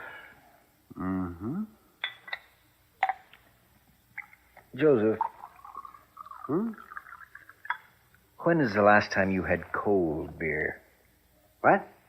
Oh, I don't know. If I had a refrigerator, we could have cold beer. If cows had wings, they would fly. At the trade fair in Warsaw, I saw refrigerators. Big, beautiful refrigerators. I wonder where they went. Who got them? Oh, don't be funny. It's all very well for you. You didn't go. You didn't see what I saw. I had to broadcast it. I heard you weren't very good. I'm not an announcer. I'm an official. Do you, or don't you want to finish this game? I'm sorry, we'll finish. Joseph. Are you going to the mechanical exhibition next month, the one in Prague? Not if I can help it. Keep quiet, will you? I'm hoping to be able to go. I don't like airplanes. Ah, now, get out of that. I think I will. Huh? Get out. What are you talking about? Why don't you do it, too? Do what? Leave Poland. You must be out of your mind. Oh, no, it's a joke. You're joking. No, I'm not. I've been thinking about it for a long time. Shh. Somebody might... You don't have to worry. We're not being monitored. I'm clear with security, and so are you, in case you're interested. Well, it must be the beer. You shouldn't drink so much. I'm not drunk, and you know it. I'm sick of living this way. Well, I'd rather not talk about it. Why not? Well, it's not healthy. The police have a way of finding these things out. Even what you're thinking. That's another reason to get out. Oh, you've been working too hard. Things aren't so bad here, you know. I don't know. Maybe I see and hear more than you do. Maybe I'm tired of rationalizing my life now compared to what I remember before the war. But things will never be the same again. Not here, maybe, but there are other countries. I'm a Pole. No, you're not. You're whatever they want you to be. Today, I'd rather be a Pole anywhere than in Poland. It makes me ashamed. How would you get out? The mechanical exhibition in Prague. Well, things are no different in Czechoslovakia. Supposing we fly to Prague, but never reach there. Suppose the plane were to land in Austria instead. Oh, you're mad. The idea only just occurred to me, but it is possible. Others have done it. Flyers with their own planes, perhaps, but can you operate an airplane? Now, can you? No. Well, then... We'd need one more. One more like ourselves. And I think I know the man. 3 of us, with pistols, and at the right time force the pilot to take us to Austria. Oh, Frederick, no. That's a very bad novel. I mean it. Oh, 3 of us, you and I, and one other nameless idiot, take over an airliner in the air and force the pilot, and not to speak of the other passengers, force them to land in Austria? We could do it. Oh, you could do it, not me. I'll say prayers at your trial. And I'll miss you when they execute you. I've considered that, and I think I'm willing to take the chance. You're serious? You're really serious? Yes. If I can get the opportunity to go. Where would you get a gun?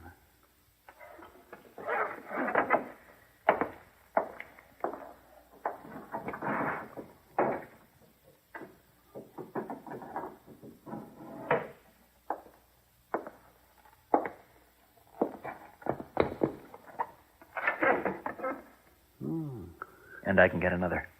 Where? It doesn't matter. I can get it. But you and I, we're middle-aged. Young people do this kind of thing, but not us. It's too late for us. Is it? Well, all our lives, our work, friends, everything is here. We could start again. Oh, it's ridiculous. Talking as though we'd really entertain such an idea. Oh, now, come on, forget it and finish the game. Come on, it's your move.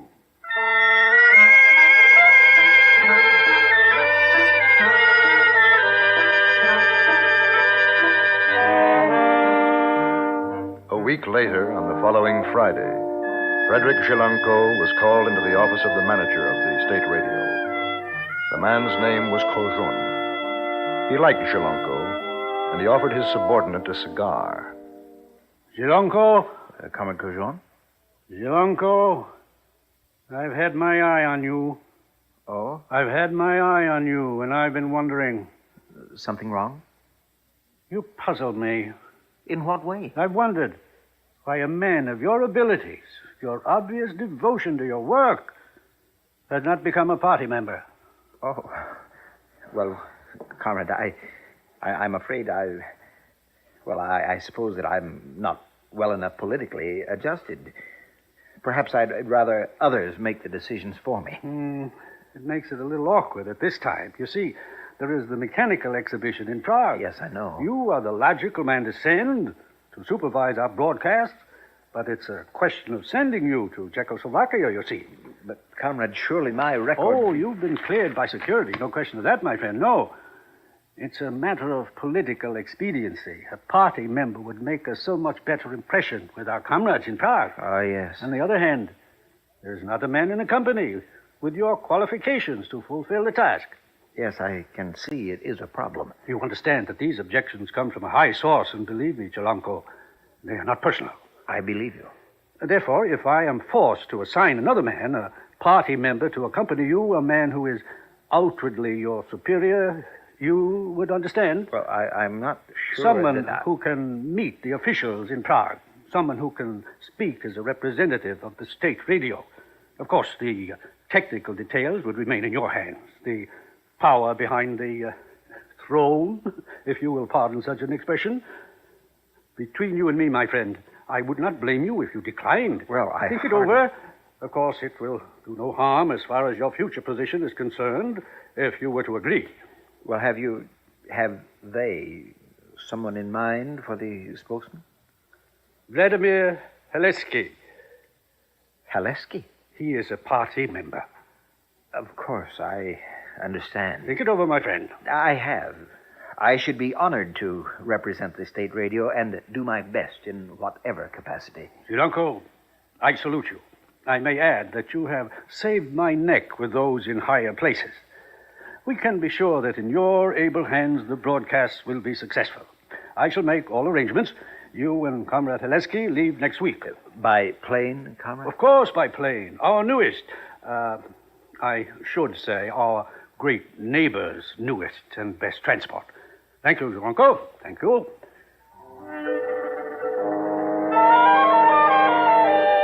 That evening, Chelanko called his friend Joseph Ostrovsky. They had not seen or spoken to each other since the preceding Saturday. But Chelanko had made up his mind, now that the chance of escape had become a reality. And he wanted Ostrovsky to join him. An hour later, they were together in Chelanko's rooms. Well, all right, you wouldn't say anything on the phone. Now, what is the mystery? It's settled. They asked me today. They almost begged me to go to Prague. Oh. I leave next week. I want you to come with me. Well, I'm afraid I'll have to, whether I like it or not. I'm representing the bus works at the exhibition. You know what I mean, Joseph. Yes, I know what you mean. And I've been thinking about it all week. I'd hoped you would have given up the idea. Given it up? Oh, everything's in our favor. Now, you'll see. It couldn't be better. Do you remember I said we'd need 3 men to do it, to take over the plane? Yes. Well, we've got our 3rd man. He's joining us here this evening. He should be here any minute. You will come with us. I don't know. I don't know. I need time to think. We can do it. I know we can. Well, how can you be so sure? The risks. Who would expect us to try something like this? And once we're on the plane... That's him. Say you're with us, Joseph. Well, I don't know. I'm confused. Come in. Come in, my friend. I'm glad you're early. We have a lot to talk about. Joseph, I want you to meet another would-be exile, the 3rd member of our party, Mr. Vladimir Haleski.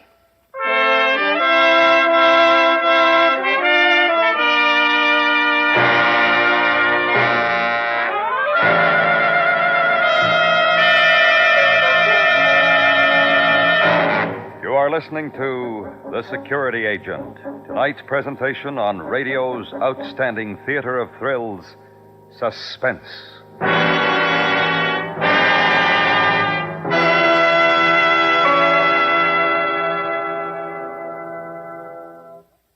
As attractive a lady as Justice may be, her efforts to solve the problems that arise when human beings live in close contact with each other might be conspicuously ineffective were it not for the support she receives from men of principle and courage who face danger on her behalf every day of their working lives.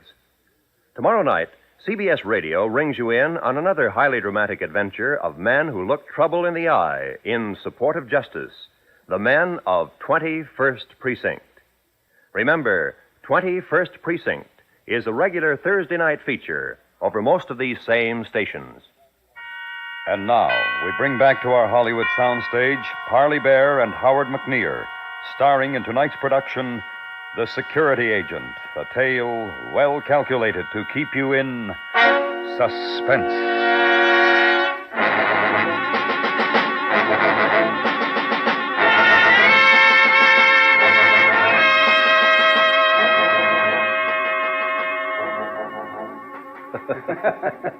Well, I should be happier if I could understand the joke as well. I'm sorry, Joseph, I'm sorry. You see, they think that they assigned Vladimir to take the trip to Prague, but after I told him of our plan, he was the one who suggested that I was not a fit representative and that he would accompany me. It was Vladimir's idea. You're a party member? They think so. He agreed it is possible. You see, Joseph, I'm not so foolish.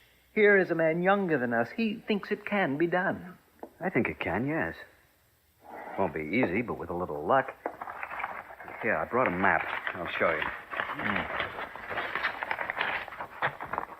Now, here, this is the route of our flight to Prague. We're in Krakow here. We fly west to Prague, here. Now, the closest point to Austria is approximately here at Kolin, some 75 to 80 miles from the border. Just before we reach there, that is the time we take over the plane. But what if the pilot sends out a radio alarm? Won't they send up Czech fighters? It's a chance we have to take. I don't think they'd shoot us down anyway. There'll be too many important people going to the exhibition. And if each of us handles our assignments correctly, they'll send no messages. Well, Joseph?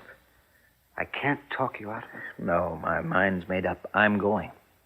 All right. Then I have to come with you. They talked and made their plans far into the night. They knew that it might be unwise to be seen together after that until they boarded the plane. It was agreed that only 2 guns would be carried, and both of these by Haleski, who, as a party member, would be least likely to be searched. Once on the plane, a gun would be given to Zhelenko, and the other retained by Haleski. Ostrovsky, by his own admission unused to firearms, would act as liaison between the 2 men once the plane had been taken over. You, Frederick, will keep the passengers in their seats. As far as I know, the plane won't be full. Probably 20, possibly 30, but no more. We'll know that in a day or 2. Now, I'll take care of the pilot's cabin. Ostrovsky, it'll be up to you to help Frederick with the passengers. I'd feel better if Joseph had a gun, too. 20 or 30 people aren't going to be easy to watch. We can't risk one of you carrying a gun. If you search, we're finished before we even take off. All right. Well, then I think there's no more to be said. Good luck to us all. Good luck. Good luck.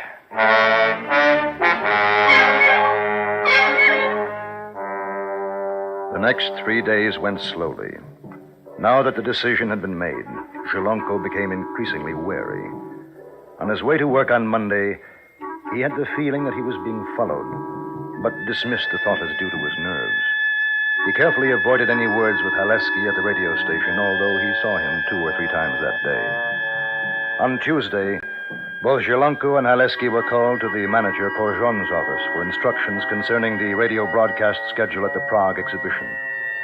On their way out, in an empty corridor, Haleski passed a note to Zhelenko and walked downstairs to his office.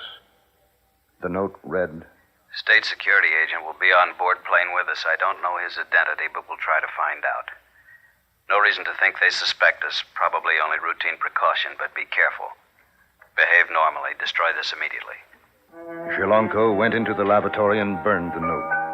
On his way home that night, once again he had the feeling that he was being followed.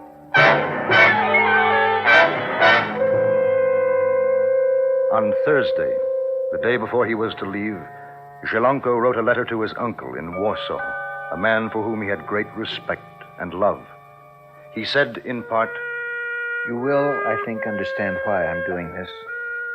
Perhaps there are many of us here in Poland who will agree with me, and others who might think I am a coward, and that if I feel so strongly about freedom, I should stay here and fight for it at home.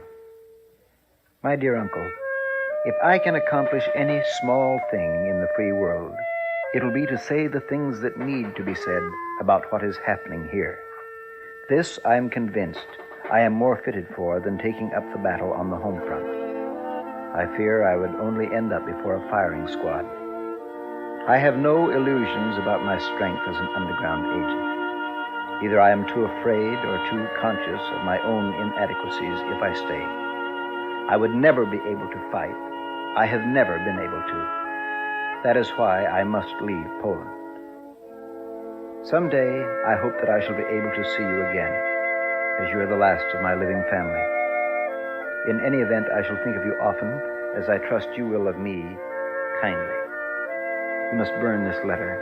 as I should not want you to be involved in the event that I am either caught or that I escape. With fondest regards, your nephew, Frederick.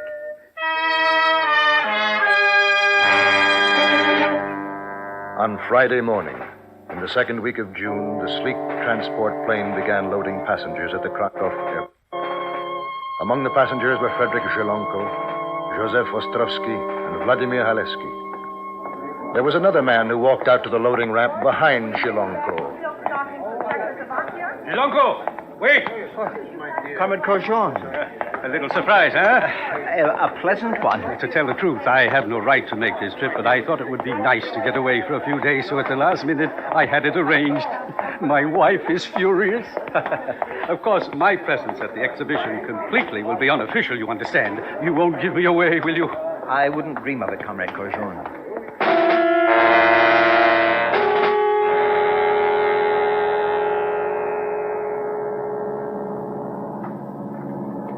What do you think? About Corjon? I don't know. Surely he couldn't be the security agent? Doubtful, but possible. Do you think he's come along to keep an eye on us? Either that or to drink some good Czech beer. Can you see Joseph? He's 4 seats behind us. Now stop worrying. When I give the signal, he'll follow us forward toward the pilot's cabin. Don't worry. You'd better give me my gun now. Fold your newspaper over your lap. Open it up a bit more. All right. Here. I feel better now. Let's hope you don't have to use it. How much longer do you think? 40 minutes. Relax, sit back. Well, I'm worried about that security agent. Supposing he knows. How can he? Did you tell anybody? No. Did Joseph? Oh, I'm sure not. Then? Vladimir. I did tell one person. What? Yesterday, I wrote a letter to my uncle. Oh, you fool. How could you do such a thing? I wanted to say goodbye. You said goodbye, all right. One or the other of you, that's certain. Yes, but he couldn't have got the letter yet. Well, it's too late now. If security intercepted that letter, we'll know soon enough. It was stupid, wasn't it? Yes, it was stupid. Better shut up. Corjon's watching us. We shouldn't be too friendly. The plane flew at 10,000 feet over the Czech border. 26 passengers looked down to earth as the announcement was made, and although there was no difference, each thought that he noticed a change in the landscape as the invisible line was crossed. Corjon moved down the aisle with a glass of vodka in his hand. He smiled benignly at Zhelonko, at Haleski. Well, this is more like it, huh? Away from the humdrum everyday turmoil of the station. Well, Lucky, imagine how many would like to be doing this. Will you join me, gentlemen? A drink? Well, no, thank you. I'm not used to airplanes. Haleski? I think not, comrade. It's too early for me. Oh, well, we make up for it in Prague, huh? He moved away, pink-cheeked, affable, and Zhelonko wondered what his friend Joseph Ostrovsky was thinking and felt sorry for him because he had to sit alone, without a gun. In his seat, Ostrovsky was thinking of Zhelonko and wishing that it was all over.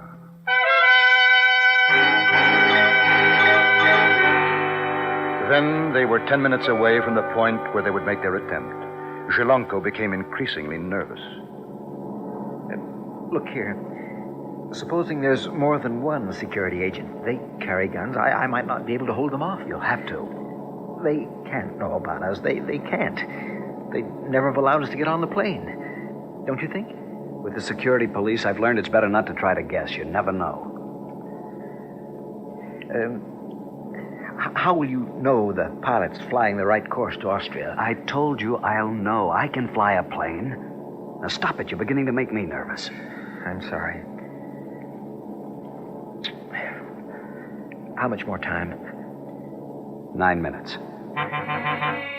Zhelonko tried to count the seconds and watch them grow into minutes.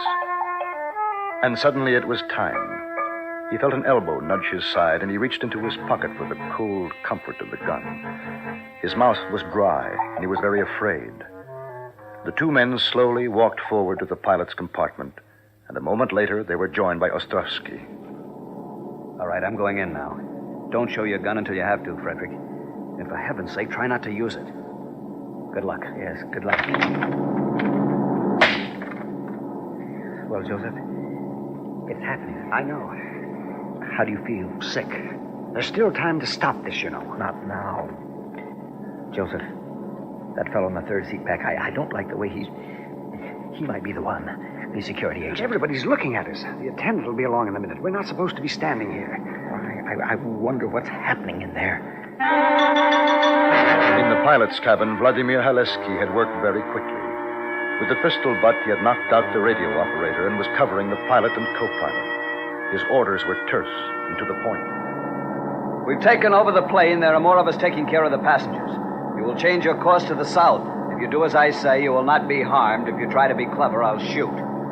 I know how to fly this plane, so please don't force me to prove it. We wish to land in Austria. You can make for Krems or Vienna. After we land, you can do as you wish. Stay with us or go on your way. That's up to you. Change course.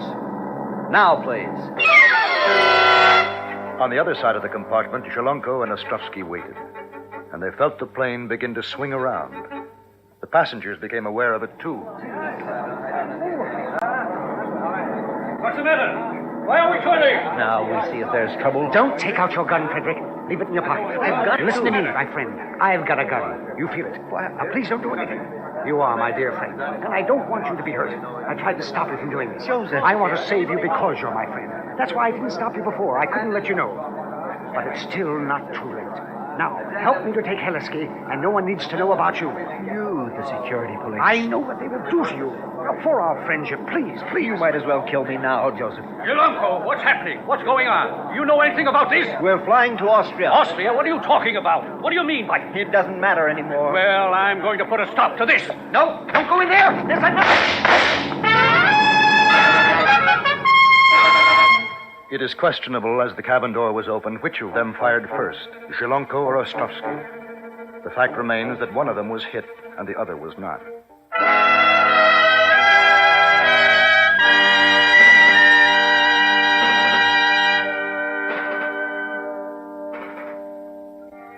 Three weeks later, two men met in a hospital room in Vienna. The one, lying thin and pale in bed, was Joseph Ostrovsky. The other, his good friend Frederick Shalonko.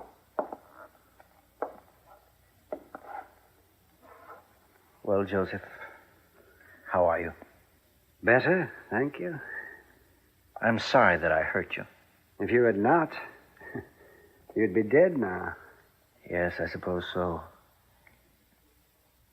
You'll be going back soon? As soon as I can get up. Yes.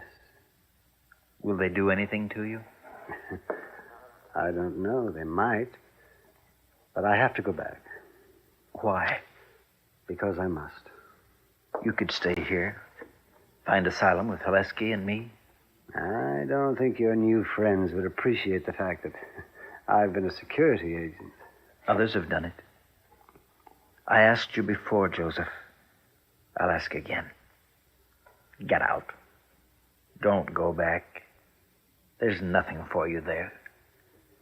We don't feel the same way about things. You and I. Yes, we do. Otherwise, you couldn't have protected me for as long as you did, knowing the way I felt. Don't you understand? Joseph, please, don't go back. I'll do everything I can to help. I'll think about it.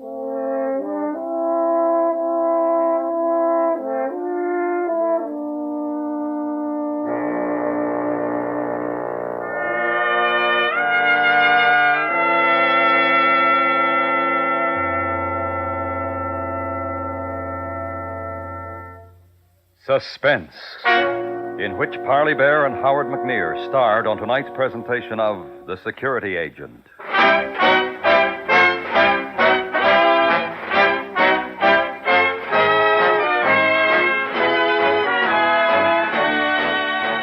Suspense is produced and transcribed in Hollywood by Anthony Ellis. You have heard The Security Agent, written by Mr. Ellis for Suspense. The music was composed and conducted by Jerry Goldsmith. Featured in the cast were John Daner, Herb Butterfield, and Harry Bartell. The fact that you meet all of your responsibilities as an adult will in no way keep you from enjoying the magic and charm of fantasies like The Hither and Thither of Danny Dither. Written originally as a children's opera, The Hither and Thither of Danny Dither is graced with music by Alex North and tells what happens when an efficiency expert decides to streamline heaven. For another delightful excursion into the unusual, be sure to hear The Hither and Thither of Danny Dither this Friday night, when the CBS Radio Workshop is on the air on most of these same stations. Stay tuned now for 5 minutes of CBS News, to be followed on most of these same stations by My Son Jeep.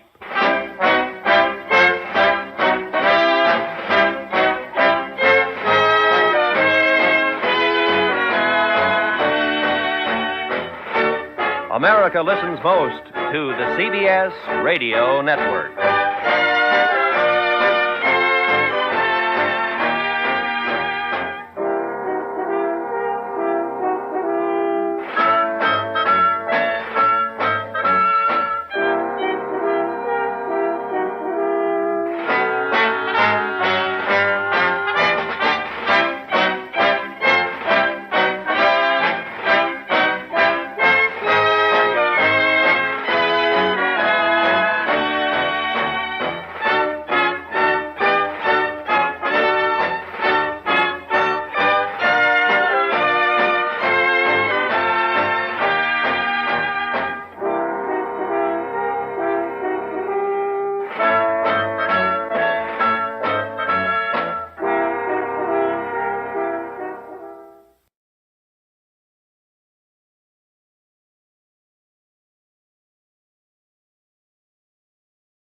The Adventures of Christopher Wells program, formerly scheduled at this time, is now broadcast at a new time on Tuesday evenings. Tune in for The Adventures of Christopher Wells next Tuesday and every Tuesday at 6:30 p.m. Pacific Standard Time.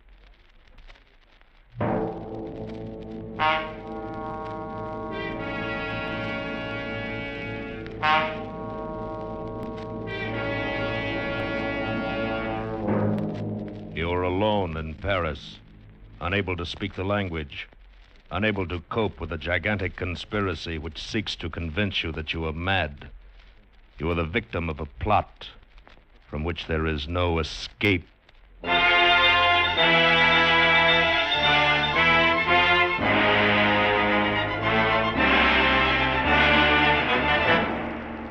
Escape. Produced, directed, and tonight written by William N. Robeson, and carefully contrived to free you from the four walls of today for a half hour of high adventure.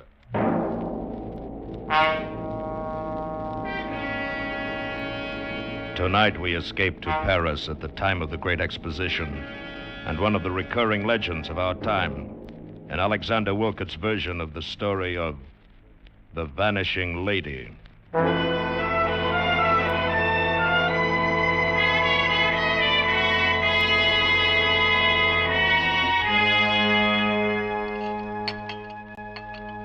Another cup of tea, Bruce? No, thank you, my dear. I just light up my pipe now and have a look at the Evening Standard. I'd like another, please, Mother. All right, Alice. Only one sugar, dear. We must watch our figures, you know. Oh, what nonsense. A growing girl like Alice needs plenty of sugar. See, Mother, Daddy approves. Perhaps. But Mother is still boss. Yes, Mother. There's a dear. Mother, Yes, dear. I've been thinking. Yes, dear. I've been thinking about my grandparents. Oh. I know all about Daddy's parents. How Grandfather Stanley commanded a dreadnought at the Battle of Jutland. It was not a dreadnought, Alice. It was a heavy cruiser. Oh, yes, heavy cruiser. And he got the VC, and how Grandmother Stanley was a volunteer nurse at Westerl Arch when the Zeppelins came over. And I know about your father, too, and how he died in India from his wounds, and how gallant he was at the Khyber Pass. But, Mother... Yes, dear. You've never told me anything about Grandmother Winship. Haven't I? No, and I'd like to know something Bruce. The child's 16. I think it's time she knew. But, Bruce... And you'd probably feel better to get it off your chest. What, Mother? What is it? Well, my dear, I've never talked about your grandmother because I've always half believed that someday, somehow, she would come down our garden walk and...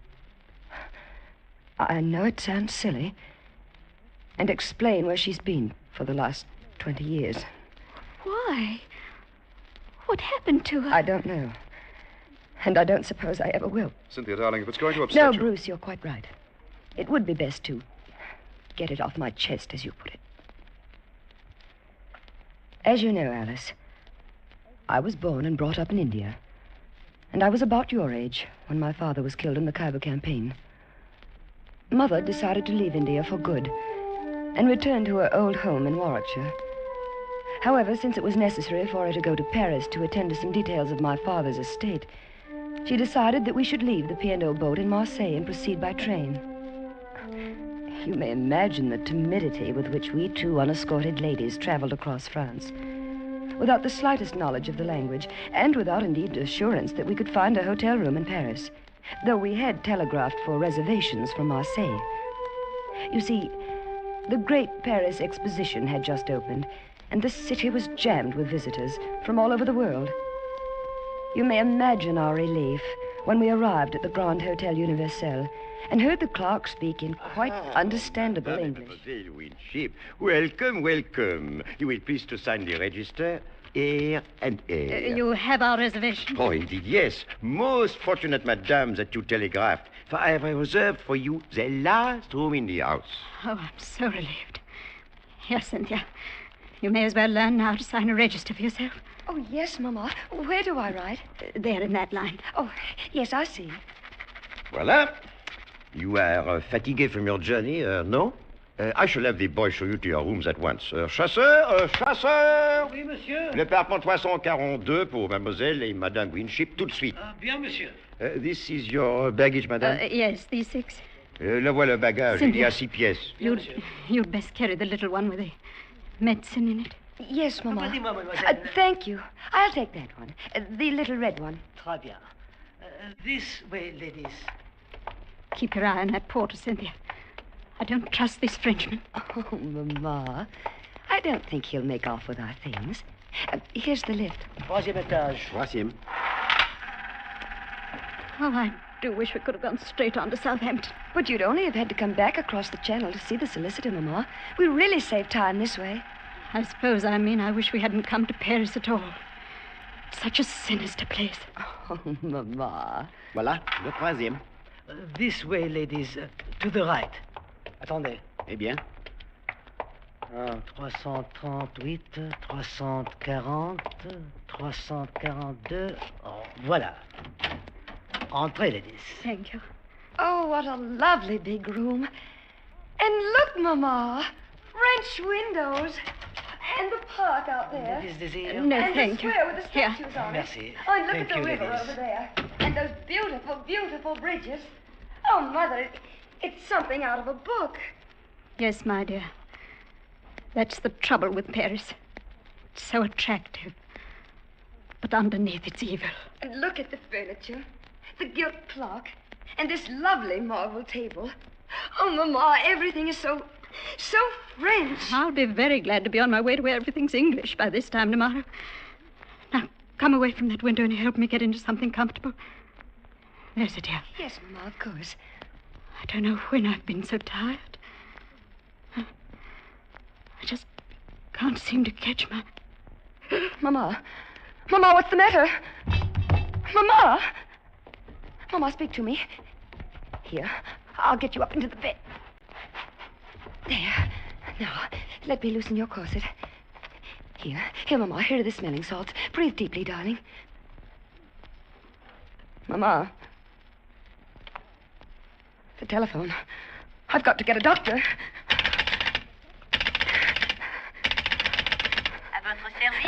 Hello, operator. Will you please send a doctor up to room number... Oh, let me see. Number 342. Pardon? Qu'est-ce que mademoiselle désire? Will you please send a doctor to room number 342? Je ne comprends pas. Qu'est-ce que mademoiselle A désire? doctor? A doctor? Ah, oui, un docteur. Oui, mademoiselle, tout de suite. While I waited for the doctor, I did everything I could to think of to bring my mother back to consciousness. I massaged her fingers and toes. I put wet cloths on her forehead. I waved the smelling salts under her nose, but she lay silent and white and unmoving like one dead. Only the quick, shallow movement of her breast assured me she was not. And all the time another anxiety possessed me. What if this doctor could not speak English? How should I tell him the circumstances of Mother's unexpected fainting? How should I understand his instructions for treatment? I'm sure it was not long, although it seemed like an eternity before he arrived, accompanied by the manager of the hotel. And to my great relief, they both spoke English. The doctor felt Mother's pulse, took her temperature, and did the usual things that doctors do. Then he turned to the tail-coated hotel manager. Parle-t-elle français? Pas un mot. Vous en êtes sûr? Tout à fait. Alors, je ne peux parler à mon aise. Monsieur, ceci, c'est une affaire très sérieuse. N'ayez pas l'air alarmé lorsque je vous mets au courant. Cette femme est atteinte de la peste. De la peste? Elle n'a qu'une heure à vivre. Je n'ai pas besoin de vous dire... While they talked in this language I couldn't understand, I looked from one face to the other, trying to read from their expressions how serious my mother's illness was. But they were as casual as though they were ordering dinner. Finally, I could stand it no longer. They must. You must tell me. What is the matter with her? Mademoiselle, your mother is ill, yes. Seriously ill. It is a collapse. Due perhaps to the strain of traveling. However, a week or two of absolute rest A week or two? We were to go on to England tomorrow. That would be out of the question. She cannot be moved for at least several days. Right now, she must have a complete rest. The next 24 hours will be critical. Oh, Mama. Poor Mama. No, mademoiselle, you must not break down, too. I need your help. Yes, doctor. Immediately, I need some medicine. Will you fetch it for me? Why, yes, I must not leave your mother for a moment during these critical hours. Here, I will write down this address and a little message to my wife. Your wife? Yes, I have the medicine already prepared at my home. It will be faster to go there for it than to a pharmacy. There are a few chemists who have the ingredients. But couldn't you telephone? Hélas, I have no telephone.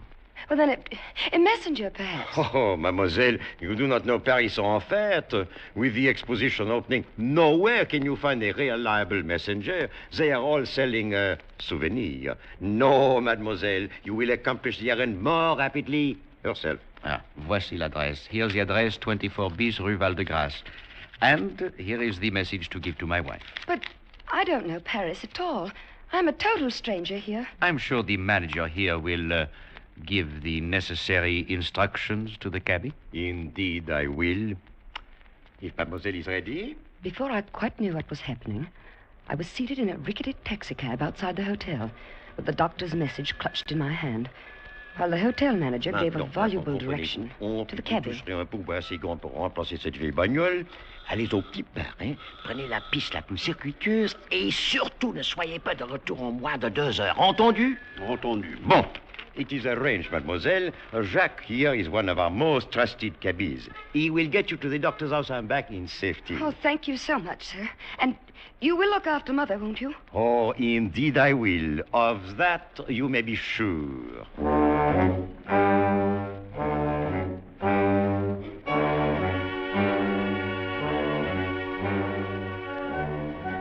When we left the hotel, we crossed a huge square with statues around it and turned into a wide avenue which led up a gentle incline, at the top of which was a huge arch. But before long, we turned off to the right into narrower streets. It must have been 20 minutes later when we turned into another wide boulevard, and I saw another huge arch up ahead. Or was it the same arch? Driver! Mademoiselle? Haven't we passed that arch before? Regardez, mademoiselle, voici l'Arc de Triomphe. Là-bas, la Tour Eiffel et... Driver, I don't want a sightseeing tour. I want to go to this address directly. Don't you understand? Please, now take me there at once. En fait, sans mieux. De la patience, mademoiselle. Paris, c'est une grande ville, voyons.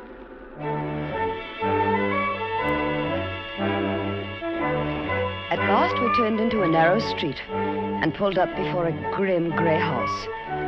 The blue enameled sign on the wall read number 24 bis. I jumped out of the cab almost before it stopped, rushed up the 3 stone steps and pulled at the brass bell knob.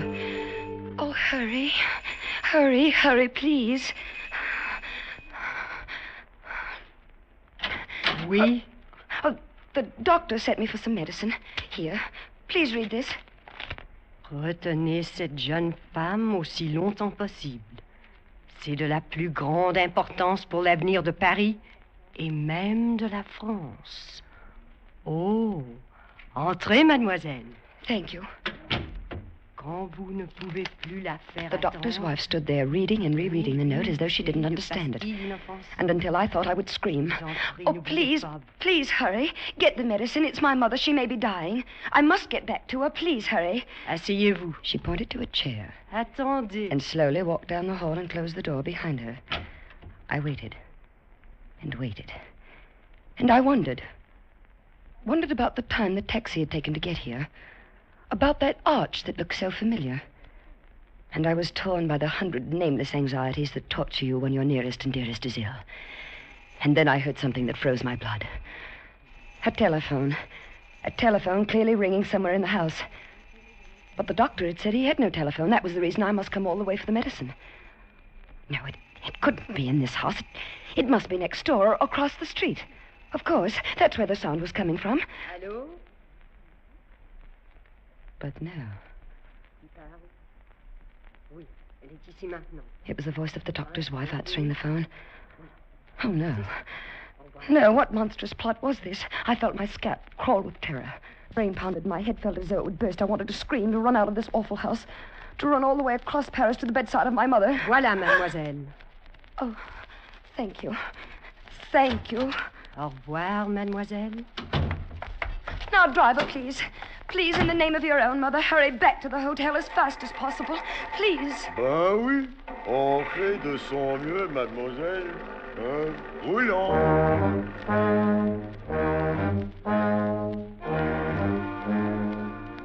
But my pleading was of no use. Either it was misunderstood or ignored. We crawled across Paris just as slowly as we had come. And I was certain I saw that same white arch 3 times.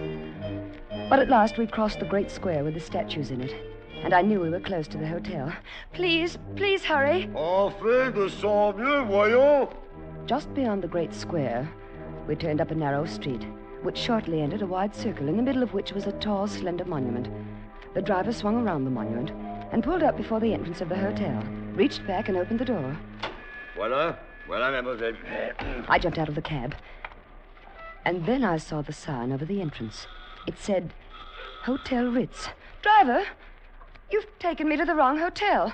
I'm staying at the Grand Hotel Universal. Mais non, mademoiselle, je vous ai pris en Ritz et je vous dépose en Ritz il y a 50 au I don't understand what you're saying, but will you please take me to the Grand Hotel Universal? Mais c'est ici que je vous ai pris et c'est ici que je vous dépose. Oh, you stupid man. Can't you understand? My mother is ill. You've taken more than 2 hours to get me to that doctor's house and back. Can't you understand? My mother is sick, perhaps dying. Dieu, mademoiselle, les affaires ne me regardent pas. Donc, voici, la militaire va payer. A small group of passers-by had stopped and were listening curiously to the argument. Then they joined in and started taking sides. Everywhere I looked were foreign faces, strangers, enemies. And then, shouldering his way through the crowd, I saw a bare-headed young man in tweeds with a pipe clamped in his teeth. And before he had a chance to speak, I knew help had come. I say, having some trouble? Oh, thank heavens you're English. All right, you are. What seems to be the matter? I told him rapidly as I could, and he paid the mulish cabby. Merci, monsieur. Popped me into another cab. And 5 minutes later, we walked into the lobby of the Grand Hotel Universal. The manager was behind the desk. My mother. Is she all right? I beg your pardon? My mother, Mrs. Winship in 342. Is she all right? Mademoiselle must be mistaken. There is no Winship in 342. What? 342 is occupied by Monsieur Auguste Noailles, a permanent guest. But don't you remember me? I'm Cynthia Winship. 2 hours ago, you put me into a taxi to go to the doctor's house for some medicine for my mother. I am afraid that mademoiselle is mistaken. I have never seen her before in my life. Well, look here, what is this? No, listen, I swear it to you. It's just as I say. We signed the register less than 3 hours ago. We got in on the train from Marseille. Well, let's have a look at the register. Yes, I'll show you I'm in 342. Where is the register? It is there, mademoiselle. You may see it for yourself. See, today's date. 14 guests registered, but I don't see any mademoiselle or Madame Winship. Do you? No. What have you done with my mother? What have you done with my mother? Please, mademoiselle. You have done something with her. Please, I demand to know mademoiselle, what I have should you not done. like to ask you to Miss leave the hotel. Winship, we'll get to the bottom of this. Perhaps mademoiselle is mistaken. Perhaps she is registered at some other hotel. No. This is the hotel. The Grand Universal. You were standing there when we arrived. You handed my mother the pen with which she registered. You came to the room with the doctor. You put me in the taxi. But I assure you, mademoiselle, these are fantasies of your Wait a imagination. minute. What is it? That bellboy there. He carried our baggage. He'll remember. Garçon. Oui, monsieur. Vous vous souvenez avoir déporté le bagage de madame à numéro 3, 4, 2 cet après-midi? Non, monsieur. There were 6 pieces, don't you remember? You wanted to take them all, and I insisted on carrying the jewel case. It was a little red one. Oh, non, mademoiselle. C'est la première fois de ma vie que je vois mademoiselle. He says he never saw you in his life before. But this is monstrous. It's impossible. My mother is somewhere in this hotel. What have you done with her? What have you done with her?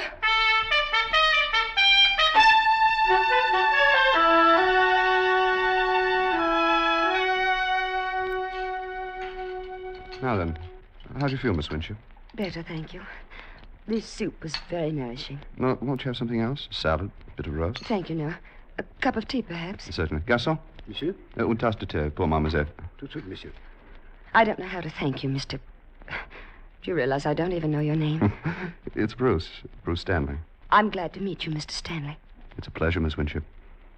Mr. Stanley, you believe me, don't you? Of course I do, Miss We Winship. did register at that hotel. We were in room 342. I can even describe the furnishings.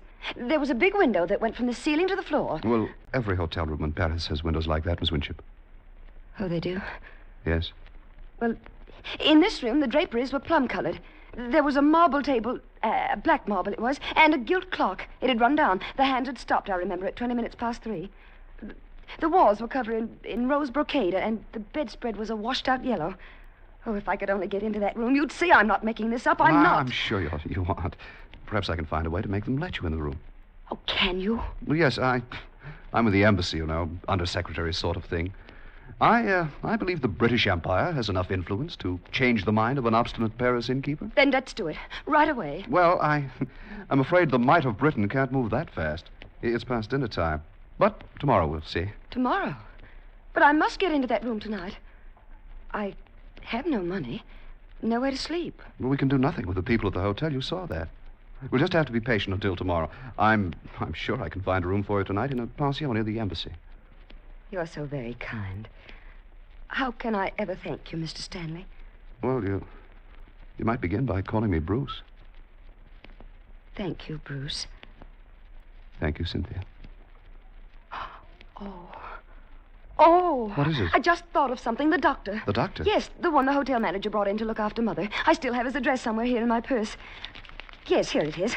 Oh, we must go there immediately. He can tell us about Mother. Let's see. 24 bis Rue Val de Grace. Well, that's not far. It's just off the Boulevard Raspail near the Luxembourg. How long would it take to get there by taxi?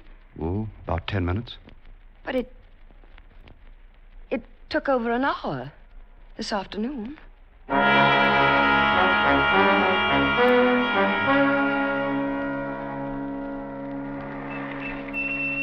Voilà, monsieur, 24 bis, Rue Val de Grace. Well, here we are. Yes, this is the place.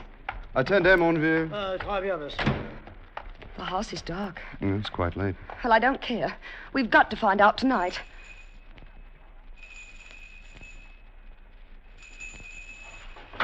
Qui est là? Qui sonne? Where is he? There at the upstairs window. Monsieur le docteur, c'est mademoiselle Stanley. Elle veut vous questionner à propos de sa mère. Stanley, je ne connais pas mademoiselle Stanley. He says he doesn't know you. But he must. Doctor, don't you remember this afternoon? You sent me to your house for medicine for my mother. Je ne comprends pas l'anglais. He says he doesn't understand English. Oh, the liar. The dreadful liar. He does. He speaks perfect English. Et vous, jeune homme, je vous conseille de ne pas déranger le repos des gens comme il faut et de vous en aller avant que je n'appelle la police. I'm sorry, Cynthia. Oh, Bruce. What am I going to do?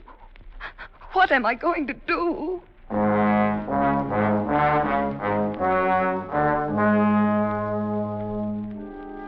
If it hadn't been for Bruce, I'm certain I should have gone out of my mind.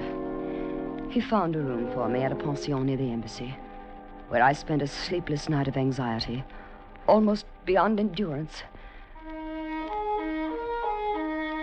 Bruce called for me at 10:30 the next morning and took me back to the hotel. To my surprise, the attitude of the manager had changed completely. Of course, mademoiselle may inspect room 342. We are only too glad to convince mademoiselle that her mother is not and never was in the Grand Hotel Universel. Why, I personally will escort you to the room. This way, please, to the ascenseur. Oh, Bruce, that terrible man. That horrible... Cynthia, don't let him upset you. Monsieur, 3e étage. 3e, monsieur. Now, remember what I told you last night, Bruce. You'll see plum-colored draperies, black marble top table, rose walls, and a gilt clock with the hand stopped at 3:20. You'll see. Yes, Cynthia. Voilà, le 3e. This way, gentlemen. It was room 342 you wish to see, mademoiselle? Yes, that's right. Third door to the right. So. You see, Bruce? I know where it is. Yes, my dear. Here we are. Voilà. Enter, please. Now, Bruce, you shall see the yellow bedspread.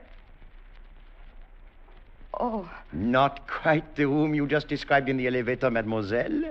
The drapes are royal blue. No. Oh, a little dusty, I fear. I must have this room renovated. You see, there is no marble top table. No. The clock, as you notice, is running. No.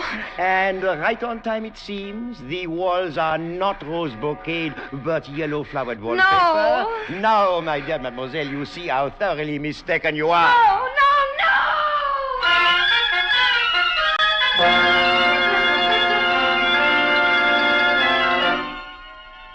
They had tried to make me think I was mad. They succeeded. I remembered nothing until I awoke in my aunt's house in England 2 weeks later, thanks to Bruce, who never left my side during those terrible days when my sanity hung in the balance. Well, that's the story, Alice.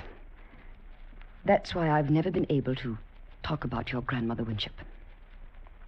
Oh, Mother, how horrible. Because all these years, I've clung to the foolish hope that somehow she'd come back and tell us herself what happened. You poor dear. You may as well dispel that hope forever, Cynthia. What? Since you've at last brought yourself to discuss your mother's disappearance, I think it's time you knew the true facts. Bruce. Your mother died 20 minutes after you left the hotel on that fool's errand for the doctor. Oh, no.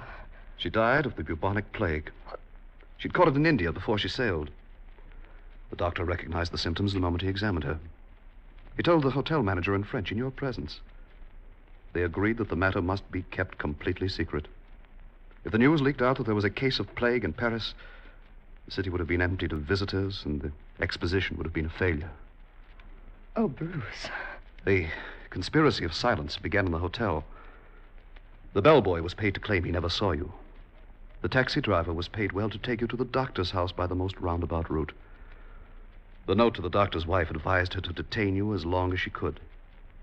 And the taxi driver added his own imaginative touch by returning you to the Ritz instead of the Universal.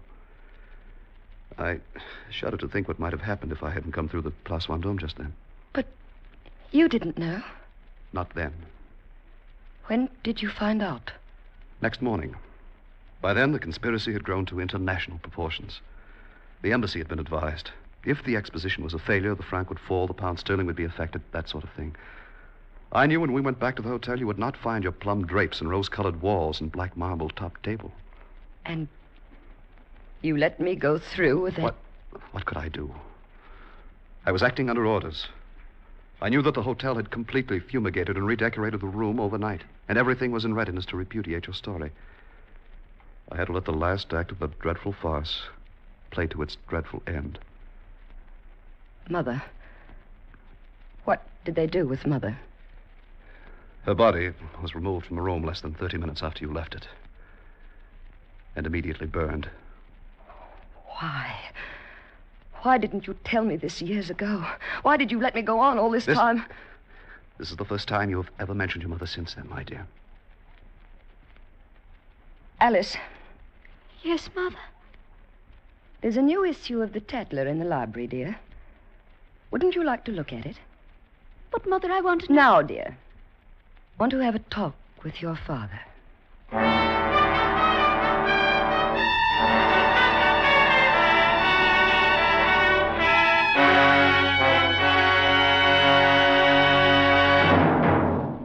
Escape, produced and directed by William N. Robeson, has brought you The Vanishing Lady by Alexander Wolcott, adapted for radio by Mr. Robeson. Cynthia was played by Joan Banks. Bruce was played by Hy Averback. The hotel manager and cab driver were played by Ramsey Hill. The musical score was conceived and conducted by Cy Feuer. Next week... You are deathly afraid of snakes.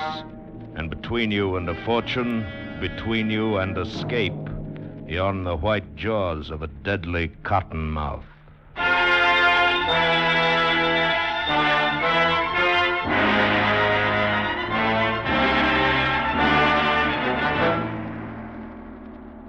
Next week, we escape with Irvin S. Cobb's famous story, Snake Doctor.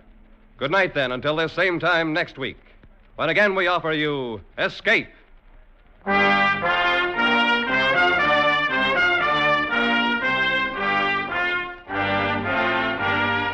This is CBS, the Columbia Broadcasting System.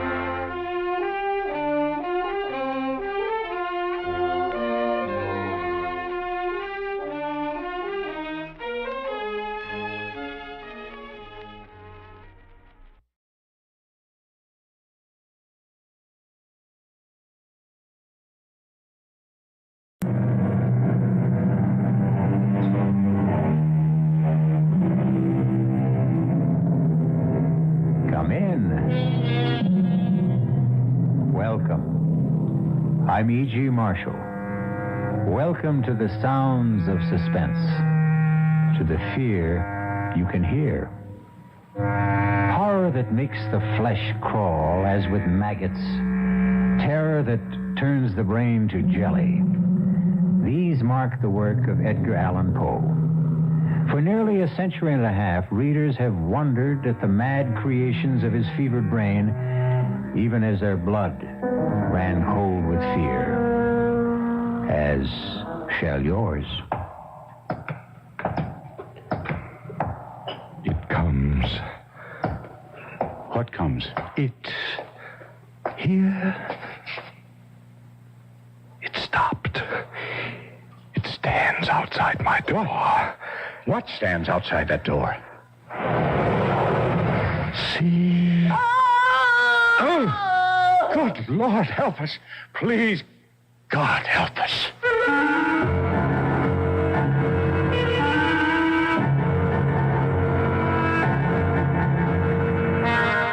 Our mystery drama, The Fall of the House of Usher, was especially adapted from the Edgar Allan Poe classic for the Mystery Theater by George Lothar and stars Kevin McCarthy.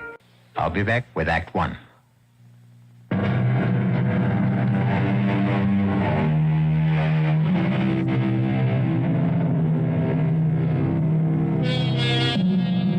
I must warn you that there lies ahead for you a tale so gruesome that when it ends, you will know beyond doubt that never in your life before have you experienced such revulsion.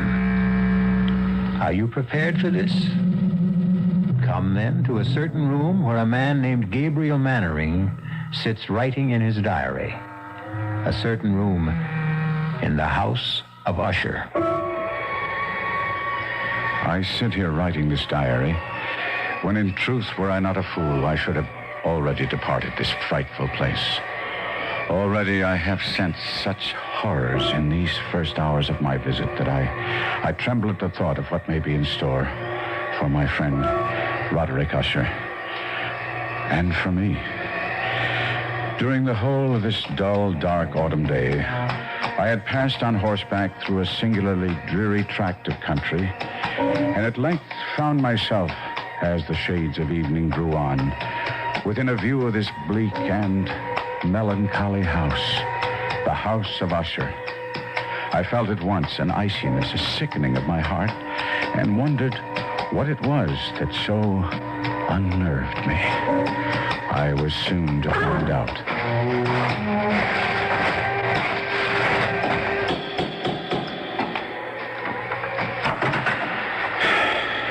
You would be Mr. Mannering, sir? Yes. My master waits you. One moment, This one way. moment. My horse. We'll be well cared for, sir. Oh, that carriage standing there. That black carriage? Is there another visitor? Only the doctor. He is attending Miss Madeline. This way, sir. Thank you. Follow me now, sir. We turn here, the passage on our left. Now, this to the right. I had no idea the house of Usher was so vast. Oh, yes, vast. Above and below. Below? There are chambers underground, vaults, dungeons that even I have never seen, and I have lived here as servant to Mr. Usher more than 30 years. Here we are, sir. Come. Mr. Gabriel Mannering, sir. Oh, Gabriel, my dear good friend, you've come at last. Roderick, I came immediately on receipt of your letter. It gave me cause for concern, deep concern. After all, Roderick, not having seen each other in years, nor corresponded even, to receive a letter from you was in itself a surprise, but the contents, Roderick, the contents were a shock. How ill are you? Ill? I'm not ill. Not ill? But in your letter... I am not ill! Oh, I may have mentioned something of the sort in my letter, but... More than mentioned, you spoke of acute bodily illness, of oppressive mental disorder, of a malady, dear friend, so strange you could not bear to face it alone. Now, that is why I'm here. That is why I came at once. The terrible agitation in your letter. Oh, mood. It was nothing but mood. Mood of the moment, nothing more. Come now. Cato, the poet. Good. Thank you. I'll pour. And, Cato. Sir? Dr. Wyndham is with my sister still? Yes, sir. I would speak with him before he takes his leave if he feels I can bear to... Sir? Nothing. Just say I wish to see him. Yes, sir. It's a vintage port, Gabriel. You'll enjoy it. Its aroma, its fragrant bouquet will delight your nostrils. Its taste will fall sweet on your tongue. Your health, good friend. And yours, Roderick. Well, now, tell me about yourself, Gabriel. How has life gone with you all these years? Oh, as all lives go, I suppose. There's been the good, the bad, indifferent. Yes, well, mine has been mostly bad. I've prospered. My importing business in Baton Rouge. Ruination, that's been my lot, my fate. The fate of the House of Usher. Well, if you are financially in need... No. I speak of another kind of ruination. Decadence. I speak of the evil that moulders within my body, my mind, my house. House? Oh, no house this. A tomb that houses the living dead. You are ill. Yes, I lied. I am ill with what? With what? With fear. Fear? Of what? I know not.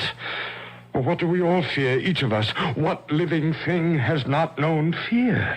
It lives within us, this fear. It rots within us, as I rot within this house. But mark you, good friend, whereas with others fear rides like a restless maggot, only now and again with me, it's ever present, a colorless slime growing within me, spreading, engulfing, drowning me. Roderick. No. I'm all right now. I'm all right. You must go. Go? Well, you shouldn't have come. I shouldn't have asked you. You must leave this house of death, this tomb. Stop that. Now stop. I tell you that... Enough. Enough now. Here. Sit down. Compose yourself. Now, hear me, Roderick. I came a great distance through the foulest time of the year to be with you, and here I shall stay until you are well again. You don't understand. I shall never get well. Of course you will. No. No, she is dying, you see, and I... Your sister? Is it she who is dying? Yes, Madeline. But it's she who is dying. If it is... No, you don't understand. You don't understand. Come in. Dr. Wyndham. Come in, Doctor. Thank you, Cato. May I introduce myself, Doctor? Mr. Usher, as you see, is not himself. I'm a friend of his, Gabriel Manning of Baton Rouge. Oh, how do you do? Louis Wyndham. I entreat your pardon, both of you. Shh, now, Roderick. My nerves sometimes. Yes, I know, and I'm sure Mr. Mannering understands. You've been taking the laudanum I prescribed? I used the last only yesterday. I'll see that you get more. Oh, thank you. My sister? There's no change. How long? Before death. I don't know. Your sister's malady baffles me. I don't know what is killing her, nor do I know what keeps her alive, when in truth, she's all but dead. Oh, would it be an impertinence, Doctor, for me to ask you what you mean by that? Well, no, Mr. Mannering. Quite simply, there have been times when Miss Usher, Madeline, has been devoid of all vital signs. By this, I mean I've been unable at these times to detect a pulse, blood pressure, any respiration whatsoever. Yes. And yet, moments later, she's opened her eyes and returned to the world of the living. Strange. I've encountered nothing like it in years of practice. It's not too far from the truth to say that she is dead, and yet she lives on. Yes. Like the house itself. Now, Roderick, you mustn't harp on... I tell you, we are like this house. My sister and I, we are this house. The house is us. The house is dead, and yet it stands. Your aberration about this house... It is no aberration. It's the truth. The house of Usher crumbles, yet it will not fall. Madeline is dead, yet she will not die. And as for me, oh, heaven, the horror that awaits me. I'll send the laudanum as soon as possible, Mr. Mannering. There's little else I can do. Yes. I have other patients to attend. Thank heavens it's a moonlit night. I have many miles to travel. Good night. Good night. Roderick. Yes? Roderick, I want to help you in every way I can. That's why I'm here. But now, you must do your part to help yourself. What do you mean? Well, I could be wrong, but it seems to me you let yourself go to pieces all too easily. This talk, this wild talk of your sister Madeline being dead and yet alive. Well, now, that's nonsense, you know. No. Yes? Well, I'll agree with you with one thing, and one thing only. In a way, you have become this damnable house.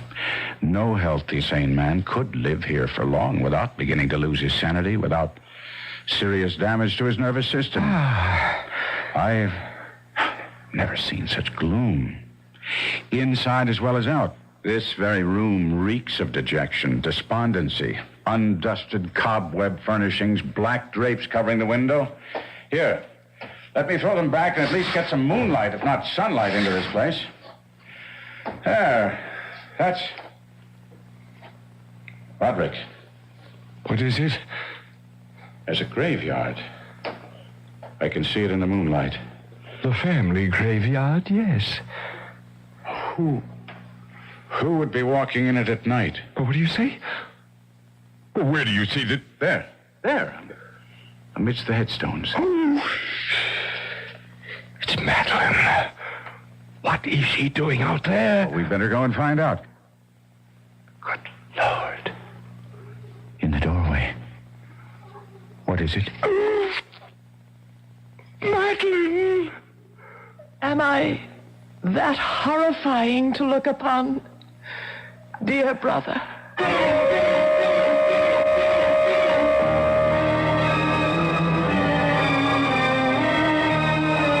Madeline Usher walks among the headstones of the Usher graveyard, yet stands in the doorway at the same time. Does her spirit walk abroad? Is she that close to death? I'll be back shortly with Act Two.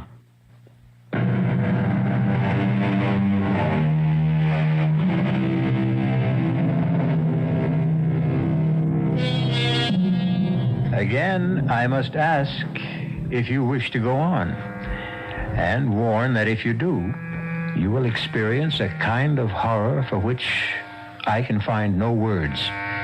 Even Gabriel Mannering, writing in his diary, found it difficult to express his feelings in that moment of first meeting with Madeline Usher. I seek and cannot find words to recreate the terror of that moment. Not a woman, but a corpse stood before us in the doorway of that awful room. The very woman, or corpse, if you will, that but an instant before Roderick Usher and I had glimpsed in the moonlight graveyard beyond the window. If she is alive, I thought, she should be dead. Fatuously, I said, "You are Madeline Usher?" Yes. How do you do? I'm Gabriel Mannering. I know. Ah, you winced as you took my hand. What? You felt its coldness. No. Yes, you need not dissemble with me. Even now, you find it hard not to stare at the dark patches on my face, the putrescence that lives. Yes, thrives in my dying flesh. Madeline, my dearest sister, you should be lying down, resting. You mustn't waste your energy. I wanted to meet your friend. Someone from the world of life outside this house, this tomb. I wanted to... needed... Falling catcher! I have... Put her on the couch, Gabriel. No. Still, we'll carry her to her room. There's no pulse.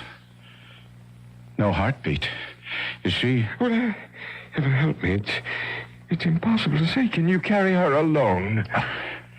She weighs nothing. Follow me, then.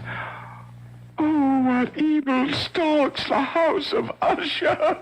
Help us, dear Lord, please help us. Put her down, Gabriel. Gabriel. In what? In that? It's her bed. A coffin. Well, nevertheless, it is her bed. It's where she rests and sleeps. And haven't you noticed... what she's wearing isn't a nightdress. A shroud? Yes. She's been ready for her burial for nearly a year now. Oh, look, see? Her eyes are fluttering. I'd have taken my oath she was dead. Not yet. Oh. Gabriel, my friend, come. Well, you don't leave her like this, alone, no company to cheer her when she wakes. She may not waken again for days. She may not waken again. Come? No, wait. There's something about her. Something in her face that... it reminds me... well, of course, it's you. Oh, you see, then? The family resemblance. Obvious. In spite of what the intimacy of death has done to the face, the resemblance is still there. It's more than a resemblance, Gabriel. What do you mean? Well, we are twins.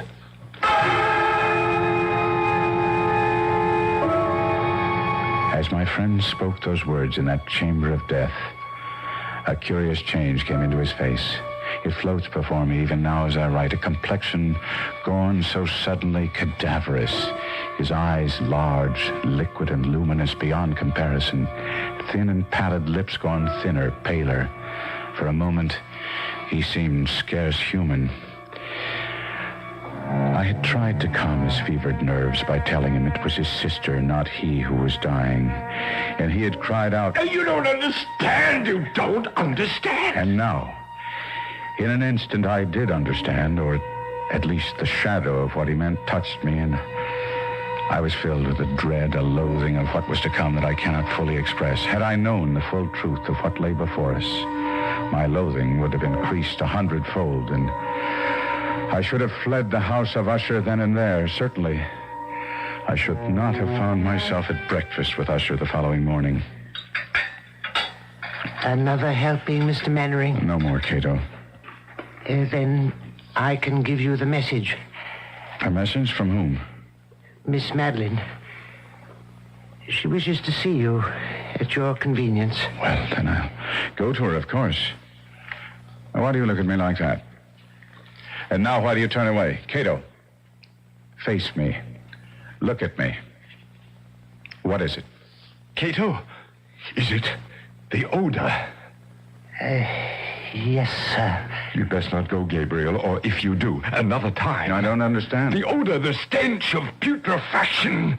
It's stronger at times than at others. And you mean that she... Take me to Miss Madeline at once, Cato. No. It will sicken you, nauseate you, even infect you. Well, it can kill me and be damned to it, but I'll not disregard a last wish of a dying woman. Unlike you, Roderick, I do not fear death.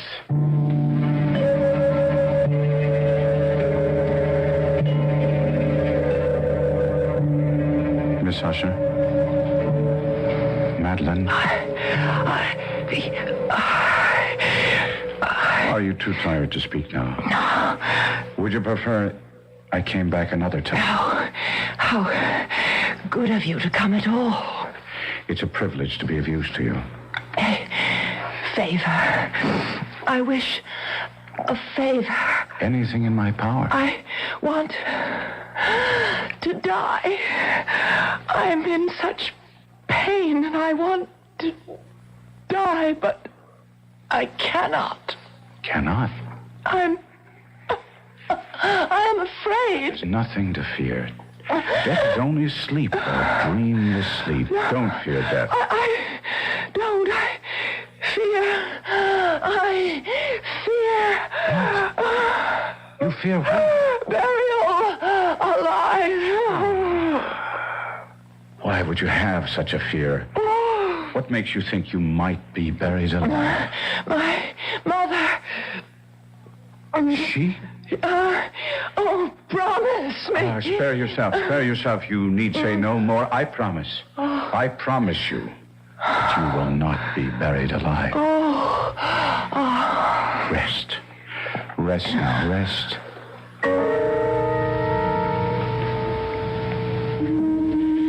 That is what you meant, Roderick, is it not?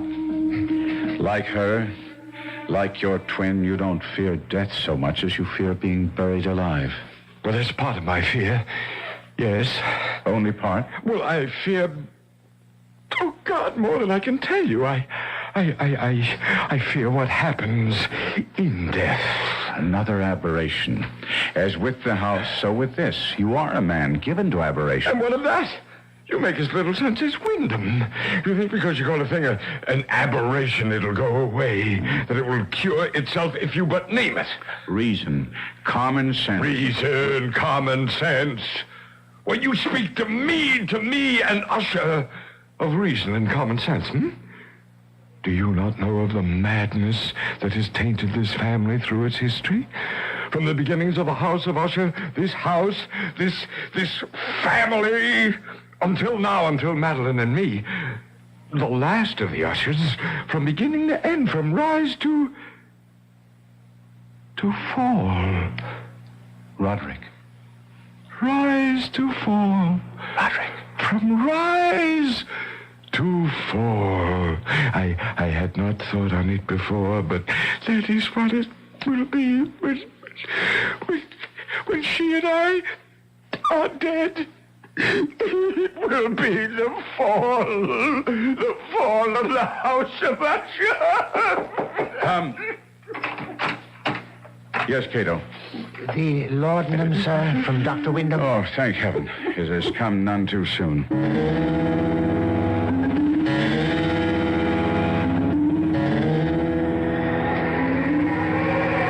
Mr. Mannering, sir.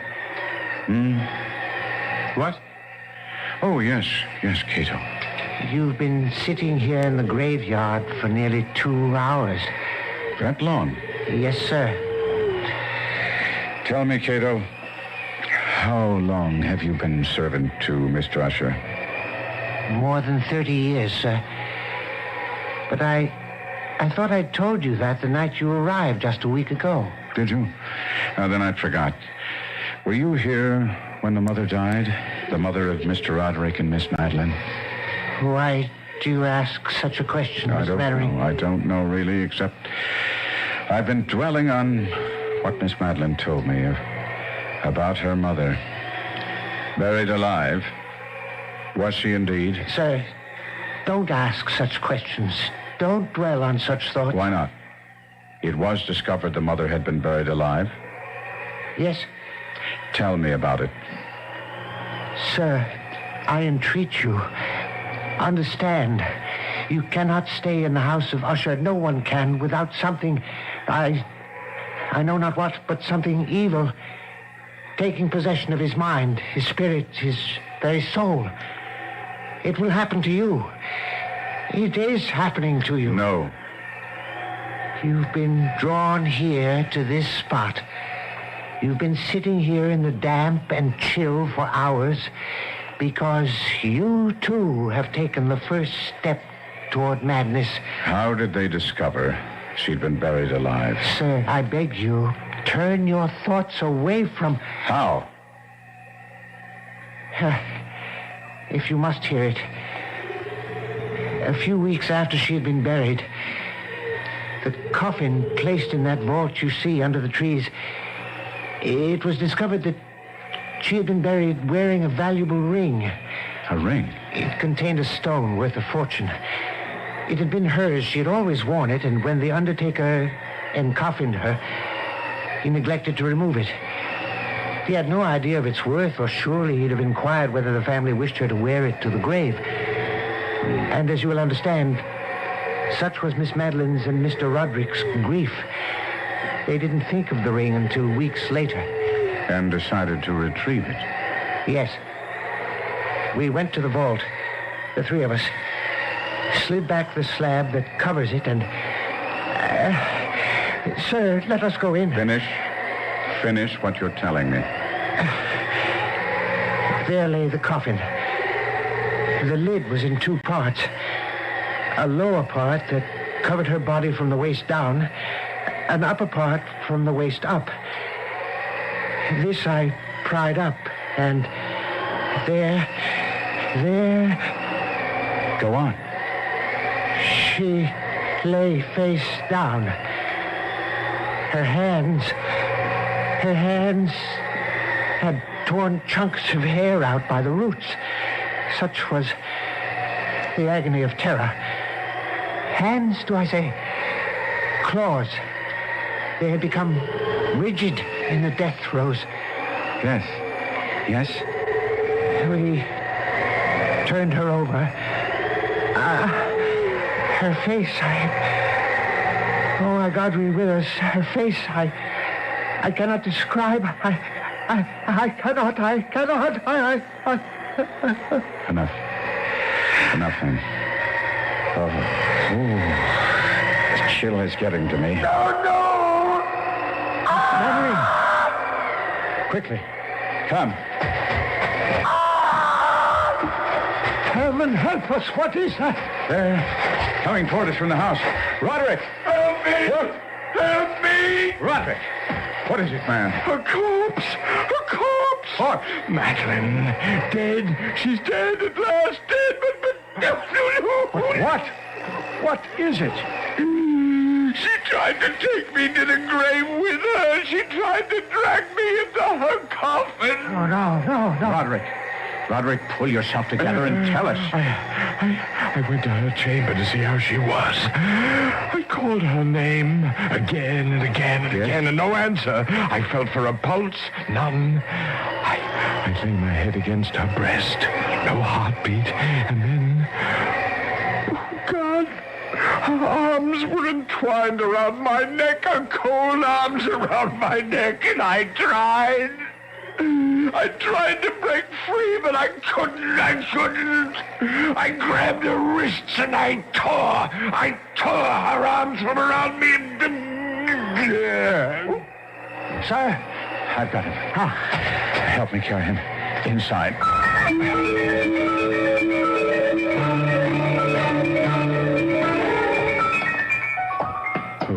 Oh, no. Now be calm, Cato. When Mr. Usher tore himself free, he must have dragged her half out of the coffin. Come. We must put her back in. Cato. I dare not touch her. Very well.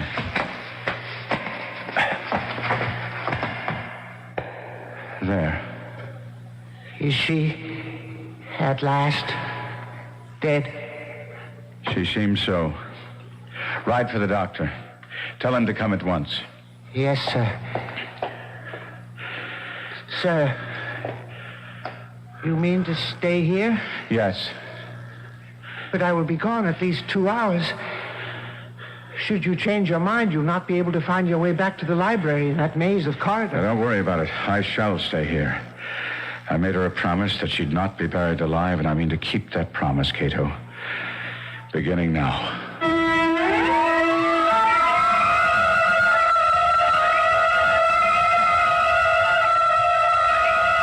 Alone in that chamber of death, within the house of Usher, Gabriel Mannering seats himself beside the coffin of Madeline Usher to keep his vigil and his promise, and wonders if he himself may not be going mad.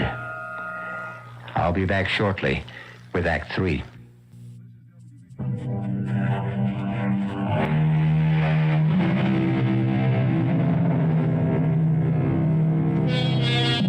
Terror so awful as to shatter the human mind haunts the house of Usher, hangs like a shroud in the air, drips on the spirit like the very slime upon the decaying walls.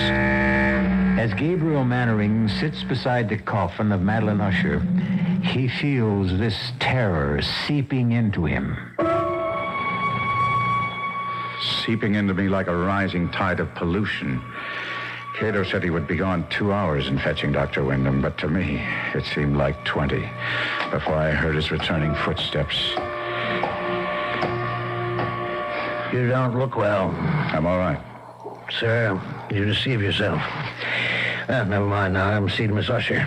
My bag, Cato? Thank you. Heart first.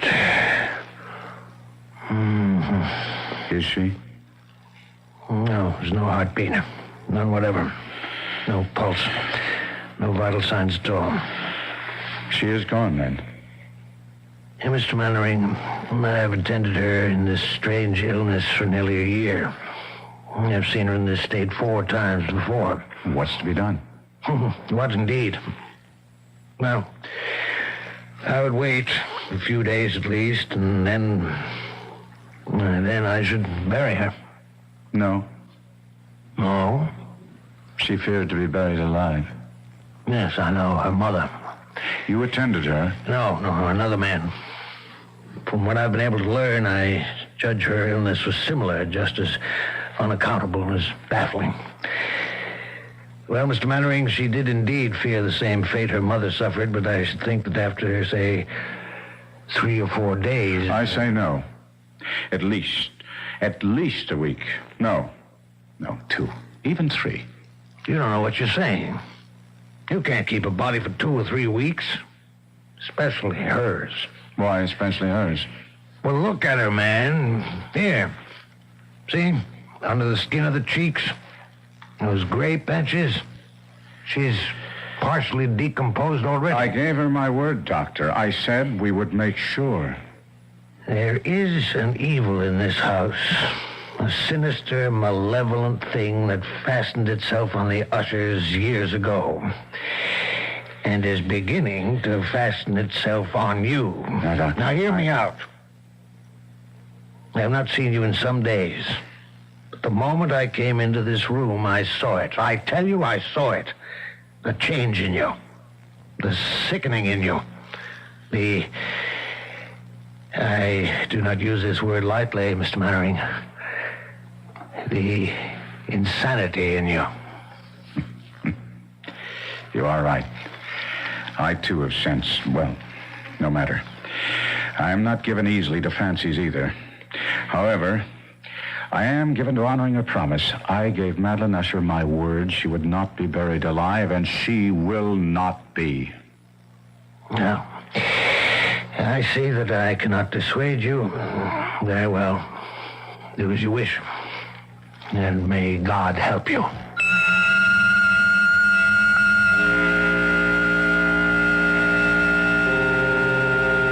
I stayed by her coffin for yet another hour or so, making sure there were no signs of life. Then I returned to the library, led there, of course, by Cato, for I could never have found my own way through that maze of corridors and passages. I found Roderick Usher seated bolt upright in a wing chair, staring at I know not what. Roderick, I must talk to you. Do you hear me? Yes. Now, Roderick, as I told you, I promised your sister to take every precaution against her being buried alive. She is dead. I know it in my heart, my soul. I know it. I believe so, too. But we must be certain. Now, that presents a problem. Roderick, are you listening? Problem? Yes. Decomposition. If she is dead, she will decompose. And after a period of days, well, you can imagine. Days? Days of what? Of visiting her coffin at least every 12 hours, say, to make sure she's dead. Are you mad? We must keep her body. 1 week, 2. And the question is, where? Where? We'll have to leave the coffin open in case she should regain her senses. On the other hand, if she is indeed dead, well, there are vaults deep down beneath the house. We could put the coffin in one of those. Good. We'll do that then. Yes, we'll do just that.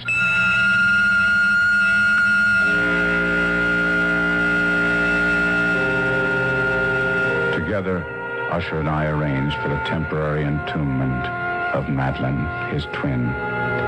The vault, so long unopened that our torches were half smothered in its oppressive atmosphere, was small, damp, and entirely without means of admission of light, lying at great depth beneath the house. There, Gabriel. It is done. We must come here again. In no more than 12 hours. As you say. As you say. Before he wished only to bury Madeline. Why now did Roderick become so compliant? Agree so readily with what I said? If only I'd asked myself that question. But I did not, and in consequence faced an unexpected problem. Why do you not believe me? It isn't that I don't believe you, Roderick, but I wish to see for myself. There is no need for you to do it. I have done it. You have? I have visited the coffin at least once every 12 hours, sometimes twice. She does not live. Take my word for it. It is my word that concerns me. I gave my word to her, not yours. She is dead.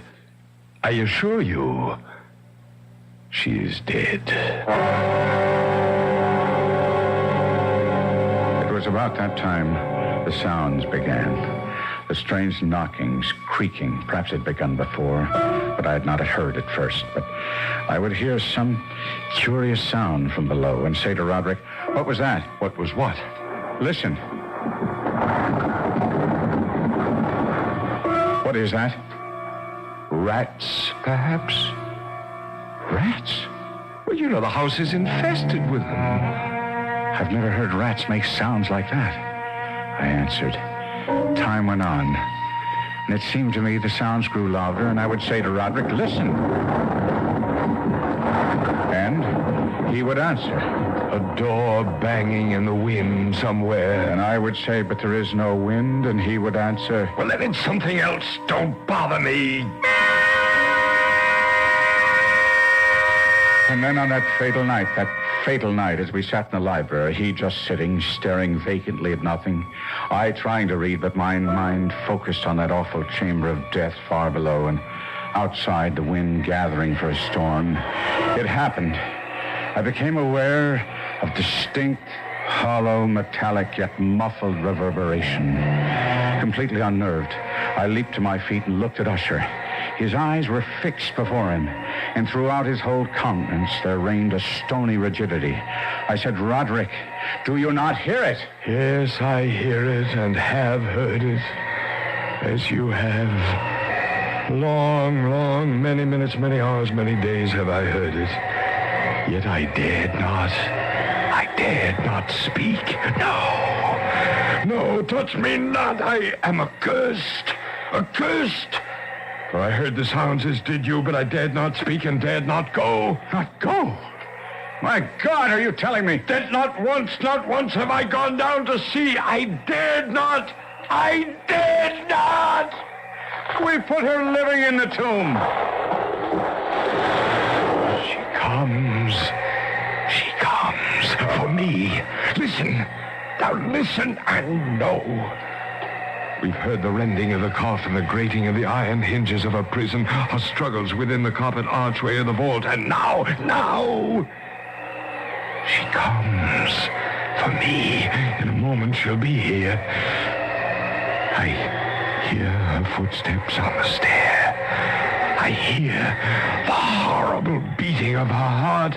She comes for me, she comes. I tell you, she stands outside the door.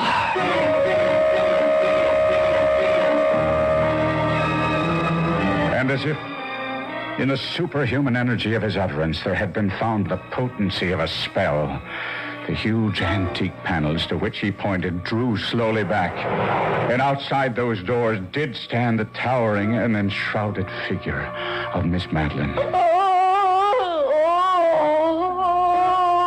There was blood on her white robes and evidence of some bitter struggle on every portion of her putrefied frame. For an instant she remained trembling and reeling to and fro upon the threshold. And then with a moaning cry, fell heavily inward on her brother. And in her violent and now final death agonies, bore him to the floor. A corpse. A victim to the terrors of all he had anticipated.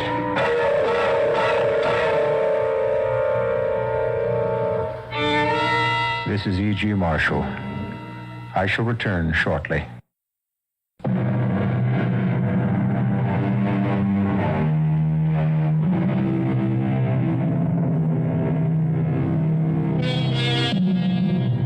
The manuscript of The Fall of the House of Usher ends thus. I fled from the house, leaving all behind me. As I ran, I heard a sound so horrendous it made me stop and turn. My brain reeled as, looking back, I saw the mighty walls of the house burst asunder. And in a few moments, the moon, breaking through the scudding clouds, a blood-red moon, revealed the end. The fall of the House of Usher. Our cast included Kevin McCarthy, Arnold Moss, Marion Seldes, and Robert Dryden. The entire production was under the direction of Hyman Brown. Now, a preview of our next tale. All right, Mr. Thompson, I'm a human being, too, and I guess if I got a letter from Dries, Hartog, and whatever telling me that I was rich, I wouldn't go into mourning. I'd probably go out and celebrate. Believe me, I understand very well. That's why I wanted to see you, to suggest arranging that happy event without the slightest trouble on your part, without any obligation until you're completely satisfied. What the devil does that mean? All you have to do is say yes.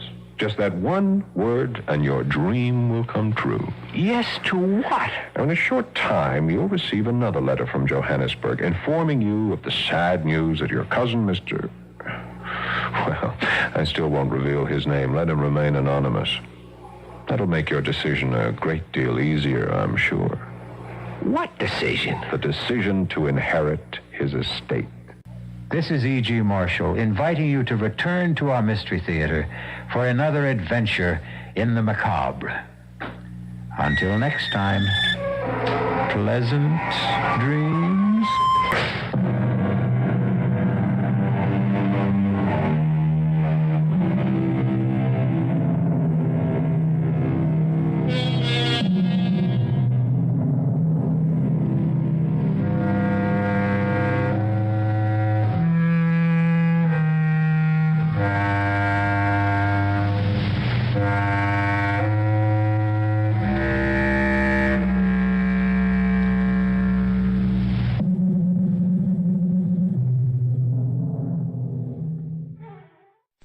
Good evening. This is Otto Kruger, welcoming you to the Screen Mystery Club.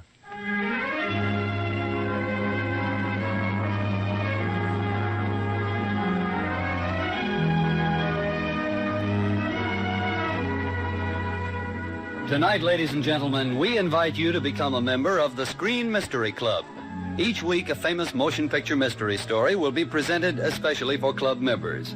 Tonight, we present When Strangers Marry, a superb blend of mystery and suspense. And now, here is your host and narrator of the Screen Mystery Club, the distinguished actor of both stage and screen, Mr. Otto Kruger. Hello. Well, pull up your chairs and make yourselves comfortable as we unfold the peculiar events in this week's prize screenplay, When Strangers Marry. Our story really begins quite innocently on a streamlined train speeding toward New York City. It is late, past midnight, and standing before the door of a private drawing room is an attractive girl in her early 20s, simply dressed. She seems to be having difficulty making up her mind to knock. But finally...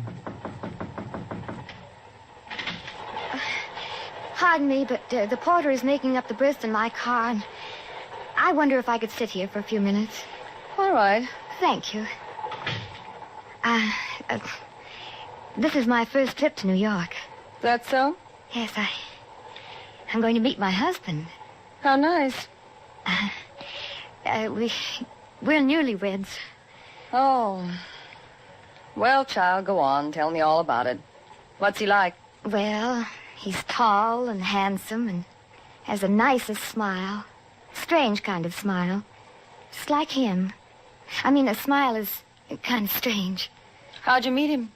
Well, you see, I was working in a little restaurant in Grantsville. That's where I live. And one day he just came in. Love at first sight? No, I didn't pay much attention to him, really. I remember our first date. I didn't want to go. But somehow that night I found myself waiting for him. We just walked. He didn't say much. How long did you know him before you were married? Well, I only saw him 3 times, but I'm terribly in love with him. And he sent me a telegram to come to New York. Oh, here, I'll read it to you. August 11th, Philadelphia, Pennsylvania. Mildred Baxter. That's our name now. Have reserved room at Sherwin Hotel, New York. We'll meet you there tomorrow morning. Paul. What's his business? Well, he sells something or other. I really don't know. Well, it's almost as if you'd married a stranger, isn't it? Stranger? Well, you see, if we...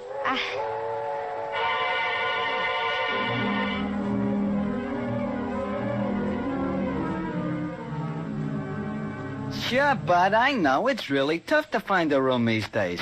I even have trouble trying to get a room for my friends in this hotel. And meet a bartender here. Imagine. Gee, I figured with the convention ending today, I'd surely get a room. Well, guess I'll get going. Hey, wait a minute. One of them convention nights, Mr. Prescott, he ain't checked out yet. He's got a suite. King of the jungle. That sounds like him now. King of the jungle, that's me, and I'm thirsty. Very, very thirsty. Ain't had a drink In about 20 minutes, Mr. Prescott. Ah, there you, Hauser, old boy. Yes, sir. Hauser the bartender. The best bartender in the Hotel Philadelphia. That's a good one, ain't it? Well, set him up on me. Yeah, sure, but this man here is the only one in the place. It's past closing time. Hello, friend. Have a drink? Thanks. Hey, that'll be $1.20. Oh, Mr. Prescott, this man ain't got a room to sleep in, and he was wondering... Sure, he can come up with me. I got lots of room. Oh, thanks. Oh, here, you dropped some of your money. Ah, that doesn't matter. I got lots of money. $10,000 right here. Always carry it with me. I don't believe in banks. Tried them once, see? Gee, Mr. Prescott, you shouldn't ought to be carrying that much dough around with you. It might be dangerous. Dangerous? I got my good friend here. What's your name, friend? Paul. See? Paul will protect me, won't you, Paul? Paul what? Just Paul. Okay, just Paul. Come on with me. We'll find you a bed. Whoa!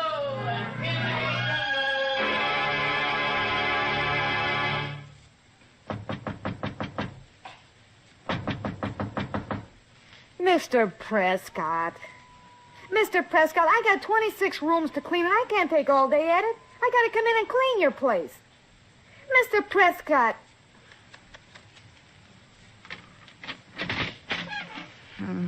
Them conventions. Oh, my Lance fell asleep right in that chair, and with a woman's silk stocking around his neck. The idea. Come on, Mr. Prescott. You gotta get up. Mr. Prescott, you gotta wake up and... Mr.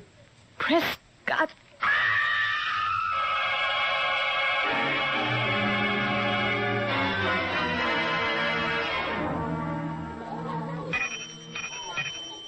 Front boy, ice water up to 421 and then go to 926 and pick up bags. That old dame's checking out. Hey, Harry, seen the papers? That silk stocking murder over in Philly was sure gruesome. Glad nothing like that ever happens here at the Sherwin. Oh, clerk. Yes, ma'am? I'm Mrs. Baxter. Mrs. Baxter? My husband reserved a room. Let's see. Oh, yes, he phoned in yesterday afternoon. Paul Baxter. Yes, that's right. Run. Here, boy. Take Mrs. Baxter's things up to room 1410. Well, my husband didn't get here yet? No, not yet. Well, that's funny. He wired me that... Millie! Fred! What a break! I didn't think you'd come to New York. Oh, no, Fred, please don't. Why, these people? Well, they're just a bunch of tired salesmen. They've seen a kiss before. No, it's not that, Fred. Well, then what? You got my letter, didn't you? What letter? Well, what are you doing here? My husband sent for me. Your husband? Yes, I'm married, Fred. I don't... Oh. Well, do I know him? Well, I don't think so. His name's Paul Baxter. Well, when were you married? A month ago in Grantsville. Oh, why are you stopping here at the Sherwin? This is a salesman's hotel. Paul's a salesman. Well, so am I, remember? That's the reason you wouldn't marry me. Well, I... He must have been a better salesman than me, I guess. But that won't keep me from wishing you the best of everything, Millie. And, I'll be seeing you around. Fred? Yeah? What did you write in that letter? Oh, it doesn't matter now.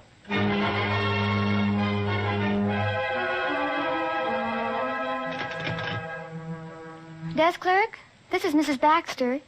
Have you heard from Mr. Baxter yet? Oh, you'll let me know, won't you? Yes, I'll be right here waiting. Thank you.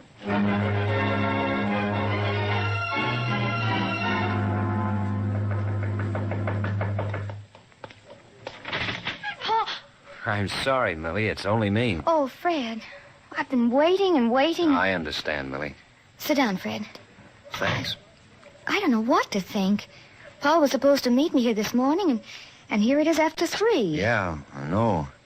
But I'm sure he's all right. Oh, it's so awful waiting and not knowing. Well, wondering. Say, maybe I can help you find him. Who does he work for? I really don't know. Well, what does he sell? Oh, I know it seems strange, but I don't know for certain. Well, Millie, what can you tell me about him? Very little, I'm afraid. I only saw him 3 times before we were married. 3 times? Yes, I know it sounds odd. Well, what about his family, then? Where do they live? I don't know that either. And all you have is a telegram he sent you? And our marriage license. May I see the telegram? Oh, yes, of course. Here. Mm-hmm. You see, he said he'd meet me here this morning. Yeah.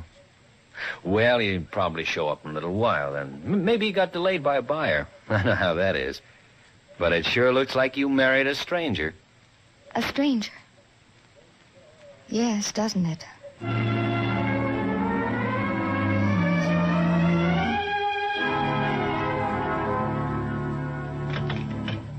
Hello, desk clerk.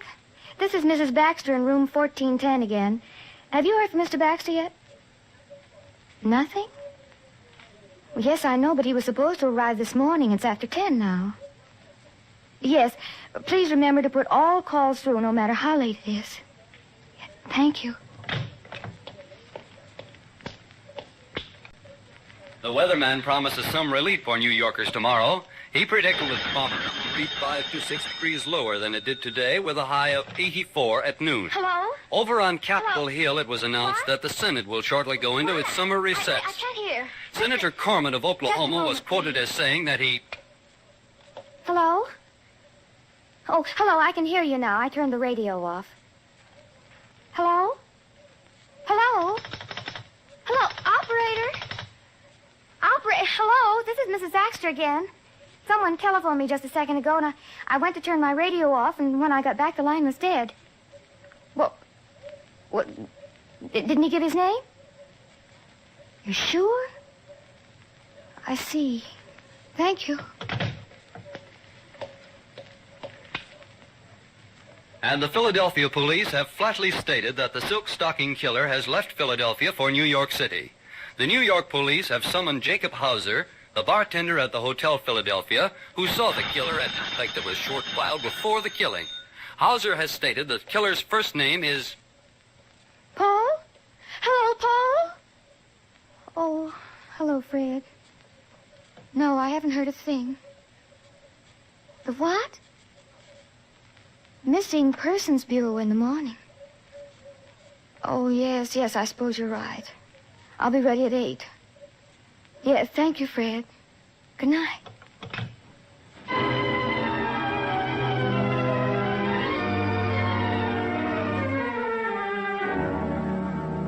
But you got the wrong department. This is homicide. The Missing Persons Bureau is down the hall. But can't you help us? Well, let's see that telegram again. Your husband's name is Paul? Yes, Paul Baxter. Okay, I'll take the information. Oh, thank you, thank you. Your name? Mildred Baxter. Address? The Sherwin Hotel. What was the last time you saw your husband? The day we were married. A month and 4 days ago. You see, I met him. That's really all, Lieutenant. Is there anything else you can tell me? No, I don't think so. How about you, Graham? Can you add anything? Well, I've never seen the man. You will find him, won't you? We'll do our best, lady. But you've practically married a stranger. Well... Thank you, Lieutenant.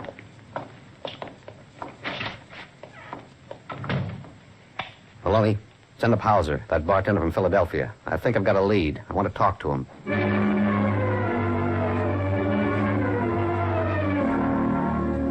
No, Mrs. Baxter, no word yet. Hello? Hello? Oh, Fred. No, not yet. The correct time is 5 seconds before 7:30, courtesy of... Hello, desk clerk. This is Mr. Baxter. Oh, thank you. And in the silk stocking murder case, the police tonight have asked everyone to be on the lookout for a man answering this description. 6 feet tall, dark.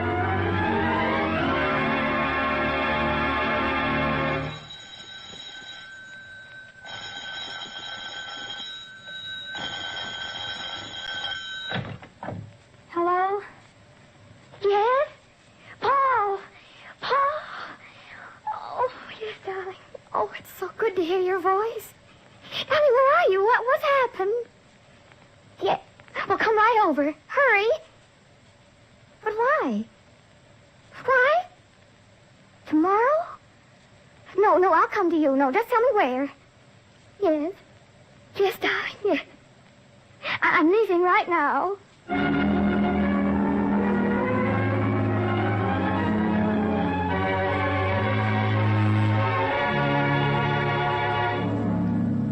And so ends Act 1 of When Strangers Marry, tonight's Screen Mystery Club story. Well, in just a moment, we'll give you Act 2.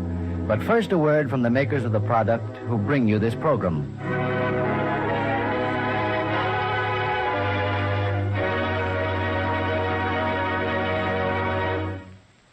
And now back to Otto Kruger and Act 2 of When Strangers Marry. Millie has at last heard from Paul. Small, nagging suspicions have been crushed down by the knowledge that Paul has called her. 2 frantic, wearisome days of waiting have been rewarded, and she hurries to meet the man she loves, completely unaware that murder stalks her every footstep.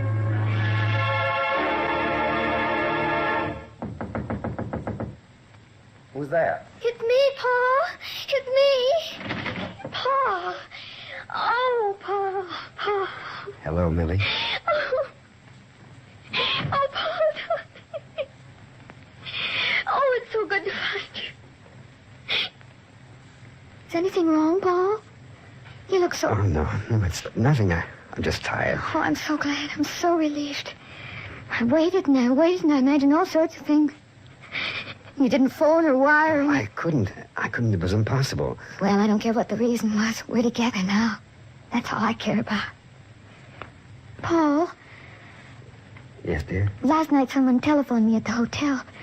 But they hung up before... Oh, that was me, Millie. Well, why did you hang up? Why didn't you call back? Well, I heard someone else in the room. I wanted to talk to you alone. Oh, it was just the radio. But it doesn't matter now. That's right. Oh, I was so worried. On the way over here, I couldn't imagine why you... Millie, do you love me? Oh, what a question. If I never knew it before, waiting and worrying the way I have for 2 days has proved it. Forever. Do you love me enough to... Do what, Paul? Oh, nothing. Come here. I'm here. That's good. Oh, I waited so long for you to kiss me again. Paul, do you know what I'm going to do first thing in the morning? What? I'd like to invite Fred Graham to have dinner with us. Oh, I'd rather you didn't, Millie. Oh, but I owe Fred a great deal. He's been so kind the last few days. Does he know where you are now? Well, no, dear. You asked me not to tell anyone where I was going. Oh, good. We've got a lot of time to make up for it, love. It's all right, dear, if you want it that way. Oh, by the way. Yes? I noticed that you forgot to change the name on the apartment door. No, I didn't. Sure you did, silly. The name P.J. Moore. It's still on the door. Oh, I use that name sometimes. Why? Millie, no matter what happens, ever, I love you.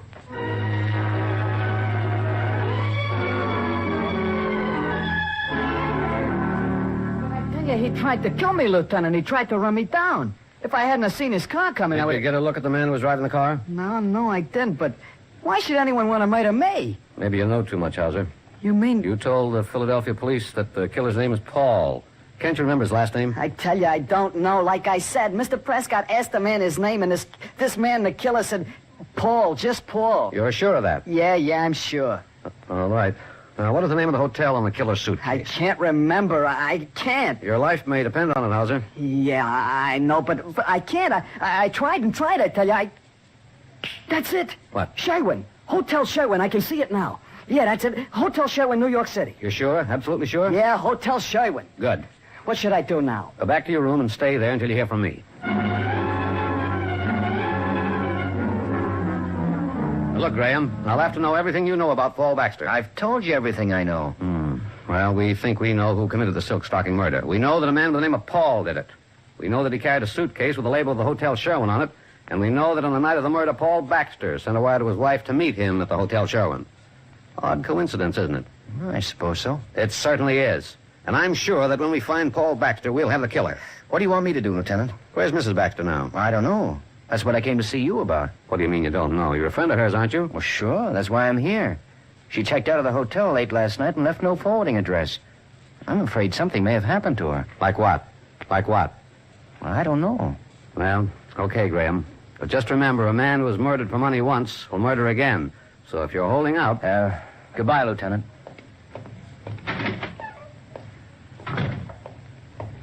Millie. Fred, what are you doing here? Well, I was worried about you. When you left no forwarding address at the hotel, Oh, look, I should have left a note for you. I'm sorry. Well, what are you doing in police headquarters? I found Paul, Fred. I found him. I'm going to tell Lieutenant Blake he can stop looking for him. Millie, let's get out of here. But I've got to tell Lieutenant... What's wrong? I can't talk here. Come on downstairs. We can talk while I'm driving you home. But... Oh, all right.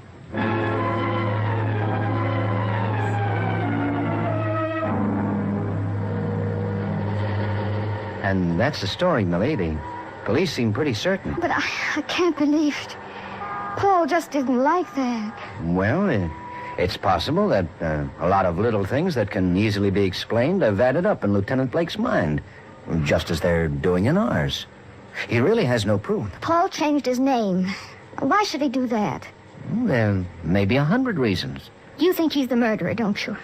Well, I'm going to find out. Say, let me have your phone number. I'll call in half an hour to see if everything's all right. It's Parkview 34608. The Windsor Apartments on 12th Street, Apartment C. Millie, Yes, Fred? that letter I sent you, What letter? the one I mailed to Grantsville, the one I wrote before I knew you were married, Yes, Fred? Well, I'll call you in half an hour. Thank you, Fred.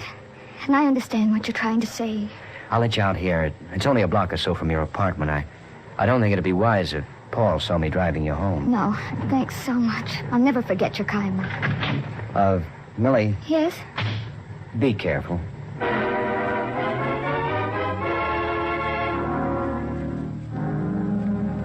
Extra time, police floating in on silk stocking killer, false actors suspected, extra paper, frozen in on killer, false actors. No, not Paul. Not Paul.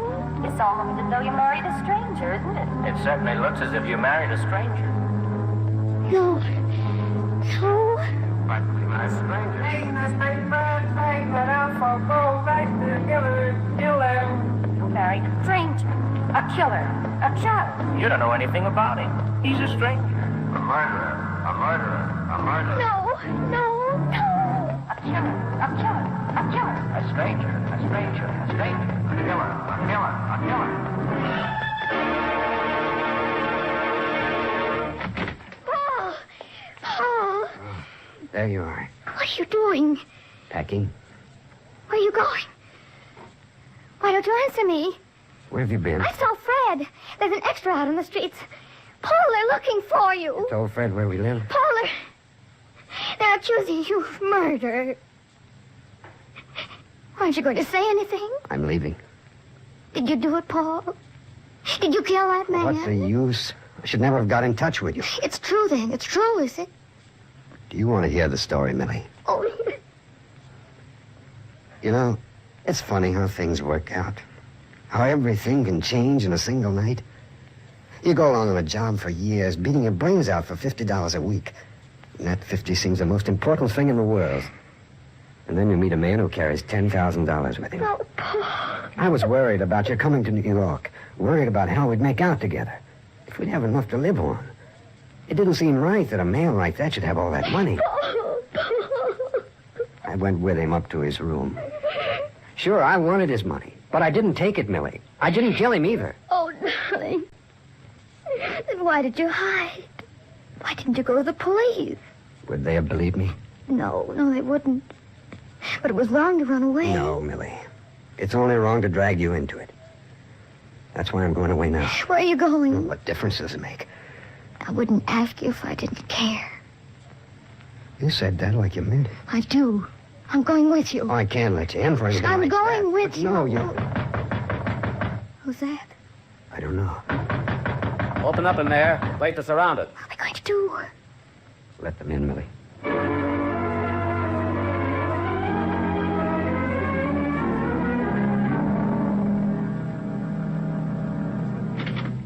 Hauser, Yes, sir? you can go. You mean I can go back to Philadelphia? Yeah. Thanks, Lieutenant. Thanks. You can go too, Mrs. Baxter. Can I see my husband? Not right now. Oh, when? Tomorrow, maybe. Lieutenant, is there no hope? I'm sorry, Mrs. Baxter. Well, what about the money? You haven't found the money, have you? Surely if Paul were guilty, he'd have it. No, we haven't found it yet, but we will. Goodbye, Lieutenant. Goodbye, Mrs. Baxter. Maloney, put a tail in that guy Hauser. I've got to find that money. And I've got a little job to do myself. I'll be back later.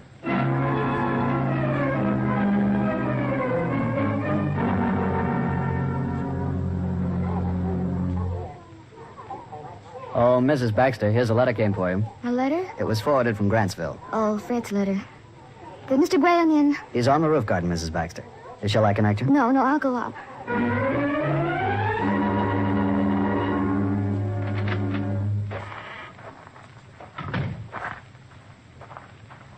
Millie, Hello, Fred. come on over here. On the other side of the chimney. View's perfect here. Does the wind bother you? No, I don't mind it. Good girl. Well, how'd it go? They wouldn't let me see you. Oh, it's like a dream. A bad one, Fred. Look down there, Millie. 10,000 people. Each one wrapped up in his own little world. Everybody has bad dreams. But we get over them. They look so tiny down there, don't they? Sure. After all, we're 22 stories up. Millie, what's that letter in your hand? What? Oh, it's your letter, Fred. The clerk downstairs just gave it to me. Millie, don't read it. Why not? I'd rather you didn't. Give it to me. No. Let me have No, it. I want to read it. Hotel Philadelphia. Dearest Millie, here goes. I'm popping the question again. You might as well say yes, because Fred Graham never sells himself short. Write me in care of the Sherwin Hotel in New York City. Hopefully, Fred. P.S. I just got hold of that present I promised you. I'm sorry you read that. It's not right to. Present? It was a pair of silk stockings. You weren't in New York at all. You were in Philadelphia. This letter was mailed from there, the night of the murder. Now, Millie, wait a minute. And it was you. You used those stockings to strangle Prescott, didn't you? Now I understand why you took me to Lieutenant Blake instead of the Missing Persons Bureau. Now I know why you stopped some telling Blake I found Paul. And why you wanted this letter. Because you had to get hold of it so I wouldn't guess what happened in Philadelphia. Millie, you don't really believe... Oh, yes, I do. Nobody knew where Paul and I were living except you. How did the police find out? How did the police find out? You told them. You took a chance on this letter never reaching me. But you're not going to get away with it. Okay, Millie. I did kill Prescott. Why shouldn't I? I wanted that 10 grand. You admit it. Sure, I admit it. To you. I got the money right here in my pocket. But you'll never be able to do anything about it, Millie. Yes, I will. I'm going straight... Look down, Millie. 22 stories down. You wouldn't dare. Why wouldn't I? What have I got to lose? They kill you just as dead for one murder as two. When they find your body on the street, they'll figure you couldn't stand the shame being married to a murderer. You wouldn't. It's too perfect to miss. And it'll clinch the case against Paul and leave me completely in the clear. Why, it's perfect. No, keep away from me. No, you, Millie. Keep away. All right, Graham. Huh? That's right. Keep your hands up there. And thanks. You've saved us a lot of trouble. Okay, Mrs. Baxter. There'll be someone waiting to see you. Yes. It's Paul. And he's not a stranger.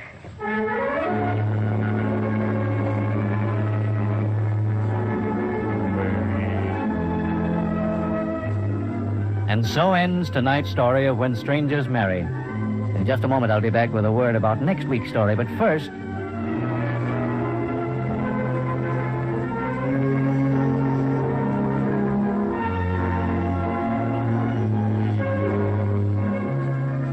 Next week, Screen Mystery Club has selected Universal Pictures' thrilling story titled The Lady in the Morgue.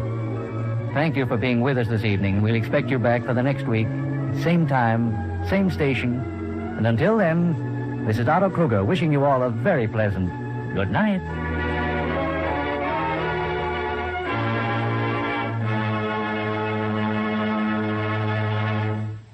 Tonight's story has been presented through courtesy of Monogram Pictures, makers of Dillinger, and was adapted for radio by Selig Lester and Merwin Gerard. Screen Mystery Club was produced and directed by John Marshall and John Moore, and is presented by Marshall and Moore Incorporated. Howard Rhines speaking. This is the National Broadcasting Company.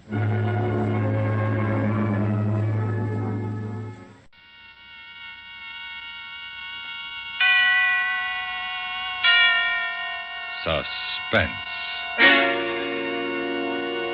And the producer of radio's outstanding theater of thrills, the master of mystery and adventure, William N. Robeson. Everybody knows it is unwise to pick up hitchhikers. It is especially unwise if you are young and pretty and driving a very powerful foreign sports car. You run the risk of losing your money, your car, your life, and possibly your heart, depending on the hitchhiker. Listen. Listen to Miss Barbara Whiting, starring in The Rim of Terror, a tale well calculated to keep you in suspense.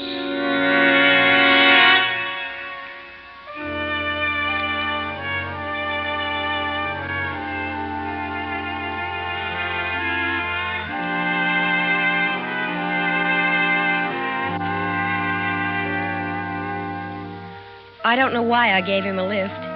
Even now, with the terror gone like a half-remembered nightmare, I can't be sure why I stopped my big Mercedes on that lonely road in Nevada and gave him a lift. Maybe because he looked so bedraggled standing there, headless in the rain, by the side of the road. Maybe because he smiled grimly, almost with a sneer that was a challenge. I don't know. Anyway, I slammed on the brakes and he walked slowly up to the car. Torkel, my big husky, stiffened on the seat beside me. Quiet, Torkel. So you decided I don't look like too much of a risk, huh? Not at all. Please get in. You look very wet. As a matter of fact, I am very wet. Back seat, Torkel. Torkel, is it? How are you, Torkel? That was quite a dog. I'll bet he could easily kill a man, huh? He's really quite well behaved, and he wouldn't attack without orders. You have made yourself quite clear. This is an impressive machine. I love it, but I'm really not used to it yet. I just got it last week. You drive it very well. Thank you, but I don't really. Where are we now? Well, I'd say about 25 miles east of Winnemucca. You're new to this part of the country? Yes and no. I've never seen that view before. It's breathtaking. So much different from back home. Back home? Vermont. This is the first time I've ever been in the West, and I love it. The scenery is so... Yeah, but this particular scenery doesn't appeal to me very much at the moment. Why not? I'd say that there's someone waiting for us down there. Look. I looked. Far below on the valley floor was a fork in the road and an abandoned building. Near it was a black speck that looked like a wagon, and two smaller black specks that moved. Men, no doubt, though from here they looked like ants. I'd suggest slowing down. Not much, though. I expect they are watching us through field glasses. Who? You let me out here. What? This cut hides us from them. Stop the car. Sorry, our ride together must end so soon. Now, don't be afraid. You have your dog sit on the front seat and keep him there until you are safe in Winnemucca. I don't understand. You know what a roadblock is? A roadblock? Are the police after you? Not the police of this country. You just tell them that you haven't seen me and they'll pass you on all right, huh? Goodbye. Thank you. He turned and started climbing the steep bank at the side of the road. He stopped halfway to the top and impatiently motioned me to go on. I slipped the car into gear. I motioned Torkel into the front seat and started down the pass into the desert valley.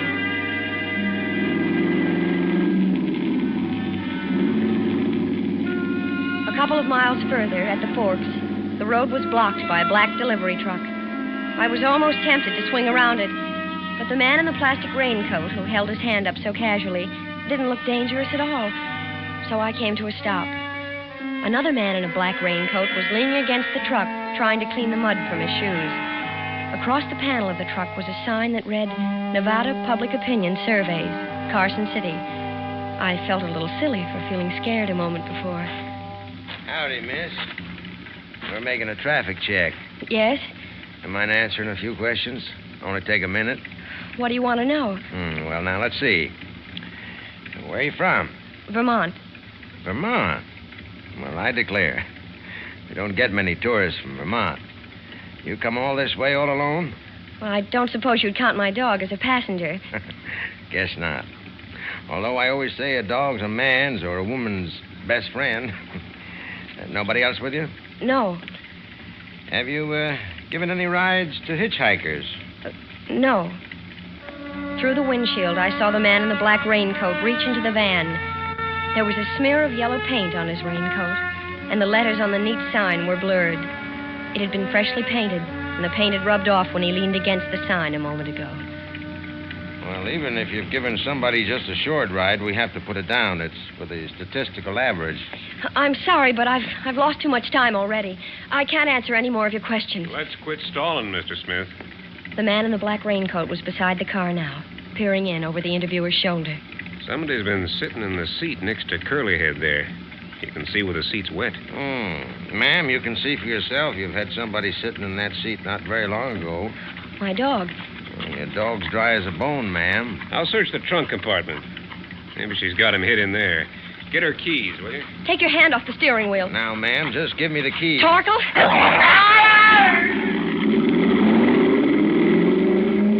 I had no idea the Mercedes had such power. It leaped forward under the accelerator. As I swung it around, clipping the front bumper of the delivery truck, skidding across the wet road, throwing a sheet of liquid mud over the two men. Through the rearview mirror, I could see them, running up the road after me, then stop and give up. I shifted into fourth and headed back up the mountain at 80 miles an hour. And then as I rounded the curve, there he was again, my passenger, laboriously clambering down the bank at the side of the road. He waved to me when he heard the car. And again, I don't know why I stopped.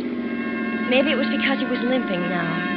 Maybe because his figure looked so tiny and alone in all that vastness. Maybe it was because I remembered the cruel blue eyes of the red-haired interviewer behind his thick glasses. Anyway, again I stopped. Back seat, Torkel. Get in. I'm driving back to the main highway. I can take you into town that way. I wouldn't have hailed you, only I twisted my ankle up there. Oh, I'm sorry. What happened? Lose your nerve? I'm afraid I did. After they saw the damp mark your suit had made, and the man reached for the ignition keys, I guess I lost my nerve. Where was the third man? There wasn't one. Well, he must have been hiding. Was one of them red-headed with glasses? Yes. The other one called him Mr. Smith. What's this all about? Who are they? Who are you? Well, I suppose I owe you some kind of an explanation. My driver's license and army discharge say that I am Peter Whittlesey of Elko, Nevada, but they are very excellent forgeries. Forgeries? Oh, yeah. You see, I was a spy. What? Yeah. I landed in San Francisco 3 days ago in the crew of a little Greek freighter. Mr. Smith met me, and his assignment was to get me from my ship to my new job. Where? Los Alamos, New Mexico? Naturally. I ducked him last night. Why are you stopping? Get out. Oh, look, how far can I walk on this foot? Please, just get out. When you picked me up, I was on my way to the police to give myself up. It's my only way to get away from them. You must believe me. It sounds like a bad movie. Now get out. Well, what about that bullet hole? What bullet hole? In the windshield. What? Oh, I didn't see it before. Who? My friend, Mr. Smith, of course. I suppose I didn't hear the gun over the sound of the motor. Do you believe me now? Maybe I do. You see, when you have been sent on a mission into a country by the left arm, you are not supposed to change your mind and go over to the other side. They don't like it. The left arm? What's that, a fifth column? Well, I suppose you could call it that. How come you speak English so well if you're a foreigner sent here by the left arm? Foreigner? I was born right here in Nevada, and this is the only way I could get back home. Now, please, don't make me get out. Take me to the nearest police station, will you? Please?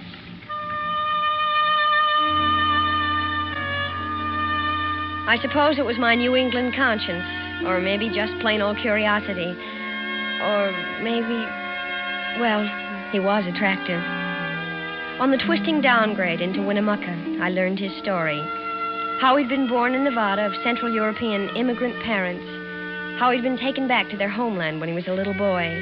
And after the war, had been educated by the new regime as an undercover agent. How he had passed every test, and resisted every temptation his teachers offered in his one desire to return home to America. And believe me, America is home. I was born here. I want to live here, work here, and to die here. Do you think the police will believe you? I don't know. Do you? I want to, but it's a pretty wild story. But it is true, every word of it. I know it is. I feel it is. Thank you. And now, tell me a little bit about you, poor little rich girl. Don't let this beautiful car fool you. I came into a little money a while ago, and, well, it's the only extravagance I've ever indulged in my life. Well, I must say, when you decide to be extravagant, you don't do it by halves. There's the city hall. The police station must be there. You can drop me here on the corner, and you won't waste any time getting through town. Yeah. You know, I don't even know your name to thank you. Elizabeth Whitehill. I shall never forget it. Nor your face. You're forgetting your coat. Huh? Oh, thank you. My real name is Alex Peck. Well, I hope I shall see you again someday. Until then, you wish me luck? I do, Alex. Yeah. Goodbye. And thanks.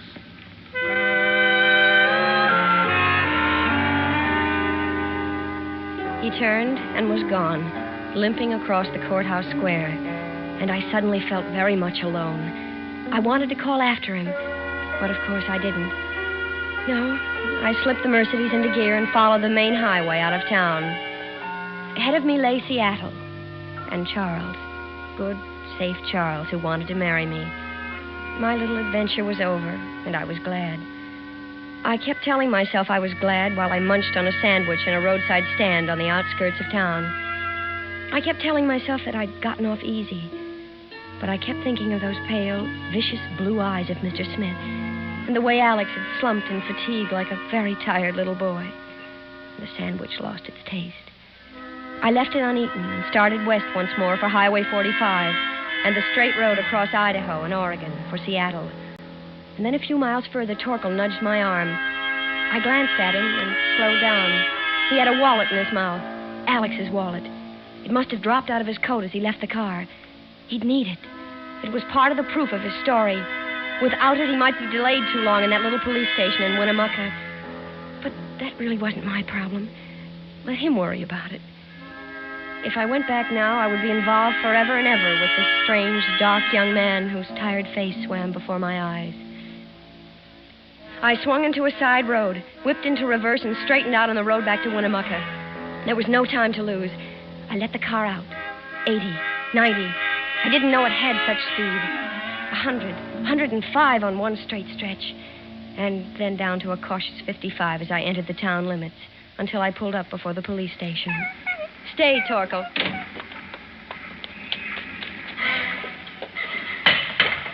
Ma'am? Are you the officer in charge here? I'm Sergeant Helding. I'm looking for Mr. Alexander Peck.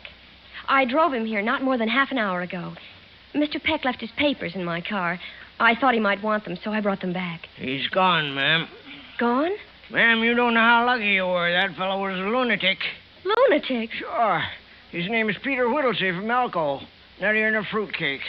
He escaped from the Carson City Asylum last night. They came for him in a wagon.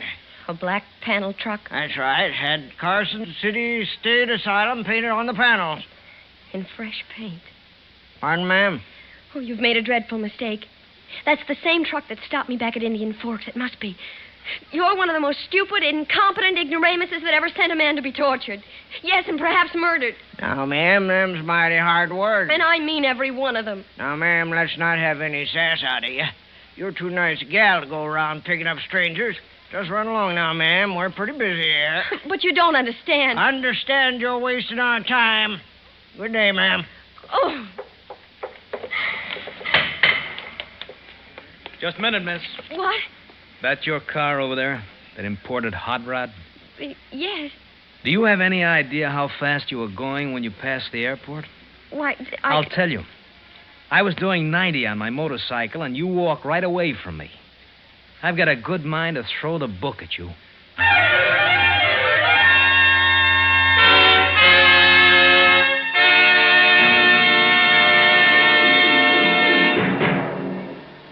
just a moment, we will continue with Suspense. On Sunday, December 16th, CBS Radio will recapitulate the news stories that impressed you most during 1956 on a special broadcast called The Big News of 56. In order to do so, we need your help. Please write us and let us know which of the year's developments had the biggest impact on you. Write to Big News of 56, care of CBS News, 485 Madison Avenue, New York, 22, New York.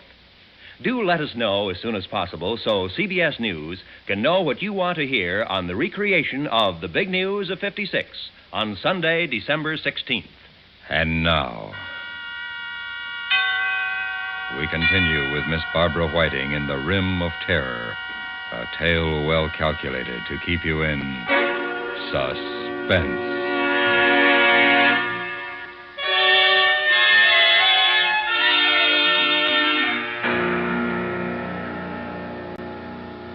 He was tall and capable looking, this state trooper.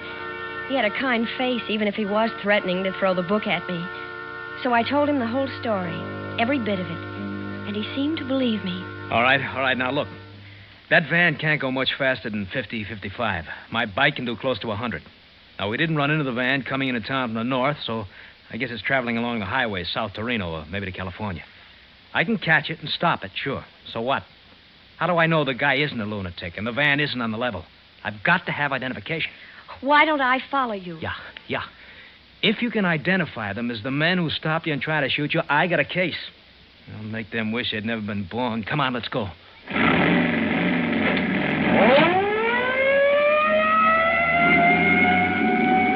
Once outside the city limits, the motorcycle leaped forward. I held the car at 60 until the officer was a half a mile ahead of me. Then I accelerated to keep the distance constant. The tachometer crept up to 4,500, 5,000, 6,000 revolutions per minute. The cars we passed were silent blurs, respectfully pulling to one side at the scream of the motorcycle siren. Then, down the shimmering surface of the road, miles ahead of us, appeared a lurching black speck. It was the van. The trooper waved his arm for me to slow down and swung alongside the truck. It was like watching a jerky movie from a great distance. Suddenly, the motorcycle swerved away, and the trooper was firing his gun. The van lurched into the ditch. The motorcycle slid across the road, throwing the officer onto the pavement. The man in the black raincoat stepped down from the van and walked toward the fallen trooper, stopped, and fired his gun. And then the trooper raised his arm and fired.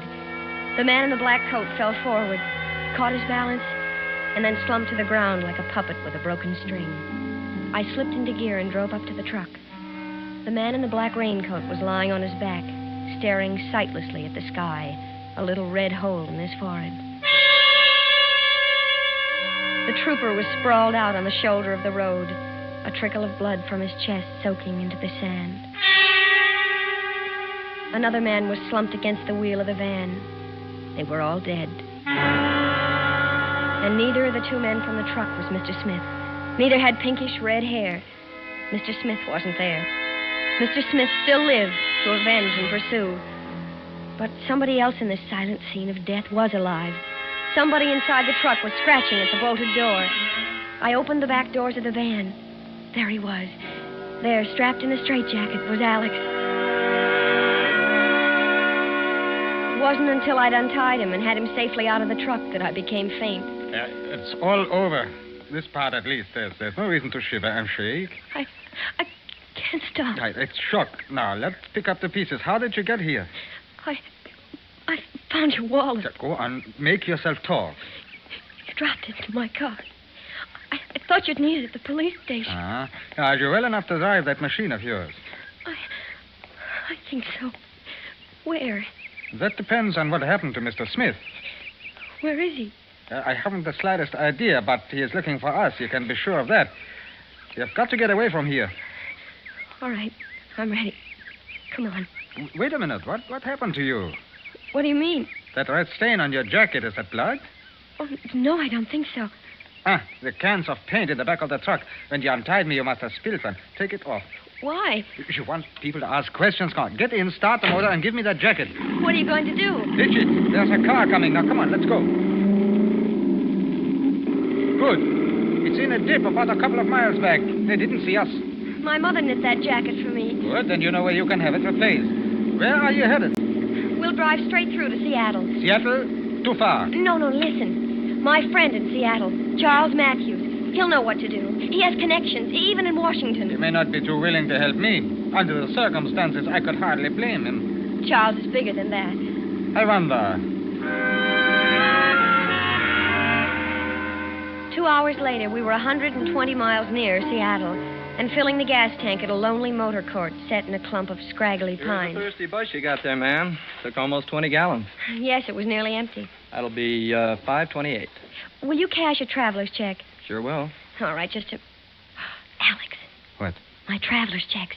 They were pinned inside my jacket. The jacket you threw away. We'll have to go back. Do you have any idea what that piece of road will be like now? Half the population of Winnemucca driving out to see where that gun battle occurred. But, Alex, that's all the money I have in the world. You can stop payment on them. You can get your money back. But now, right now, I've only got $1.75. Now, let's see what I have in my pocket.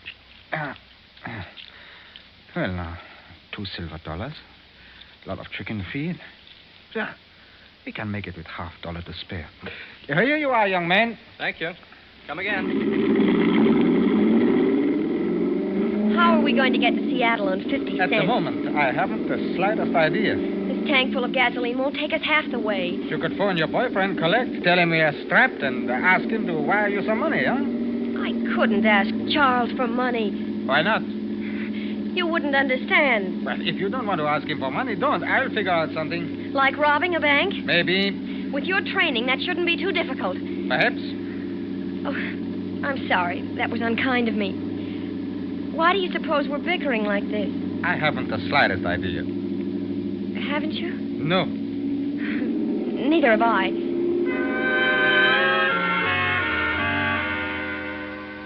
Payette, Idaho was the first big town. It was dark when we got there. Alex told me to pull up in front of the hotel. You can get a room and a hot bath while you're putting in your call to Charles. I can't get a room for 50 cents. Look across the street. That's what I've been waiting for. What? A pawn shop. My watch should be good for a few dollars. It's Swiss. International currency, you know. Swiss watches. Now beat it. Get a bath. I'll take Torkel with me and call you in your room in half an hour. Come on, Torkel. The hotel clerk showed me to a room on the second floor. It wasn't a very quiet room. On the corner beneath my window, the people of Payette were celebrating Old Timers' Day. They'd set up a kangaroo court and were trying their fellow townsmen who had failed to cooperate by refusing to raise beards and wear pioneer clothes. But I couldn't waste time watching the fun. I had to get through to Charles. I placed the call and started the bathwater running when there was a knock on the door. Who is it? Here are your towels, ma'am. As I unbolted the door, I happened to glance into the bathroom. There on the rack above the tub, fluffy and white, were my towels. I tried to push the door shut, but it was too late. Mr. Smith shouldered into the room. I started to shout for help, but the sound never came. He hit me in the pit of the stomach with his fist, and I fell across the bed, gasping for breath, as the phone started to ring. I couldn't move. I couldn't make a sound. I lay there with the wind knocked out of me, watching Mr. Smith as he picked up the receiver. Hello? How much delay? Well, just a minute. I'll ask my wife. She says to cancel the call. We'll try later, thank you. Now, young lady, no monkey business. You try to yell and I'll cut off your wind for good. You two, you and Peck, have caused me a deal of trouble. You shouldn't have done that. How did you find it? The left arm never fails. Where's Peck? I don't know. I'll wait for him here. He's sure to return for you. I had to get to Alex. I had to warn him. The bathroom door was open. Smith was holding my arm. For a moment, he relaxed his grip. I swung away from him and threw myself into the bathroom, pulling the door shut and locking it. I expected him to shoot through the door, and I ran to the window, ready to jump. But it wasn't necessary. There was a rickety fire escape. I crawled through and ran down the shaky stairs, dropped 6 feet to the mud, and ran around the corner of the building, toward the Old Timers' kangaroo court on the corner. And there was Smith coming toward me through the crowd. He reached his hand out. Well, sir, I whirled around and shouldered my way through the crowd to the table where the announcer was sitting at his microphone. Well, Mr. Tatum, just goes to show you don't raise a beard, you pay a fine. What's that fine, Judge? $5. Suspended for the president of the bank. Well, Mr. Tatum, I tried to be easy on you, but the jury of your peers... Please help me. Oh, hello there, miss. Give me your microphone. Now, just a minute, miss. You can't interrupt the proceedings. Please, it's a matter of life or death. Well, now, just... Alex, stay where you are. They found me. Again, Smith came for me. He and the big man with the beard. And then a tawny streak tore through the crowd. Torkel. It heard my voice. He ripped at the big man's leg. He jumped for Smith's coat. But before he reached it, the man with the beard pulled out a revolver. What's going on here? What is that? And Torkel lay there quiet. Mad dog! Mad dog! I tried to bend over him, but I knew it was no use. He was dead. And Smith had me now, holding me. I told her that dog was sick. Your dog? Yes. To see how you think my wife cared more for the dog than she did for me, I told her 12 times that dog was sick. Let me go. I'm not your wife. Listen to me, please. You people, this man is a spy, a monster. He's trying to kill me. Listen to her. Go on, folks. Listen to her. Drunk. Dead drunk. Such a thing to say about your own husband. Now, I declare. Now, I'm going to take you on home to the ranch and put you to bed. You ought to be ashamed of yourself. Now, wait a minute there. Just a minute. What? Maybe you don't know, but I'm the county veterinarian, and you can't leave that dog dead in the street. According to law, we got to make an examination of any dog, dead or alive, suspected of rabies. Now, you get that dog in the police wagon. But my wife... I don't care about your wife. She wasn't bit. You say you own that dog? Well, your friend here was bit in the leg, and you was scratched on the arm. Now, you get that dog in the wagon, and you follow him. Now, look here. Now, you look here. That's the law. Now, get. Or do you want a little help from the rest of these good citizens? Smith loosened his grip. I turned and edged through the crowd, which was moving in on him and the bearded drunk. I got to the fringe, to the open street, and ran toward the car. And there, coming toward me, was Alex, coming from the pawn shop. Alex alive. Oh, limping but alive. Alex, oh my dear. Get in the car, quick. Torkel, they killed Torkel. Get in, you tell me about it later. You've got to get away from here. Smith said he was a mad dog. They're holding him. They said he'd have to have a rabies test because he was bitten. Good. We'll call the FBI from the next town. I've got enough for the watch to buy gas to get us to Seattle. Did you reach Charles? No, Smith got into the room. He hit me. No, you tell me about it later. Now, slow down. Here's the highway signs. San Francisco left. Ah, there we are. Seattle right turn. Hey, I said right. You said San Francisco left. Yes, but... We're not going to Seattle. Well, what about Charles? Who's Charles? But I only got $20 for the watch. I think I can get a little more for the car in San Francisco. Hey. Go to sleep, darling. You must be worn out.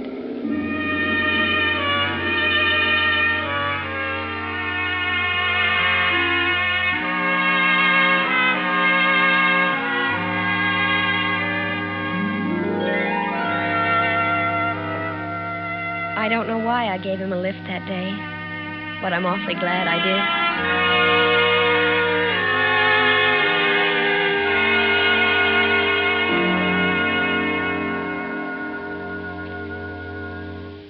Suspense, in which Miss Barbara Whiting starred in The Rim of Terror, adapted for radio's outstanding theater of thrills by William N. Robeson, from the novel by Hildegard Teilhett. Listen. Listen again next week when we return with another tale well calculated to keep you in suspense. Ben Wright supported Miss Whiting as Alex. Others in the cast included Joe DeSantis, Byron Kane, Junius Matthews, Tony Barrett, and Bill James. The original musical score was composed and conducted by Lynn Murray. Sound patterns by Ray Kemper and Gus Bays. Suspense is produced in Hollywood under the direction of William N. Robeson.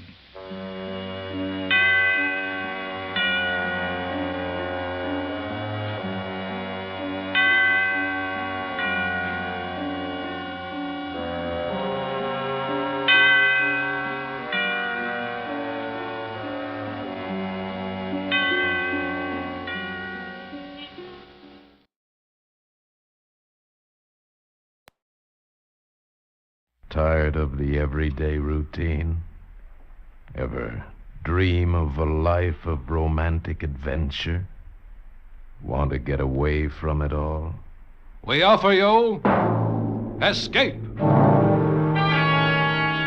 designed to free you from the four walls of today for a half hour of high adventure. Escape, brought to you by the Richfield Oil Corporation of New York and the independent marketers of Richfield gasolines, motor oils, and other petroleum products. Look for the Richfield Eagle on the cream and blue pumps.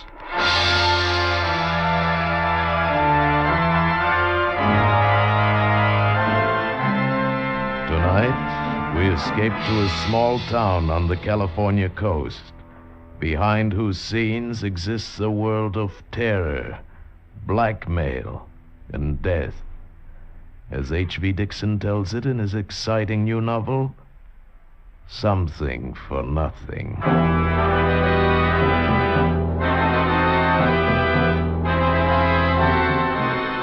The moon wasn't up yet. It was after 9 and as dark as my pocket, and I was still 100 miles below San Francisco. The coast route is tricky driving, too. The road dips and curves like a squirming snake, smack up against the mountains on one side, and on the other, a sheer long drop to the sea. But I was driving north, and I had the inside lane, which wasn't so bad. And I kept bowling right along. And then about 3 miles below Bayside, I was going into a sharp curve to the right when beyond it, coming toward me, the lights of another car flared up, a big cream-colored sedan on the wrong side of the road, bearing down on me. I slammed on my brakes and skidded sideways. The other car barely skimmed past, and I saw a woman hanging halfway out the door on the driver's side, looking scared to death. She didn't even try to make the turn. Our car went straight for the lip of the cliff, and just as it went over, the woman jumped. And the car went smashing down the face of the cliff, easy, a 200-foot drop all the way to the ocean. Hey! Hey, are you all right? Maybe she slid over. Hey there! Oh. What? Where are you? Don't bother. Oh, there you are. I'm all right. Here, hold on. Don't fall over the edge now. I'm a little shaky. There we go. I didn't see your car not till the last second. Look, lady, I didn't run you off the road. You were way over on my side. Oh, I didn't mean it was your fault. My brakes failed. I was coming down the grade. I guess I lost my head. You could have made it all right without brakes. You weren't going very fast. Oh. I can't see your car down there. It's probably underwater. Might have landed on the rocks, huh? No, I heard it splash. Can I drive you anywhere? I wasn't going your way. Oh, that's all right. I'll go back to Bayside. I was going to see some friends down the road, but I don't feel like seeing them now. You can drop me in town. Fine. I'd be glad to. Oh. Whoa, you're pretty wobbly. Here, let me help you. It's a shock, I guess. Yeah, that was a close one. Wait a minute. Hmm? There wasn't anybody else in that car, was there? No. No, I was alone.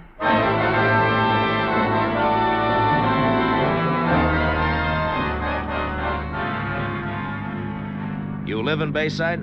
Yes. I might stop off there tonight, overnight. Well, you couldn't possibly find a room tonight. The tourist season started. Well, I might find something in a motel. Oh, I'm sure everything's full up, and it's easy driving beyond Bayside. No more mountains if you're going to San Francisco. Yeah, that's where I'm going. Do you live in San Francisco? Oh, I did when I was a kid. Lately, I've been living in L.A. I've been working in pictures. Oh. For a while, I thought I'd be another Clark Gable or a Robert Taylor or something. Every agent in town was after me, but you know how it is. It didn't pan out. Why not? You're handsome. Oh, sure. Too handsome. I photographed too slick. I saw I'd never be anything but third rate, so I got out. Yes, I suppose that's sensible. Well, welcome Bayside city limits. Now, where do I take you? Straight ahead. Huh? This is Surf Avenue. It'll take you through to the main highway. Well, where do you live? Oh, you don't have to take me there. Stop here. Well, why here? I'm going to the police station to report the accident. Well, don't you want me to go along and be a witness? Oh, no, I'm sure that isn't necessary. Have a nice trip to San Francisco. Thanks. You are going right through, aren't you? Well, I guess so. Well, you'll be there in 2 hours. Yes, I know. Yes, well, thanks again, and goodbye. There was something funny about that dame. Something was worrying her besides that accident. The way she acted toward me, for instance. All she cared about was getting me out of town fast. So, naturally, I decided to stay a while to find out why. I found a room without any trouble at all, and then I walked around Bayside. I liked what I saw. The cars, the stores, the way the women were dressed. Yeah, Bayside was loaded with money. And then sometime after midnight, I dropped into a bar. One of the customers was yawking away to the bartender. I ordered scotch over ice and listened in. She phoned the station about an hour ago and said Frank wasn't the type to go somewhere and not let her know. That was the customer, a big moon-faced man with a red neck who had cop written all over him. Didn't sooner or later bust loose.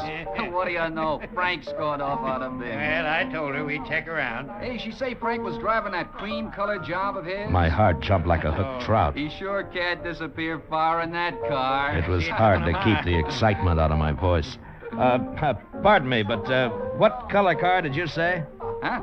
Well, I just drove in from L.A., and I passed a cream-colored sedan a few miles back. You couldn't miss this one. Darndest color you ever saw. Huh? The ornament on the hood is a big pair of dice. Well, the one I saw, a woman was driving. No, Frank never lets anyone drive his car. Well, Gassner doesn't know how to drive, does she? Oh, sure she does, Chief. She just got a new convertible, only, she doesn't go out much. Doesn't drink, doesn't wear makeup, doesn't do anything much, and she sure is a mousy woman. She went to bed tonight at 9 o'clock on a Saturday night.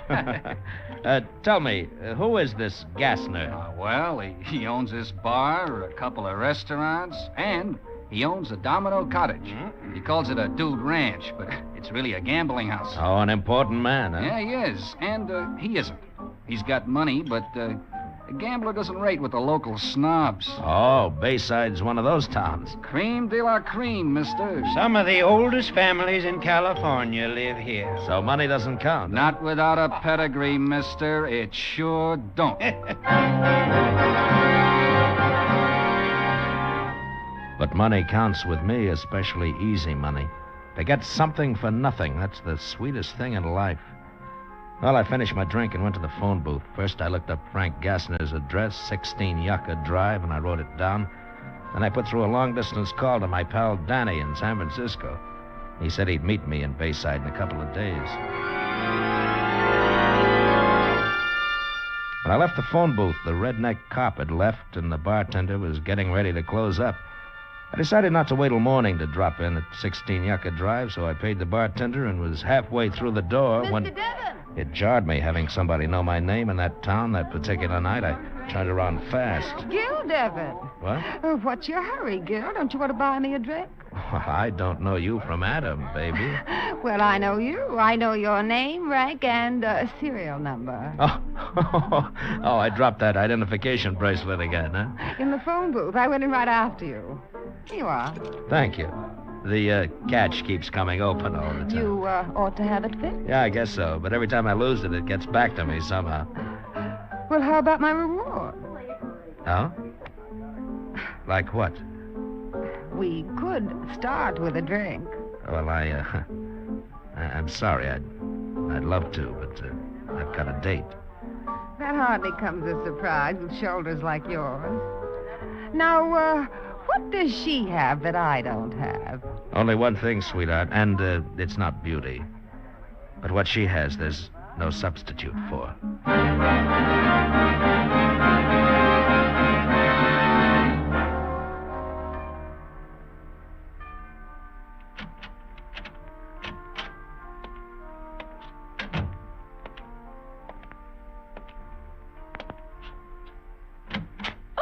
Hello, Mrs. Gassner. You forgot to lock the front door.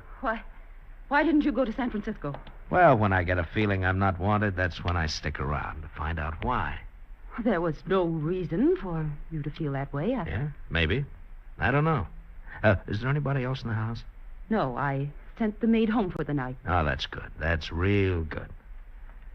I just heard a couple of chatty men in a bar talking about a husband who hadn't come home and a wife who'd gone to bed at 9 o'clock. I don't see why you've come here to tell me that. Stop stalling. The husband's name was Frank Gassner, and you're the wife. And at 9:30, you were out on the highway driving his car over the cliff. I saw it go over, remember? If I give you $2,000, will you leave town? You don't think I'd let a thing like this go for $2,000? But I shouldn't pay you anything at all. I haven't done anything. So you'll pay me $2,000 for nothing? Well, the circumstances are peculiar. Yeah, I'll say they are. Your husband was in that car. You murdered him. Oh. Well, how much money do you want? No, later. First, tell me about it. Everything. Well, come on, give. How did you kill him? I heard him drive into the garage, but he didn't come into the house. And I found him asleep in the car. He'd been drinking. Passed out cold? Yes, he often did that. I'd been waiting for a chance to kill him. So I started the car and closed all the windows and ran a hose from the exhaust pipe in close to his face. When I went out later, he was dead. Oh, carbon monoxide. I knew it might not look like an accident because he was too drunk to have closed the garage doors. So I drove down the highway and... Well, you know the rest. You had it all figured out, didn't you? You'd wait for a truck driver, a woman in distress. He'd pick you up, drop you off near home. Truck drivers always stick to their schedules, so he'd keep right on going, fast, no time for questions. But instead of one of those knights of the road, I came along. Yes, you came along. How much money do you want? Oh, you can't pay me off. Not with cash. I'll give you $10,000 and not a cent more. You'll what? Don't tell me what you'll do or what you won't do. From now on, you'll do what I say. But you can't prove anything. Shall I phone the police? You saw the car go over the cliff, but you can't prove I was there. It's your word against mine. And you think they'll take yours? Well, they might, seeing that I'm a stranger, except for one thing. You didn't have a purse when I picked you up on the road. No. No, it's in the car. I forgot. It has my initials on it. Oh, please, I must get it back. Can you get it, please, please? The car's probably underwater. No, please. Well, I'll rent a plane and fly down there, and look, probably have to use a boat to get to the car. Try. As soon as you can. Tomorrow? That's a little too soon. No, please, before someone sees the car. Just a minute, Mrs. Gassner. First, you and I have to come to a little understanding. Oh, anything. I'll give you anything. You mean everything, don't you, Belle?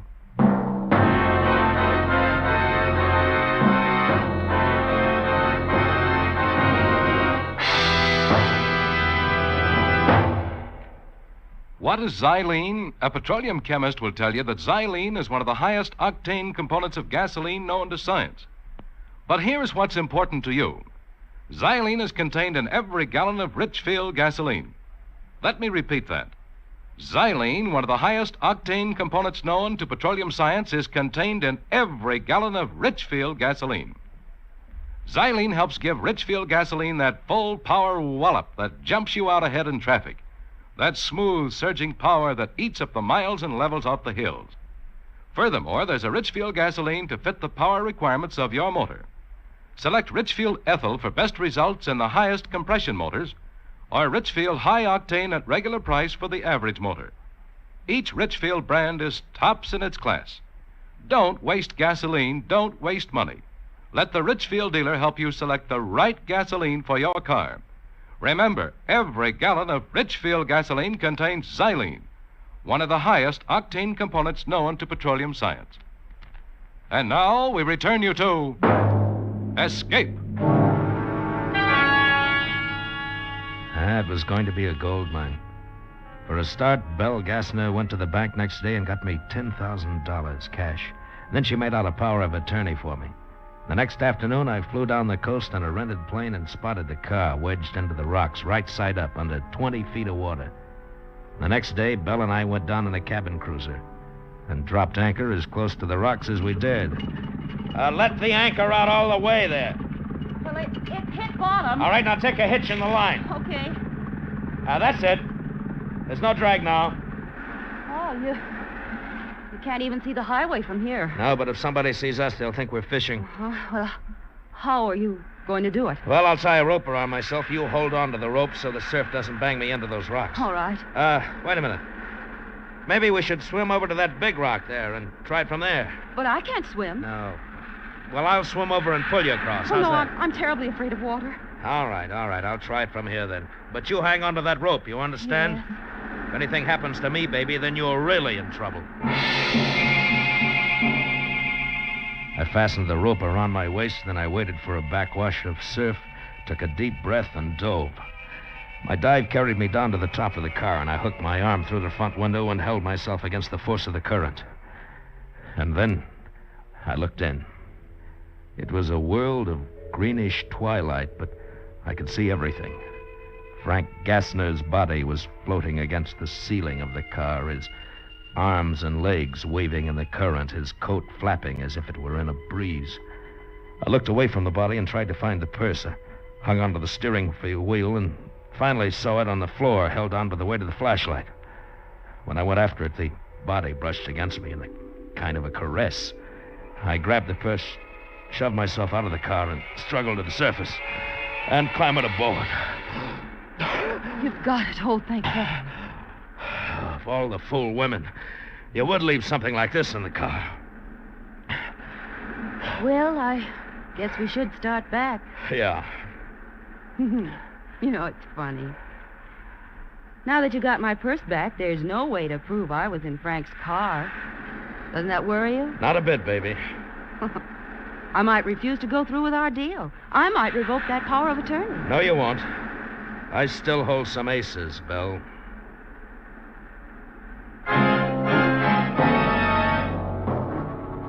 That night I started playing those aces. Belle Gassner had never known a man like me, only a husband that she'd hated. All I had to do was make one move, and she fell as hard as any of the rest of them. And having her crazy about me was the best way to keep her in line, better than any threats. I didn't have to worry about Belle Gassner. Not anymore. And now I had the world by the tail on a downhill pull. When I got back to the Bayview Lodge later that night, Danny was waiting for me. So? What's the pitch, Gil? Ever hear of a character named Frank Gassner? Yeah, sure. Had a place in Reno once. Last I heard, he had a gambling joint here. Why, you working for him? No, his wife. Huh? Gassner's missing. He took a powder, met with an accident nobody knows yet. So she's appointed me manager of the whole works with power of attorney. I want you to front for me, Danny. Why do you want to front? Well, I don't want to be known as a gambler. This is my big chance to live first class. I want everything that goes with it. Maybe I'll even join the racket club. Go social. Yeah, you always did have big ideas, Gil. How long is this going to last? Well, long enough. Well, suppose this Gassner shows up someday. He won't. Now, wait a minute, Danny. My hands are clean. I didn't do him, and I know what happened to him, but I'm the only one who knows. Yeah. Yeah, sure, Gil. Okay, I'll play along.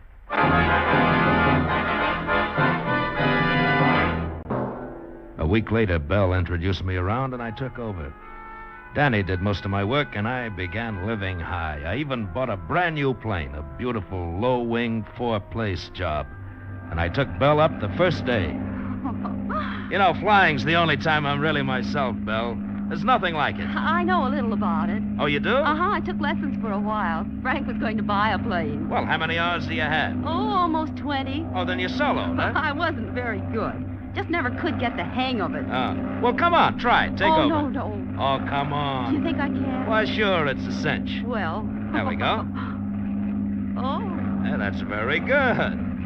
Now, try a turn to the left. Huh? Oh, no, not too steep. There we go. You got the feel of it? Oh, it's fine. Why, it's wonderful. Yeah, sure it is. You must have had a bad instructor. But now, baby, you've got me.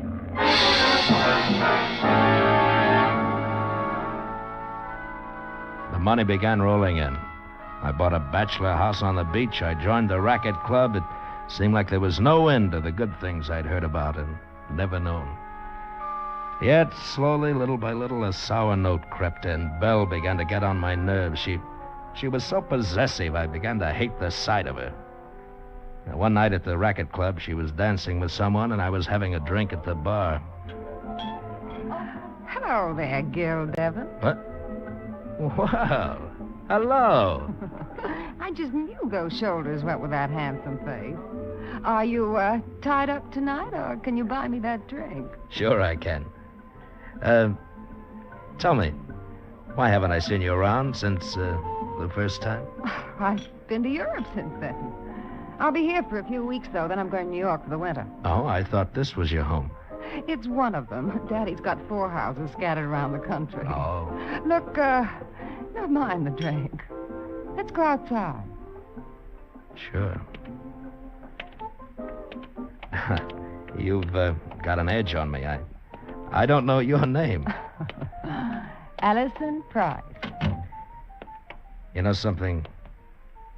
You're something I've always imagined would happen to me. Really? You didn't seem to think so that first night. No, well, I had something else on my mind, something that had to come first so that you could happen. And, what was that? Money. A girl like you can only come along when a man's got money to burn.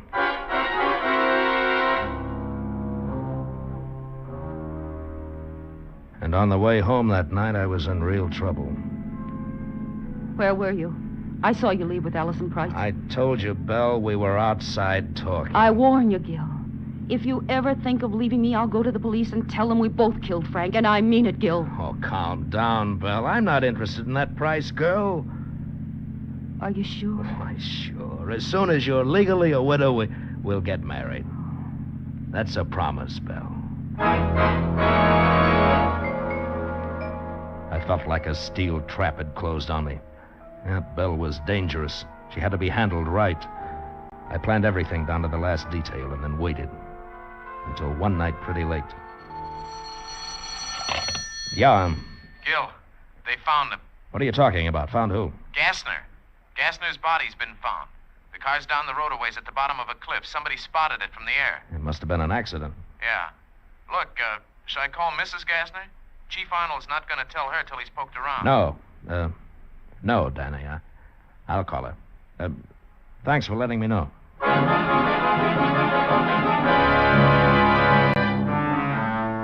Hello, Belle. I'm so glad you called, darling. I was just going to bed. Well, you're not going to bed now. You're going to leave town. Why, Gil? I can't tell you why over the telephone. I'll pick you up in 10 minutes. All right, darling. No. Wait a minute. You better take your car. Pack a bag and drive out to the airport. Don't let anyone see you. I'll meet you there.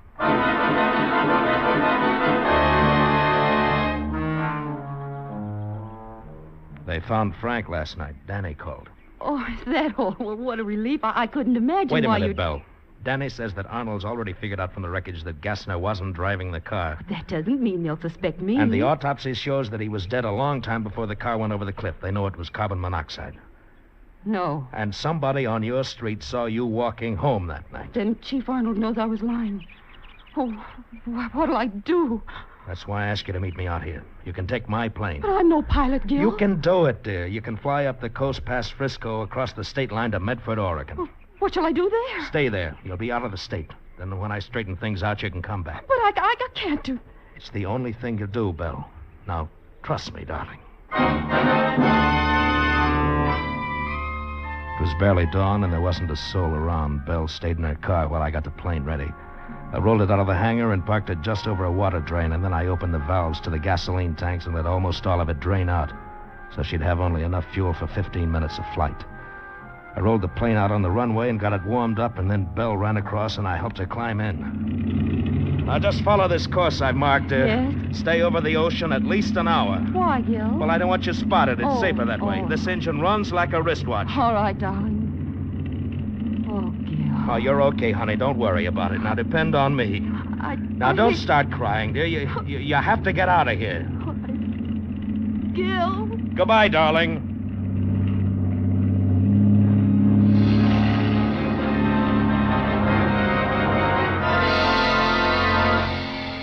She took off to the west and then flew northwest over the ocean.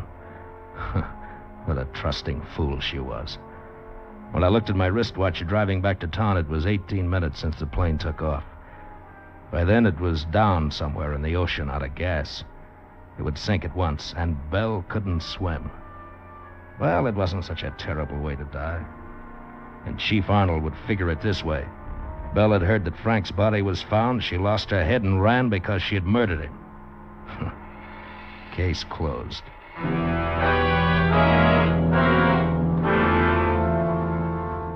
It was a nice day.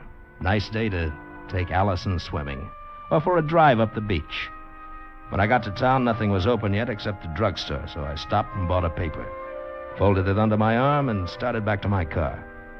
And then I spotted Chief Arnold coming toward me, grinning like an ape. I wondered what was on the old fathead's mind. Hey, Mr. Devon.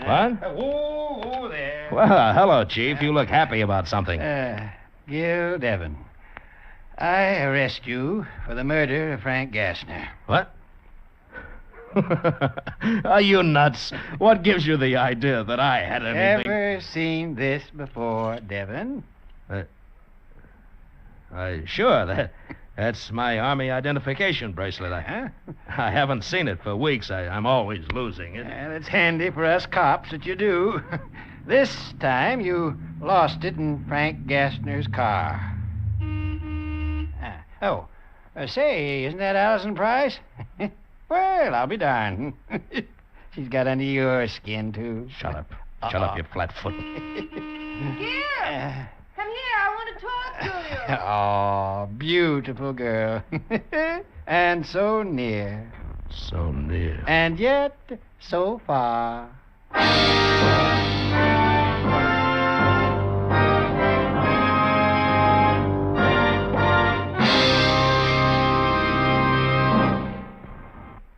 Say, here's a real spring tonic for baseball fans. A new 32-page baseball book just off the press, packed full of tips and information on America's favorite sport. Where can you get it? At the Richfield Gasoline Dealer Station. And this new Richfield baseball book is absolutely free. It contains Major League and many minor league schedules, World Series box scores, and Major League standings, baseball questions and answers, seating diagrams of 16 baseball stadiums. This new, colorful Richfield baseball book is a goldmine of baseball lore you won't want to miss. A storehouse of fascinating information that fits right in your pocket. And remember, it's absolutely free. Ask your Richfield gasoline dealer for your copy tomorrow. And while you're about it, ask him about Richfield All-Point Safety Service, the complete scientific lubrication service and safety checkup that prepares your car for the warm weather ahead. Stop where you see the Richfield Eagle on the cream and blue pumps.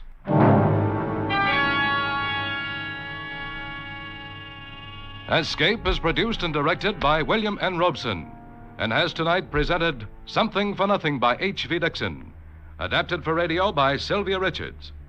Featured in the cast were Bill Conrad as Gil, Ann Morrison as Belle, Frances Cheney as Allison, Will Gear as Arnold, Rick Vallon as the bartender, and Paul Frees as Danny. Special music was arranged and played by Ivan Ditmars. Next week. You are being whirled through the streets of New Orleans by the gay revelers of Mardi Gras. But somewhere in the crowd, dressed as a clown, is a murderer. Your murderer, from whom there is no escape.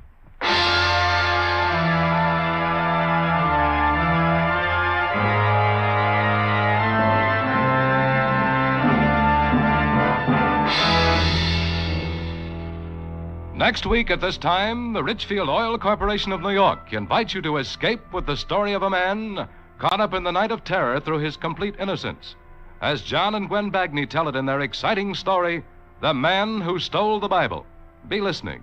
Goodbye, then, until this same time next week when once again we offer you Escape.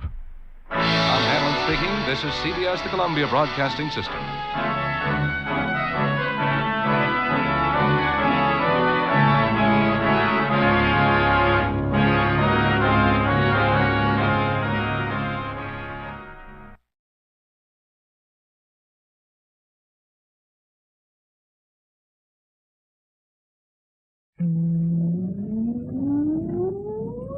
Countdown for blast off.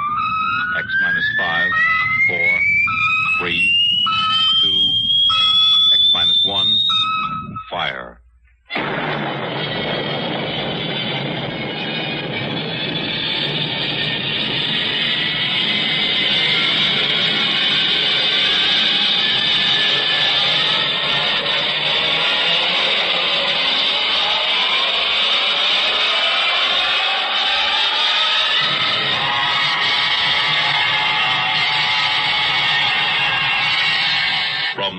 horizons of the unknown come tales of new dimensions in time and space.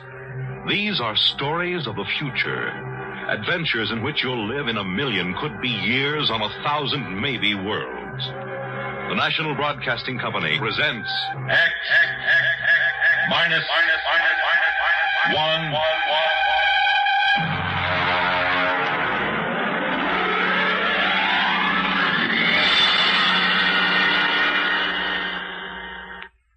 The Haunted Corpse by Frederick Pohl.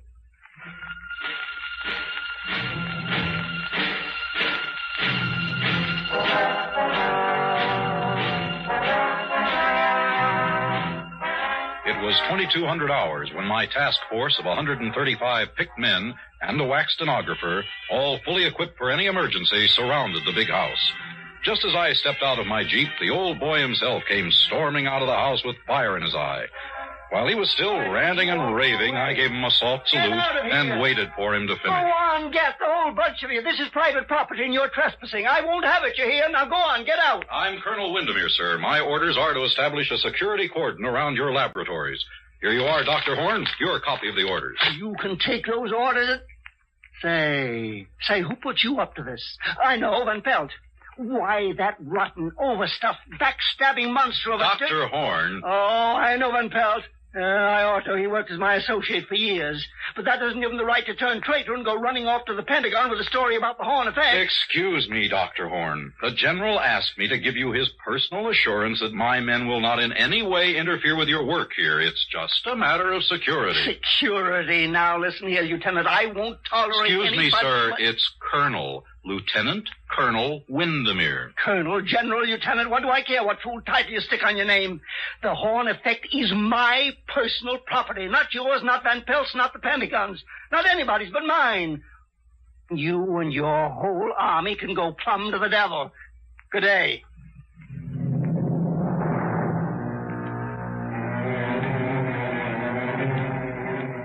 I watched the old man, he must have been all of 85, go stalking back into the house. During the night, a wire stringing detail surrounded the whole place with 3-strand electrified barbed wire with guard towers every 50 yards. I inspected the whole establishment before breakfast the next morning. And then, satisfied that everything was in order, I ate breakfast in my tent.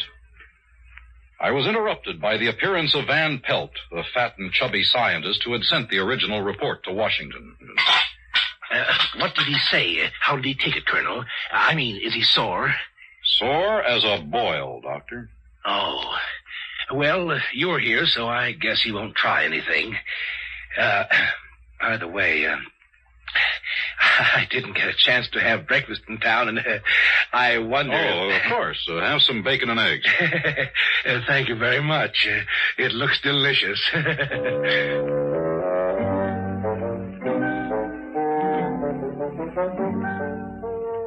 I watched him gobble up the rest of my breakfast. I was beginning to understand why Van Pelt and Horn didn't get along very well. Why Van Pelt finally went running to the Pentagon with his report. Of course, it was my job to keep an open mind, but I couldn't help thinking how I'd feel if my exec, Captain Lefferts, went over my head in that way. No, I couldn't blame Dr. Horn for being angry.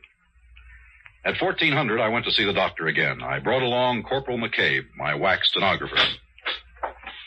Well, what do you two want? Good afternoon, Dr. Horn. I'm here to get your daily progress report. Daily? You want to report every day? Yes, sir. Refer to paragraph 8 of my orders. Corporal McCabe here is an expert stenographer. She'll take down your dictation. Dictation? No, I won't do it. I absolutely will not do it. You'll have to do it, sir. Orders. Why, you and your stinking little two-bit army. I ought to... Oh. Progress report, you say? Yes, sir. You're going to stick to what you say? I must, sir. Well, I suppose I must reconcile myself to the situation. Now, exactly what is it that you want, Lieutenant? The report, sir, and it's Colonel, not Lieutenant. Just so. The report, all about my work. Is that it? You may speak freely, Doctor. Corporal McCabe has full security clearance. Well, that must make her very happy. Yes, the report. Just so.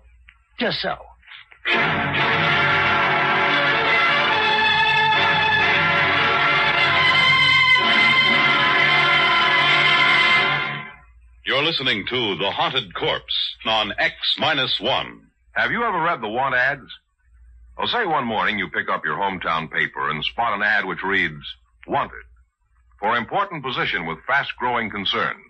Native-born American citizen, male or female, at least 35 years of age. Must be able to give proof of 14-year residence in the United States. Position of 4-year duration with possible renewal. Room and board furnished. Yearly salary, $100,000, with an additional $40,000 for travel and official entertainment, plus $50,000 for operating expenses. Summer residence furnished with paid vacation. Qualifications of applicant carefully checked before position assigned. Now, an ad sounds mighty attractive, doesn't it? But the job it describes isn't a soft one by any means. As a matter of fact, it's probably the toughest job in America. That of being President of the United States. And the first job of each president is to take an oath that he will faithfully execute the office to which he's been named and will, to the best of his ability, preserve, protect, and defend the Constitution of the United States. Yes, the job of being president is a mighty important one, but preserving and protecting the Constitution is even more important, because the Constitution is the supreme law of the land. The president may veto a bill, but if Congress, by a 2/3 majority, passes the bill over his veto, it becomes a law under the Constitution, unless set aside by judicial judgment. Thus, the best interests of the people are protected. That's how your American Constitution works.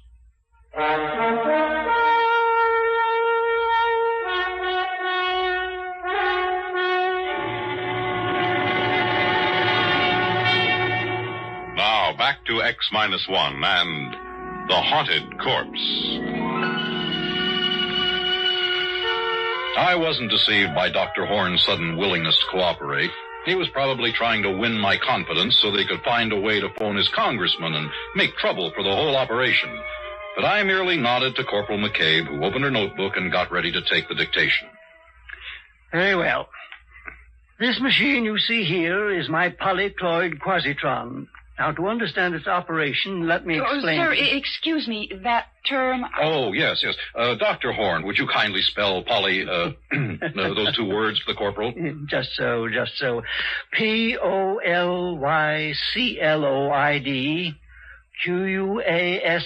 quasitron. Thank you, sir. Just so. Well, now, the various... It was rough going for about an hour. The doctor had to pause every 50 seconds to spell a word for McCabe, who was looking more and more ill at ease. But there was one virtue to this slow pace. I was able to follow it all fairly well. And when the doctor finally stopped, I was ready to sum it up for him. I hope, Lieutenant, that I've made myself clear? Yes, sir. In other words, you've perfected a method of electronically killing a man without touching him. What? Electronically killing a man without touching him? Yes, sir. Just so, Lieutenant, just so. Will you tell me one thing? What in the sweet name of heaven did I say that gave you that particularly stupid notion? Well, sir, that's what you said. It is also what my briefing from General Follansby at the Pentagon gave me to understand. Oh, rubbish. Oh, I see what you mean. Just so. I confess I wondered why you're here in the first place. The government feels that this is a weapon. Of course, sir. Oh, well, now we understand each other. My machine renders humans into corpses. So does a chipped flint, for that matter. Yeah, but never mind. That is the aspect which interests you. Yeah. Very good. But mark this, Lieutenant, my quasitron does something no chipped flint can do. It removes from the human body that thing which possesses only a negative definition, the quantity that we will term X, which, added to the body, produces a man, subtracted leaves a corpse. Oh, but you don't care about all that, do you? Sir, I don't follow you. No, you're darn right you don't. We're all corpses, don't you see? Corpses inhabited by ghosts. And there's only one man in the world who can separate the two without destroying them. And that is me. And there's only one way to do it, and that's with the Quasitron. Good day, Lieutenant.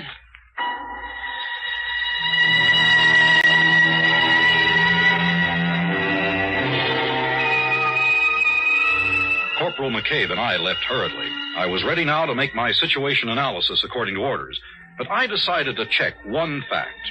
I summoned Van Pelt to my tent that night. No, Colonel Windermere. He's perfectly sane. Perfectly. But he is also dangerous. Particularly dangerous to me. I mean, of course, if I hadn't the Army's promise of complete protection. Colonel, that bowl of fruit looks tempting. I wonder if I... Oh, help yourself, Dr. Pelt. Thank you. Tasty. Very tasty. Dr. Van Pelt, I must have the straight dope on Horn. What's this ghost business? My goodness, Colonel, that's just the old man's way of putting it. Forget the term ghost if it really distresses you. Now, whatever you want to call this thing in the body, life, intelligence, or whatnot, this is what his machine works on. If he wishes, he can replace this quantity or remove it from body to body. You might call the operation a transference. A transference of personality. Yes, that would describe it.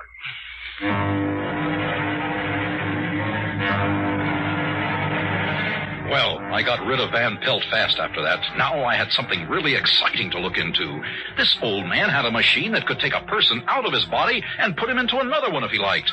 Next morning, I demanded a demonstration, and Dr. Horn showed me how he could change a hen and a cocker spaniel with the Quasitron. It was weird, but impressive and convincing. Well, Lieutenant, do you believe in my machine now? Remarkable. But can it work with people? Well, indeed it can, but these ridiculous laws governing the conduct of institutions. Heaven knows I've tried to get permission for an experiment. A man dying of cancer, for instance, to exchange with a feeble-minded youth. Why not?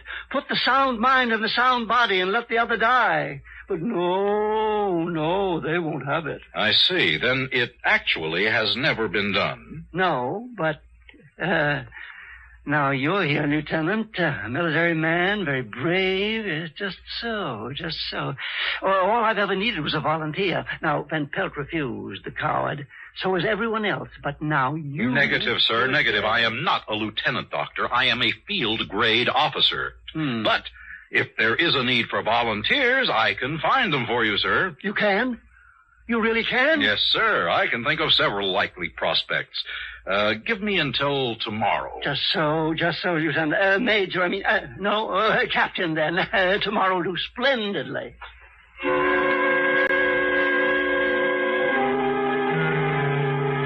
My immediate job was to get the volunteers. I would require two. The first was easy, a private in Able Company. I sent for him, and he appeared looking apprehensive. Sir, the colonel sent for me? I did. You're the latrine orderly of Able Company?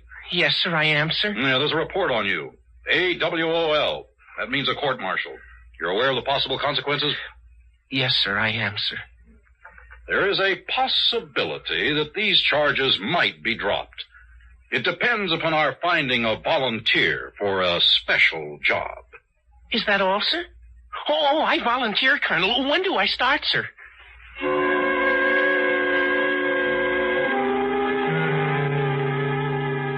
That was one. The second was a bit more of a problem. I thought at once of my executive officer, Captain Lefferts, a fine officer typical of the best leadership type. He had just been married, and he had no desire to be transferred to Saudi Arabia. Let me get this straight, Colonel. Are you saying that if I volunteer for this assignment, there's a possibility my orders might be changed? Captain, I hold your transfer orders in my hand. If you decide to volunteer, I will destroy them. Sir, I volunteer.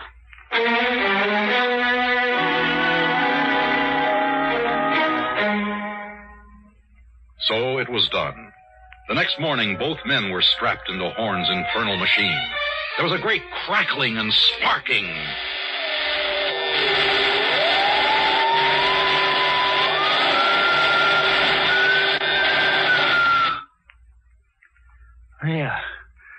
it's done. May I speak to my men? Go right ahead, Lieutenant. The orderly first. You, name, rank, and serial number. Sir? Lefferts, Robert T., Captain AUS. Serial number 033396115. Oh, sir, about that transfer to Saudi Arabia. No, that'll do. Good heavens. And now you. Colonel, sir, I changed my mind. If I can't go back to latrine orderly, I'll take the guardhouse, sir. It worked. Addie's men. You really did it, Dr. Horn. Just so, Lieutenant, just so. I really did.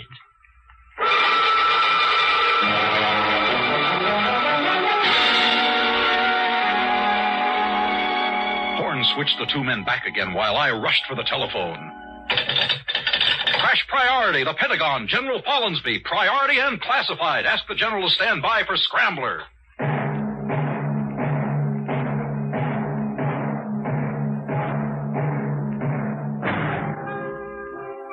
A weapon? This was far more than a weapon. We had the world by the tail. I got through to the general, and I was excited as I pointed out the implications of the device. Suppose a hostile representative visited this country, I told him. One of our men could switch places with him, and no one would ever guess. In time, we could have our men in the top positions of every government in the world. Our men reporting to us. It was the greatest opportunity any government ever had. The general was impressed in spite of himself. We arranged an appointment in the Pentagon for the next morning. As I hung up, I fingered the silver leaf on my shoulder. It would soon be a star. Colonel! What is it, O'Hare? Sir, I don't know how to put this.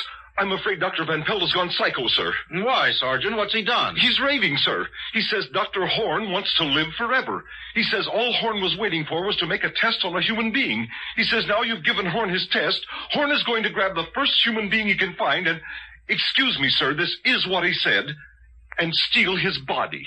Great Scott! Where's Van Pelt now? In the laboratory, sir, with Dr. Horn. Gee, is everybody around here nuts? I saw it all in a flash. Dr. Horn had a brilliant mind, but a worn-out body. He was going to make a switch before his own aging machinery broke down. I had to stop him. Van Pelt was there, literally asking for it. When I opened the door of the lab, I stumbled over Horn's body, dead. He'd already done it. Next to his body sprawled my YAAK, Corporal McCabe, stunned by a blow on the head as she tried to prevent the tragedy. And there at the machine was Van Pelt, or what used to be Van Pelt, striking the complicated machinery with one blow after another. Too late, Colonel! Too late! Don't destroy the machine! Stop! It's too late, I tell you! Too late! Stop it! I know who you are! You're not Van Pelt! You're Horn! Get away from that machine! No! Not until it's destroyed! Destroyed! Destroyed! McCabe, you killed him. You fool, you unutterable ass! Wing him, yes. Stop him from smashing the machine, yes, but why did you have to shoot to kill? It seemed the best way. You've ruined everything now. Horn's dead, and so is Van Pelt. The machine is wrecked beyond repair. Sorry, Corporal, but I'm putting you under arrest. Give me that gun. I'm afraid not. You're fundamentally a nice guy, so I'm just going to lock you in here long enough to get away, Lieutenant. Lieutenant? Huh? Horn! You're Dr. Horn! Just so, Lieutenant. Just so. Goodbye.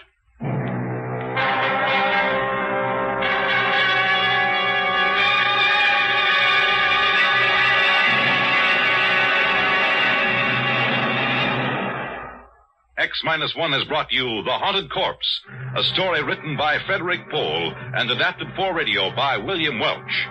Featured in our cast were Edgar Staley as Dr. Horn, Walter Black as the Colonel, and Dean Lyman Almquist as Van Pelt.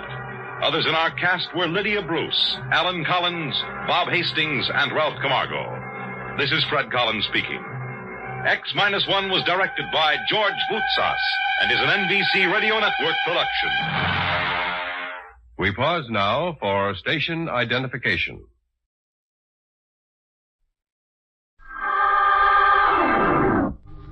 Mystery is my hobby.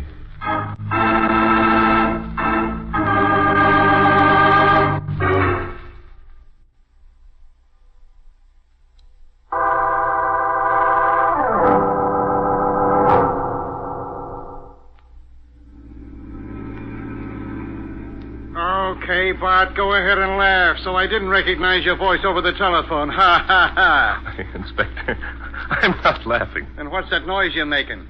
You gonna lay an egg or something? I'm sorry, Inspector. What burns me up is that this Albert Evans calls you instead of the police when he finds the body of John Crane. Fine thing. Well, let's not be too hard on Evans, Inspector. He has the reputation of his hotel to think about, you know. When a murder's been committed, nobody's got any right... Murder? What makes you think that John Crane was murdered, Inspector? Now, look, Bart, I'll admit that Crane was a crackpot. He had plenty of dough, and he lived like a hermit. But he wouldn't be screwy enough to kill himself by climbing into a trunk and then jiggling the thing into the lake. I must confess, it's rather a unique way of committing suicide. And besides, Crane died of a knife wound. What? How do you know that? Because I called up the doc at Chatsworth and asked him to examine the body. He found that a knife had penetrated the body just above the heart. Inspector, you did that after I took you into my confidence and phoned you. Yeah, you're darned right I did. I'm sick and tired of playing the dumb cop.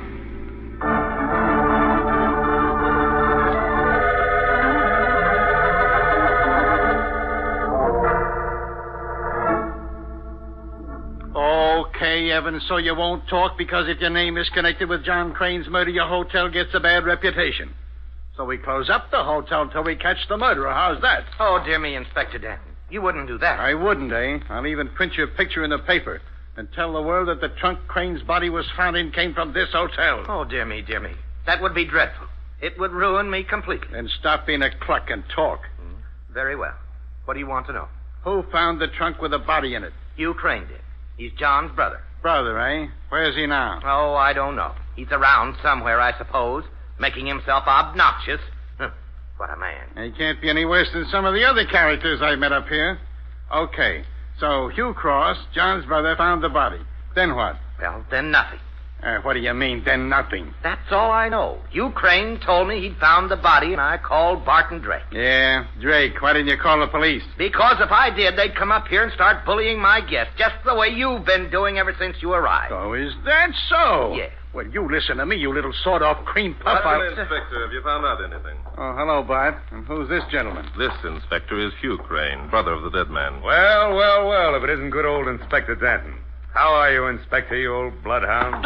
Mister, you hit me on the back like that again, and you'll find out how I am mighty quick. Oh, can't take it, eh, Inspector? Come, old man, let's not get off on the wrong foot. We've got a lot of work to do together. Yeah? What kind of work? What kind?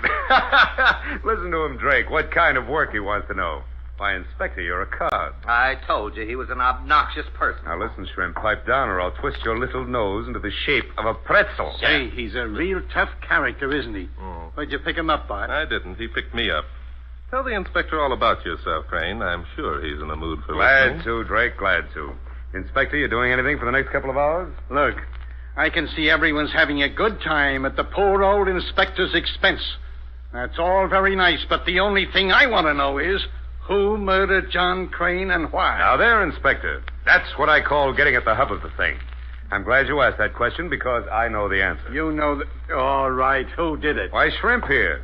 Albert Evans, proprietor of the exclusive Chatsworth Hotel. Why, you... That's a lie. How dare you accuse me of such a thing? Because you've got a motive, Shrimp, and a good one. John owed you money, bought all the supplies here. You went down to his cabin to collect, got into a fight, knifed him. Of all the outlandish frocks, I never in my life tried to collect money from John Crane. I didn't even tell anyone he owed me anything. There, you see, he admits that John owed him money. Oh, don't try to get out of it, Evans. I'm too sharp for you. You're nothing but a loud-talking, obnoxious windbag. Now, Evans, just because you're going to the electric chair doesn't mean you should get sore. Oh, no? Sometimes I think I should have been a detective. It's such nice, easy work. Now, think of that. Crane, perhaps now that you've had your say, you'd better let Inspector Danton take over. Sure thing. Help yourself, Inspector. Glad that I could solve the case for you. Well, now, Mr. Crane, that's mighty decent of you. As soon as we get the little fella here locked up, I'll... You can't lock me up. You can't. I didn't do it. Just because this big lummox said I did doesn't prove... Take it easy, Bob. No one's going to lock you up yet. But you just said... The inspector was being sarcastic, Evans. It's a habit he has. You see, he was a little bit out of sorts because you didn't call him instead of me. You bet your life I am. It's things like that that makes a cop wonder why he's in the business. Well, that's all right. But if you think that I murdered... The inspector doesn't think that you murdered John Crane, Evans. As a matter of fact, we're both convinced that you couldn't have. Oh, now look here, Drake. I've already explained why I'm sure that Evans killed my brother. Being next of kin, I demand you arrest Evans. And being the cop on this deal, I demand that you stop talking, Crane.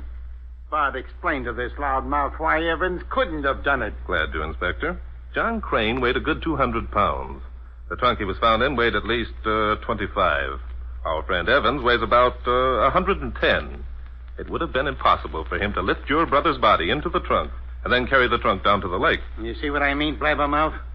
Bart and I had that one figured out an hour ago, didn't we, Bart? You bet we did, Inspector. Come on, let's take a look at that corpse.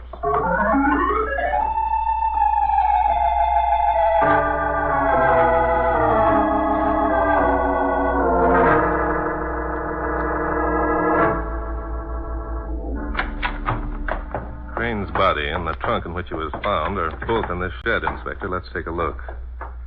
Yeah. So that's what's left of Crane, eh? Yep. Say, he was a big guy, wasn't he? Yes, but of course you knew that, Inspector, when we figured out that Evans was too small to carry him, remember? What? Oh, yeah, sure. What stumps me is, who would want to murder a guy who lived all by himself? Anyone who wanted money badly enough and who figured that Crane had some hidden away in his cabin. Yeah, I suppose you're right. See, the water sure did a job on the corpse, didn't it? Yeah.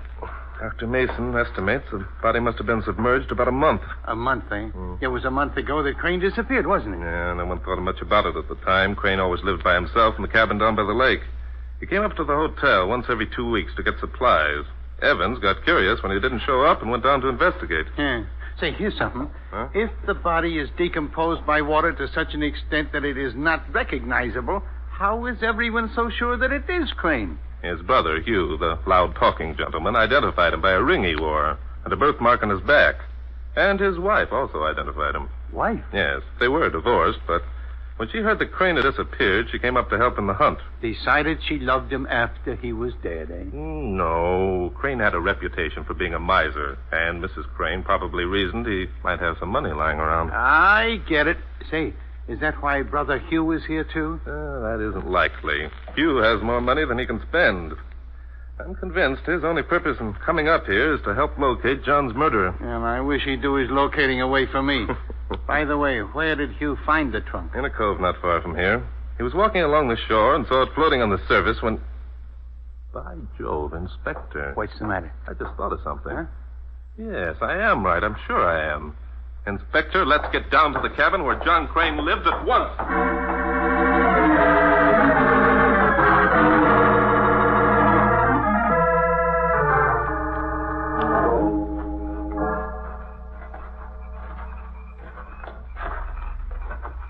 That must be the cabin, Inspector. You can just see it there through the trees. Yeah.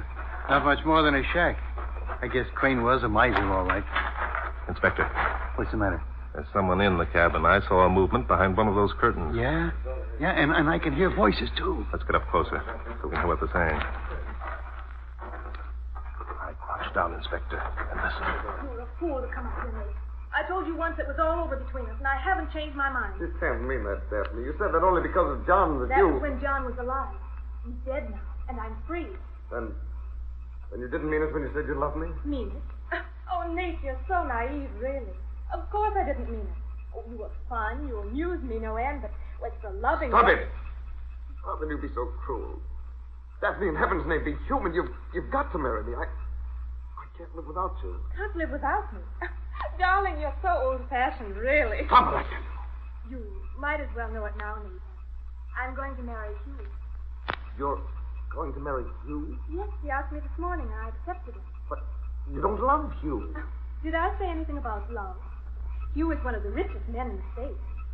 You're desperate. You're inhuman. You don't deserve anyone's love, and I'm going Nate, to... stop. Let go of me. I'll show you. No one's going to have you but me. Nate, please. Come on, Inspector.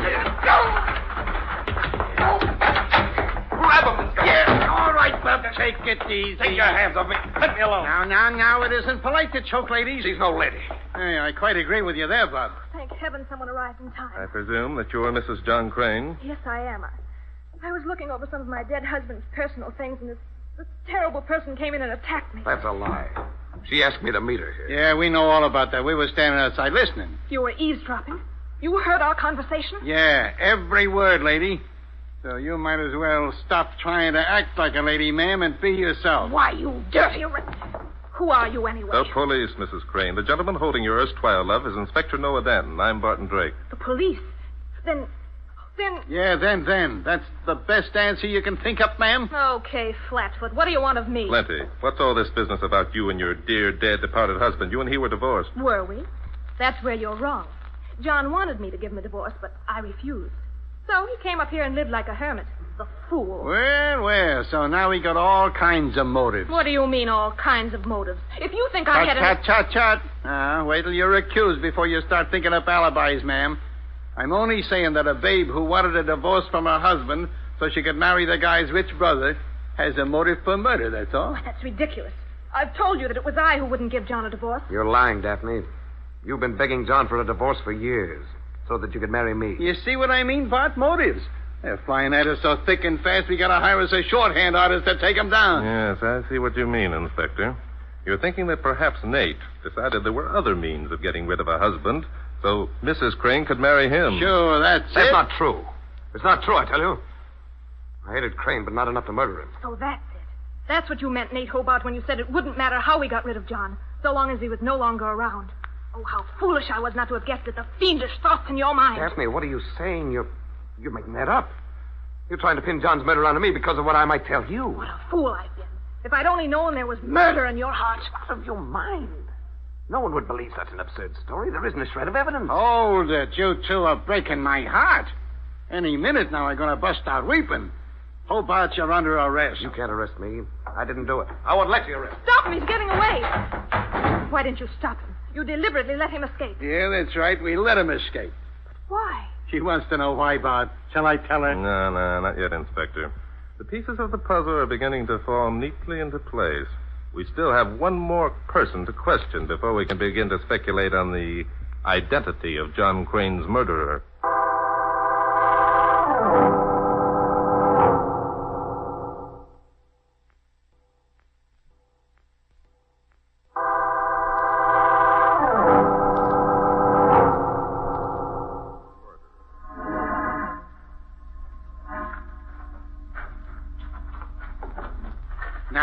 Look, Bart, I got your signal back there at the cabin, and I let Nate Hobart escape, but I still don't see the reason for it. Well, Hobart can be more help to us free than if we held him prisoner, Inspector. Why? Because he's still in love with Mrs. John Crane, for one thing. Yeah, how's that going to help us? And for another, he's not the murderer of John Crane. Now, wait a minute.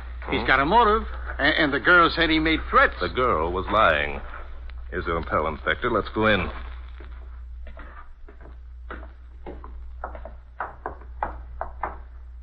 So, what do we do now? We have another talk with Albert Evans, the hotel proprietor. In case I didn't mention it before, Mr. Evans not only knows who murdered John Crane, but he holds the key to the entire mystery. What mystery? All we got to do is catch Crane's murderer. That takes care of all the mystery. Does it? I think we're going to find that apprehending the murderer is only a prelude to the real mystery, Inspector. Well, Evans isn't behind his desk. I wonder where he is. Probably taking his midday nap. I'll ring the bell. No soap. Well, he can't be far away. Listen. Help! Help! Keep away from me! No! Stop! No!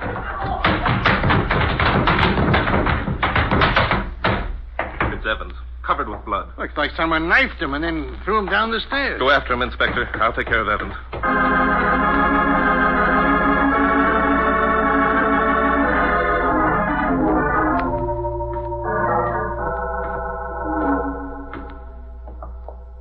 Well, Inspector? Whoever it was got away. How about Evans? Dead. A knife through the heart. Then that means... Yes, that means whoever murdered John Crane also murdered Evans. Because the murderer knew that Evans was aware of his identity. Well. If it isn't old Inspector Gumshoe. Say, what's happened? What's it look like, loudmouth? That's Evans.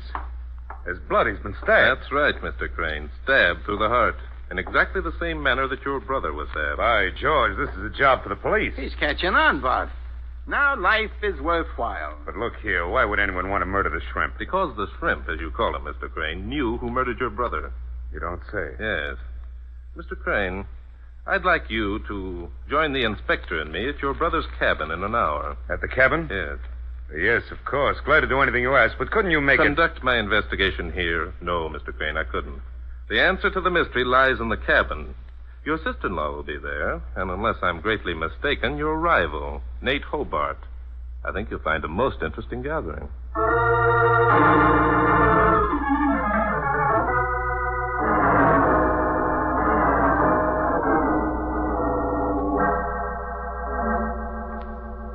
Well, well, well.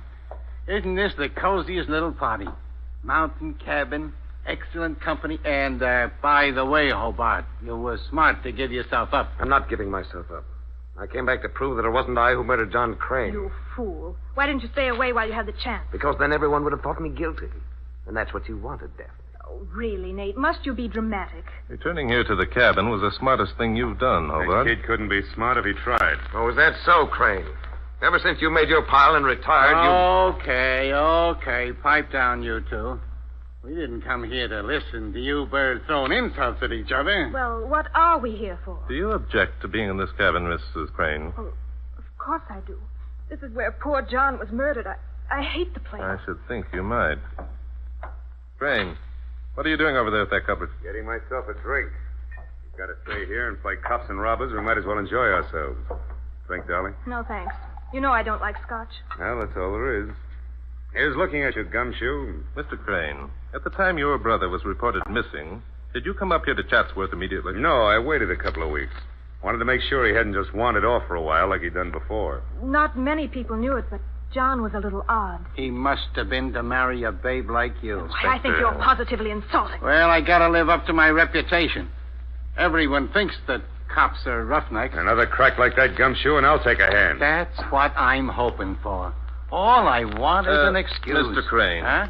Is it true that when your father died, he left you practically his entire fortune and omitted your brother John's name from his will? Where did you get that information? I've done some telephoning within the past hour. Your father objected to John's marrying Daphne because she was a chorus girl. When Daphne learned that her husband was to receive nothing, she left him. And that's why Johnny decided to come up here and become a hermit? Yes. I don't see that's any business of yours. Yes, what's all this about? I'll explain in a minute. Mr. Crane, while you were up here conducting your search for your missing brother, did you live here at this cabin? In this dump? I should say not. I stayed at the hotel. Then this is the first visit to the cabin. Inside the cabin, I mean. Yes. Now, what's all this about, Drake? I don't like the tone of your voice. I was just wondering how you knew where your brother John kept his scotch. He walked directly to the proper cabinet and found it. Why, This is silly. I told him where it was. I found it this morning. While you were looking over your dear, dead, departed husband's personal things? And I was wondering, Mr. Crane, how you knew that your brother John owed Albert Evans a sum of money for supplies he'd bought. This morning you gave that as an excuse for Evans murdering John. This is nonsense. Why shouldn't I know? Evans told me. On the contrary, Evans stated definitely that he told no one that John owed him money. Yeah, that's right. He didn't want his guests to know about it. What are you getting at, Drake? Are you accusing me of murdering John Crane? No, Mr. Crane. John Crane isn't even dead. What, not dead? No, what?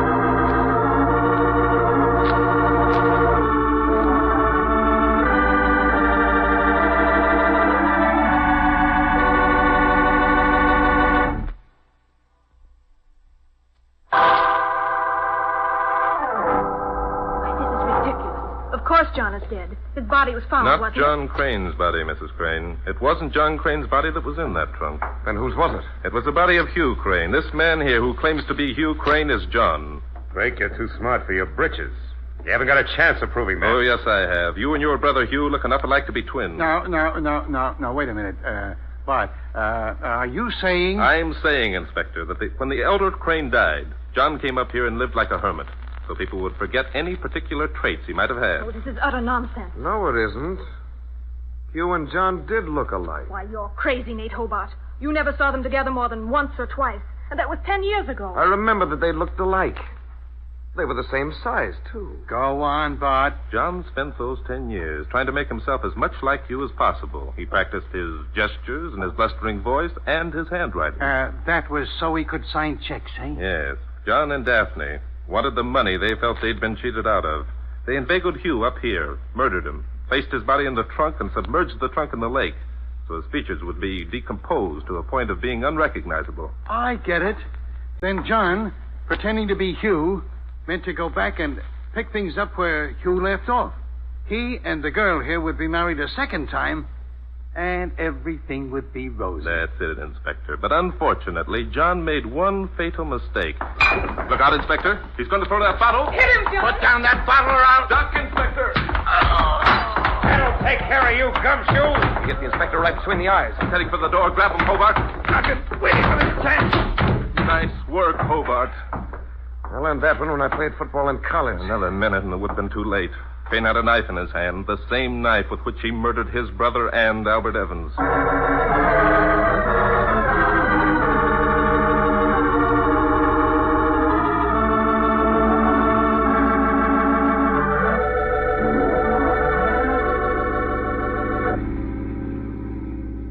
Well, how's the head, Inspector? Okay.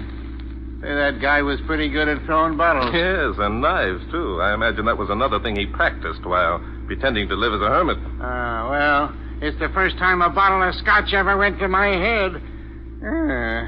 Say, I still don't see why Crane knocked off Evans. Because Evans was the only man who saw John Crane while he was a hermit. Evans suspected that Hugh was John. Then why didn't he call the cops? But he did. Huh? Oh, I beg your pardon, Inspector. Evans called me. Yeah, I remember. Now, if he... And, of course, when John realized what Evans had done, he murdered him. Okay. Now, what was the one fatal mistake that Crane made? Both John and Daphne wanted to be sure that when the body was finally discovered, it would be decomposed to a point where no one would recognize it. So, John decided to discover the body himself. So he discovered the body himself? Yes. But when he told how it happened, he said the trunk was floating. Something wrong with that? Plenty, Inspector. If enough water had entered that trunk to decompose the body, it couldn't have been floating. It would have sunk. Well, now, think of that. Now, wait. I know how you figured it out. You got a hobby. Yes, Inspector. Mystery is my hobby.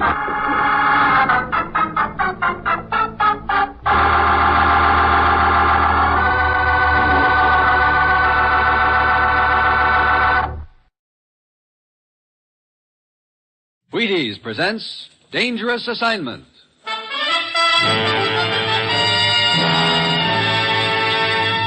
On stage tonight from Hollywood, Dangerous Assignment, another in the Wheaties' big parade of exciting half-hour presentations.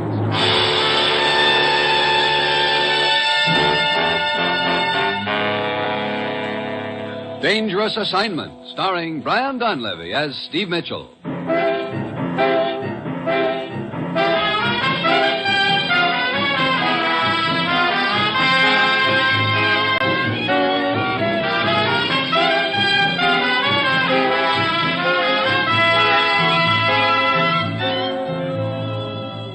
Yeah, danger is my assignment.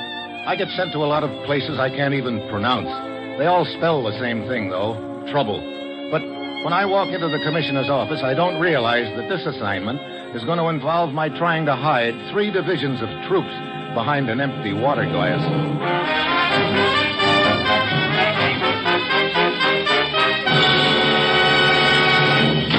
Well, here he is, Commissioner. I found him right in the middle of a big deal, as usual. Hello, Steve. Commissioner? I hope it was a square deal. She didn't look square to me. What have you told him so far, Ruth? Well, only that you wanted him to go looking for a woman. I figured that was the best bait I could use. Well, don't tell me it isn't true. Oh, it's true, all right, but I'm afraid your association with this particular woman won't be a very pleasant one. I might have known. I'll have your passport and credentials ready when the commissioner's through with you, Steve. Okay, Ruth. Well, what's the deal, Commissioner? Vienna. Vienna? Long time since I've danced the Strauss waltz. You can leave your ballet slippers home, Steve. Here's the setup. With the situation what it is, we have to increase our armed strength on all fronts. Naturally, our consulates are kept informed as to proposed increases of strength in their respective areas. So? 2 days ago, a document containing information regarding troop movements in Europe was stolen from our consulate in Vienna. The troops have already embarked, and with these unidentified subs around, We can't take chances. I see. Any idea who swiped the document? Yes, a janitor named Joseph Bildner. Well, that doesn't sound so tough. Find Bildner. We've already found Bildner in an alley in Vienna last night, murdered. I see. Well, that sort of puts a new light on things. The document wasn't on his person. Just before he died, he mumbled the name Eva Loesch. Eva Loesch? Hey, that name rings a bell. A siren, you should say. But I haven't time to go into her background now to fill a book. Manville Olson can tell you all about her. Who's Olson? He's with the consulate in Vienna. You'll arrive there early tomorrow evening. Go to the Imperial Bar at 8 o'clock. Olson will be waiting for you. Why meet in the bar? Not that I have any objection. Well, this investigation has to be kept undercover, particularly the part about Eva Loesch. Olson will tell you why. Now, Steve, get over there. Talk to Olson. Find Eva Loesch. And most important, get those documents back. Well, that's it. You've got your assignment. Good luck.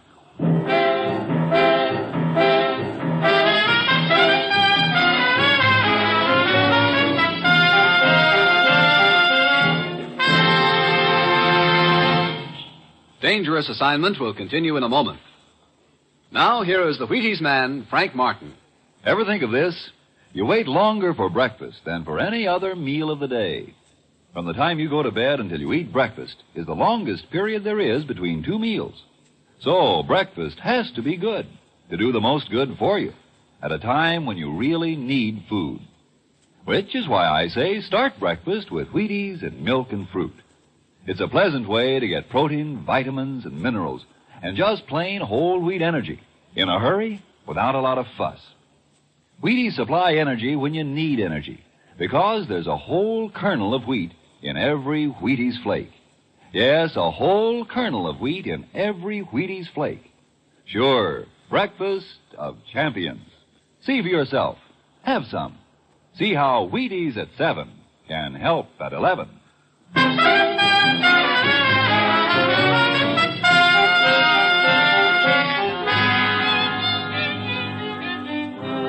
Yeah, I've got my assignment. Find a girl named Eva Loesch and get a stolen document from her. Ordinarily, there's nothing I like better than to chercher la femme. But from what the commissioner has told me, I've got an uneasy feeling that this is going to be all chercher and no femme. Well, it's Friday evening when I get to Vienna. I check in at the hotel and then head for the Imperial Bar. Over at a corner table, a guy gives me the nod. I head over there. You're Mitchell, aren't you? Yeah. Olson? That's right. Have a seat. Thanks. Look, the commissioner back in the States told me that you could give me the background on this Eva Loesch. Well, I can tell you all we know over here at the consulate, which isn't enough. Eva Loesch was a red-hot Nazi. She was killed in the Berlin Blitz. What? We thought. Now it looks as she's been very much alive and in hiding all this time. And worse yet, it looks like she's up to her old tricks. You mean a new Nazi party? No. You know, some of these ex-Nazis have a habit of selling out to the highest bidder. I get it. Now, according to what the commissioner told me, this document concerning our troop movements was stolen from your consulate by a janitor named Bildner. He was found murdered in an alley and mumbled Eva Loesch's name just before he died. That's right. We believe Eva killed him and has the document. But, of course, we've kept all that undercover. We don't want Eva to know we know she's alive. Here. This ad I spotted in the afternoon paper. Take a look at it. What? Will the cab driver who picked up a woman passenger at the plaza last Tuesday night at 8:30 please come to 37 Bergestrasse? Hey, Tuesday night. That was the night that Bildner was murdered, wasn't it? Yes, in an alley about half a block from the plaza. This could tie in all right. 37 Bergestrasse. Okay. I think I'll answer that ad, Olson. I'll check with you later.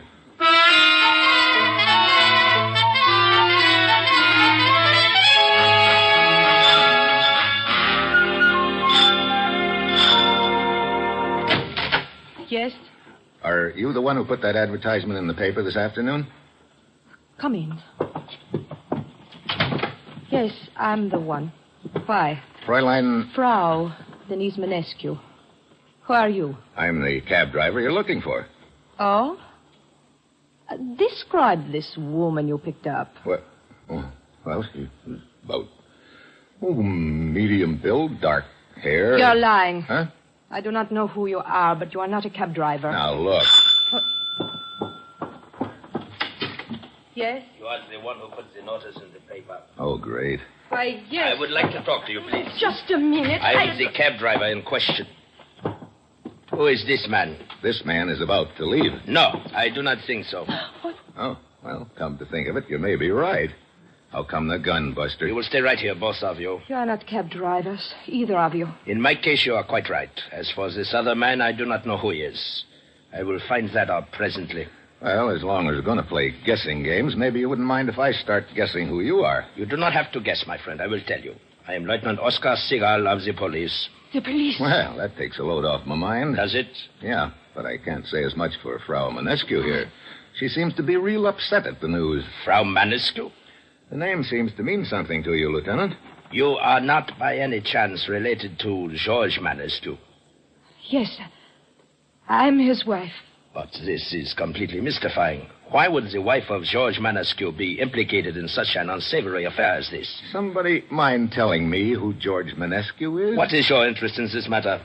Maybe these credentials will answer that question, Lieutenant. Yeah, I see. They have indeed answered that question, Herr Mitchell. Now, how about filling me in on this George Manescu? Oh, a local politician of high character who has worked in close cooperation with your government here. I see. Well, in that case, Frau Manescu... There is no use holding back anything more. I did not want the police brought into this. But, well, here you are. Here I am indeed. I must strongly impress upon you the wisdom of making a full explanation at this time. Yes, But you see, Eva Loesch is my sister. What? I believed, as did the rest of the world, that she was dead. I believed that until Tuesday night, when she came here to see me. What did she want? She said she was in trouble and wanted to hide here. I refused. And then she said I must help her. In what way? She said that a man was killed, but that she did not do it. That there was a cab driver who could clear her if she could only find him. So you ran that ad in the paper? I didn't know what else to do. I couldn't go to the police. I know what damage would be done to my husband's reputation if it were learned that the notorious Eva Loesch was his wife's sister. So I ran the advertisement, hoping it would help clear her. And then if their relationship were to be revealed later, at least it would be not quite so bad for my husband. I see. Well, that all leads us up to the big question. Where's Eva? I do not know. Frau Manescu, it is my duty to warn you that withholding information... I'm telling you the truth. I swear it. I've no idea where Eva's hiding. She said that she would contact me in a few days, but I've not heard from her. Look, sisterly love is a wonderful thing. But I hope that you realize unless we locate Eva in a hurry, there's going to be a lot more damage done than just to your husband's reputation. Sisterly love. You think that is what I feel for Eva? As far back as I can remember, we've hated each other. My only regret is that she was not killed in Berlin. Then we have your promise that you will communicate with us at once if she contacts you again. Yes, at once. And rest assured, gentlemen, it will be a happy day for me when I can turn my dear sister over to you.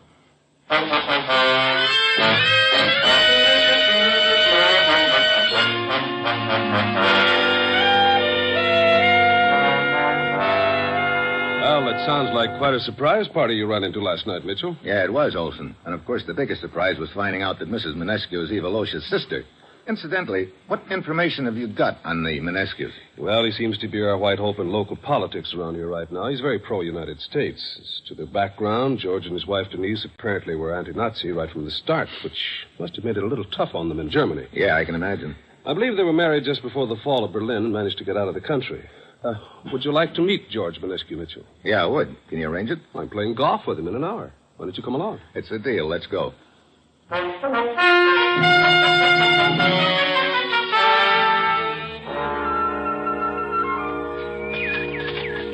That last shot of yours was a honey, Mr. Manescu. Looks like you're only about 2 feet from the pin. Oh, thank you, Mr. Mitchell. But I wish you to know that from now on, I believe nothing you say. Oh? When the three of us started this game, you were full of apologies about your bad golf. We are now approaching the 7th green, and you are 3 strokes over par. Yes, I'm afraid Mitchell makes most of his apologies before he makes his bets. Well, you can't blame a guy for trying to get good odds. Indeed, you cannot. Well, here we are, gentlemen. And I must say this is the part of golf I enjoy the most. Putting? Yes. Well, it's the part of the game that pays off. Perhaps it is because putting is so helpful to me. How so, Meniscus? Well, I practice it constantly, even when I'm at home. Particularly when I'm thinking about something, putting relaxes me, helps me to think clearly. Mr. Olson, I believe you are aware. Your putt. Oh, sorry. Downhill putt, too. Just the kind I don't like. Well, in your case, practice sure pays off, Mr. Menescu. Your putting is very sharp. Oh, thank you. Too bad, Olson. Rimmed the cup on you, huh? Yeah. That gives me a 6. Well, looks like I'm next. Little break to the right, it looks like. Not quite as much as it looks. Thanks for the tip. Nice putt. I had good advice. Maybe you can return it sometime. Be glad to, except I don't think you'll need any on this putt of yours. Can't be more than 2 feet. No, I need this for my par. Well, this is a lot more pleasant way to spend time than roosting behind a desk. Yeah, but it isn't helping us find Eva Loesch. Missed. I'm sorry, Mr. Menescu. I didn't realize you were set to putt, or I would have kept still. Oh, that's quite all right, Mr. Mitchell. Your voice did not bother me. I don't know what went wrong. Well, looked like you tightened up all of a sudden. Yes. Well, it is no matter. Come, the next tee is right over there. I'm really sorry about that, Menescu. Oh, but I assure you I was not even aware you were talking, Mitchell. For the life of me, I can't understand why I should miss a 2-foot putt. But that is what makes the game of golf so unpredictable, I suppose. I think they call it the human element. Yeah, I think they do. Yeah, let's see. I believe you're still up, Meniscus. Oh, yes.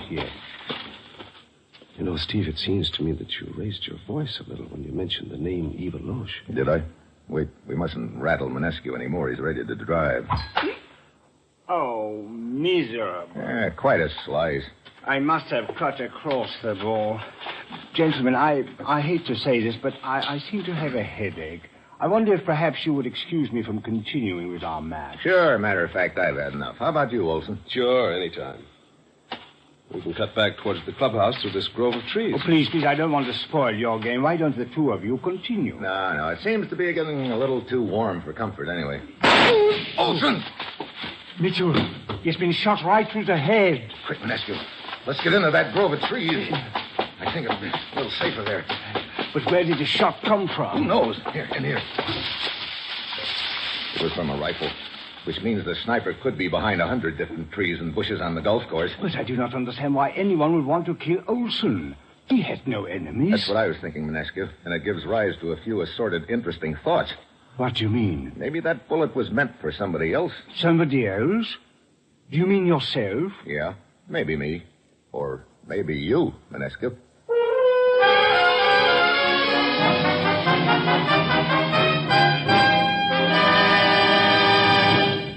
Steve Mitchell will continue his dangerous assignment in just a moment.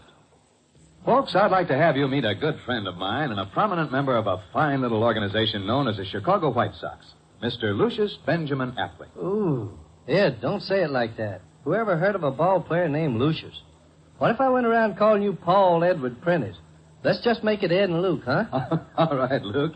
Say, just how long have you been with the White Sox? Over 20 years, Ed. Golly, I've played in darn near 2,500 games. Been at bat almost 9,000 times. Man, I'm from way back. Well, Luke, you don't look it. How do you keep up the pace, anyway? Well, Ed, I sleep good. I eat good. I eat mighty good. Wheaties about 4 mornings a week. Those little old flakes put a lot of snap, even in an old-timer like me. Must be because they're 100% whole wheat. I sure like Wheaties and milk and fruit. You know, Luke, that's exactly what I hear from a lot of ball players and plenty of other people, too. No wonder they call Wheaties the breakfast of champions. Thank you, Ed Prentice and Luke Appling. And as for our breakfast of champions, friends, sure, they're for men who go to bat for a living, but confidentially, they're for us, too. You and me. We need whole wheat energy same as the champions who play ball for their paychecks. Don't forget your own breakfast of champions. Wheaties. Get yours.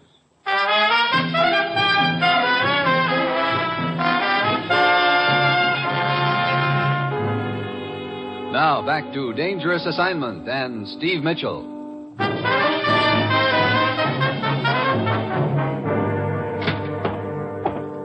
Mitchell, I have been expecting you. You uncovered anything new, Lieutenant Siegel? Indeed, I have.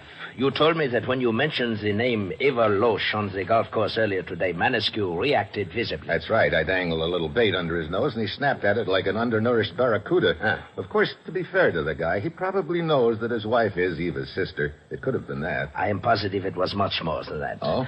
I have done a considerable amount of investigation into Manescu's background, and I am sure it will be of interest to you to learn that in the old Nazi days in Germany, Manescu and Eva Loesch were, shall we say, extremely friendly. Oh, yeah? Well, that kind of puts a different light on things. Yeah, indeed it does. After Eva's death, Manescu married her sister Denise and made his escape from Germany with her. And now Eva's popped up again. You know, that gives rise to an interesting possibility. Yeah, the possibility that Manescu has been seeing Eva again and knows where she is. Which means he either has those documents or knows where they are.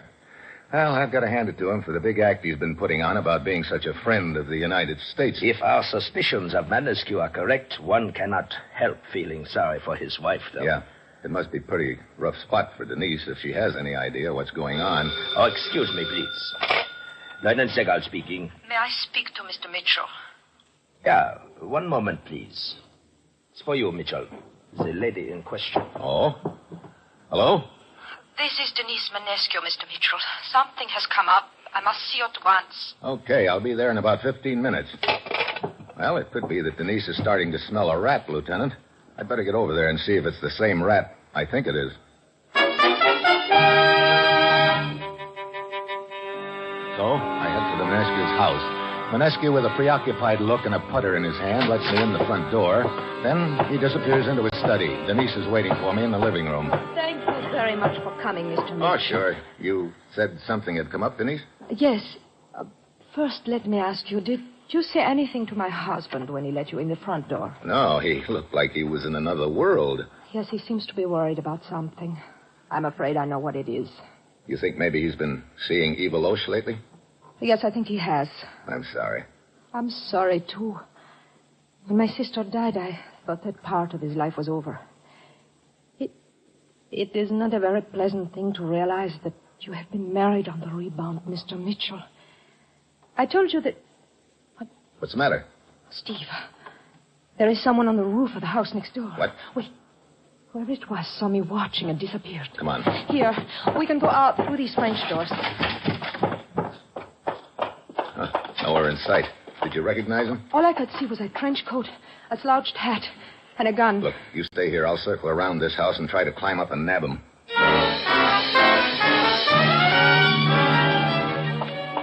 I circle around the house next door, and I spot some vines running up the wall. I start climbing, but 10 feet from the ground, I hear a sound that stops me cold. I drop to the ground, run back to Manescu's house.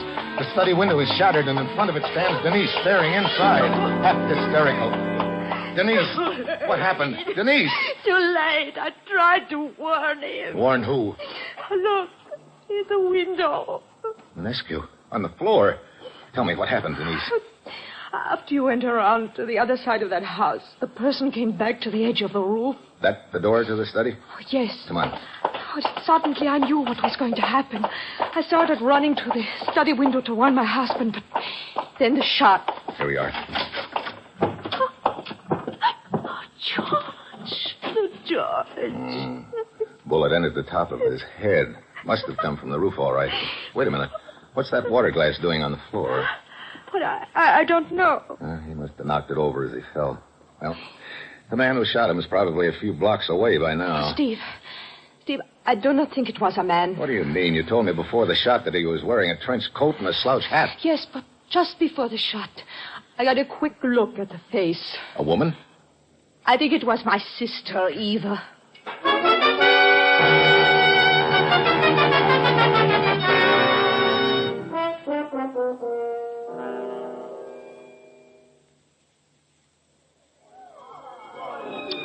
A most perplexing case, Mitchell. First, the janitor, Joseph Bildner, murdered. Second, the American, Olson, murdered. Third, George Manescu. Murdered. But at least we know who's behind it all, Eva Loesch. So the big problem is finding her in those documents, Lieutenant. You know, there's one thing I don't get. Why is Eva hanging around town if she already has those documents? Mitchell, Have you considered the possibility that Manescu might have been shot by his wife, Denise? Sure, I've considered it. She had a motive, too.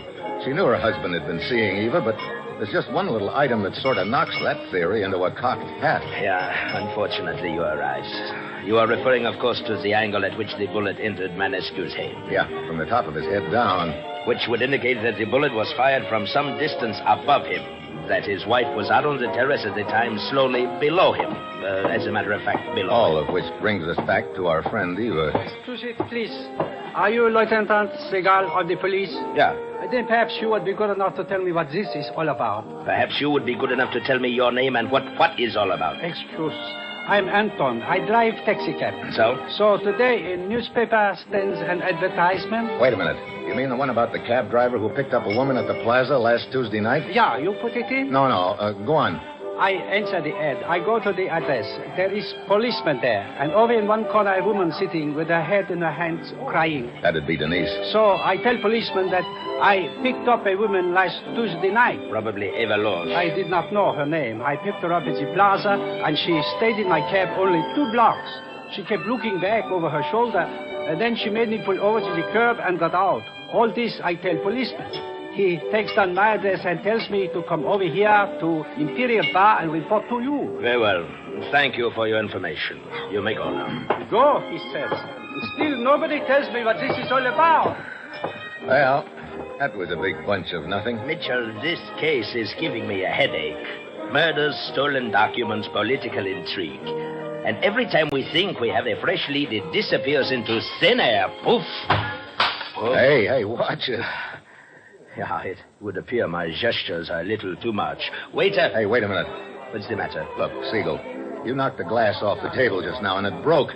This is not a very profound observation, But Mitchell. I found the glass lying on its side in Manescu's study after he got shot, and that glass wasn't broken. Yet the table there is about the same height as the table here. What are you getting at? Manescu's glass wasn't knocked off the table. It was placed on the floor. So? So we've been a couple of prize jugheads. I still do not understand what... The whole thing has just fallen into place, Lieutenant. There's just one big thing wrong right now. What do you mean? I mean, we could be just about 5 minutes too late.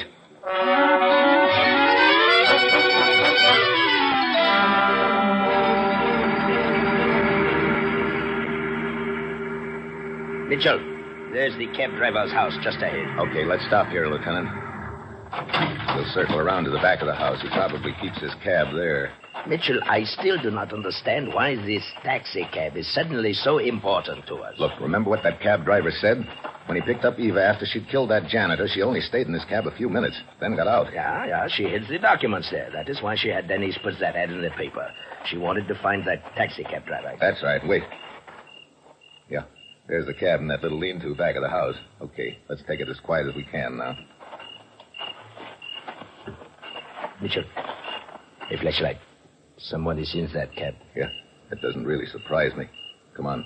Oh? Found those documents yet? Denise Manescu. No, Eva Loche, Lieutenant. It's one and the same person. What? No, that's a lie. Save it, Eva. The real Denise got killed in the Berlin Blitz, didn't she? No. You figured it'd be a neat scheme if people thought it was you who were killed. You posed as Denise, married Manescu, and got out of town. Lies. All of them lies. I guess Manescu was the right guy after all. He probably figured you'd reformed when he found out that you hadn't. You were afraid he'd expose you. You tried for him once on the golf course and got Olson instead. Then you rigged this little scheme for my benefit at your house this afternoon and killed him. Mitchell, watch out. Yeah, I see the gun.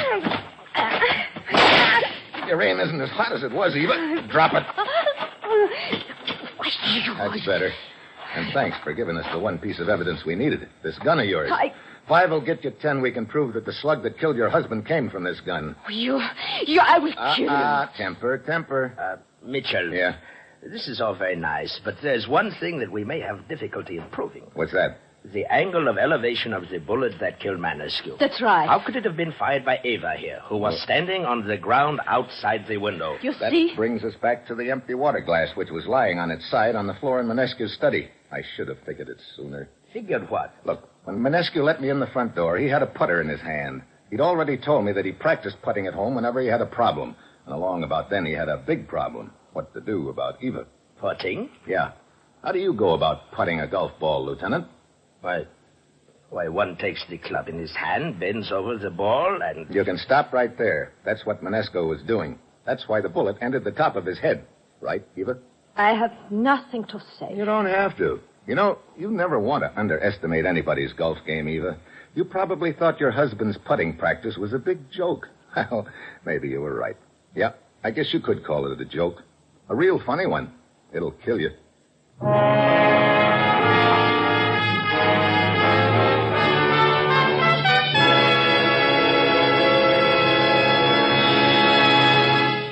Well, we certainly enjoyed that assignment, Brian. Your usual sterling performance. Thank you, Frank. I had an extra bowl full of Wheaties this morning. Maybe that helped. Well, I'm sure it did, Brian. But seriously, you know, Wheaties can make a difference. Oh, I agree. Less of a letdown. Oh, more of the old up and at 'em. That's right, but I have something to confess, Frank. You have what? The real reason I eat Wheaties is I like them. Well, good for you. Best reason in the world. It's fine, the whole wheat, vitamins and minerals and proteins in Wheaties. But it's just the plain goodness you go for, huh? That's right, Frank. Ladies and gentlemen, you have heard the words of an honest man. Get your Wheaties tomorrow. Work better all morning for it. But most of all, eat 'em because you like 'em. Right, Brian Donlevy? Right, Frank. Good night.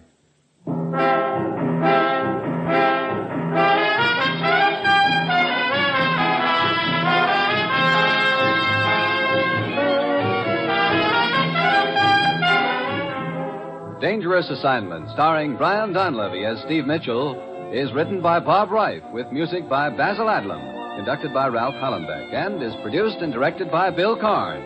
Join us again next Wednesday when Brian Donlevy as Steve Mitchell embarks on another dangerous assignment. And this is the Wheaties man, Frank Martin, inviting you to listen Thursday, that's tomorrow night, to Sarah Berner in Sarah's Private Caper on the Wheaties Big Parade. See you then.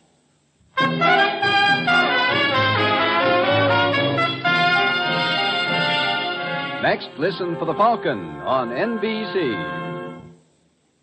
Steve Mitchell is written by Bob Reif with music by Basil Adlam, conducted by Ralph Hollenbeck, and is produced and directed